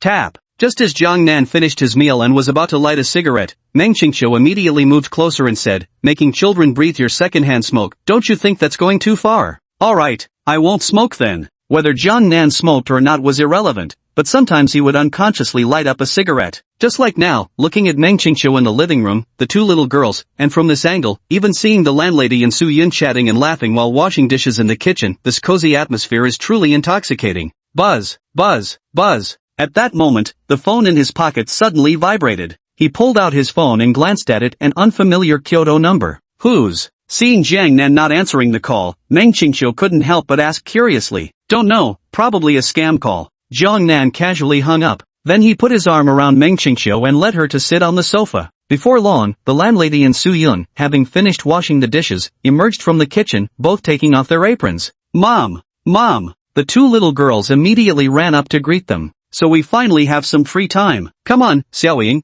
go kowtow to your godfather and godmother." The landlady pulled Xiaoying to stand before Jiang Nan and Meng Qingqiu. Understood. The little girl was quite clever too, immediately kneeling down on both knees and kowtowing to Jiang Nan and Meng Qingqiu. When she raised her head, she grinned and cried out, "Daddy, Mommy Chocho." Hearing this Daddy and Mommy Chocho, the landlady instantly narrowed her eyes with laughter. With this relationship established, surely there'd be nothing wrong if she frequently visited her daughter's godfather to discuss the child's future upbringing, right? "Get up." Jiang Nan helped the little girl up, then stood and handed a document folder to the landlady. From his angle, the seated Meng Qingqiu couldn't see anything, only hearing his voice say, "Sister Xia, this is an apartment I bought for Xiaoying. It's in Nantian Pavilion, right next to the one I purchased. You can move in immediately with just your personal belongings." Unbeknownst to them, the moment Jiang Nan handed over the folder, his hand had already stealthily grasped the landlady's delicate fingers beneath it. A textbook case of hiding in plain sight. "Alright, we'll accept it on behalf of the little girl then." The landlady didn't refuse. As she withdrew her hand, she subtly brushed against Jiang Nan's palm. They exchanged a glance. Some things needed no words.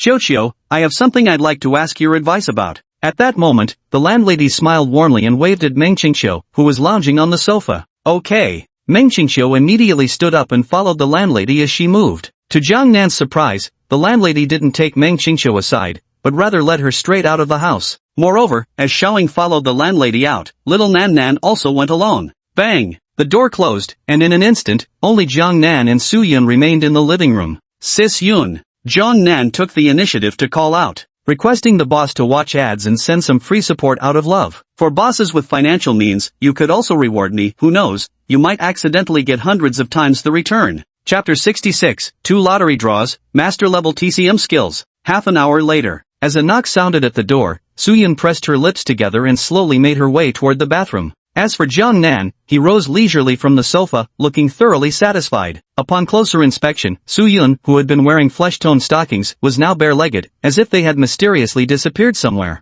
Jiang Nan strolled toward the door and, upon opening it, feigned a look of surprise at the sight of landlady Xia and Meng Qingqiu. "Xia Jia, what took you so long outside?" he asked. "I took Qiuqiu to buy some local specialties from Jiangcheng, along with some hot pot base." The landlady was carrying a large bag filled entirely with hot pot base, while Meng Qingqiu held some local specialties in her hands, items like bamboo shoots, pickled vegetables, and some fruits unique to the area. "Sure, let me carry those." Jiang Nan took the 2 bags from Meng Qingqiu, then accepted another bag from the landlady before asking, "Will all this be alright to take on the plane tomorrow?" "No problem, but your car might struggle with all this stuff plus Qiuqiu's luggage. You can take my car to send her back later," the landlady said with a smile. "Alright." Jiang Nan nodded, and the group returned to the living room. "Where's teacher Su Yun?" the landlady asked knowingly. "She should still be inside." Jiang Nan responded, "Sister Xia, there shouldn't be anything else we need to do now, right?" "Nothing else. Actually, I feel bad for interrupting you lovebirds alone time. Leave the things with me, I'll put them directly in your place later. You should hurry and take Qiuqiu out to enjoy Jiangcheng properly and make the most of your last day together," the landlady said urgently.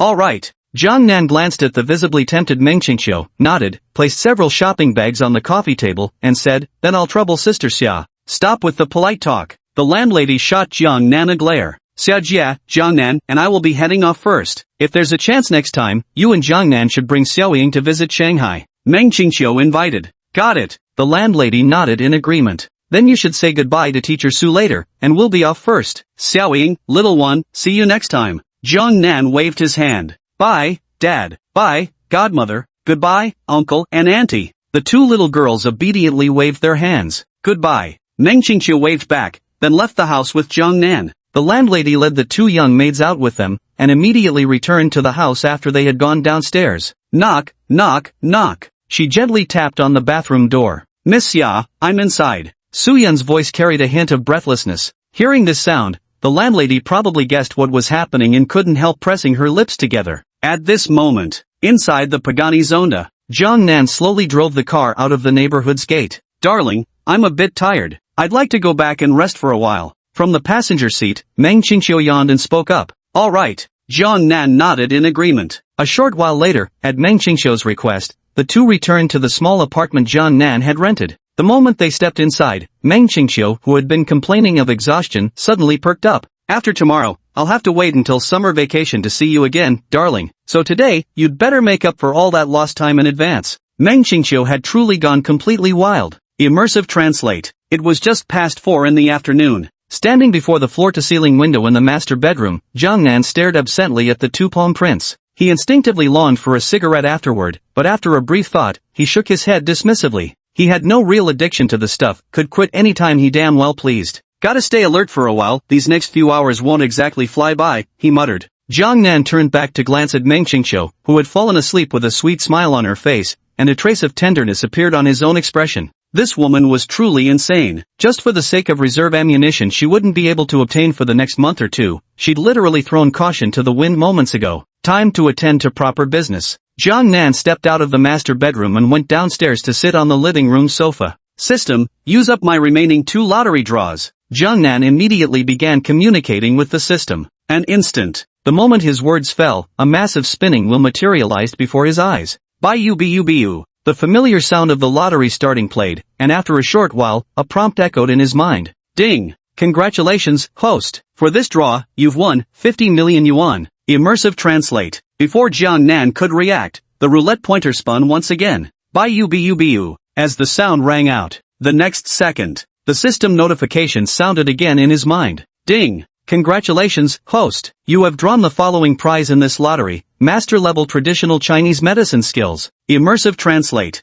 Ha! When the second reward appeared, Jiang Nan's eyebrows immediately twitched. He really felt this system was just like those boast and wish fulfillment systems. Just by making some bold claims up front, there was a high probability it would reward him by making those claims come true. Not bad. The first draw was just setting the stage. The real highlight is this second draw. As Jiang Nan received the reward, he instantly felt an overwhelming influx of knowledge about traditional Chinese medicine flood his mind. I wonder just how incredible this master-level TCM skill is. Given how powerful the system is, it's probably starting at the pinnacle level, a true grandmaster's expertise, right? Jiang Nan's eyes narrowed slightly. To be honest, if used properly, this ability wouldn't just bring wealth, it literally represents the most powerful status imaginable. No one else in this world possesses a system like this, and who can honestly claim they'll never get sick in their lifetime? And when it comes to those most fearful of death, without a doubt, it's definitely the tiny handful of people standing at the very pinnacle of this planet's social pyramid. Whether it's power or wealth, once reaching that level, they'd likely be willing to pay any price just to stay alive. Thus, even if his master-level Chinese medicine skills fall far short of legendary miracle healing,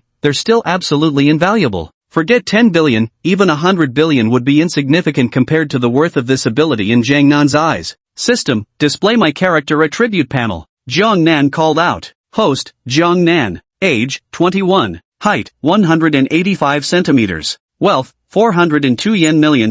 Abilities, Insight Technique, Indestructible Kidneys, Master Pianist, Master Traditional Chinese Medicine Practitioner. Items, Porsche Cayenne, Pagani Zonda. Life event, will receive a grand gift on the day of his 22nd birthday. Immersive Translate. Ha! After checking his character attribute panel, Jiang Nan noticed that his height had inexplicably increased by 3 centimeters, which made an expression of surprise appear on his face. Chapter 67, for Jiangqing Tower, and even more for the Physical Combat Master skill. System, what's going on? I think 185 centimeters is enough, don't let it grow any further. Jiang Nan immediately reacted, initiating a mental conversation with the system. Host, this is the effect brought by the body modification liquid. It's already completed. The system replied. This is acceptable. Actually, for a man, 182 centimeters is the most perfect height because you still need to factor in the slight boost from wearing shoes. Now, his barefoot height is 185 centimeters, and with shoes he's at least 187 centimeters. For some women, this height is absolutely perfect. But in Jiang Nan's eyes, being too tall isn't ideal either, just about right is good enough. With his good looks, even at 170 centimeters, plenty of women would still be smitten with him. Ding! At that moment, a faint sound came from the phone in his pocket. Jiang Nan took it out and saw that it was a text message. Respected Mr. Li Yang, the Porsche 911, Pink, you purchased has arrived. Please come to the XX4S store in Modu as soon as possible to pick it up. Immersive Translate. What a psycho. This was the first time Jiang Nan had seen a scam message get even the target's name wrong. Li Yang? Damn it, I might as well be Jiang Yang then. At that very moment, Jiang Nan directly deleted this message. The streamer Jiang Yan you follow has started broadcasting. Just as Jiang Nan was contemplating splurging on a few more money-draining mobile games for fun, a notification popped up on his Douyin backend. Currently, Jiang Yan's favorability toward him wasn't exactly low, but it wasn't particularly high either, standing at a mere 37 points. With this level of favorability, for an average person, it would at most lead to some ambiguous flirting during the ambiguous period, with nothing particularly heart-fluttering to show for it. In such cases, there's a high probability that nothing substantial would come of it. But was Jiang Nan your average person? I went straight to Douyin and topped up 1 million as usual. Ding! 10 million Do diamonds arrived instantly, without the slightest delay. Welcome, brother Jiang Nan Yenyu, you're here. The moment Jiang Nan entered the live stream, Jiang Yan, who might have been about to welcome someone else, immediately turned to greet him. Peacock flying southeast, little Yen Yen, what do you mean? Peacock flying southeast, shouldn't you be greeting me first? Peacock flying southeast, just because you saw some Douyin user barely pass level 60, you think they're better than me? Immersive Translate. Jiang Nan glanced at the barrage comments and froze when he saw this cocky talk from a level 1 newbie account. What was this person doing? Why was he getting dragged into this for no reason? No, I just didn't notice Brother Peacock's ID at first glance. On camera. Jiang Yan was clad in her familiar JK outfit. It was evident she adored white stockings, currently seated cross-legged on her chair with perfect coverage below, leaving absolutely no room for any dress code violations.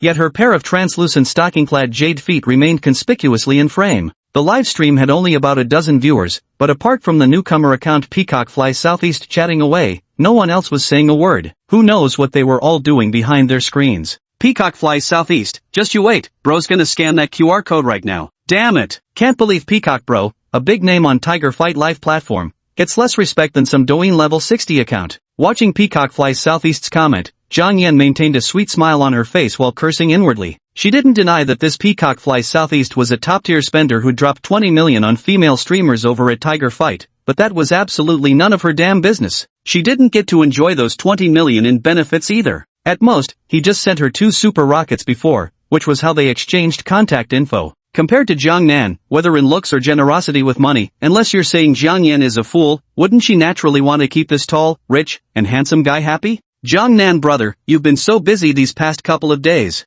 Zhang Yan said with a cheerful smile. In the frame, her translucent white silk-clad feet moved slightly. As her delicate feet shifted a few times, someone in the dozen-viewer livestream immediately spoke up. Tomato_RealCS, there they are. Eggfan15, streamer, do you sell tea bags? I want to make tea with them. Dream God Jade, dude upstairs, why does your ID look familiar to me? Immersive translate. This woman is truly a covert boundary pusher. Zhang Nan noticed every little trick Zhang Yan was pulling, and his gaze flickered briefly. Unlike Su Yun and Lin Nanman, Zhang Yan's every little move was subtly seductive. Just like how she inexplicably wiggled her translucent stocking-clad fair feet earlier, and even now as she tugs at her own translucent stockings. Aren't these all deliberately drawing people's gazes? In that case, raising affection points should be easy. With only this last target remaining, Zhang Nan naturally intended to raise as many affection points as possible right now. For that Jiangcheng Tower, and even more for the master-level martial arts ability. Swish! Misty Rain Zhang Nan has gifted the streamer a Carnival *1. Misty Rain Zhang Nan has gifted the streamer a Carnival *1. Misty Rain Zhang Nan has gifted the streamer a Carnival *1. Immersive translate. In just a short moment, Zhang Nan's finger speed, as fast as Tendo Kato's, tapped out 100 clicks. Thank you, brother Zhang Nan, for the 100 carnivals. Zhang Yan chuckled happily. Zhang Yan affection +3. 40 points. Pop, pop. Zhang Nan immediately started swiping again. Another short moment passed. Another swipe yielded 100 more. Zhang Yan's favorability +5. Ha! Another 300,000 yuan went down the drain, but this time it increased the favorability by 5 points, which made Zhang Nan feel that his efforts to splurge money were not in vain. In a sense, Zhang Nan was also working at this moment. The only difference was that his job was pure enjoyment. Spending money actually makes your wealth grow, and here you are manually clicking to send gifts so painstakingly. Isn't that just like working? Just as Zhang Nan was about to press his advantage, a single comment slowly floated across the livestream. Peacock Flies Southeast, Xiaoyan, are you ready for my gift bombardment? Brother Peacock. Zhang Yan sighed helplessly as she saw Zhang Nan stop gifting. Your timing is really something, she thought, forcing a smile before cheerfully saying, feel free to show us more. I'd love to see you in that top supporter spot. Peacock Flies Southeast scoffed. Pfft, reaching top supporter just takes pocket change. Peacock Flies Southeast, sent the streamer 1 carnival gift. Peacock Flies Southeast has sent the streamer 1 carnival gift. Peacock Flies Southeast has sent the streamer 1 carnival gift. Immersive translate. After sending 10 carnivals in a row, Peacock Flies Southeast paused and was momentarily stunned to see himself still in the second place on the leaderboard. He had indeed just entered the stream and completely missed seeing Zhang Nan sending a full 200 carnival gifts earlier. So he typed in astonishment, how much did the top donor spend? 10 carnivals can't even make you the top donor? Peacock bro, just click open the spending leaderboard and see for yourself. Zhang Yan said meaningfully. %. This is the idea of a reader big shot from this book. Big shots, please don't mind. Sometimes I'm too lazy to come up with names lol, just enjoy it for fun. Chapter 68, The Welfare Grand Mission Standard, first target of 10 billion in savings. Phoenix Flies Southeast, watch me? Not a chance. If 10 carnivals aren't enough, then 20, 30 it is. Today's top ranking spot will definitely be mine. Phoenix Flies Southeast gifted the streamer a Carnival *1. Phoenix Flies Southeast gifted the streamer a Carnival *1. Peacock Flying Southeast gifted the streamer a Carnival *1. Immersive translate. Another 20 carnivals were sent flying across the screen. This guy's spending spree was nothing to scoff at either. In an average livestream room, you wouldn't even see 30 carnivals total. Even just a single carnival gift would make the female streamer jump up and immediately bow at a perfect 90-degree angle non-stop. What's more, for some small-time streamers with hardly any viewers, a single carnival gift would make it highly possible to invite them out for a meal, especially if they're in the same city. As for what happens next, naturally, that depends on one's own capabilities. But, sorry, How could any live streaming room with Jongnan present ever be just an ordinary streaming booth? Peacock flies southeast. Yo, this level 60 plus guy's got some real skills. Peacock flies southeast gifted the streamer a carnival *1. Peacock flies southeast gifted the streamer a carnival *1. Peacock flies southeast gifted the streamer a carnival *1. Immersive translate. Another 20 carnival gifts. At this point, Peacock flying southeast has already gifted 50 carnivals. One carnival costs 3,000 yuan, so 50 amounts to 150,000 yuan. That's equivalent to more than a year's stable income of over 10,000 per month plus bonuses for some people. It all disappeared in just a few minutes, all because of a petty grudge. Thank you, Peacock bro, for the 50 carnival gifts. But bro, I'm afraid your 50 might not be enough. Let me tell you how many Jiangnan bro sent 200 carnivals. Though Jiang Yan appeared to be thanking Peacock flies southeast, her words carried a deliberate undertone of provocation. Truth be told, she wasn't necessarily trying to milk money from Peacock flies southeast, it was just that this guy loved showing off his presence a little too much. Back when they were on the Douhu live streaming platform, this guy Peacock flies southeast would show up practically every broadcast to show off, bragging about driving a Rolls-Royce Phantom in real life.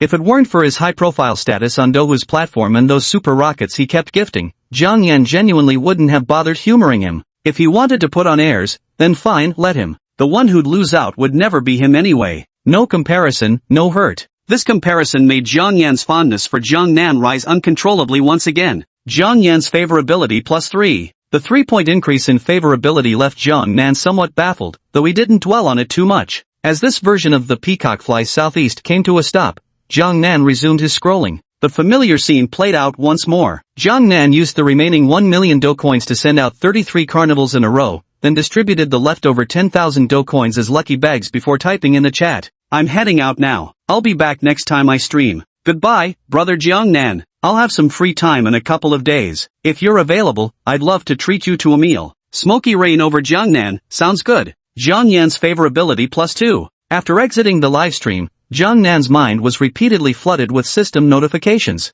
Ding! Congratulations, host, spending completed. Receives tenfold spending rebate, 10 million yuan. Immersive translate. This round of spending was definitely worth it. Not only did he earn 9 million, but he also raised Jiang Yan's favorability towards him to 50 points. This level of favorability is quite substantial, without exaggeration, given some reluctance but ultimately consent. Taking things all the way with Jiang Yan wouldn't be a problem at all. At this rate, Jiang Yan reaching 90 favorability points is basically a done deal. Acquiring the master-level physical combat ability from Riverside Tower is now just a matter of time. Jiang Nan's eyes flickered with anticipation. Once Meng Qingqiu returned to Magic City tomorrow, he would need to take action to completely secure this little welfare mission. Moreover, making money couldn't be delayed any further. Currently, he already had over 40 million in hand. All he needed to do next was to keep spending continuously, and reach the goal of 1 billion in savings as soon as possible. Perhaps he could even obtain another excellent little welfare mission. System, when my savings reach 1 billion, I should be guaranteed to receive welfare side quests again, right? Jiang Nan inquired. Understood. The system instantly replied. I have a question. A peculiar glimmer flashed in Jiang Nan's eyes as he asked aloud. Now that we have welfare side quests, are there any major welfare quests available? Just the rewards from small welfare tasks are already this generous. What about the more challenging major welfare tasks? Could it be that I'll gain access to abilities or items beyond ordinary human limits? Yes, the system replied. The difficulty of major welfare tasks will be significantly higher, and so will the rewards. The superhuman abilities and even items you're imagining will definitely become available. Oh, as expected. So what criteria must I meet to claim this major bonus mission? Jiang Nan's eyebrows rose involuntarily, his face revealing a trace of anticipation. 100 billion in deposits is the minimum requirement, with random triggering conditions. The system replied. Random? Jiang Nan narrowed his eyes slightly and asked tentatively, then what's the mandatory criterion? The host is truly worthy of being the host, so brilliant. The system praised. 10 billion in savings is the minimum threshold for randomly triggering a major welfare mission. But, if the host uses these 10 billion in savings, they can directly exchange for one opportunity to receive a major welfare mission. Hearing the system's words, Jiang Nan's eyes immediately lit up. Damn! Could he actually use money to purchase opportunities for major welfare missions? Don't mistake this for the system holding him back, it was damn well pushing him to spend harder and make money. Never mind how difficult those major welfare missions might be, what if the reward was something like an elixir of immortality? Or perhaps, an immortal body? Once one truly transcends humanity, neither abilities nor objects can have their worth measured by worldly money. Only a fool would refuse to spend tens of billions for such a chance to reach heaven in a single bound. Damn, my next target isn't just a simple billion, but 100 billion. Jiang Nan's eyes suddenly burned with wild ambition. Ding! At this moment, his phone buzzed in his hand, delivering yet another text message. Before he could even check it, an incoming call from Beijing immediately followed. With his extraordinary memory, he recognized this Beijing number. It had already called him once at noon. Regarding the setup of this major bonus mission, I hope everyone doesn't find it problematic. I genuinely think this setting works perfectly. Money will ultimately become meaningless in the future, while abilities are what truly matter at the highest level. Chapter 69, Jiang Nan. Bro, this system is absolutely OP. After a moment's consideration, Jiang Nan answered the call. Hello, may I speak to Mr. Jiang Nan? The familiar scam opening came through, and he immediately shook his head with a chuckle. Understood. Hearing the incredibly sweet voice of the girl on the phone, Jiang Nan wasn't about to hang up immediately. Instead, he thought he'd have a little fun with her. Here's the situation. You have a piece of land in the capital that requires your signature for collection. When would you be available to come to my office and sign the contract? The sweet voice continued to speak. Delivery? Jiang Nan was momentarily startled, then instantly realized this was one of those delivery scam tactics. I'm in Jiangcheng. Besides, am I supposed to buy a plane ticket just for this delivery of yours? Jiang Nan chuckled. Alright, just handle that delivery however you want. I'm genuinely not interested. Mr. Jiang Nan. The sweet voice sounded somewhat strange. Are you sure I can deal with this land however I want? Whether you throw it away or whatever, it's entirely up to you. After saying this, Jiang Nan directly hung up the phone. What kind of package requires him to fly all the way to Kyoto to pick it up? With that time, he might as well spend more in Jiangcheng. Currently, his top priority is to reach 100 billion in deposits as soon as possible. He wanted to see how challenging the mega mission unlocked by 100 billion would be, and more importantly, just how generous the rewards might be.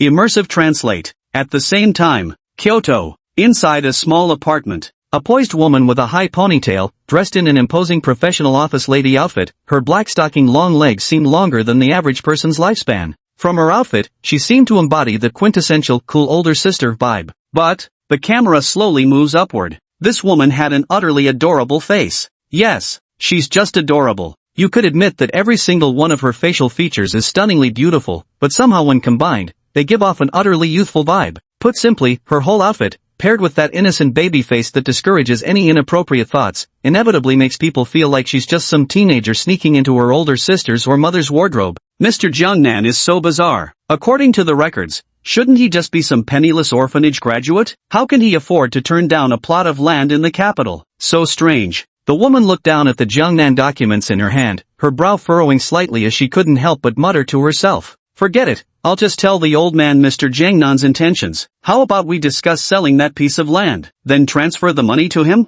The woman's eyes flickered briefly before narrowing as she stared at the Jiang Nan documents in her hand, murmuring, the Jiang family head is truly generous. Was it to temper his eldest son that he cruelly abandoned him for 22 years? Or was it because the younger son born later was simply too outstanding that he's been discarded till now? At this point, she took a deep breath and looked at Jiang Nan's photo on the documents, her face revealing a trace of pity. It has to be said, this is the true face of wealthy aristocratic families. Only old Master Jiang genuinely cares for his eldest grandson, otherwise, he wouldn't have discreetly arranged for her to secure a piece of land for Jiang Nan. Immersive translate. Matters in the capital. Jiang Nan remained oblivious. After spending a few million on Douyin and earning tens of millions in return, he retreated to the master bedroom on the second floor. Now, looking at Meng Qingqiu still fast asleep, Jiang Nan gently placed his fingers on her wrist to check her pulse. In just a few seconds, Jiang Nan's eyes suddenly flickered with surprise. Extraordinarily healthy. Originally, Jiang Nan wanted to check if Meng Qingqiu's recent days of indulgence might have caused any adverse effects. But this examination revealed not just the absence of problems, her physical condition was simply outstanding. An ordinary girl would always have some deficiency in her vital energy, but Meng Qingqiu didn't show the slightest sign of fatigue. Darling. At this moment, Meng Qingqiu slowly woke up and saw Jiang Nan checking her pulse, causing her to exclaim in surprise, is something wrong with me? No, you're perfectly healthy. Jiang Nan exclaimed in admiration. That's good, you scared me for a moment. Meng Qingqiu let out a long sigh of relief, then looked at Jiang Nan and immediately broke into a smile. She wrapped her arms around his neck and said in a sweet, coquettish voice, Darling Qiuqiu's tummy is hungry again. Immersive translate. Meng Qingqiu's affection +1. Immersive translate. An hour and a half later, Jiang Nan finally heard the system's prompt in his mind as he had hoped. Ding! Congratulations, host. You have successfully matched a high attractiveness confidant with a score above 95 to equal favorability. Reward, 1 lottery draw opportunity. Immersive translate. Just as Jiang Nan carried the exhausted Meng Qingqiu toward the bathroom, he hadn't taken more than a few steps when the system's prompt sounded once again in his mind. The moment this system prompt appeared, Jiang Nan's footsteps abruptly halted, and a peculiar expression crossed his face. System, is this a new feature? Jiang Nan continued walking while inquiring in his mind. In response to the host's previous complaint, this is a new system function. For any woman with 95 plus appearance points who has become the host's confidant, when affection points first reach parity with her appearance score, an additional lottery opportunity will be awarded. The system explained. Got it. Jiang Nan's eyes flickered with interest as he asked, then, if Mrs. Landlord, Su Yun, and Lin Manman's appearance scores increase to 95, would I receive not only the standard lottery chance but also an additional draw opportunity? You're absolutely right, host. The system replied. I understand now. A look of excitement spread across Jiang Nan's face. This system was truly incredible. It genuinely cared about the host's experience, diligently refining every suggestion or complaint. Just this aspect alone made Jiang Nan believe that among all the systems he'd encountered on the Tomato Novel app, few could compare. It was ridiculously OP, overpowered. With this system in hand, why worry about not reaching the pinnacle of this world's pyramid, or even becoming the true uncrowned king? A shower lasting just over 10 minutes, Jiang Nan carried Meng Qingqiu back to the bedroom in his arms once more. After getting dressed, the two of them left the bedroom. Meng Qingqiu didn't wear any makeup and simply wore a simple white dress. Her long, straight black hair cascaded over her shoulders, her cool and detached aura instantly coming to the fore. However, upon meeting Jiang Nan's gaze, it transformed into the shyness of a young maiden. In the eyes of others, the goddess-like figure was nothing more than an infatuated girl with an extreme romantic idealism when faced with Jiang Nan. Tonight is our last night together. Let's go buy something later that you can take back to your best friend. Hopefully, it'll leave a good impression, so next time I visit you in Shanghai, she won't give me the cold shoulder. Jiang Nan wrapped his arm around Meng Qingqiu's slender waist and whispered these words softly by her ear. Darling Yao Yao wouldn't do that. Besides, you're so outstanding. What girl wouldn't like you after getting to know you? Meng Qingqiu's voice grew quieter as she spoke. Don't tell me Yao Yao ends up falling madly in love with you at first sight. Wouldn't it make sworn sisters since childhood turn into bitter rivals over you? Chapter 70, Jiang Nan, that unstoppable lady killer. Not likely. Jiang Nan shook his head. Without real capability, how would he dare to establish his own harem? Besides, from Meng Qingqiu's attitude, it's not hard to see that she doesn't seem particularly firm on this matter. Let's go eat first, Meng Qingqiu said softly, not elaborating further on the topic. An hour later, after finishing their meal, the two arrived at the largest shopping district in the old city. Finding a parking spot and stopping, Jiang Nan couldn't help but recall the day he first obtained the system as he felt the gazes of the surrounding people upon him. That day, he was still driving just a Porsche Cayenne, with a modest savings balance that had barely crossed 1 million. But now, he had a full 45 million in assets at his disposal, his ride being the globally limited edition Pagani Zonda worth 60 million, and by his side was a stunning companion with a beauty score of 96. All sorts of earth-shaking changes happened within just a few days. To be honest, the rapid pace of this growth truly gave him a feeling as if a lifetime had passed. Darling, at this moment, Meng Qingqiu linked her arm with his, nestling close to his side, and whispered, why do I feel like you've grown a little taller? It must be just an illusion. Jiang Nan chuckled lightly. Come on, let's go. You should pick out some things too later. If there's anything you like, just say the word, we'll take it all. I won't hold back then, Meng Qingqiu said with a mischievous grin. A handsome young man and a stunning beauty walked through the bustling crowd, utterly captivating the attention of everyone around them. Are they celebrities? Their looks are absolutely next level. Holy crap, even if they're not stars, their visuals must belong to some top-tier influencers, right? I just saw that hunk arrived in a Pagani Zonda. Holy moly, he's the real deal of a top-tier high, rich, and handsome guy, and the girl with him is a true knockout beauty. Her aura is simply unmatched. Immersive translate. There will never be a shortage of NPCs in this world. Now, for Jiang Nan and Meng Qingqiu, the surrounding onlookers were like NPCs, reacting only with photos and shock as they passed by. Soon, Jiang Nan took Meng Qingqiu to a Chanel store, and within just over 10 minutes, they each emerged carrying 2 shopping bags. Moments later, LV, Gucci, Prada. Immersive translate. After just 1 hour of shopping, Jiang Nan and the young lady admitted they couldn't carry any more bags. There were too many of them. Jiang Nan was determined to spend lavishly. Essentially, if Meng Qingqiu fancied something or thought it would appeal to her best friend Yao Yao, he bought it without hesitation. An hour might not seem like enough time to spend much, but after a full lap through the luxury boutiques, he'd already dropped nearly 10 million. Fortunately, when the spending was done, the 6x spending multiplier successfully swelled his savings to a whopping 500 million. Not enough. These are just small fries. The real spending power lies in buying buildings, skyscrapers. Forget commercial towers, even a single residential building would cost at least 100 million. Jiang Nan narrowed his eyes slightly. He was referring to old-style apartments like the ones owned by the landlady in the old quarter. Right, buying land too. Jiang Nan took a deep breath. There were simply too many major expenses. Yet at his current level, it seemed these opportunities remained slightly out of reach, perhaps limiting his spending options. Don't rush. You can't become fat with just one bite. Jiang Nan understood this principle very well. Darling, your shopping spree could rival any woman's.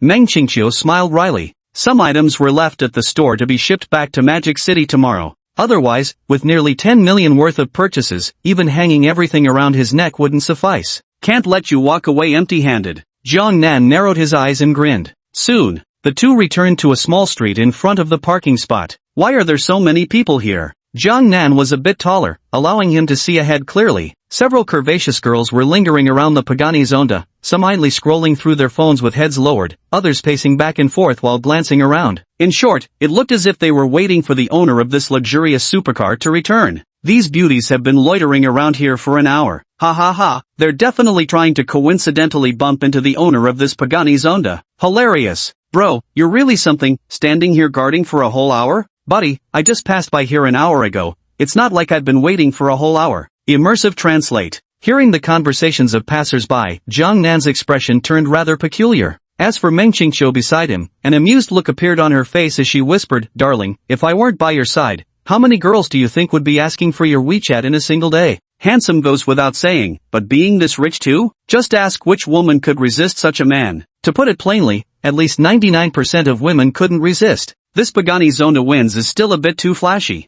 I'll go check out something more low-key but still prestigious tomorrow. Jiang Nan murmured softly. Sports cars like this are good for nothing but showing off. But then again, isn't showing off exactly why people buy them? People who don't want to show off wouldn't buy this damn thing in the first place. Compared to just a few days ago, Jiang Nan's temperament had calmed down considerably. To be honest, that phase of being ostentatious was pretty much over now. As they chatted, the two arrived at the narrow alley and headed toward the Pagani Zonda parked in its spot. The moment the pair appeared, they immediately caused another stir among the crowd. This stunningly elegant pair of handsome man and beautiful woman naturally drew everyone's attention. Moreover, with some recognizing Jiang Nan as the ultra-rich, handsome guy who arrived in that Pagani Zonda, conversations instantly buzzed with excitement. Swish, swish, swish. At the same time, the group of girls clustered around the Pagani Zonda immediately locked their gazes on Jiang Nan, completely ignoring Meng Qingqiu standing beside him. Click clack. The girls promptly rushed forward competitively, each managing to maintain a sweet, charming smile on their faces.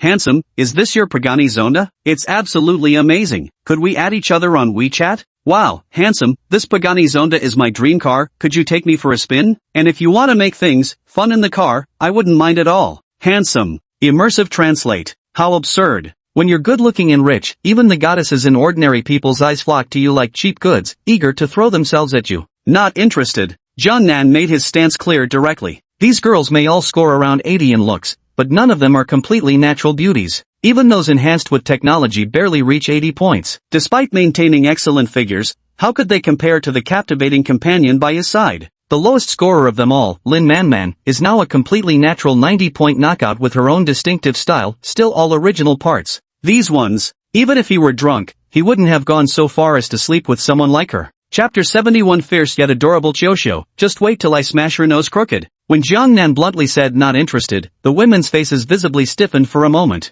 But the stiffness lasted only a second before they quickly composed themselves with perfect poise, switching to even more enthusiastic smiles that showed no fear of the awkwardness. Handsome, just add me on WeChat, nothing serious. Of course, if you want something more, I wouldn't mind either. Just as one of the women finished speaking, Meng Qingqiu coolly interjected, Didn't you hear my darling say he's not interested? As Meng Qingqiu's voice rang out, the women finally turned their attention to her. At first they hadn't noticed Meng Qingqiu at all, but now seeing such a beauty standing beside Jiang Nan, their expressions immediately changed. Beautiful. So beautiful. Meng Qingqiu's beauty was nothing like those women who relied on cosmetic procedures to enhance their looks. She was a genuine natural beauty, no exaggeration even if they tried to replicate her features through surgery. they could never achieve the same effect. There's a popular saying online, if you possess even 30% of the beauty of a fairy maiden, it would be enough to make you stand out among countless other beauties. At this moment, the same could be said of Meng Qingqiu. Forget 30%, even 20%, or merely a semblance of resemblance, would still place her among the most stunning women in the ordinary world.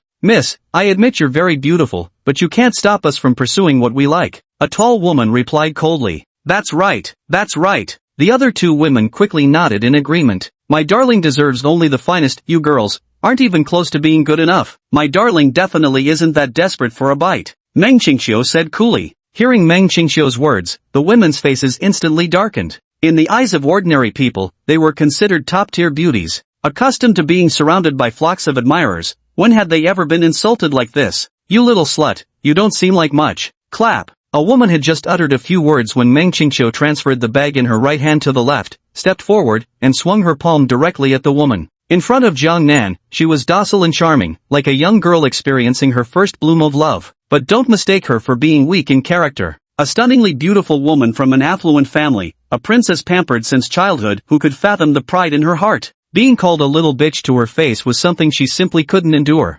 You, the woman who had just been slapped, covered her face, staring at Meng Qingqiu in disbelief. Your nose is crooked. Maybe try a better plastic surgery clinic? Trying to catch a big fish with small change? Take a look at the junk you're wearing. Do you even qualify? Meng Qingqiu withdrew her hand, gazing calmly at the woman. I'll kill you. The woman completely lost her composure and lunged forward to attack Meng Qingqiu. Yet Jiang Nan swiftly pulled Meng Qingqiu into his embrace, merely casting a faint glance in the woman's direction. He didn't utter a word, but his calm, steady gaze filled the woman with such fear that she instinctively retreated several steps. Please step aside, Jiang Nan said coolly. Hearing Jiang Nan's indifferent voice, the women were startled and immediately cleared a path. Only after Jiang Nan and Meng Qingqiu got into the car, watching the Pagani Zonda gradually drive away, did these women finally regain their composure. Fuck! That tall woman instantly cursed loudly, then noticing the surrounding passers-by whispering and gossiping, immediately snapped, the fuck you filming, motherfucker? Clown! At that moment, bursts of mocking laughter erupted throughout the area. Clown! Those two words stabbed deep into the women's hearts like 10,000 knives, leaving each of them speechless. In front of Jiang Nan and Meng Qingqiu, they truly were nothing but clowns. Immersive translate. Darling, was I too fierce just now? In the car. Meng Qingqiu in the passenger seat lowered her head slightly, her index fingers touching lightly as she whispered these words. I was worried your hand might hurt, but, to be honest. Jiang Nan cleared his throat. What? Meng Qingqiu immediately tensed up. That slap you gave her actually knocked her nose crooked. I seriously couldn't hold it in at the time. Who can hold back from this? Ha ha ha. Meng Qingqiu burst into laughter, then swiped his thumb across his nose in a signature Bruce Lee pose. Lifting his chin, he declared, damn right. That rotten woman, what does she even amount to? As if trash like her could ever deserve such an incredible darling like mine. And calling me a little bitch? Just wait till I punch her nose crooked. Ha ha ha. Meng Qingqiu's words once again sent Jiang Nan into fits of laughter. So adorable. This isn't the key point of Jiang Nan's big laugh. What matters most is Meng Qingqiu's attitude towards him having other women. First is looks, and second is excellence. Clearly, one might ask how Meng Qingqiu could tolerate sharing Jiang Nan with a woman who isn't as excellent as her, who falls far short. Moreover, Meng Qingqiu's family background was anything but ordinary. While it might not be considered top tier, she had certainly seen and heard enough about such matters. So, in terms of acceptance, this woman was definitely more open-minded than the average person. Darling, I'm going to cherish this final night to the fullest. Meng Qingqiu suddenly whispered something softly. Immersive translate. Immersive translate. The next morning at around 8 o'clock, Jiangcheng Airport. After Jiang Nan kissed Meng Qingqiu goodbye, he watched her walk into the airport, turning back every few steps with lingering reluctance, his face revealing a tinge of absent-mindedness. Tap. Meng Qingqiu's figure completely disappeared from his line of sight, and Jiang Nan couldn't help but light up a cigarette. Phew! Exhaling a long stream of smoke, Jiang Nan's eyes flickered with an unusual glow. The 2 days Meng Qingqiu had been here had passed by all too quickly. It's already been a full 5 days since I obtained the system. Jiang Nan took a deep breath, his face revealing an unreadable expression. Now that he had 50 million in liquid assets, along with numerous other holdings, his total net worth had reached the staggering level of 1 billion. This growth speed was nothing short of miraculous. Not enough, still not enough. Today marks the beginning of day 6, and every day from now on, I must become better and wealthier than the previous version of myself. A cigarette quickly came to an end. Jiang Nan headed towards a nearby trash bin, and just as he extinguished the cigarette butt, the crisp sound of high heels tapping against the ground echoed from behind him. Handsome, I've been watching you for a while. Would you mind giving me your WeChat? Before he could even turn around, a sweet voice rang out beside his ear. Chapter 72, a stunning flight attendant with looks scoring 95 points. The moment Jiang Nan turned around, his eyes landed on a beautiful woman in a flight attendant uniform pulling a small suitcase. Even Jiang Nan, who was accustomed to seeing beauties, couldn't help but freeze for a split second before casting an observation skill at her. Name, Ning Rushuang. Age, 24 years old. Height, 172 cm. Weight, 54 kg. Appearance score, 95 points. Favorability, 12 points. Immersive translate, 172 centimeters height. 95 looks score, truly top tier. To be honest, if not for the inside ability, he wouldn't have dared to believe such a stunning flight attendant had never been subjected to casting couch tactics. Ning Rushuang's favorability +3. As Jiang Nan was lost in thought, the system's notification suddenly echoed in his mind, snapping him back to reality. Alright. Such an outstanding woman, Jiang Nan naturally couldn't refuse her request to add WeChat. Immediately, they exchanged WeChat contacts. Jiang Nan, what a lovely name. Ning Rushuang also sent over her name. Ning Rushuang, that's a lovely name too. Jiang Nan smiled and nodded. Thank you. Ning Rushuang expressed her gratitude, unsure if it was due to this being her first time proactively asking someone for their WeChat. At the moment, she found herself at a loss for words, awkwardly tucking a strand of hair behind her ear. Are you off duty now, or? Jiang Nan took the initiative to strike up a conversation. Just got off my flight, was just about to head home. Ning Rushuang whispered softly. Hearing this, Jiang Nan couldn't help but have a glint in his eyes as he said with a smile, shall I take you there? Sure. Ning Rushuang didn't stand on ceremony either. She had already taken the initiative to ask for Jiang Nan's WeChat, why would she refuse now? Let's go. Jiang Nan and Ning rushing arrived before a Maybach, chatting and laughing. After placing the small suitcase in the trunk, the two got into the car together. Thank you, Jiang Nan. In the car. Ning Rushuang, who had buckled her seatbelt, smiled and said thanks. It's nothing, just share your home location with me so I can check which route is the shortest. Jiang Nan didn't mind at all. Alright. Ning Rushuang immediately sent Jiang Nan her exact location on WeChat. South City? Not too far then. Jiang Nan nodded and set off in the Maybach that belonged to his landlady. On the road, the two exchanged occasional remarks. While it might have seemed awkward on the surface, in reality, there wasn't the slightest bit of discomfort between them. Ning Rushuang in the passenger seat kept stealing glances at Jiang Nan, her beautiful face revealing a somewhat shy and flustered blush. All men love beautiful women. Similarly, beautiful women also love handsome men. This is beyond doubt.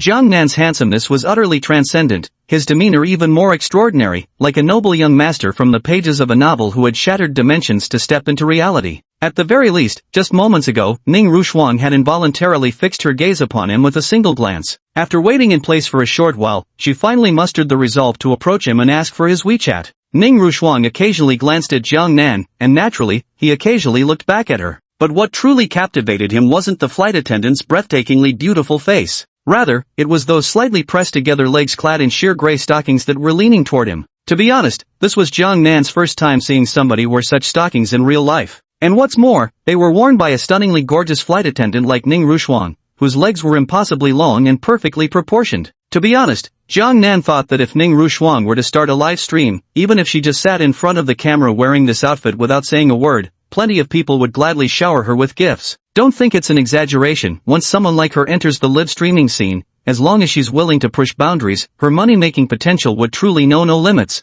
Jiang Nan, are you originally from Jiangcheng? Halfway along the road, Ning Rushuang took the initiative to strike up a conversation again. Yes. Jiang Nan nodded, then looked at her again. Aren't you from Jiangcheng? Same here. Ning Rushuang truly might not be very skilled at communicating with men. After only a couple of exchanges, she fell into an awkward silence again. How many years have you been a flight attendant? It was Jiang Nan's turn, and he asked very bluntly, which airline do you work for? Next time I take a flight, I'll definitely book with your airline. I work for Jiangcheng Airlines. I've only been there for about a year. Ning Rushuang replied obediently. Nice. I used to have this idealized image of flight attendants, thinking they were only sweet and lovely on the plane. Never expected you'd be so gentle off duty too. You must have plenty of suitors, right? Jiang Nan smiled. Quite a few people have pursued me, but I'm actually a bit socially awkward in private, so basically none of those pursuits ever stood a chance. Ning Rushuang nodded, then seeming to realize what her words implied, quickly added, of course, it's not that I can't be asked out, it's just that I didn't really click with any of those people. Her words were practically a flashing neon sign of a hint. Jiang Nan smiled knowingly. Ning Rushuang was clearly a true aficionado of good looks. She simply had a thing for handsome men. He didn't believe a Mercedes Maybach worth over $1 million could tempt such a top-tier flight attendant into gold-digging behavior. If a flight attendant of her caliber genuinely chased wealth, wealthy second-generation heirs would be lining up to throw money at her. Of course, it's also possible that Ning Rushuang is waiting for the highest bidder. But a Maybach alone wouldn't be enough to make her take the initiative like this. Beyond that, there's only one other possibility left. An extreme case of looks obsession. When is your next flight scheduled? Jiang Nan took the initiative. In 2 days. Ning Rushuang replied. Are you free for lunch? Jiang Nan immediately extended the invitation. I also live in the Nanchang area. If you're free, I'd love to treat you to lunch later. Is that alright? Sure. Ning Rushuang had actually been thinking about inviting Jiang Nan to lunch herself, wanting to properly thank him for giving her a ride home. She hadn't expected him to ask her first, which instantly made her happy. Ning Rushuang's favorability +5. This sudden and unexpected 5-point increase in favorability caught Jiang Nan off guard, making him glance at her twice more out of curiosity.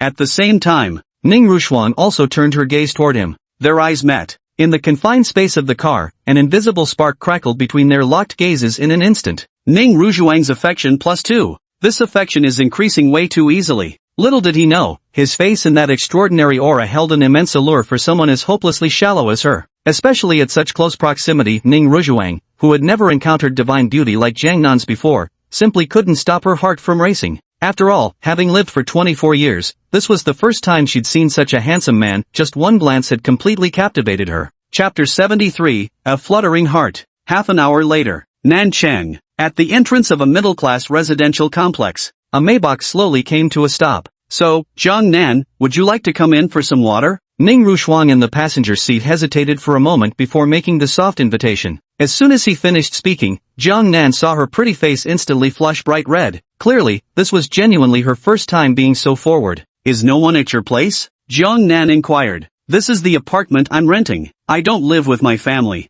Ning Rushuang said softly. All right. Jiang Nan wouldn't refuse such an invitation. Ning Rushuang's favorability +3. Another 3 points of favorability added, combined with the previous increase, the stunning flight attendant Ning Rushuang now holds 25 favorability points towards Jiang Nan. To be honest, considering the two had only known each other for about an hour, reaching 25 favorability points was remarkably fast progress. Soon, following Ning Rushuang's directions, Jiang Nan arrived at the underground parking garage of the residential complex. After getting out of the car, Jiang Nan took the initiative to pull Ning Rushuang's small suitcase for her. This action immediately earned him another 2 points of favorability. Ding! The two entered the elevator, and Ning Rushuang pressed the button for the 20th floor. Then she took a deep breath and stood side by side with Jiang Nan at the back. Bang! Bang! Bang! Bang! The distance between them wasn't far, and Jiang Nan possessed remarkably sharp hearing. Combined with Ning Rushuang's accelerated heartbeat at that moment, he could faintly discern her inner turmoil quite clearly. Ding!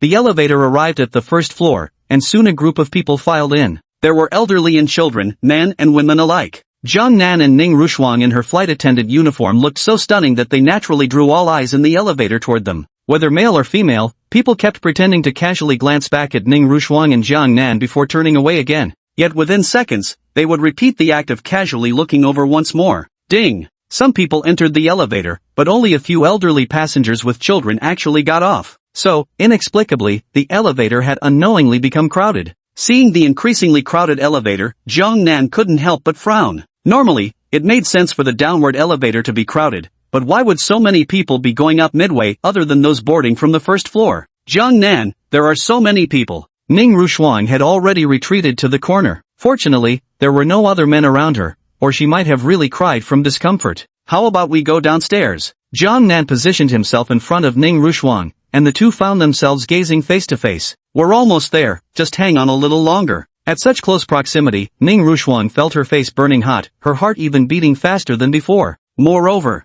from this close, Jiang Nan's scent is inexplicably pleasant. Oh my goodness, what's with this man? He's giving me such intense heart-fluttering allure. Ning Rushuang swallowed hard from time to time, her face flushed and head bowed the entire time, not daring to look up at Jiang Nan at all. She feared that if she looked at Jiang Nan any longer, she might inexplicably throw herself into his arms. Ning Rushuang's favorability +5. Another 5 points of favorability acquired. Naturally, Jiang Nan was quite satisfied. Ding! At this moment, the elevator chimed. Finally, someone was going down. However, several men hesitated and looked back repeatedly before reluctantly stepping out of the elevator. Continuing to rise. Soon, it arrived at the 18th floor. A few more women got off the elevator, and similarly, they turned back 3 times with each step, their faces full of reluctance as they exited. So handsome, isn't he? If it weren't for his girlfriend being so stunningly beautiful, I swear I'd ask for his WeChat right now. Oh my god, I've genuinely never seen such a handsome man before. The moment I got close to him, I just automatically became all clingy. Immersive translate. The elevator doors slowly closed.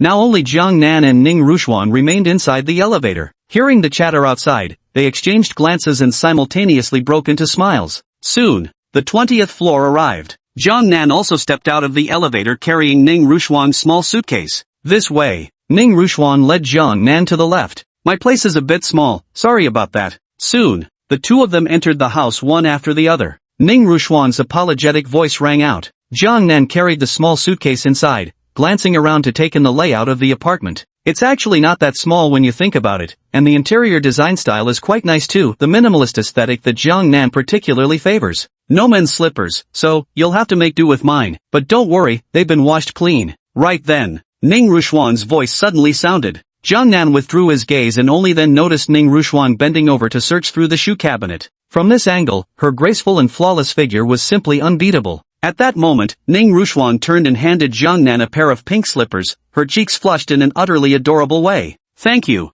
Jiang Nan said thanks and then took the slippers to change into them. At this moment, Ning Ruxuan also took off her high heels, one hand propped against the shoe cabinet as she slightly lifted her right leg backward. Coincidentally, Ning Ruxuan happened to glance back just then, her right hand having just grabbed her high heels as she was about to take them off, when she unexpectedly met Jiang Nan's rather intense gaze. Ning Ruxuan's favorability +2. Their eyes locked once more, the electric spark between them exploding across the short distance. Tap. The sound of high heels hitting the floor echoed through the air. At this moment, Jiang Nan finally snapped back to reality. But no sooner had he regained his composure than Ning Ruxuan, still lost in their brief moment of eye contact, felt her legs go weak from the sudden flutter in her heart. She lost her balance and began to fall backward. A startled exclamation rang out as Jiang Nan immediately dropped his suitcase and stepped forward to catch the collapsing Ning Ruxuan, effortlessly pulling her into his embrace. Are you okay? Jiang Nan looked down at Ning Ruxuan nestled in his arms and asked with concern. At this moment, Ning Ruxuan, now held tightly in Jiang Nan's arms, found her breathing inexplicably quickening. A delicate flush spread across her breathtakingly beautiful face as her chest rose and fell visibly, unmistakable signs of her turbulent emotions. Percent. Hearing Jiang Nan's voice, she suddenly felt weak all over. And nothing's wrong. A faint voice sounded. Ning Ruxuan's favorability +2. Hearing another prompt from the system, Jiang Nan couldn't help but take a deep breath. Thud. Thud. Thud. Both Jiang Nan and Ning Ruxuan's hearts raced at that moment. As Jiang Nan's face drew closer to hers, Ning Ruxuan swallowed hard and instinctively closed her eyes slowly. 20 seconds later, Ning Ruxuan's favorability +5. Chapter 74, A Doctor's Parental Heart, Gentle Jiang Nan. Impossibly fast. Another 5-point increase in favorability, even Jiang Nan couldn't help but feel a deep sense of emotion in his heart. How long had it been since they first met? Barely over an hour, and now Ning Ruxuan's favorability toward him had already reached the astonishing figure of 41 points. Exaggerated. The pace of this progress was simply incomparable to any woman he had ever known. Jiang Nan, I'm fine now. Ning Ruxuan whispered these words at this moment, her voice brimming with endless shyness. Just as Jiang Nan found this unbelievable, she too seemed equally unbelievable at this moment. They had only known each other for just over an hour, yet she had already brought this man into her home. Upon hearing Ning Ruxuan's words, Jiang Nan helped her up, but his hand remained at her waist. After she took off her other high-heeled shoe, he naturally guided her to sit on the living room sofa. Hiss! They had just sat down. The earlier surge of emotion gradually subsided, and at that moment, Ning Ruxuan suddenly gasped, followed instantly by beads of sweat breaking out on her forehead. Her eyebrows furrowed tightly in an instant. Did you sprain it after all? Jiang Nan immediately crouched down beside her. It seems like I've twisted my left foot a little. Ning Ruxuan's delicate face was flushed, having accidentally twisted her ankle earlier. At the moment, her left ankle still felt somewhat painful. Let me see. Jiang Nan possessed master-level skills in traditional Chinese medicine, capable of easily handling anything from complex illnesses to minor sprains and injuries. Jiang Nan carefully examined her and noticed that her left ankle had indeed turned slightly red. I'll go find some ice to apply to it. Jiang Nan said softly. I'm really sorry to trouble you.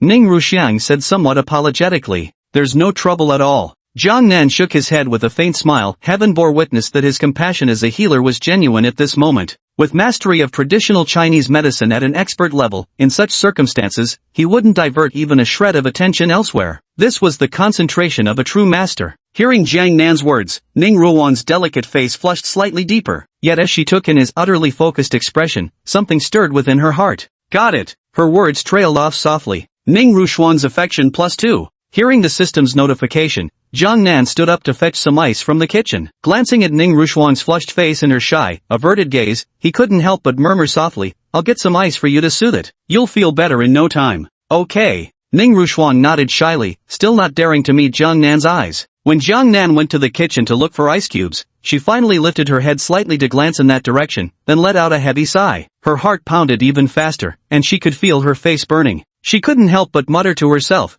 Jiang Nan isn't overthinking anything at all, he's just earnestly helping with your sprained ankle. And you? Daydreaming non-stop. Spring must really be in the air. But I just can't help this heartbeat. So gentle, so handsome, he really is my dream guy, the white knight from my fantasies. Ning Ruowan's favorability +2. At this moment, while fiddling with ice cubes in the kitchen, Jiang Nan suddenly heard the system's notification in his mind again, making him blink involuntarily. Damn, so I can just casually raise it like this? A little over an hour had passed, and the points had already reached an astonishing 45. Without exaggeration, if Jiang Nan were to engage in something wonderfully indescribable with her right now, Ning Ruowan might not refuse. Meeting a woman who judges by looks, my charm is practically maxed out. Jiang Nan couldn't help but shake his head and laugh. As the person in question, he knew all too well that for many women, he was like a poison, just a slight touch, and they'd sink into complete infatuation. However, a woman as exaggerated as Ning Ruowan was truly the first Jiang Nan had ever encountered. Merely relying on his handsome face and orchestrating a few minor accidents, he had effortlessly skyrocketed her favorability points to 45 in just over an hour. If he were to add a few more strategies into the mix,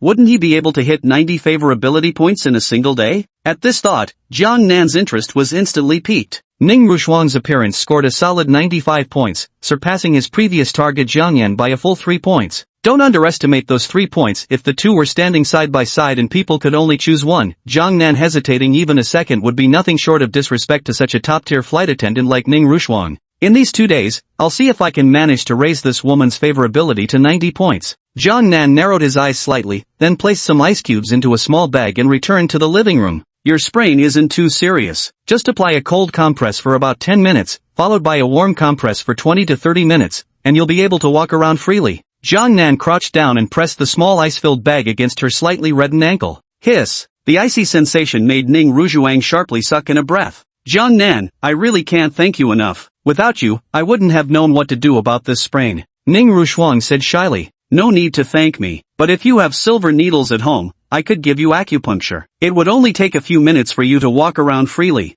Jiang Nan said softly. We don't have those, but just you pressing this ice pack like this makes me feel so much better. The pain is almost gone now. You know acupuncture too? That's amazing. Are you studying traditional Chinese medicine? Ning Ruowan looked at Jiang Nan crouching before her, unable to suppress the look of affection on her face. This man was simply too gentle. At this moment, Jiang Nan also raised his head, and as their gazes met, an ambiguous atmosphere instantly blossomed between them. Hey, wasn't there a buddy who promised to send gifts yesterday? I don't see any eggs or 15 yuan gifts around here.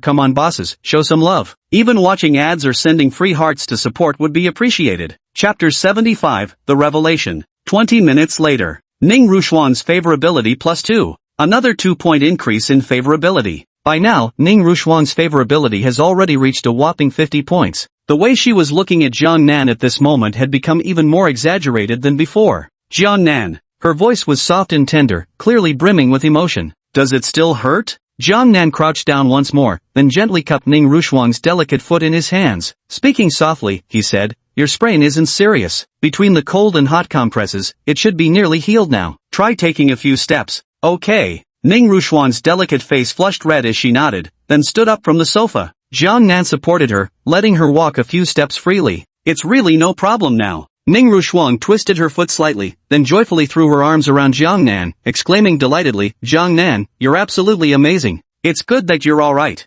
Jiang Nan reached out and patted her back, just as he was about to say something else. But Ning Ruowan didn't let him speak further. Ning Ruowan's favorability +1. Ning Ruowan's favorability +2. Ning Ruowan's favorability +3. Immersive translate. A full 2.5 hours. Time instantly arrived at noon sharp. Living room. Jiang Nan let out a long sigh of relief, a satisfied smile spreading across his face. This was because Ning Ruzhuang's favorability had surpassed the 80-point threshold. Tap. Jiang Nan lit a cigarette and began blowing smoke rings into the air. In just one morning, Ning Ruzhuang's favorability points had already reached 80. To be honest, the speed of this progress truly caught him off guard. 80 favorability points, it seems reaching 90 with Ning Ruzhuang will be much easier than with that woman Jiang Yin. Jiang Nan's eyes gleamed momentarily. After all, Ning Ruzhuang already had 80 favorability points toward him. With a little more effort, he might easily complete that little bonus task. Moreover, judging from Ning Ruzhuang's attitude towards him, she truly was an incorrigible looks-obsessed person. A few sweet words and treating her a bit nicer might just rocket her fondness straight up to 90 points. Phew! Jiang Nan gently exhaled a puff of smoke and took out his phone to check. He hadn't had time to reply to messages earlier, so now he opened each message box one by one to respond. Meng Qingqiu, darling, you've safely returned to Demon City. Jiang Nan, as soon as I got back, I caught up on some sleep. I'll find time to come see you in Shanghai soon. Landlady, you little brat, Xiuqiu's already gone, and whose bed have you crawled into now? Don't you know you should come back and soothe your big sister's sorrow? Jiang Nan had some business to take care of. Immersive translate. Su Yun, are you free tonight? Jiang Nan, not sure yet, I'll see later. Immersive translate. Lin Nanman, brother Jiang Nan, today is 520, Chinese Valentine's Day. Jiang Nan, I'll find you later. Immersive translate. Having replied to all the messages, Jiang Nan had long finished his cigarette. Stubbing out the butt, he noticed beads of sweat already forming on his forehead. Damn! With just a few close female friends around him, who would have thought Valentine's Day could be this exhausting? I can't keep this up. Looks like I'll have to come clean to a few of them. All this running around is exhausting. Jiang Nan pondered for a moment before directly creating a group chat on WeChat. Jiang Nan, 1. Jiang Nan at landlady at Su Yun at Lin Nanman, I've got some urgent matters to handle today. Since it's May 20th, 520, you girls chat first among yourselves. I'll join you when I'm done. After creating the group chat and tagging everyone to deliver his message, Jiang Nan promptly exited WeChat. He was never the type to overthink, always a man of decisive action. Once he decided on something, he wouldn't waste a single second in hesitation. Just like now, he directly created a group chat and let the landlady and her 3 daughters sort it out among themselves. If they hit it off, Jiang Nan would save himself the trouble of approaching them one by one later. Besides, weren't the landlady, Su Yun, and Lin Nanman practically begging for a 4th player at the mahjong table? Maybe we could even play some mahjong today. Jiang Nan pondered as he made his way to Ning Ruzhuang's bedroom, quietly sitting down by the bed. Reaching out, he gently touched the flushed face of Ning Ruzhuang, whose breathing had suddenly grown ragged, and said, "What's wrong? You weren't this shy earlier, why are you even more bashful now? You scoundrel!" Ning Ruzhuang's long lashes fluttered briefly before her beautiful, wide eyes fixed unwaveringly on Jiang Nan. Her voice was soft, carrying both tenderness and boundless coyness. As she spoke, a trace of confusion appeared on Ning Ruzhuang's face. If someone had told her yesterday that such a thing could happen, she would have furiously scolded the woman for being indecent. But now, this very thing had genuinely happened to her. Did that mean she was being indecent? This is love at first sight. Jiang Nan reached out to gently brush aside the slightly tousled strands of hair on Ning Ruzhuang's forehead, then lowered his head to plant a kiss on it. With a smile, he said, "Don't overthink it, it'll only drain you. Are you hungry?" Ning Ruzhuang's favorability +1. Hug. Ning Ruzhuang spread her arms, the blanket covering her sliding down her body. Ah! Ning Ruzhuang let out a gasp of surprise. Jiang Nan said with a playful tone, "Still feeling shy? Freshen up a bit, and we'll go out for a meal." As he spoke, he effortlessly scooped Ning Ruzhuang up in his arms in a princess carry. The sheer strength in his embrace made her heart race uncontrollably. Gazing up at this man exuding such boyfriend charm from within Jiang Nan's arms, she found herself falling for him even more, helplessly so. Ning Ruzhuang's affection +2. Another 2 points of affection added, bringing the current total to 83 points. Only 7 more points to reach the 90-point milestone and complete the bonus quest. Almost there, almost there. Jiang Nan took a deep breath as he gazed at the bashful Ning Ruzhuang in his arms, his eyes brimming with tender affection. This woman is truly his lucky star, appearing at just the perfect time. Immersive translate. At the same time, in a university cafeteria, Lin Nanman had just gotten her food, sat down at an empty seat, and taken out her phone when she saw a notification on WeChat. She immediately tapped on it. Jiang Nan at landlady, at Su Yun, at Lin Nanman. I have something to take care of right now. For this 520, Chinese Valentine's Day equivalent, you all chat first. I'll join you after I'm done with my business. A message came into her line of sight. Not just her. The landlady, Su Yun. At this moment, he opened the group chat and saw Jiang Nan's message tagging them. Almost a minute or two passed, and not a single person in the entire group spoke up. just as the landlady was about to say something. Lin Man at Xiaojiqing, at Su Yun, hello elder sisters, my name is Lin Man. I'll be in your care from now on. Chapter 76, Ning Rujuang, what if he already has a girlfriend? The landlady and Su Yun immediately clicked on Lin Man's profile upon seeing her message. When they saw she was a very cute and beautiful young girl, they promptly responded. Landlady at Lin Man, hello, little sister Man. My name is Xiaojiqing, just call me Sister Xia from now on. No need for formalities, we're all sisters here. Su Yun at Lin Man, hi there, Man, I'm Su Yun. I'm probably a bit older than you, so you can call me Sister Yun, too. Just like Sister Xia said, we're all good sisters now, let's take care of each other. Landlady at Su Yun, at Lin Man, I haven't had lunch yet. How about we meet for lunch? Meanwhile in Jiangnan, without checking his phone, he naturally remained unaware that the three women in the group chat had already started making lunch plans. Even if he knew, he wouldn't be the least bit surprised. As for the landlady and Su Yun, needless to say, both had already figured things out independently. As for Lin Man, given her people-pleasing, obedient nature and her dislike for competition, to be honest, Jiangnan wasn't the slightest bit worried about her inability to integrate into the little duo consisting of the landlady and Su Yun. At this moment, he carried Ning Rujuang out of the bathroom again, helped her get dressed, and then the two walked out of the bedroom together. Apart from her flight attendant uniform, Ning Rujuang didn't have many clothes, and most of them were in a minimalist style. For example, at this moment, she was wearing a pair of jeans paired with a simple white t-shirt, her hair cascading over her shoulders, looking just like a girl next door. It had to be said, when a beauty reached this level of stunning appearance, even without makeup, she was effortlessly mesmerizing enough to make hearts flutter uncontrollably. Her complexion was simply flawless. Maybe I should put on some light makeup before going out? Ning Rujuang, holding Jiangnan's arm, caught a glimpse of herself in a passing mirror and uttered these words with a trace of insecurity. Not necessary. In your natural state, I believe you could outshine countless fully made-up beauties. Jiangnan wasn't praising her blatantly, he was merely stating the truth. Your words are sweeter than honey. Ning Rujuang was so delighted that she leaned in closer to Jiangnan affectionately. Still, she fished out a lipstick from her small handbag and applied it lightly. Looks much more lively now. Ning Rujuang looked left and right, nodded with a satisfied smile, then met Jiangnan's gaze and immediately blushed shyly before kissing his cheek. Seeing the lipstick mark left on his face, she couldn't help laughing again, hurriedly wiping his cheek with her hand as she continued, Jiangnan, what would you like to eat? Weren't you just calling me hubby earlier? What's this? Heartless after getting what you wanted? Jiangnan wrapped his arms around Ning Rujuang's slender waist and teased her playfully. You're so annoying. Ning Rujuang playfully reached out to lightly punch Jiangnan, then, seeing the expectant look in the man's eyes, shyly lowered her head and obediently called out hubby. Ning Rujuang's favorability +2. Good girl. Jiangnan chuckled. Ning Rujuang's personality was also the obedient type, so she basically wouldn't refuse any of Jiangnan's requests. Even when faced with more embarrassing demands, under Jiangnan's persistent coaxing, she would still choose to submit and compromise. Just this aspect alone made Jiangnan adore her immensely. After all, this woman wasn't just untouched goods, she was also a stunning beauty with looks scoring as high as 95 points. Although it lacked that sense of conquest pleasure, Ning Rujuang's proactive eagerness to throw herself at him surprisingly delivered an even more intense thrill than the satisfaction of pursuing someone himself. What would you like to eat? Arm in arm, they walked out the main entrance and made their way to the elevator lobby to wait. Jiangnan asked softly. I'm fine with anything. After work, I usually just whip up whatever simple home-cooked dishes I can manage. So hubby, you pick what you'd like, I'll happily eat whatever you choose. Ning Rujuang nestled against Jiangnan's side and replied obediently. Alright, then I'll see what suitable home-style restaurants are available. Ding! The elevator arrived. As Jiangnan took out his phone and walked in with Ning Rujuang, he caught a glimpse of the group chat notifications out of the corner of his eye. Good lord, there wasn't just one message tagging him, but several. Glancing at Ning Rujuang beside him, he tapped into WeChat. 99 plus. Seeing the group chat he created had already exploded to 99 plus messages in such a short time, his eyes widened slightly in surprise. Skipping straight to the beginning, he started scrolling through the messages. Damn,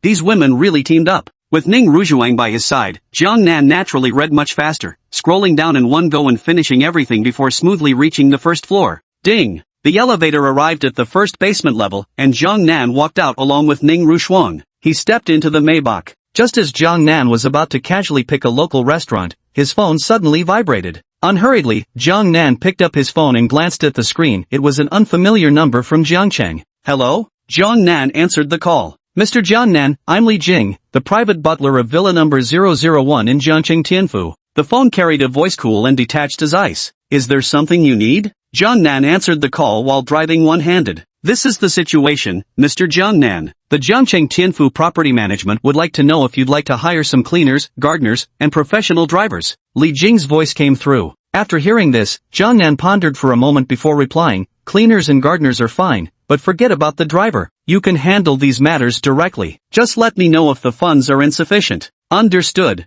Li Jing responded respectfully. Let's talk later. Jiang Nan hung up the phone and placed his mobile aside, only to notice Ning Rushuang in the passenger seat looking at him with a peculiar gaze. What's the matter? Jiang Nan chuckled as he asked. A villa, housekeepers, gardeners, husband, you are quite remarkable. Ning Rushuang didn't quite catch what Li Jing said clearly, but from Jiang Nan's words she managed to vaguely piece together some context. Not bad. How about coming over to my place for a bit after lunch? Jiang Nan said with a light laugh. Won't there be anyone at your place? Ning Rushuang hesitated for a moment. No one's there, probably just a private butler. Jiang Nan spoke up. I don't usually live there myself. If you like the place when we get there, you might as well move in. Hearing this, Ning Rushuang's lips parted slightly, her breath catching for a moment before she whispered, You say you don't live there often. Then me moving in wouldn't really make much sense, would it? What do you mean it's meaningless? Don't you have a job? Jiang Nan looked at the woman, gently pinched the tip of her nose with a smile, and said, When you're off work, I'll come keep you company. When you're working, I'll just go back to where I usually stay. Simple as that.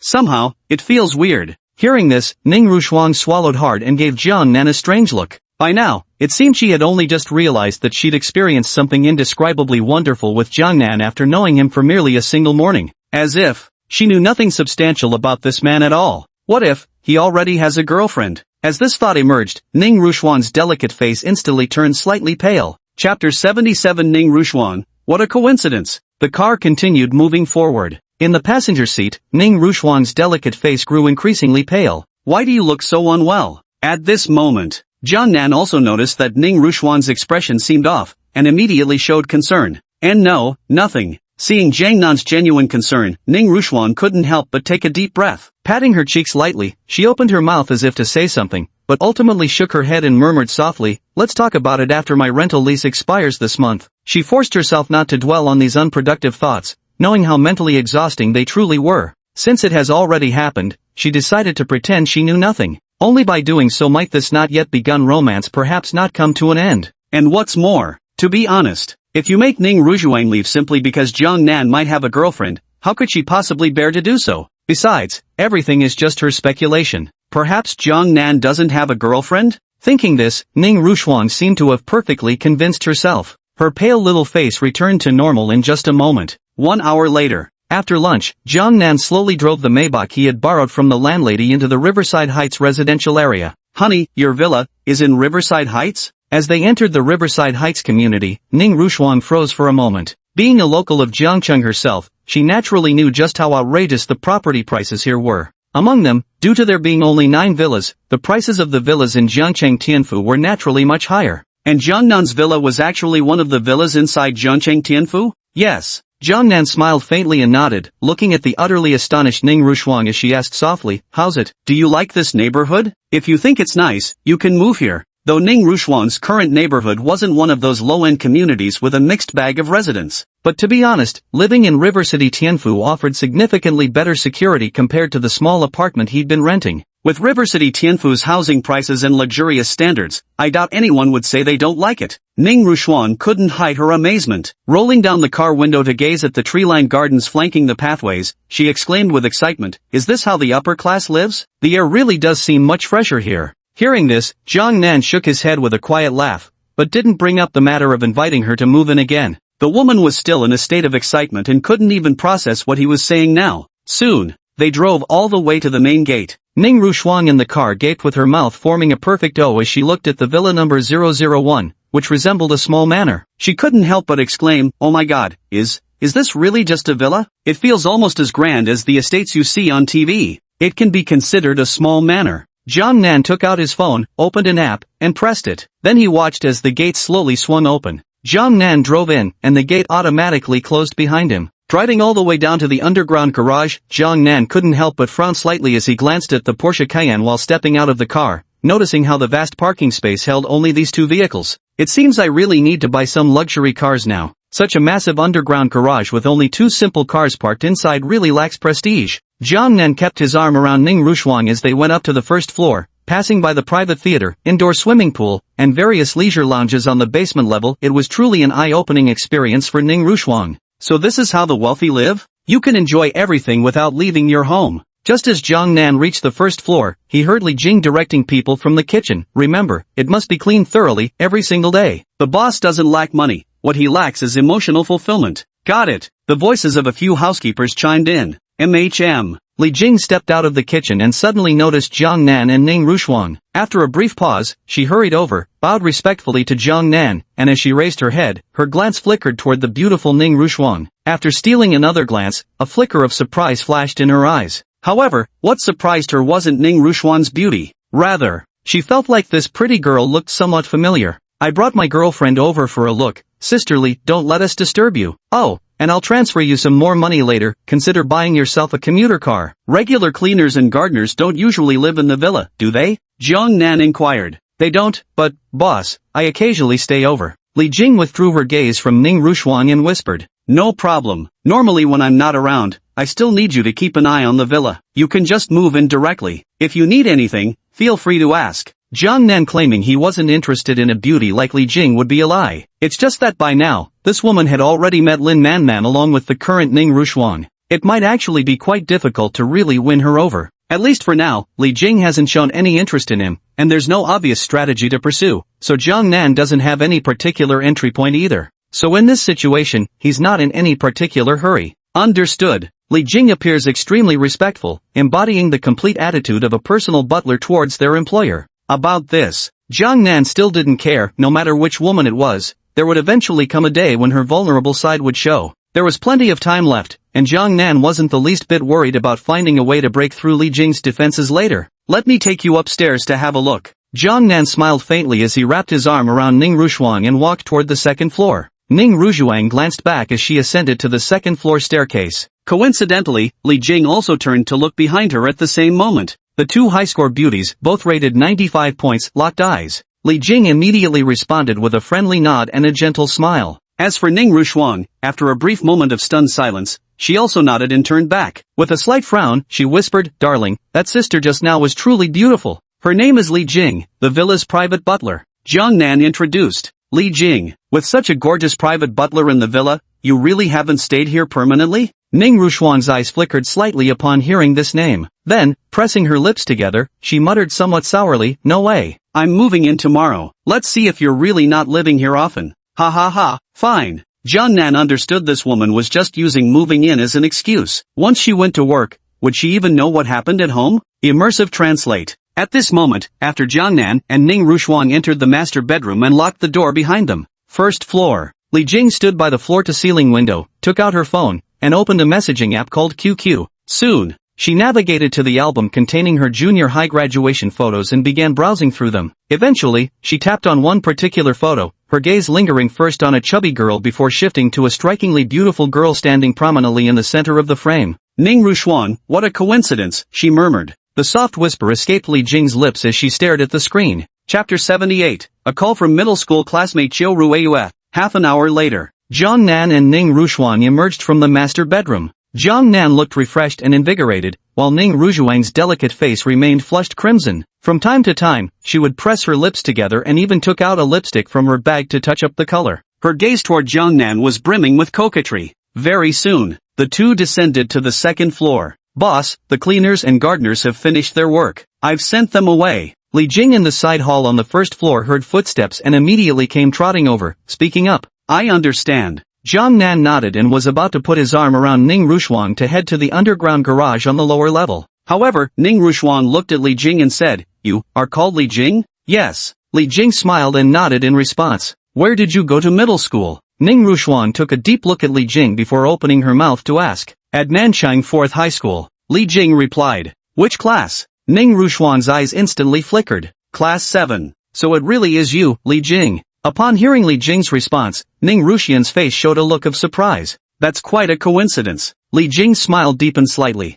Honey, Li Jing was my classmate in junior high school, we were in the same class. Ning Rushuang's face immediately lit up with delighted surprise, then she looked Jingli up and down before exclaiming, I'd long heard you went through a crazy weight loss phase in high school and finally slimmed down, but I never imagined you'd become this beautiful. One fat flaw ruins everything. During middle school, Jingli had been labeled fatty by most of their classmates. Because of this, she'd been considered the ugliest girl in both her class and the entire grade level. Bullying is such a commonplace thing. Ning Ruxuan still had a very clear impression of this plump girl from junior high, mainly because her academic performance was genuinely good. Moreover, by sheer coincidence, they ended up as desk mates in the second semester of 9th grade. It was precisely thanks to Li Jing's help during that crucial final semester of junior high that Ning Ruxuan managed to achieve decent results on her exams. Although she didn't make it into the prestigious Nanchang No. 1 high school, she barely qualified for the still respectable Nanchang No. 2 high school. "You're just as lovely as ever." Li Jing quietly complimented Ning Ruxuan under her breath, then glanced at Jiang Nan who looked slightly surprised beside them. Suddenly, she found herself in a dilemma.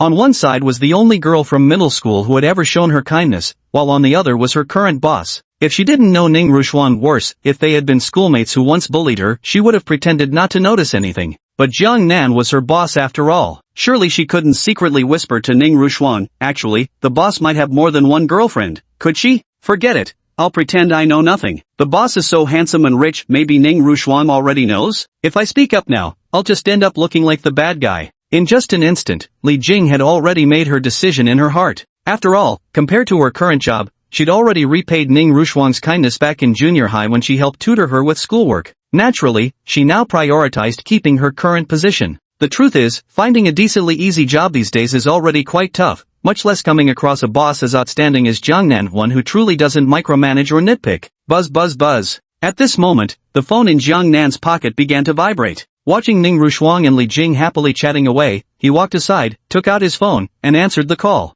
"Jiang Nan, the Jiang Dong has been sent to juvenile detention." It was Chiu Ruiyue who made the call. Good. That kid had quite the nerve, being so young yet so meticulous with his schemes. Who knows what he might have done when truly grown up. Hearing Chiu Ruiyue's update, Jiang Nan's eyes immediately narrowed. The look in this guy's eyes is too vicious. If he really gets out, who knows what kind of madness he might unleash. As for killing him, Jiang Nan had considered it, but right now it wouldn't be easy to pull off. His father Zhang Qiqiang has already been locked up too. As for his mother, no one knows where she ran off to. Chiu Ruiyue said quietly, "Every man for himself when disaster strikes." Jiang Dong's family collapse was just a matter of time. Jiang Nan didn't feel the slightest bit of pity for this family, devoid of any sympathy. "I've got nothing on today. Are you free this afternoon? Bring your girlfriend out for a meal." Chiu Ruiyue extended the invitation. "She's back in Shanghai," Jiang Nan replied. "Back in Shanghai?" Chiu Ruiyue's voice clearly carried a hint of delight, though she quickly coughed softly twice and murmured, "Then it really wouldn't be easy to arrange a meeting with you. I have some things to take care of this afternoon too. Let me treat you to a meal another day to discuss that Jiang Dong matter." Jiang Nan was determined not to let that punk Jiang Dong escape from the juvenile detention center. "Sure, I'm basically free all afternoon. Whenever you want to meet up, I'm available." Chiu Ruiyu immediately responded cheerfully. "Okay, then I'll get back to work. Let's talk later." Jiang Nan hung up the phone, added Chiu Ruiyue's number to his contacts, then glanced over at Ning Ruxuan and Li Jing who were engaged in lively conversation. At this moment, he also noticed Li Jing's outfit. It was the familiar professional attire, black stockings paired with a pencil skirt. From their first meeting, Jiang Nan had noticed this woman was a ticking time bomb. Today, as his gaze fell upon her again, he instinctively fixated on her upper body. "Damn it!" Jiang Nan walked over. "Honey, are you going to be busy? If so, I'll go shopping with Li Jing later and see if we should move some things over." Ning Ruxuan immediately hooked her arm around Jiang Nan's, speaking playfully with a coquettish tone and a bright smile. "All right." Jiang Nan had originally planned to take Ning Ruxuan out for some shopping, but since she wanted to stroll around with Li Jing, he naturally wouldn't refuse. Without hesitation, he said, "Give me your bank card details, buy whatever catches your eye, and let me know if the balance runs low." "Honey, I'm just window shopping.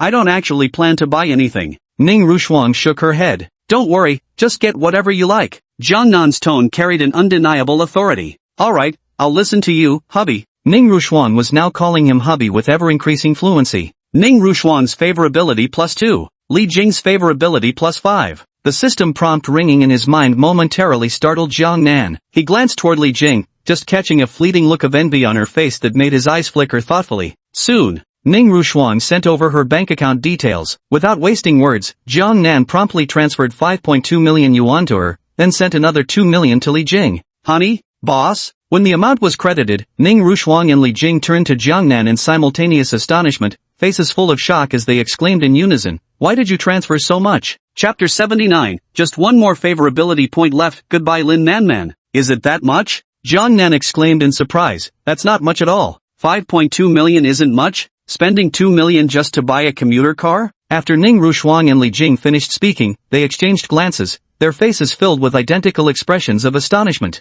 Wow, that's some serious money right there. Take it. If you can't spend it all now, just keep it for when you need to buy something. Jiang Nan casually waved his hand and then took out a car key, saying, here's the key to the Cayenne. You can take this car if you want to go out. Ning Rushuang dumbly accepted the keys, watching as Jiang Nan waved and headed toward the underground garage. Ding! Congratulations, host. Successful expenditure. Received tenfold spending rebate, 72 million yuan. Immersive translate. At this moment, the sound of the system notification rang in Jiang Nan's mind. Just as he arrived at the underground garage, 2 more notifications sounded in his mind. Ning Rushuang's favorability +1. Li Jing's favorability +2. Jiang Nan nodded in satisfaction. Currently, Ning Rushuang's favorability toward him had already reached a whopping 88 points. Just 2 more points, and his bonus side quest would be completed. Logically speaking, he might have succeeded in gaining those final 2 points if he stayed with Ning Rushuang, but he felt he should give the 2 women some space to interact. Those last 2 points were practically guaranteed, if not today, then surely tomorrow. So Jiang Nan didn't need to be in too much of a hurry. Today was May 20th, and the landlady, Su Yun, along with Lin Man, were short one person for mahjong. They'd need some company too.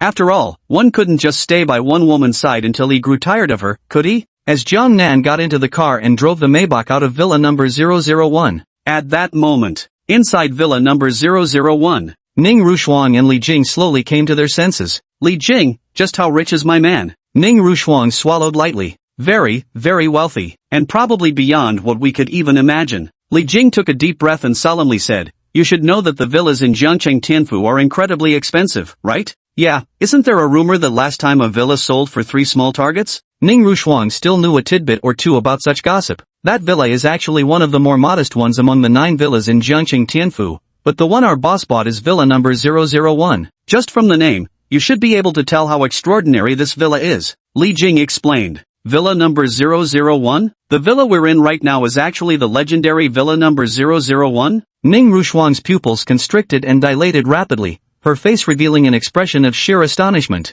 Speaking of this villa, she actually knew a bit about it. She was a flight attendant. Because of her striking beauty, her superiors usually assigned her to first class, so she often picked up bits and pieces of gossip. Take this villa number 001 for example. Rumor had it that an out-of-town tycoon had once offered 800 million yuan to buy it, only to be turned down. That was a full 800 million yuan, yet even that couldn't secure the villa. Clearly, owning this property wasn't just about having deep pockets. I don't know the exact transaction price of this villa, but the boss must have spent a considerable amount, and his background connections are likely extremely powerful. Li Jing speculated, of course, this is just my guess. Alright, we shouldn't dwell on this topic any further. After all, I am the boss's personal butler. Chatting behind his back would be highly disrespectful. Wait a minute. Ning Ruxa took a deep breath and stared intently at Li Jing, asking in a low voice, has Jiang Nan ever brought other women back here? No problem. Li Jing answered without the slightest hesitation. Phew! Hearing this answer, Ning Rushuang let out a sigh of relief, her face lighting up with joy. By now, after her earlier self-persuasion, she had long stopped caring about whether Jiang Nan had previous girlfriends or not. Now, hearing Li Jing's response, she naturally felt that she must be quite important in Jiang Nan's heart as well, otherwise, why would he let her move into such a luxurious villa? Noticing Ning Rushuang's brightened expression, Li Jing maintained her composed demeanor though inwardly sighing in relief. What I told was a white lie beneficial for me, for you, and for the boss. Immersive translate. Ning Rushuang's favorability +1. While heading to the old district in Jiangnan, another system notification echoed in his mind, prompting a look of pleasant surprise on his face. 89 favorability points now. Just one more point, and I can complete that little welfare mission. But seriously, how did it suddenly increase by 1 point? Could it be that this woman is somehow persuading herself? Jiangnan thought of this and couldn't help but shake his head with a laugh. If that were the case, it would truly be a case of sitting in the car while affection points fall from the sky. Who knows, maybe this woman would psyche herself into liking him, and he'd inexplicably complete that little bonus mission. Now that would be really nice. He still had one lottery draw opportunity left, but he wasn't in any hurry to use it. He'd wait until after completing that little bonus mission first. Half an hour later, inside the residential compound where the landlady lived, a Maybach slowly pulled up in front of the small apartment building he was renting. Glancing at the Pagani Zonda parked nearby, Jiang Nan checked for any scratches and secretly nodded in approval. Just as he was about to head upstairs, he noticed a surveillance camera installed directly ahead, causing his eyebrows to raise slightly. Was this camera installed by the landlady? Come to think of it, these old residential complexes really ought to have more surveillance cameras installed everywhere for safety. Otherwise, if another incident like a little girl getting kidnapped, scooped into a burlap sack and spirited away happened again, finding her would truly be like searching for a needle in a haystack. Straight up to the third floor, Jiang Nan gently knocked on the landlady's door. Coming. A voice rang out, and Jiang Nan immediately recognized it as Lin Manman's brother Jiang Nan. As the door opened, Lin Manman appeared in Jiang Nan's line of sight, dressed in a blue and white blouse paired with a white pleated skirt, her hair tied into adorable twin braids. Looking from top to bottom, unlike her usual choice of thin white knee-high socks, today Lin Manman was wearing a pair of black calf socks adorned with bows. Brother Jiang Nan. Lin Manman immediately threw herself into Jiang Nan's arms, rubbing her head against his chest in an affectionate manner. Has it really been so long since we last met that you miss me this much? Jiang Nan embraced Lin Manman, then stepped through the doorway, closing the door behind them with a backward motion. He had merely uttered those words, yet as the door clicked shut, Lin Manman's delicate frame seemed to receive some unspoken signal, melting pliantly against him. Chapter 80, 3 consecutive lucky draw chances, unexpected prizes. More than 10 minutes later. Footsteps sounded. No wonder it took over 10 minutes just to open the door, turns out. The landlady looked at Lin Manman, who had jumped up in alarm, with a teasing expression on her face. Miss Xia. Lin Manman called out nervously. You little rascal, dropping off Joshua shouldn't have taken that long. Why'd it take you so long to come see us? The landlady was wearing a blue maxi dress today, and that striking visual impact remained as intense as ever. At home, she usually kept her silvery hair tied up in a bun, just like now, giving off a distinctive charm. Had some matters to attend to, Jiang Nan said. Is that so? A skeptical expression crossed the landlady's face, then she glanced at Lin Manman and smiled. I need to use the restroom. Lin Manman hurriedly trotted towards the bathroom. Where's Sister Yoon? Jiang Nan deflected the question, glancing around the living room but finding no trace of Su Yun. In the piano room. The landlady gestured with her chin toward the piano room, just as Su Yun happened to emerge from it. Dressed in a floral print sundress with her hair elegantly pinned up,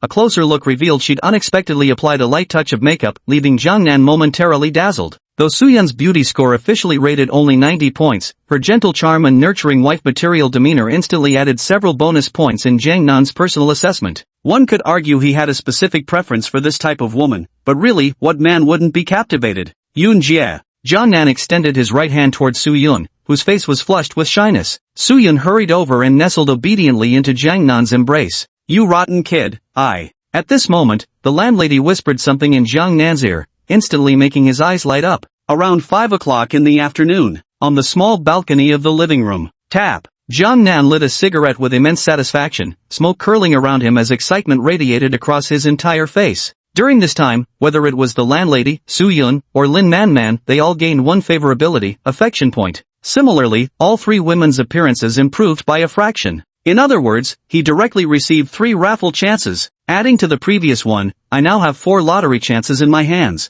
Jiang Nan's eyes sparkled with an unusual gleam as he pondered whether to claim the reward directly. But, all 4 transfers went through successfully. Jiang Nan couldn't help but wonder if he could attempt a 10 transfer combo next time. Damn it, the system said last time that a single draw could work miracles. Let's do this. Jiang Nan fiercely took a few extra drags from his cigarette before stubbing it out, communicating directly with the system in his mind. System, initiate the lottery for me. An instant. The moment his words fell, a phantom 3D roulette wheel immediately appeared before his eyes. Bu. The familiar sound of a lottery draw rang out. In just a few seconds, it spun rapidly countless times. Ding! Congratulations, host. You have successfully won 100 million yuan in this lottery. Only 100 million? Continue. Bu. The pointer began spinning once again. Ding! Congratulations, host. You have successfully won in this lottery, the globally limited edition luxury supercar, Bugatti Divo. Another limited edition luxury supercar?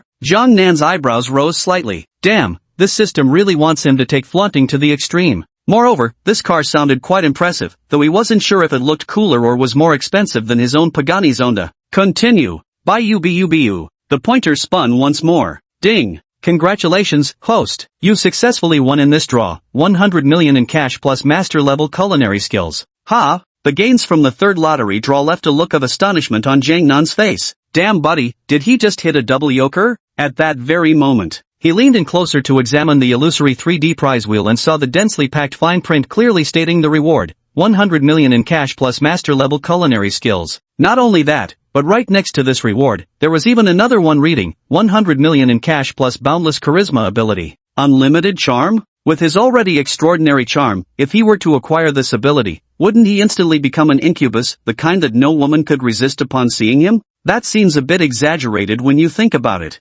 Jiang Nan shook his head. Just imagining walking outside and being instantly swarmed by women. If they were all beauties it might be fine, but the real problem was this charm wouldn't discriminate, it would inevitably affect every woman. He wasn't even sure whether it might work on men who preferred other men. No way. Jiang Nan shuddered with disgust, shaking his head before continuing. Activate the fourth lucky draw. Bubu. Ding. Congratulations, host. You have won the following prize in this draw, 10 years of lifespan, tradable. What the heck? The moment the notification sound for the fourth lottery prize echoed in his ears, Jiang Nan's eyes widened instantly, and an expression of sheer astonishment flashed across his face. Lifespan. He had actually won 10 years of lifespan in this lottery draw. Moreover, this isn't the most important part. The crucial aspect is that these 10 years of lifespan can actually be traded, as indicated later on. This was precisely what shocked Jiang Nan the most. System, does this mean I can trade these 10 years of lifespan to someone else? Jiang Nan took a deep breath and immediately began inquiring in his mind.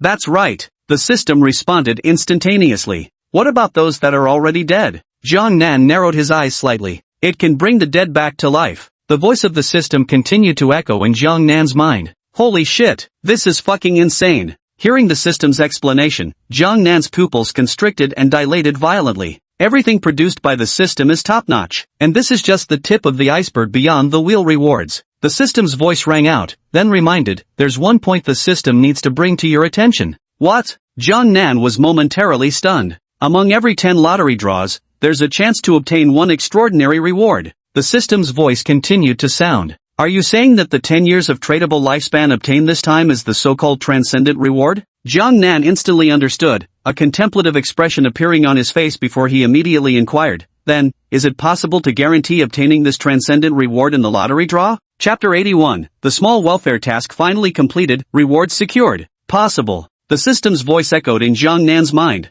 Hearing this, Jiang Nan's eyes immediately lit up. 10 regular lottery chances can be exchanged for one super lottery chance. The system's voice continued to ring out. Damn, this is pretty brutal. 10 regular lottery chances just to exchange for one premium lottery chance. This difficulty is by no means simple. Keep in mind, he still hasn't drawn even 10 times yet. However, where there's difficulty, there's challenge. Moreover, these extraordinary rewards are incredibly generous. The value of 10 tradable years of lifespan is beyond imagination. A person who has already died can be brought back to life if Jiang Nan wishes it. As long as it's within 10 years, he can keep them alive indefinitely. This is no longer at the level of mortals, it truly transcends ordinary human capabilities, verging on divine power. If this continues, perhaps one day I might become a godlike existence in this world. Jiang Nan's eyes sparkled with an unusual radiance. Ning Rujuang's favorability +1. Just as Jiang Nan was endlessly envisioning the future, suddenly, a system notification sounded in his mind. Did it inexplicably rise to 90 favorability points again?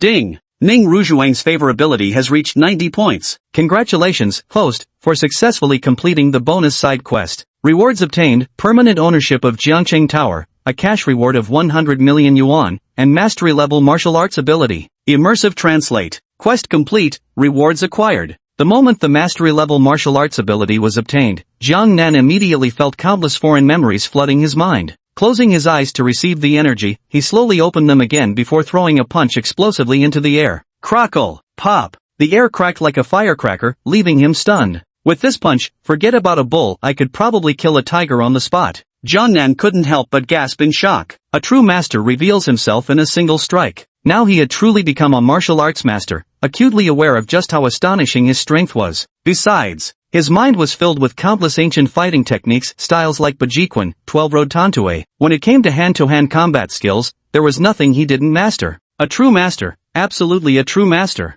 Jiang Nan's eyes shimmered with a peculiar brilliance. Though he couldn't quite gauge how many opponents he could defeat single-handedly now, at the very least, 40 or 50 shouldn't be able to lay a finger on him. He didn't think this was an exaggeration, after all. The strength of ancient martial champions was truly extreme. As for his own mastery of martial arts, while he wouldn't claim to match the level of those champions, he certainly wasn't much weaker. Self-preservation won't be a problem at all. Jiang Nan's confidence came from the fact that his body had been enhanced by the system's body modification serum. Those ancient martial champions didn't have access to the system's heaven-defying perks. If I ever draw some formidable movement technique or a minor ability that enhances my senses in the future, what would a martial champion even matter? A single strike would be enough to crush them. Jiang Nan grew even more self-assured. After all, he was a man blessed with a system. If he couldn't muster this much confidence now, he'd be wasting this divine gift entirely. Buzz buzz buzz. At that moment, the phone buzzed with vibration. Jiang Nan snapped out of his thoughts and glanced at his phone. It was a WeChat video call from Ning Rushuan.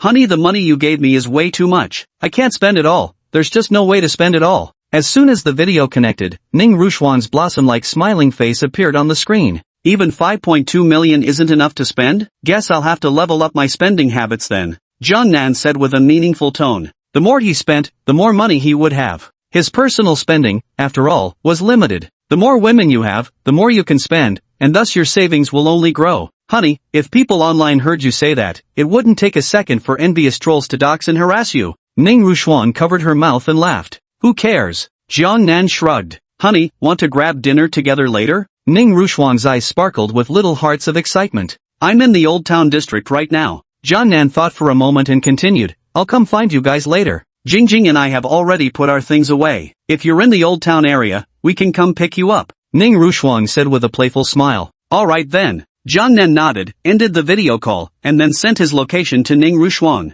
He tucked the phone back into his pocket, and with a thought, a thick document folder instantly appeared in his hand. Pulling out the first contract, his eyes immediately narrowed. The Jiancheng Tower, worth at least 10 billion, was now his forever. System, how is the rent for Jiancheng Tower calculated? With a flick of his wrist, Jiang Nan made the document folder vanish instantly. All these hosts don't need to lift a finger, the system will automatically collect profits for you. The system's voice rang out. That's right, brother, system is fully automated. The host doesn't have to lift a finger, just enjoy life and live it up. Jiang Nan chuckled softly. This system of his is truly excellent, requiring no effort on his part, it handles everything. Oh, right. Where's my Bugatti Divo? Jiang Nan suddenly remembered he had just won another limited edition luxury supercar, the Bugatti Divo, in the lottery and immediately asked the system in his mind. Host, the Bugatti Divo is in the underground parking lot of your residential complex. The system responded. Approved. Jiang Nan didn't need to worry about why the sudden appearance of a luxury car wouldn't attract attention. If the system couldn't even handle such minor details, it wouldn't deserve to be called a system at all. At this moment, footsteps sounded. Moments later, a tender warmth pressed close, carrying the landlady's distinctive fragrance into Jiang Nan's awareness. Aren't you going to rest properly, sis Xia? Jiang Nan turned around, gazing at the landlady's somewhat disheveled silver tresses. Particularly when meeting her limpid, affectionate eyes, his heart trembled faintly in that moment. Just woke up from a short nap, suddenly feeling like I was still in a dream. Now holding you close, I finally understand what it means to feel settled, secure, and truly happy. The landlady gently leaned against Jiang Nan's chest, listening to his strong, steady heartbeat, her arms instinctively tightening their embrace around him. Xiajia, I'm here, I'll always be here. A tender smile spread across Jiang Nan's face as he stroked the landlady's silvery hair softly, murmuring, after some time passes, I'll consider whether to move us into a better apartment, somewhere we can all live together. You naughty boy, so wicked, do you really want to play emperor with me? At these words from Jiang Nan, the landlady's delicate face flushed crimson. With a coquettish glance at this utterly heart-fluttering young man, she couldn't help biting her lips slightly as her eyes instantly grew hazy with intoxication. Chapter 82, Ning Rushuan's Awakening. Half an hour later, with her cheeks still flushed, the landlady watched Jiang Nan walk out the door, the corners of her lips pressed together in a suppressed smile. Bang! The door gently closed. What a naughty boy. Then the landlady turned away, muttering to herself. Immersive translate. Meanwhile, in Jiangnan, he wasn't visiting this residential complex's underground parking garage for the first time. Following the system's prompts, he soon arrived before a luxurious blue and gold supercar. That silhouette, those curves, absolutely perfect. Jiang Nan reached out to touch it, his face filled with awe as he couldn't help asking, System, how much is this Bugatti Divo worth? 200 million. The system replied. How much? Jiang Nan was slightly stunned upon hearing the figure. What kind of car is this? Worth 200 million? This is the world's only blue and gold Bugatti Divo, known as the concept Blue Gold Dragon King. The system replied. That badass? Jiang Nan took out his car key in surprise, then placed it on the sensor near the driver's side door. Tap. A sound chimed immediately, and the next second, with a light tap from Jiang Nan, the driver's side door slowly swung open. A glance at the car's interior revealed a bold fusion of blue and gold and extravagant style that perfectly matched the prestige of this 200 million yuan divine car. Closing the door behind him, Jiang Nan fired up this one-of-a-kind global marvel worth 200 million. Boom! Instantly, a roaring explosion erupted in the underground garage. Hearing this sound, Jiang Nan's eyelids twitched involuntarily. This sound was truly like the roar of a dragon, so exhilarating. Jiang Nan patted the steering wheel, then stepped on the gas, slowly driving out of the underground parking garage. When he returned to the rented apartment building, Jiang Nan also spotted his Porsche Cayenne parked beside his Pagani Zonda Sync. At that moment, Ning Rushuang and Li Jing were staring at the Pagani Zonda Sync with shocked expressions, whispering among themselves, "This car is seriously cool." Ning Rushuang took out her phone to snap a picture, then used an image recognition app to identify it. She suddenly exclaimed, "Jingjing, this car is worth at least 50 million yuan or more."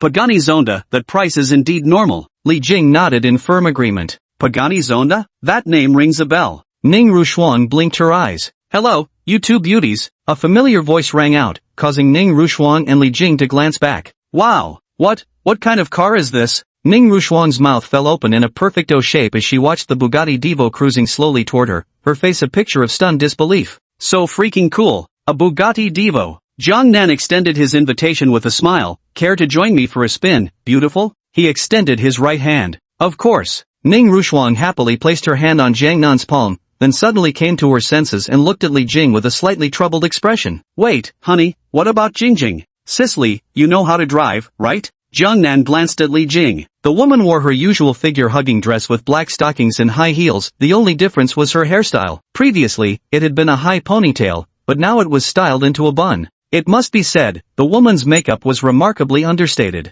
In fact, to Jiang Nan's naked eye, if not for her crimson lips, one wouldn't even realize she was wearing any makeup at all. "It will." Li Jing nodded. She had been the one driving when they left, and she had prepared a pair of flat shoes in the car to switch out of her high heels at any time. "Alright, I'll lead the way up front. Just follow me." Jiang Nan opened the passenger door as Ning Rushuang quickly hopped into the car. "Right away, boss." Li Jing flashed her signature smile. "About this." Jiang Nan shook his head internally, no joking around. He reckoned this woman would probably be rather rigid to interact with. Once Ning Rushuang got in the car and fastened her seatbelt, Jiang Nan drove the one-of-a-kind Bugatti Divo, revered as the conceptual blue-gold Dragon King and worth a staggering 200 million yuan, out of the residential complex. Jiang Nan headed straight for Zhongcheng Plaza. Back when he delivered takeout, it wasn't like he hadn't been inside before. He already knew just how bustling it was, with everything from dining and drinking to entertainment available. Among them, he had read the general introduction to River City Plaza, 66 floors above ground,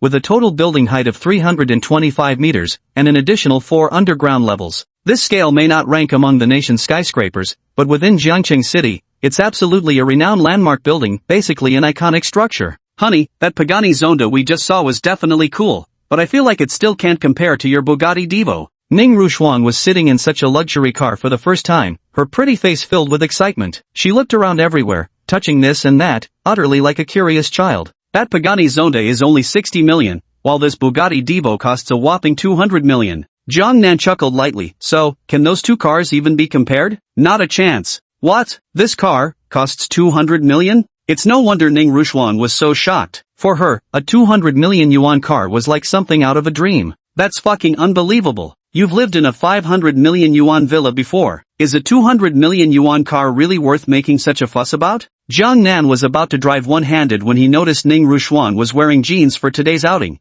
which he found rather regrettable. "But this is just too shocking. How ridiculously rich can you be?" Ning Rushuang swallowed hard and turned to look at Jiang Nan, her face betraying a helpless expression. She came from an ordinary family. Was she truly deserving of such an ultra-wealthy heir? She knew she was beautiful, this much was true, but she was also painfully aware. Time may damage appearances, but it cannot corrode money in the slightest. So, in the eyes of the wealthy, beautiful women can truly swarm over with just a beckoning finger. "For now, I can still maintain my youth and win my husband's favor, but what will happen when I grow old and lose my charms?" Ning Rushuang's expression darkened, her heart trembling with fear. She felt that her only advantage might not necessarily be just her beauty. Rather, share. A top-tier high-quality bachelor like Jiang Nan, just as she had guessed, how could he not have had a girlfriend before her? Therefore, perhaps the only thing she could do was to understand her position clearly. Who knows, she might just be a mistress here in Jiangnan. Ugh, Ning Rushuang. So many wealthy men have repeatedly offered to keep you. You've held onto your principles for so long,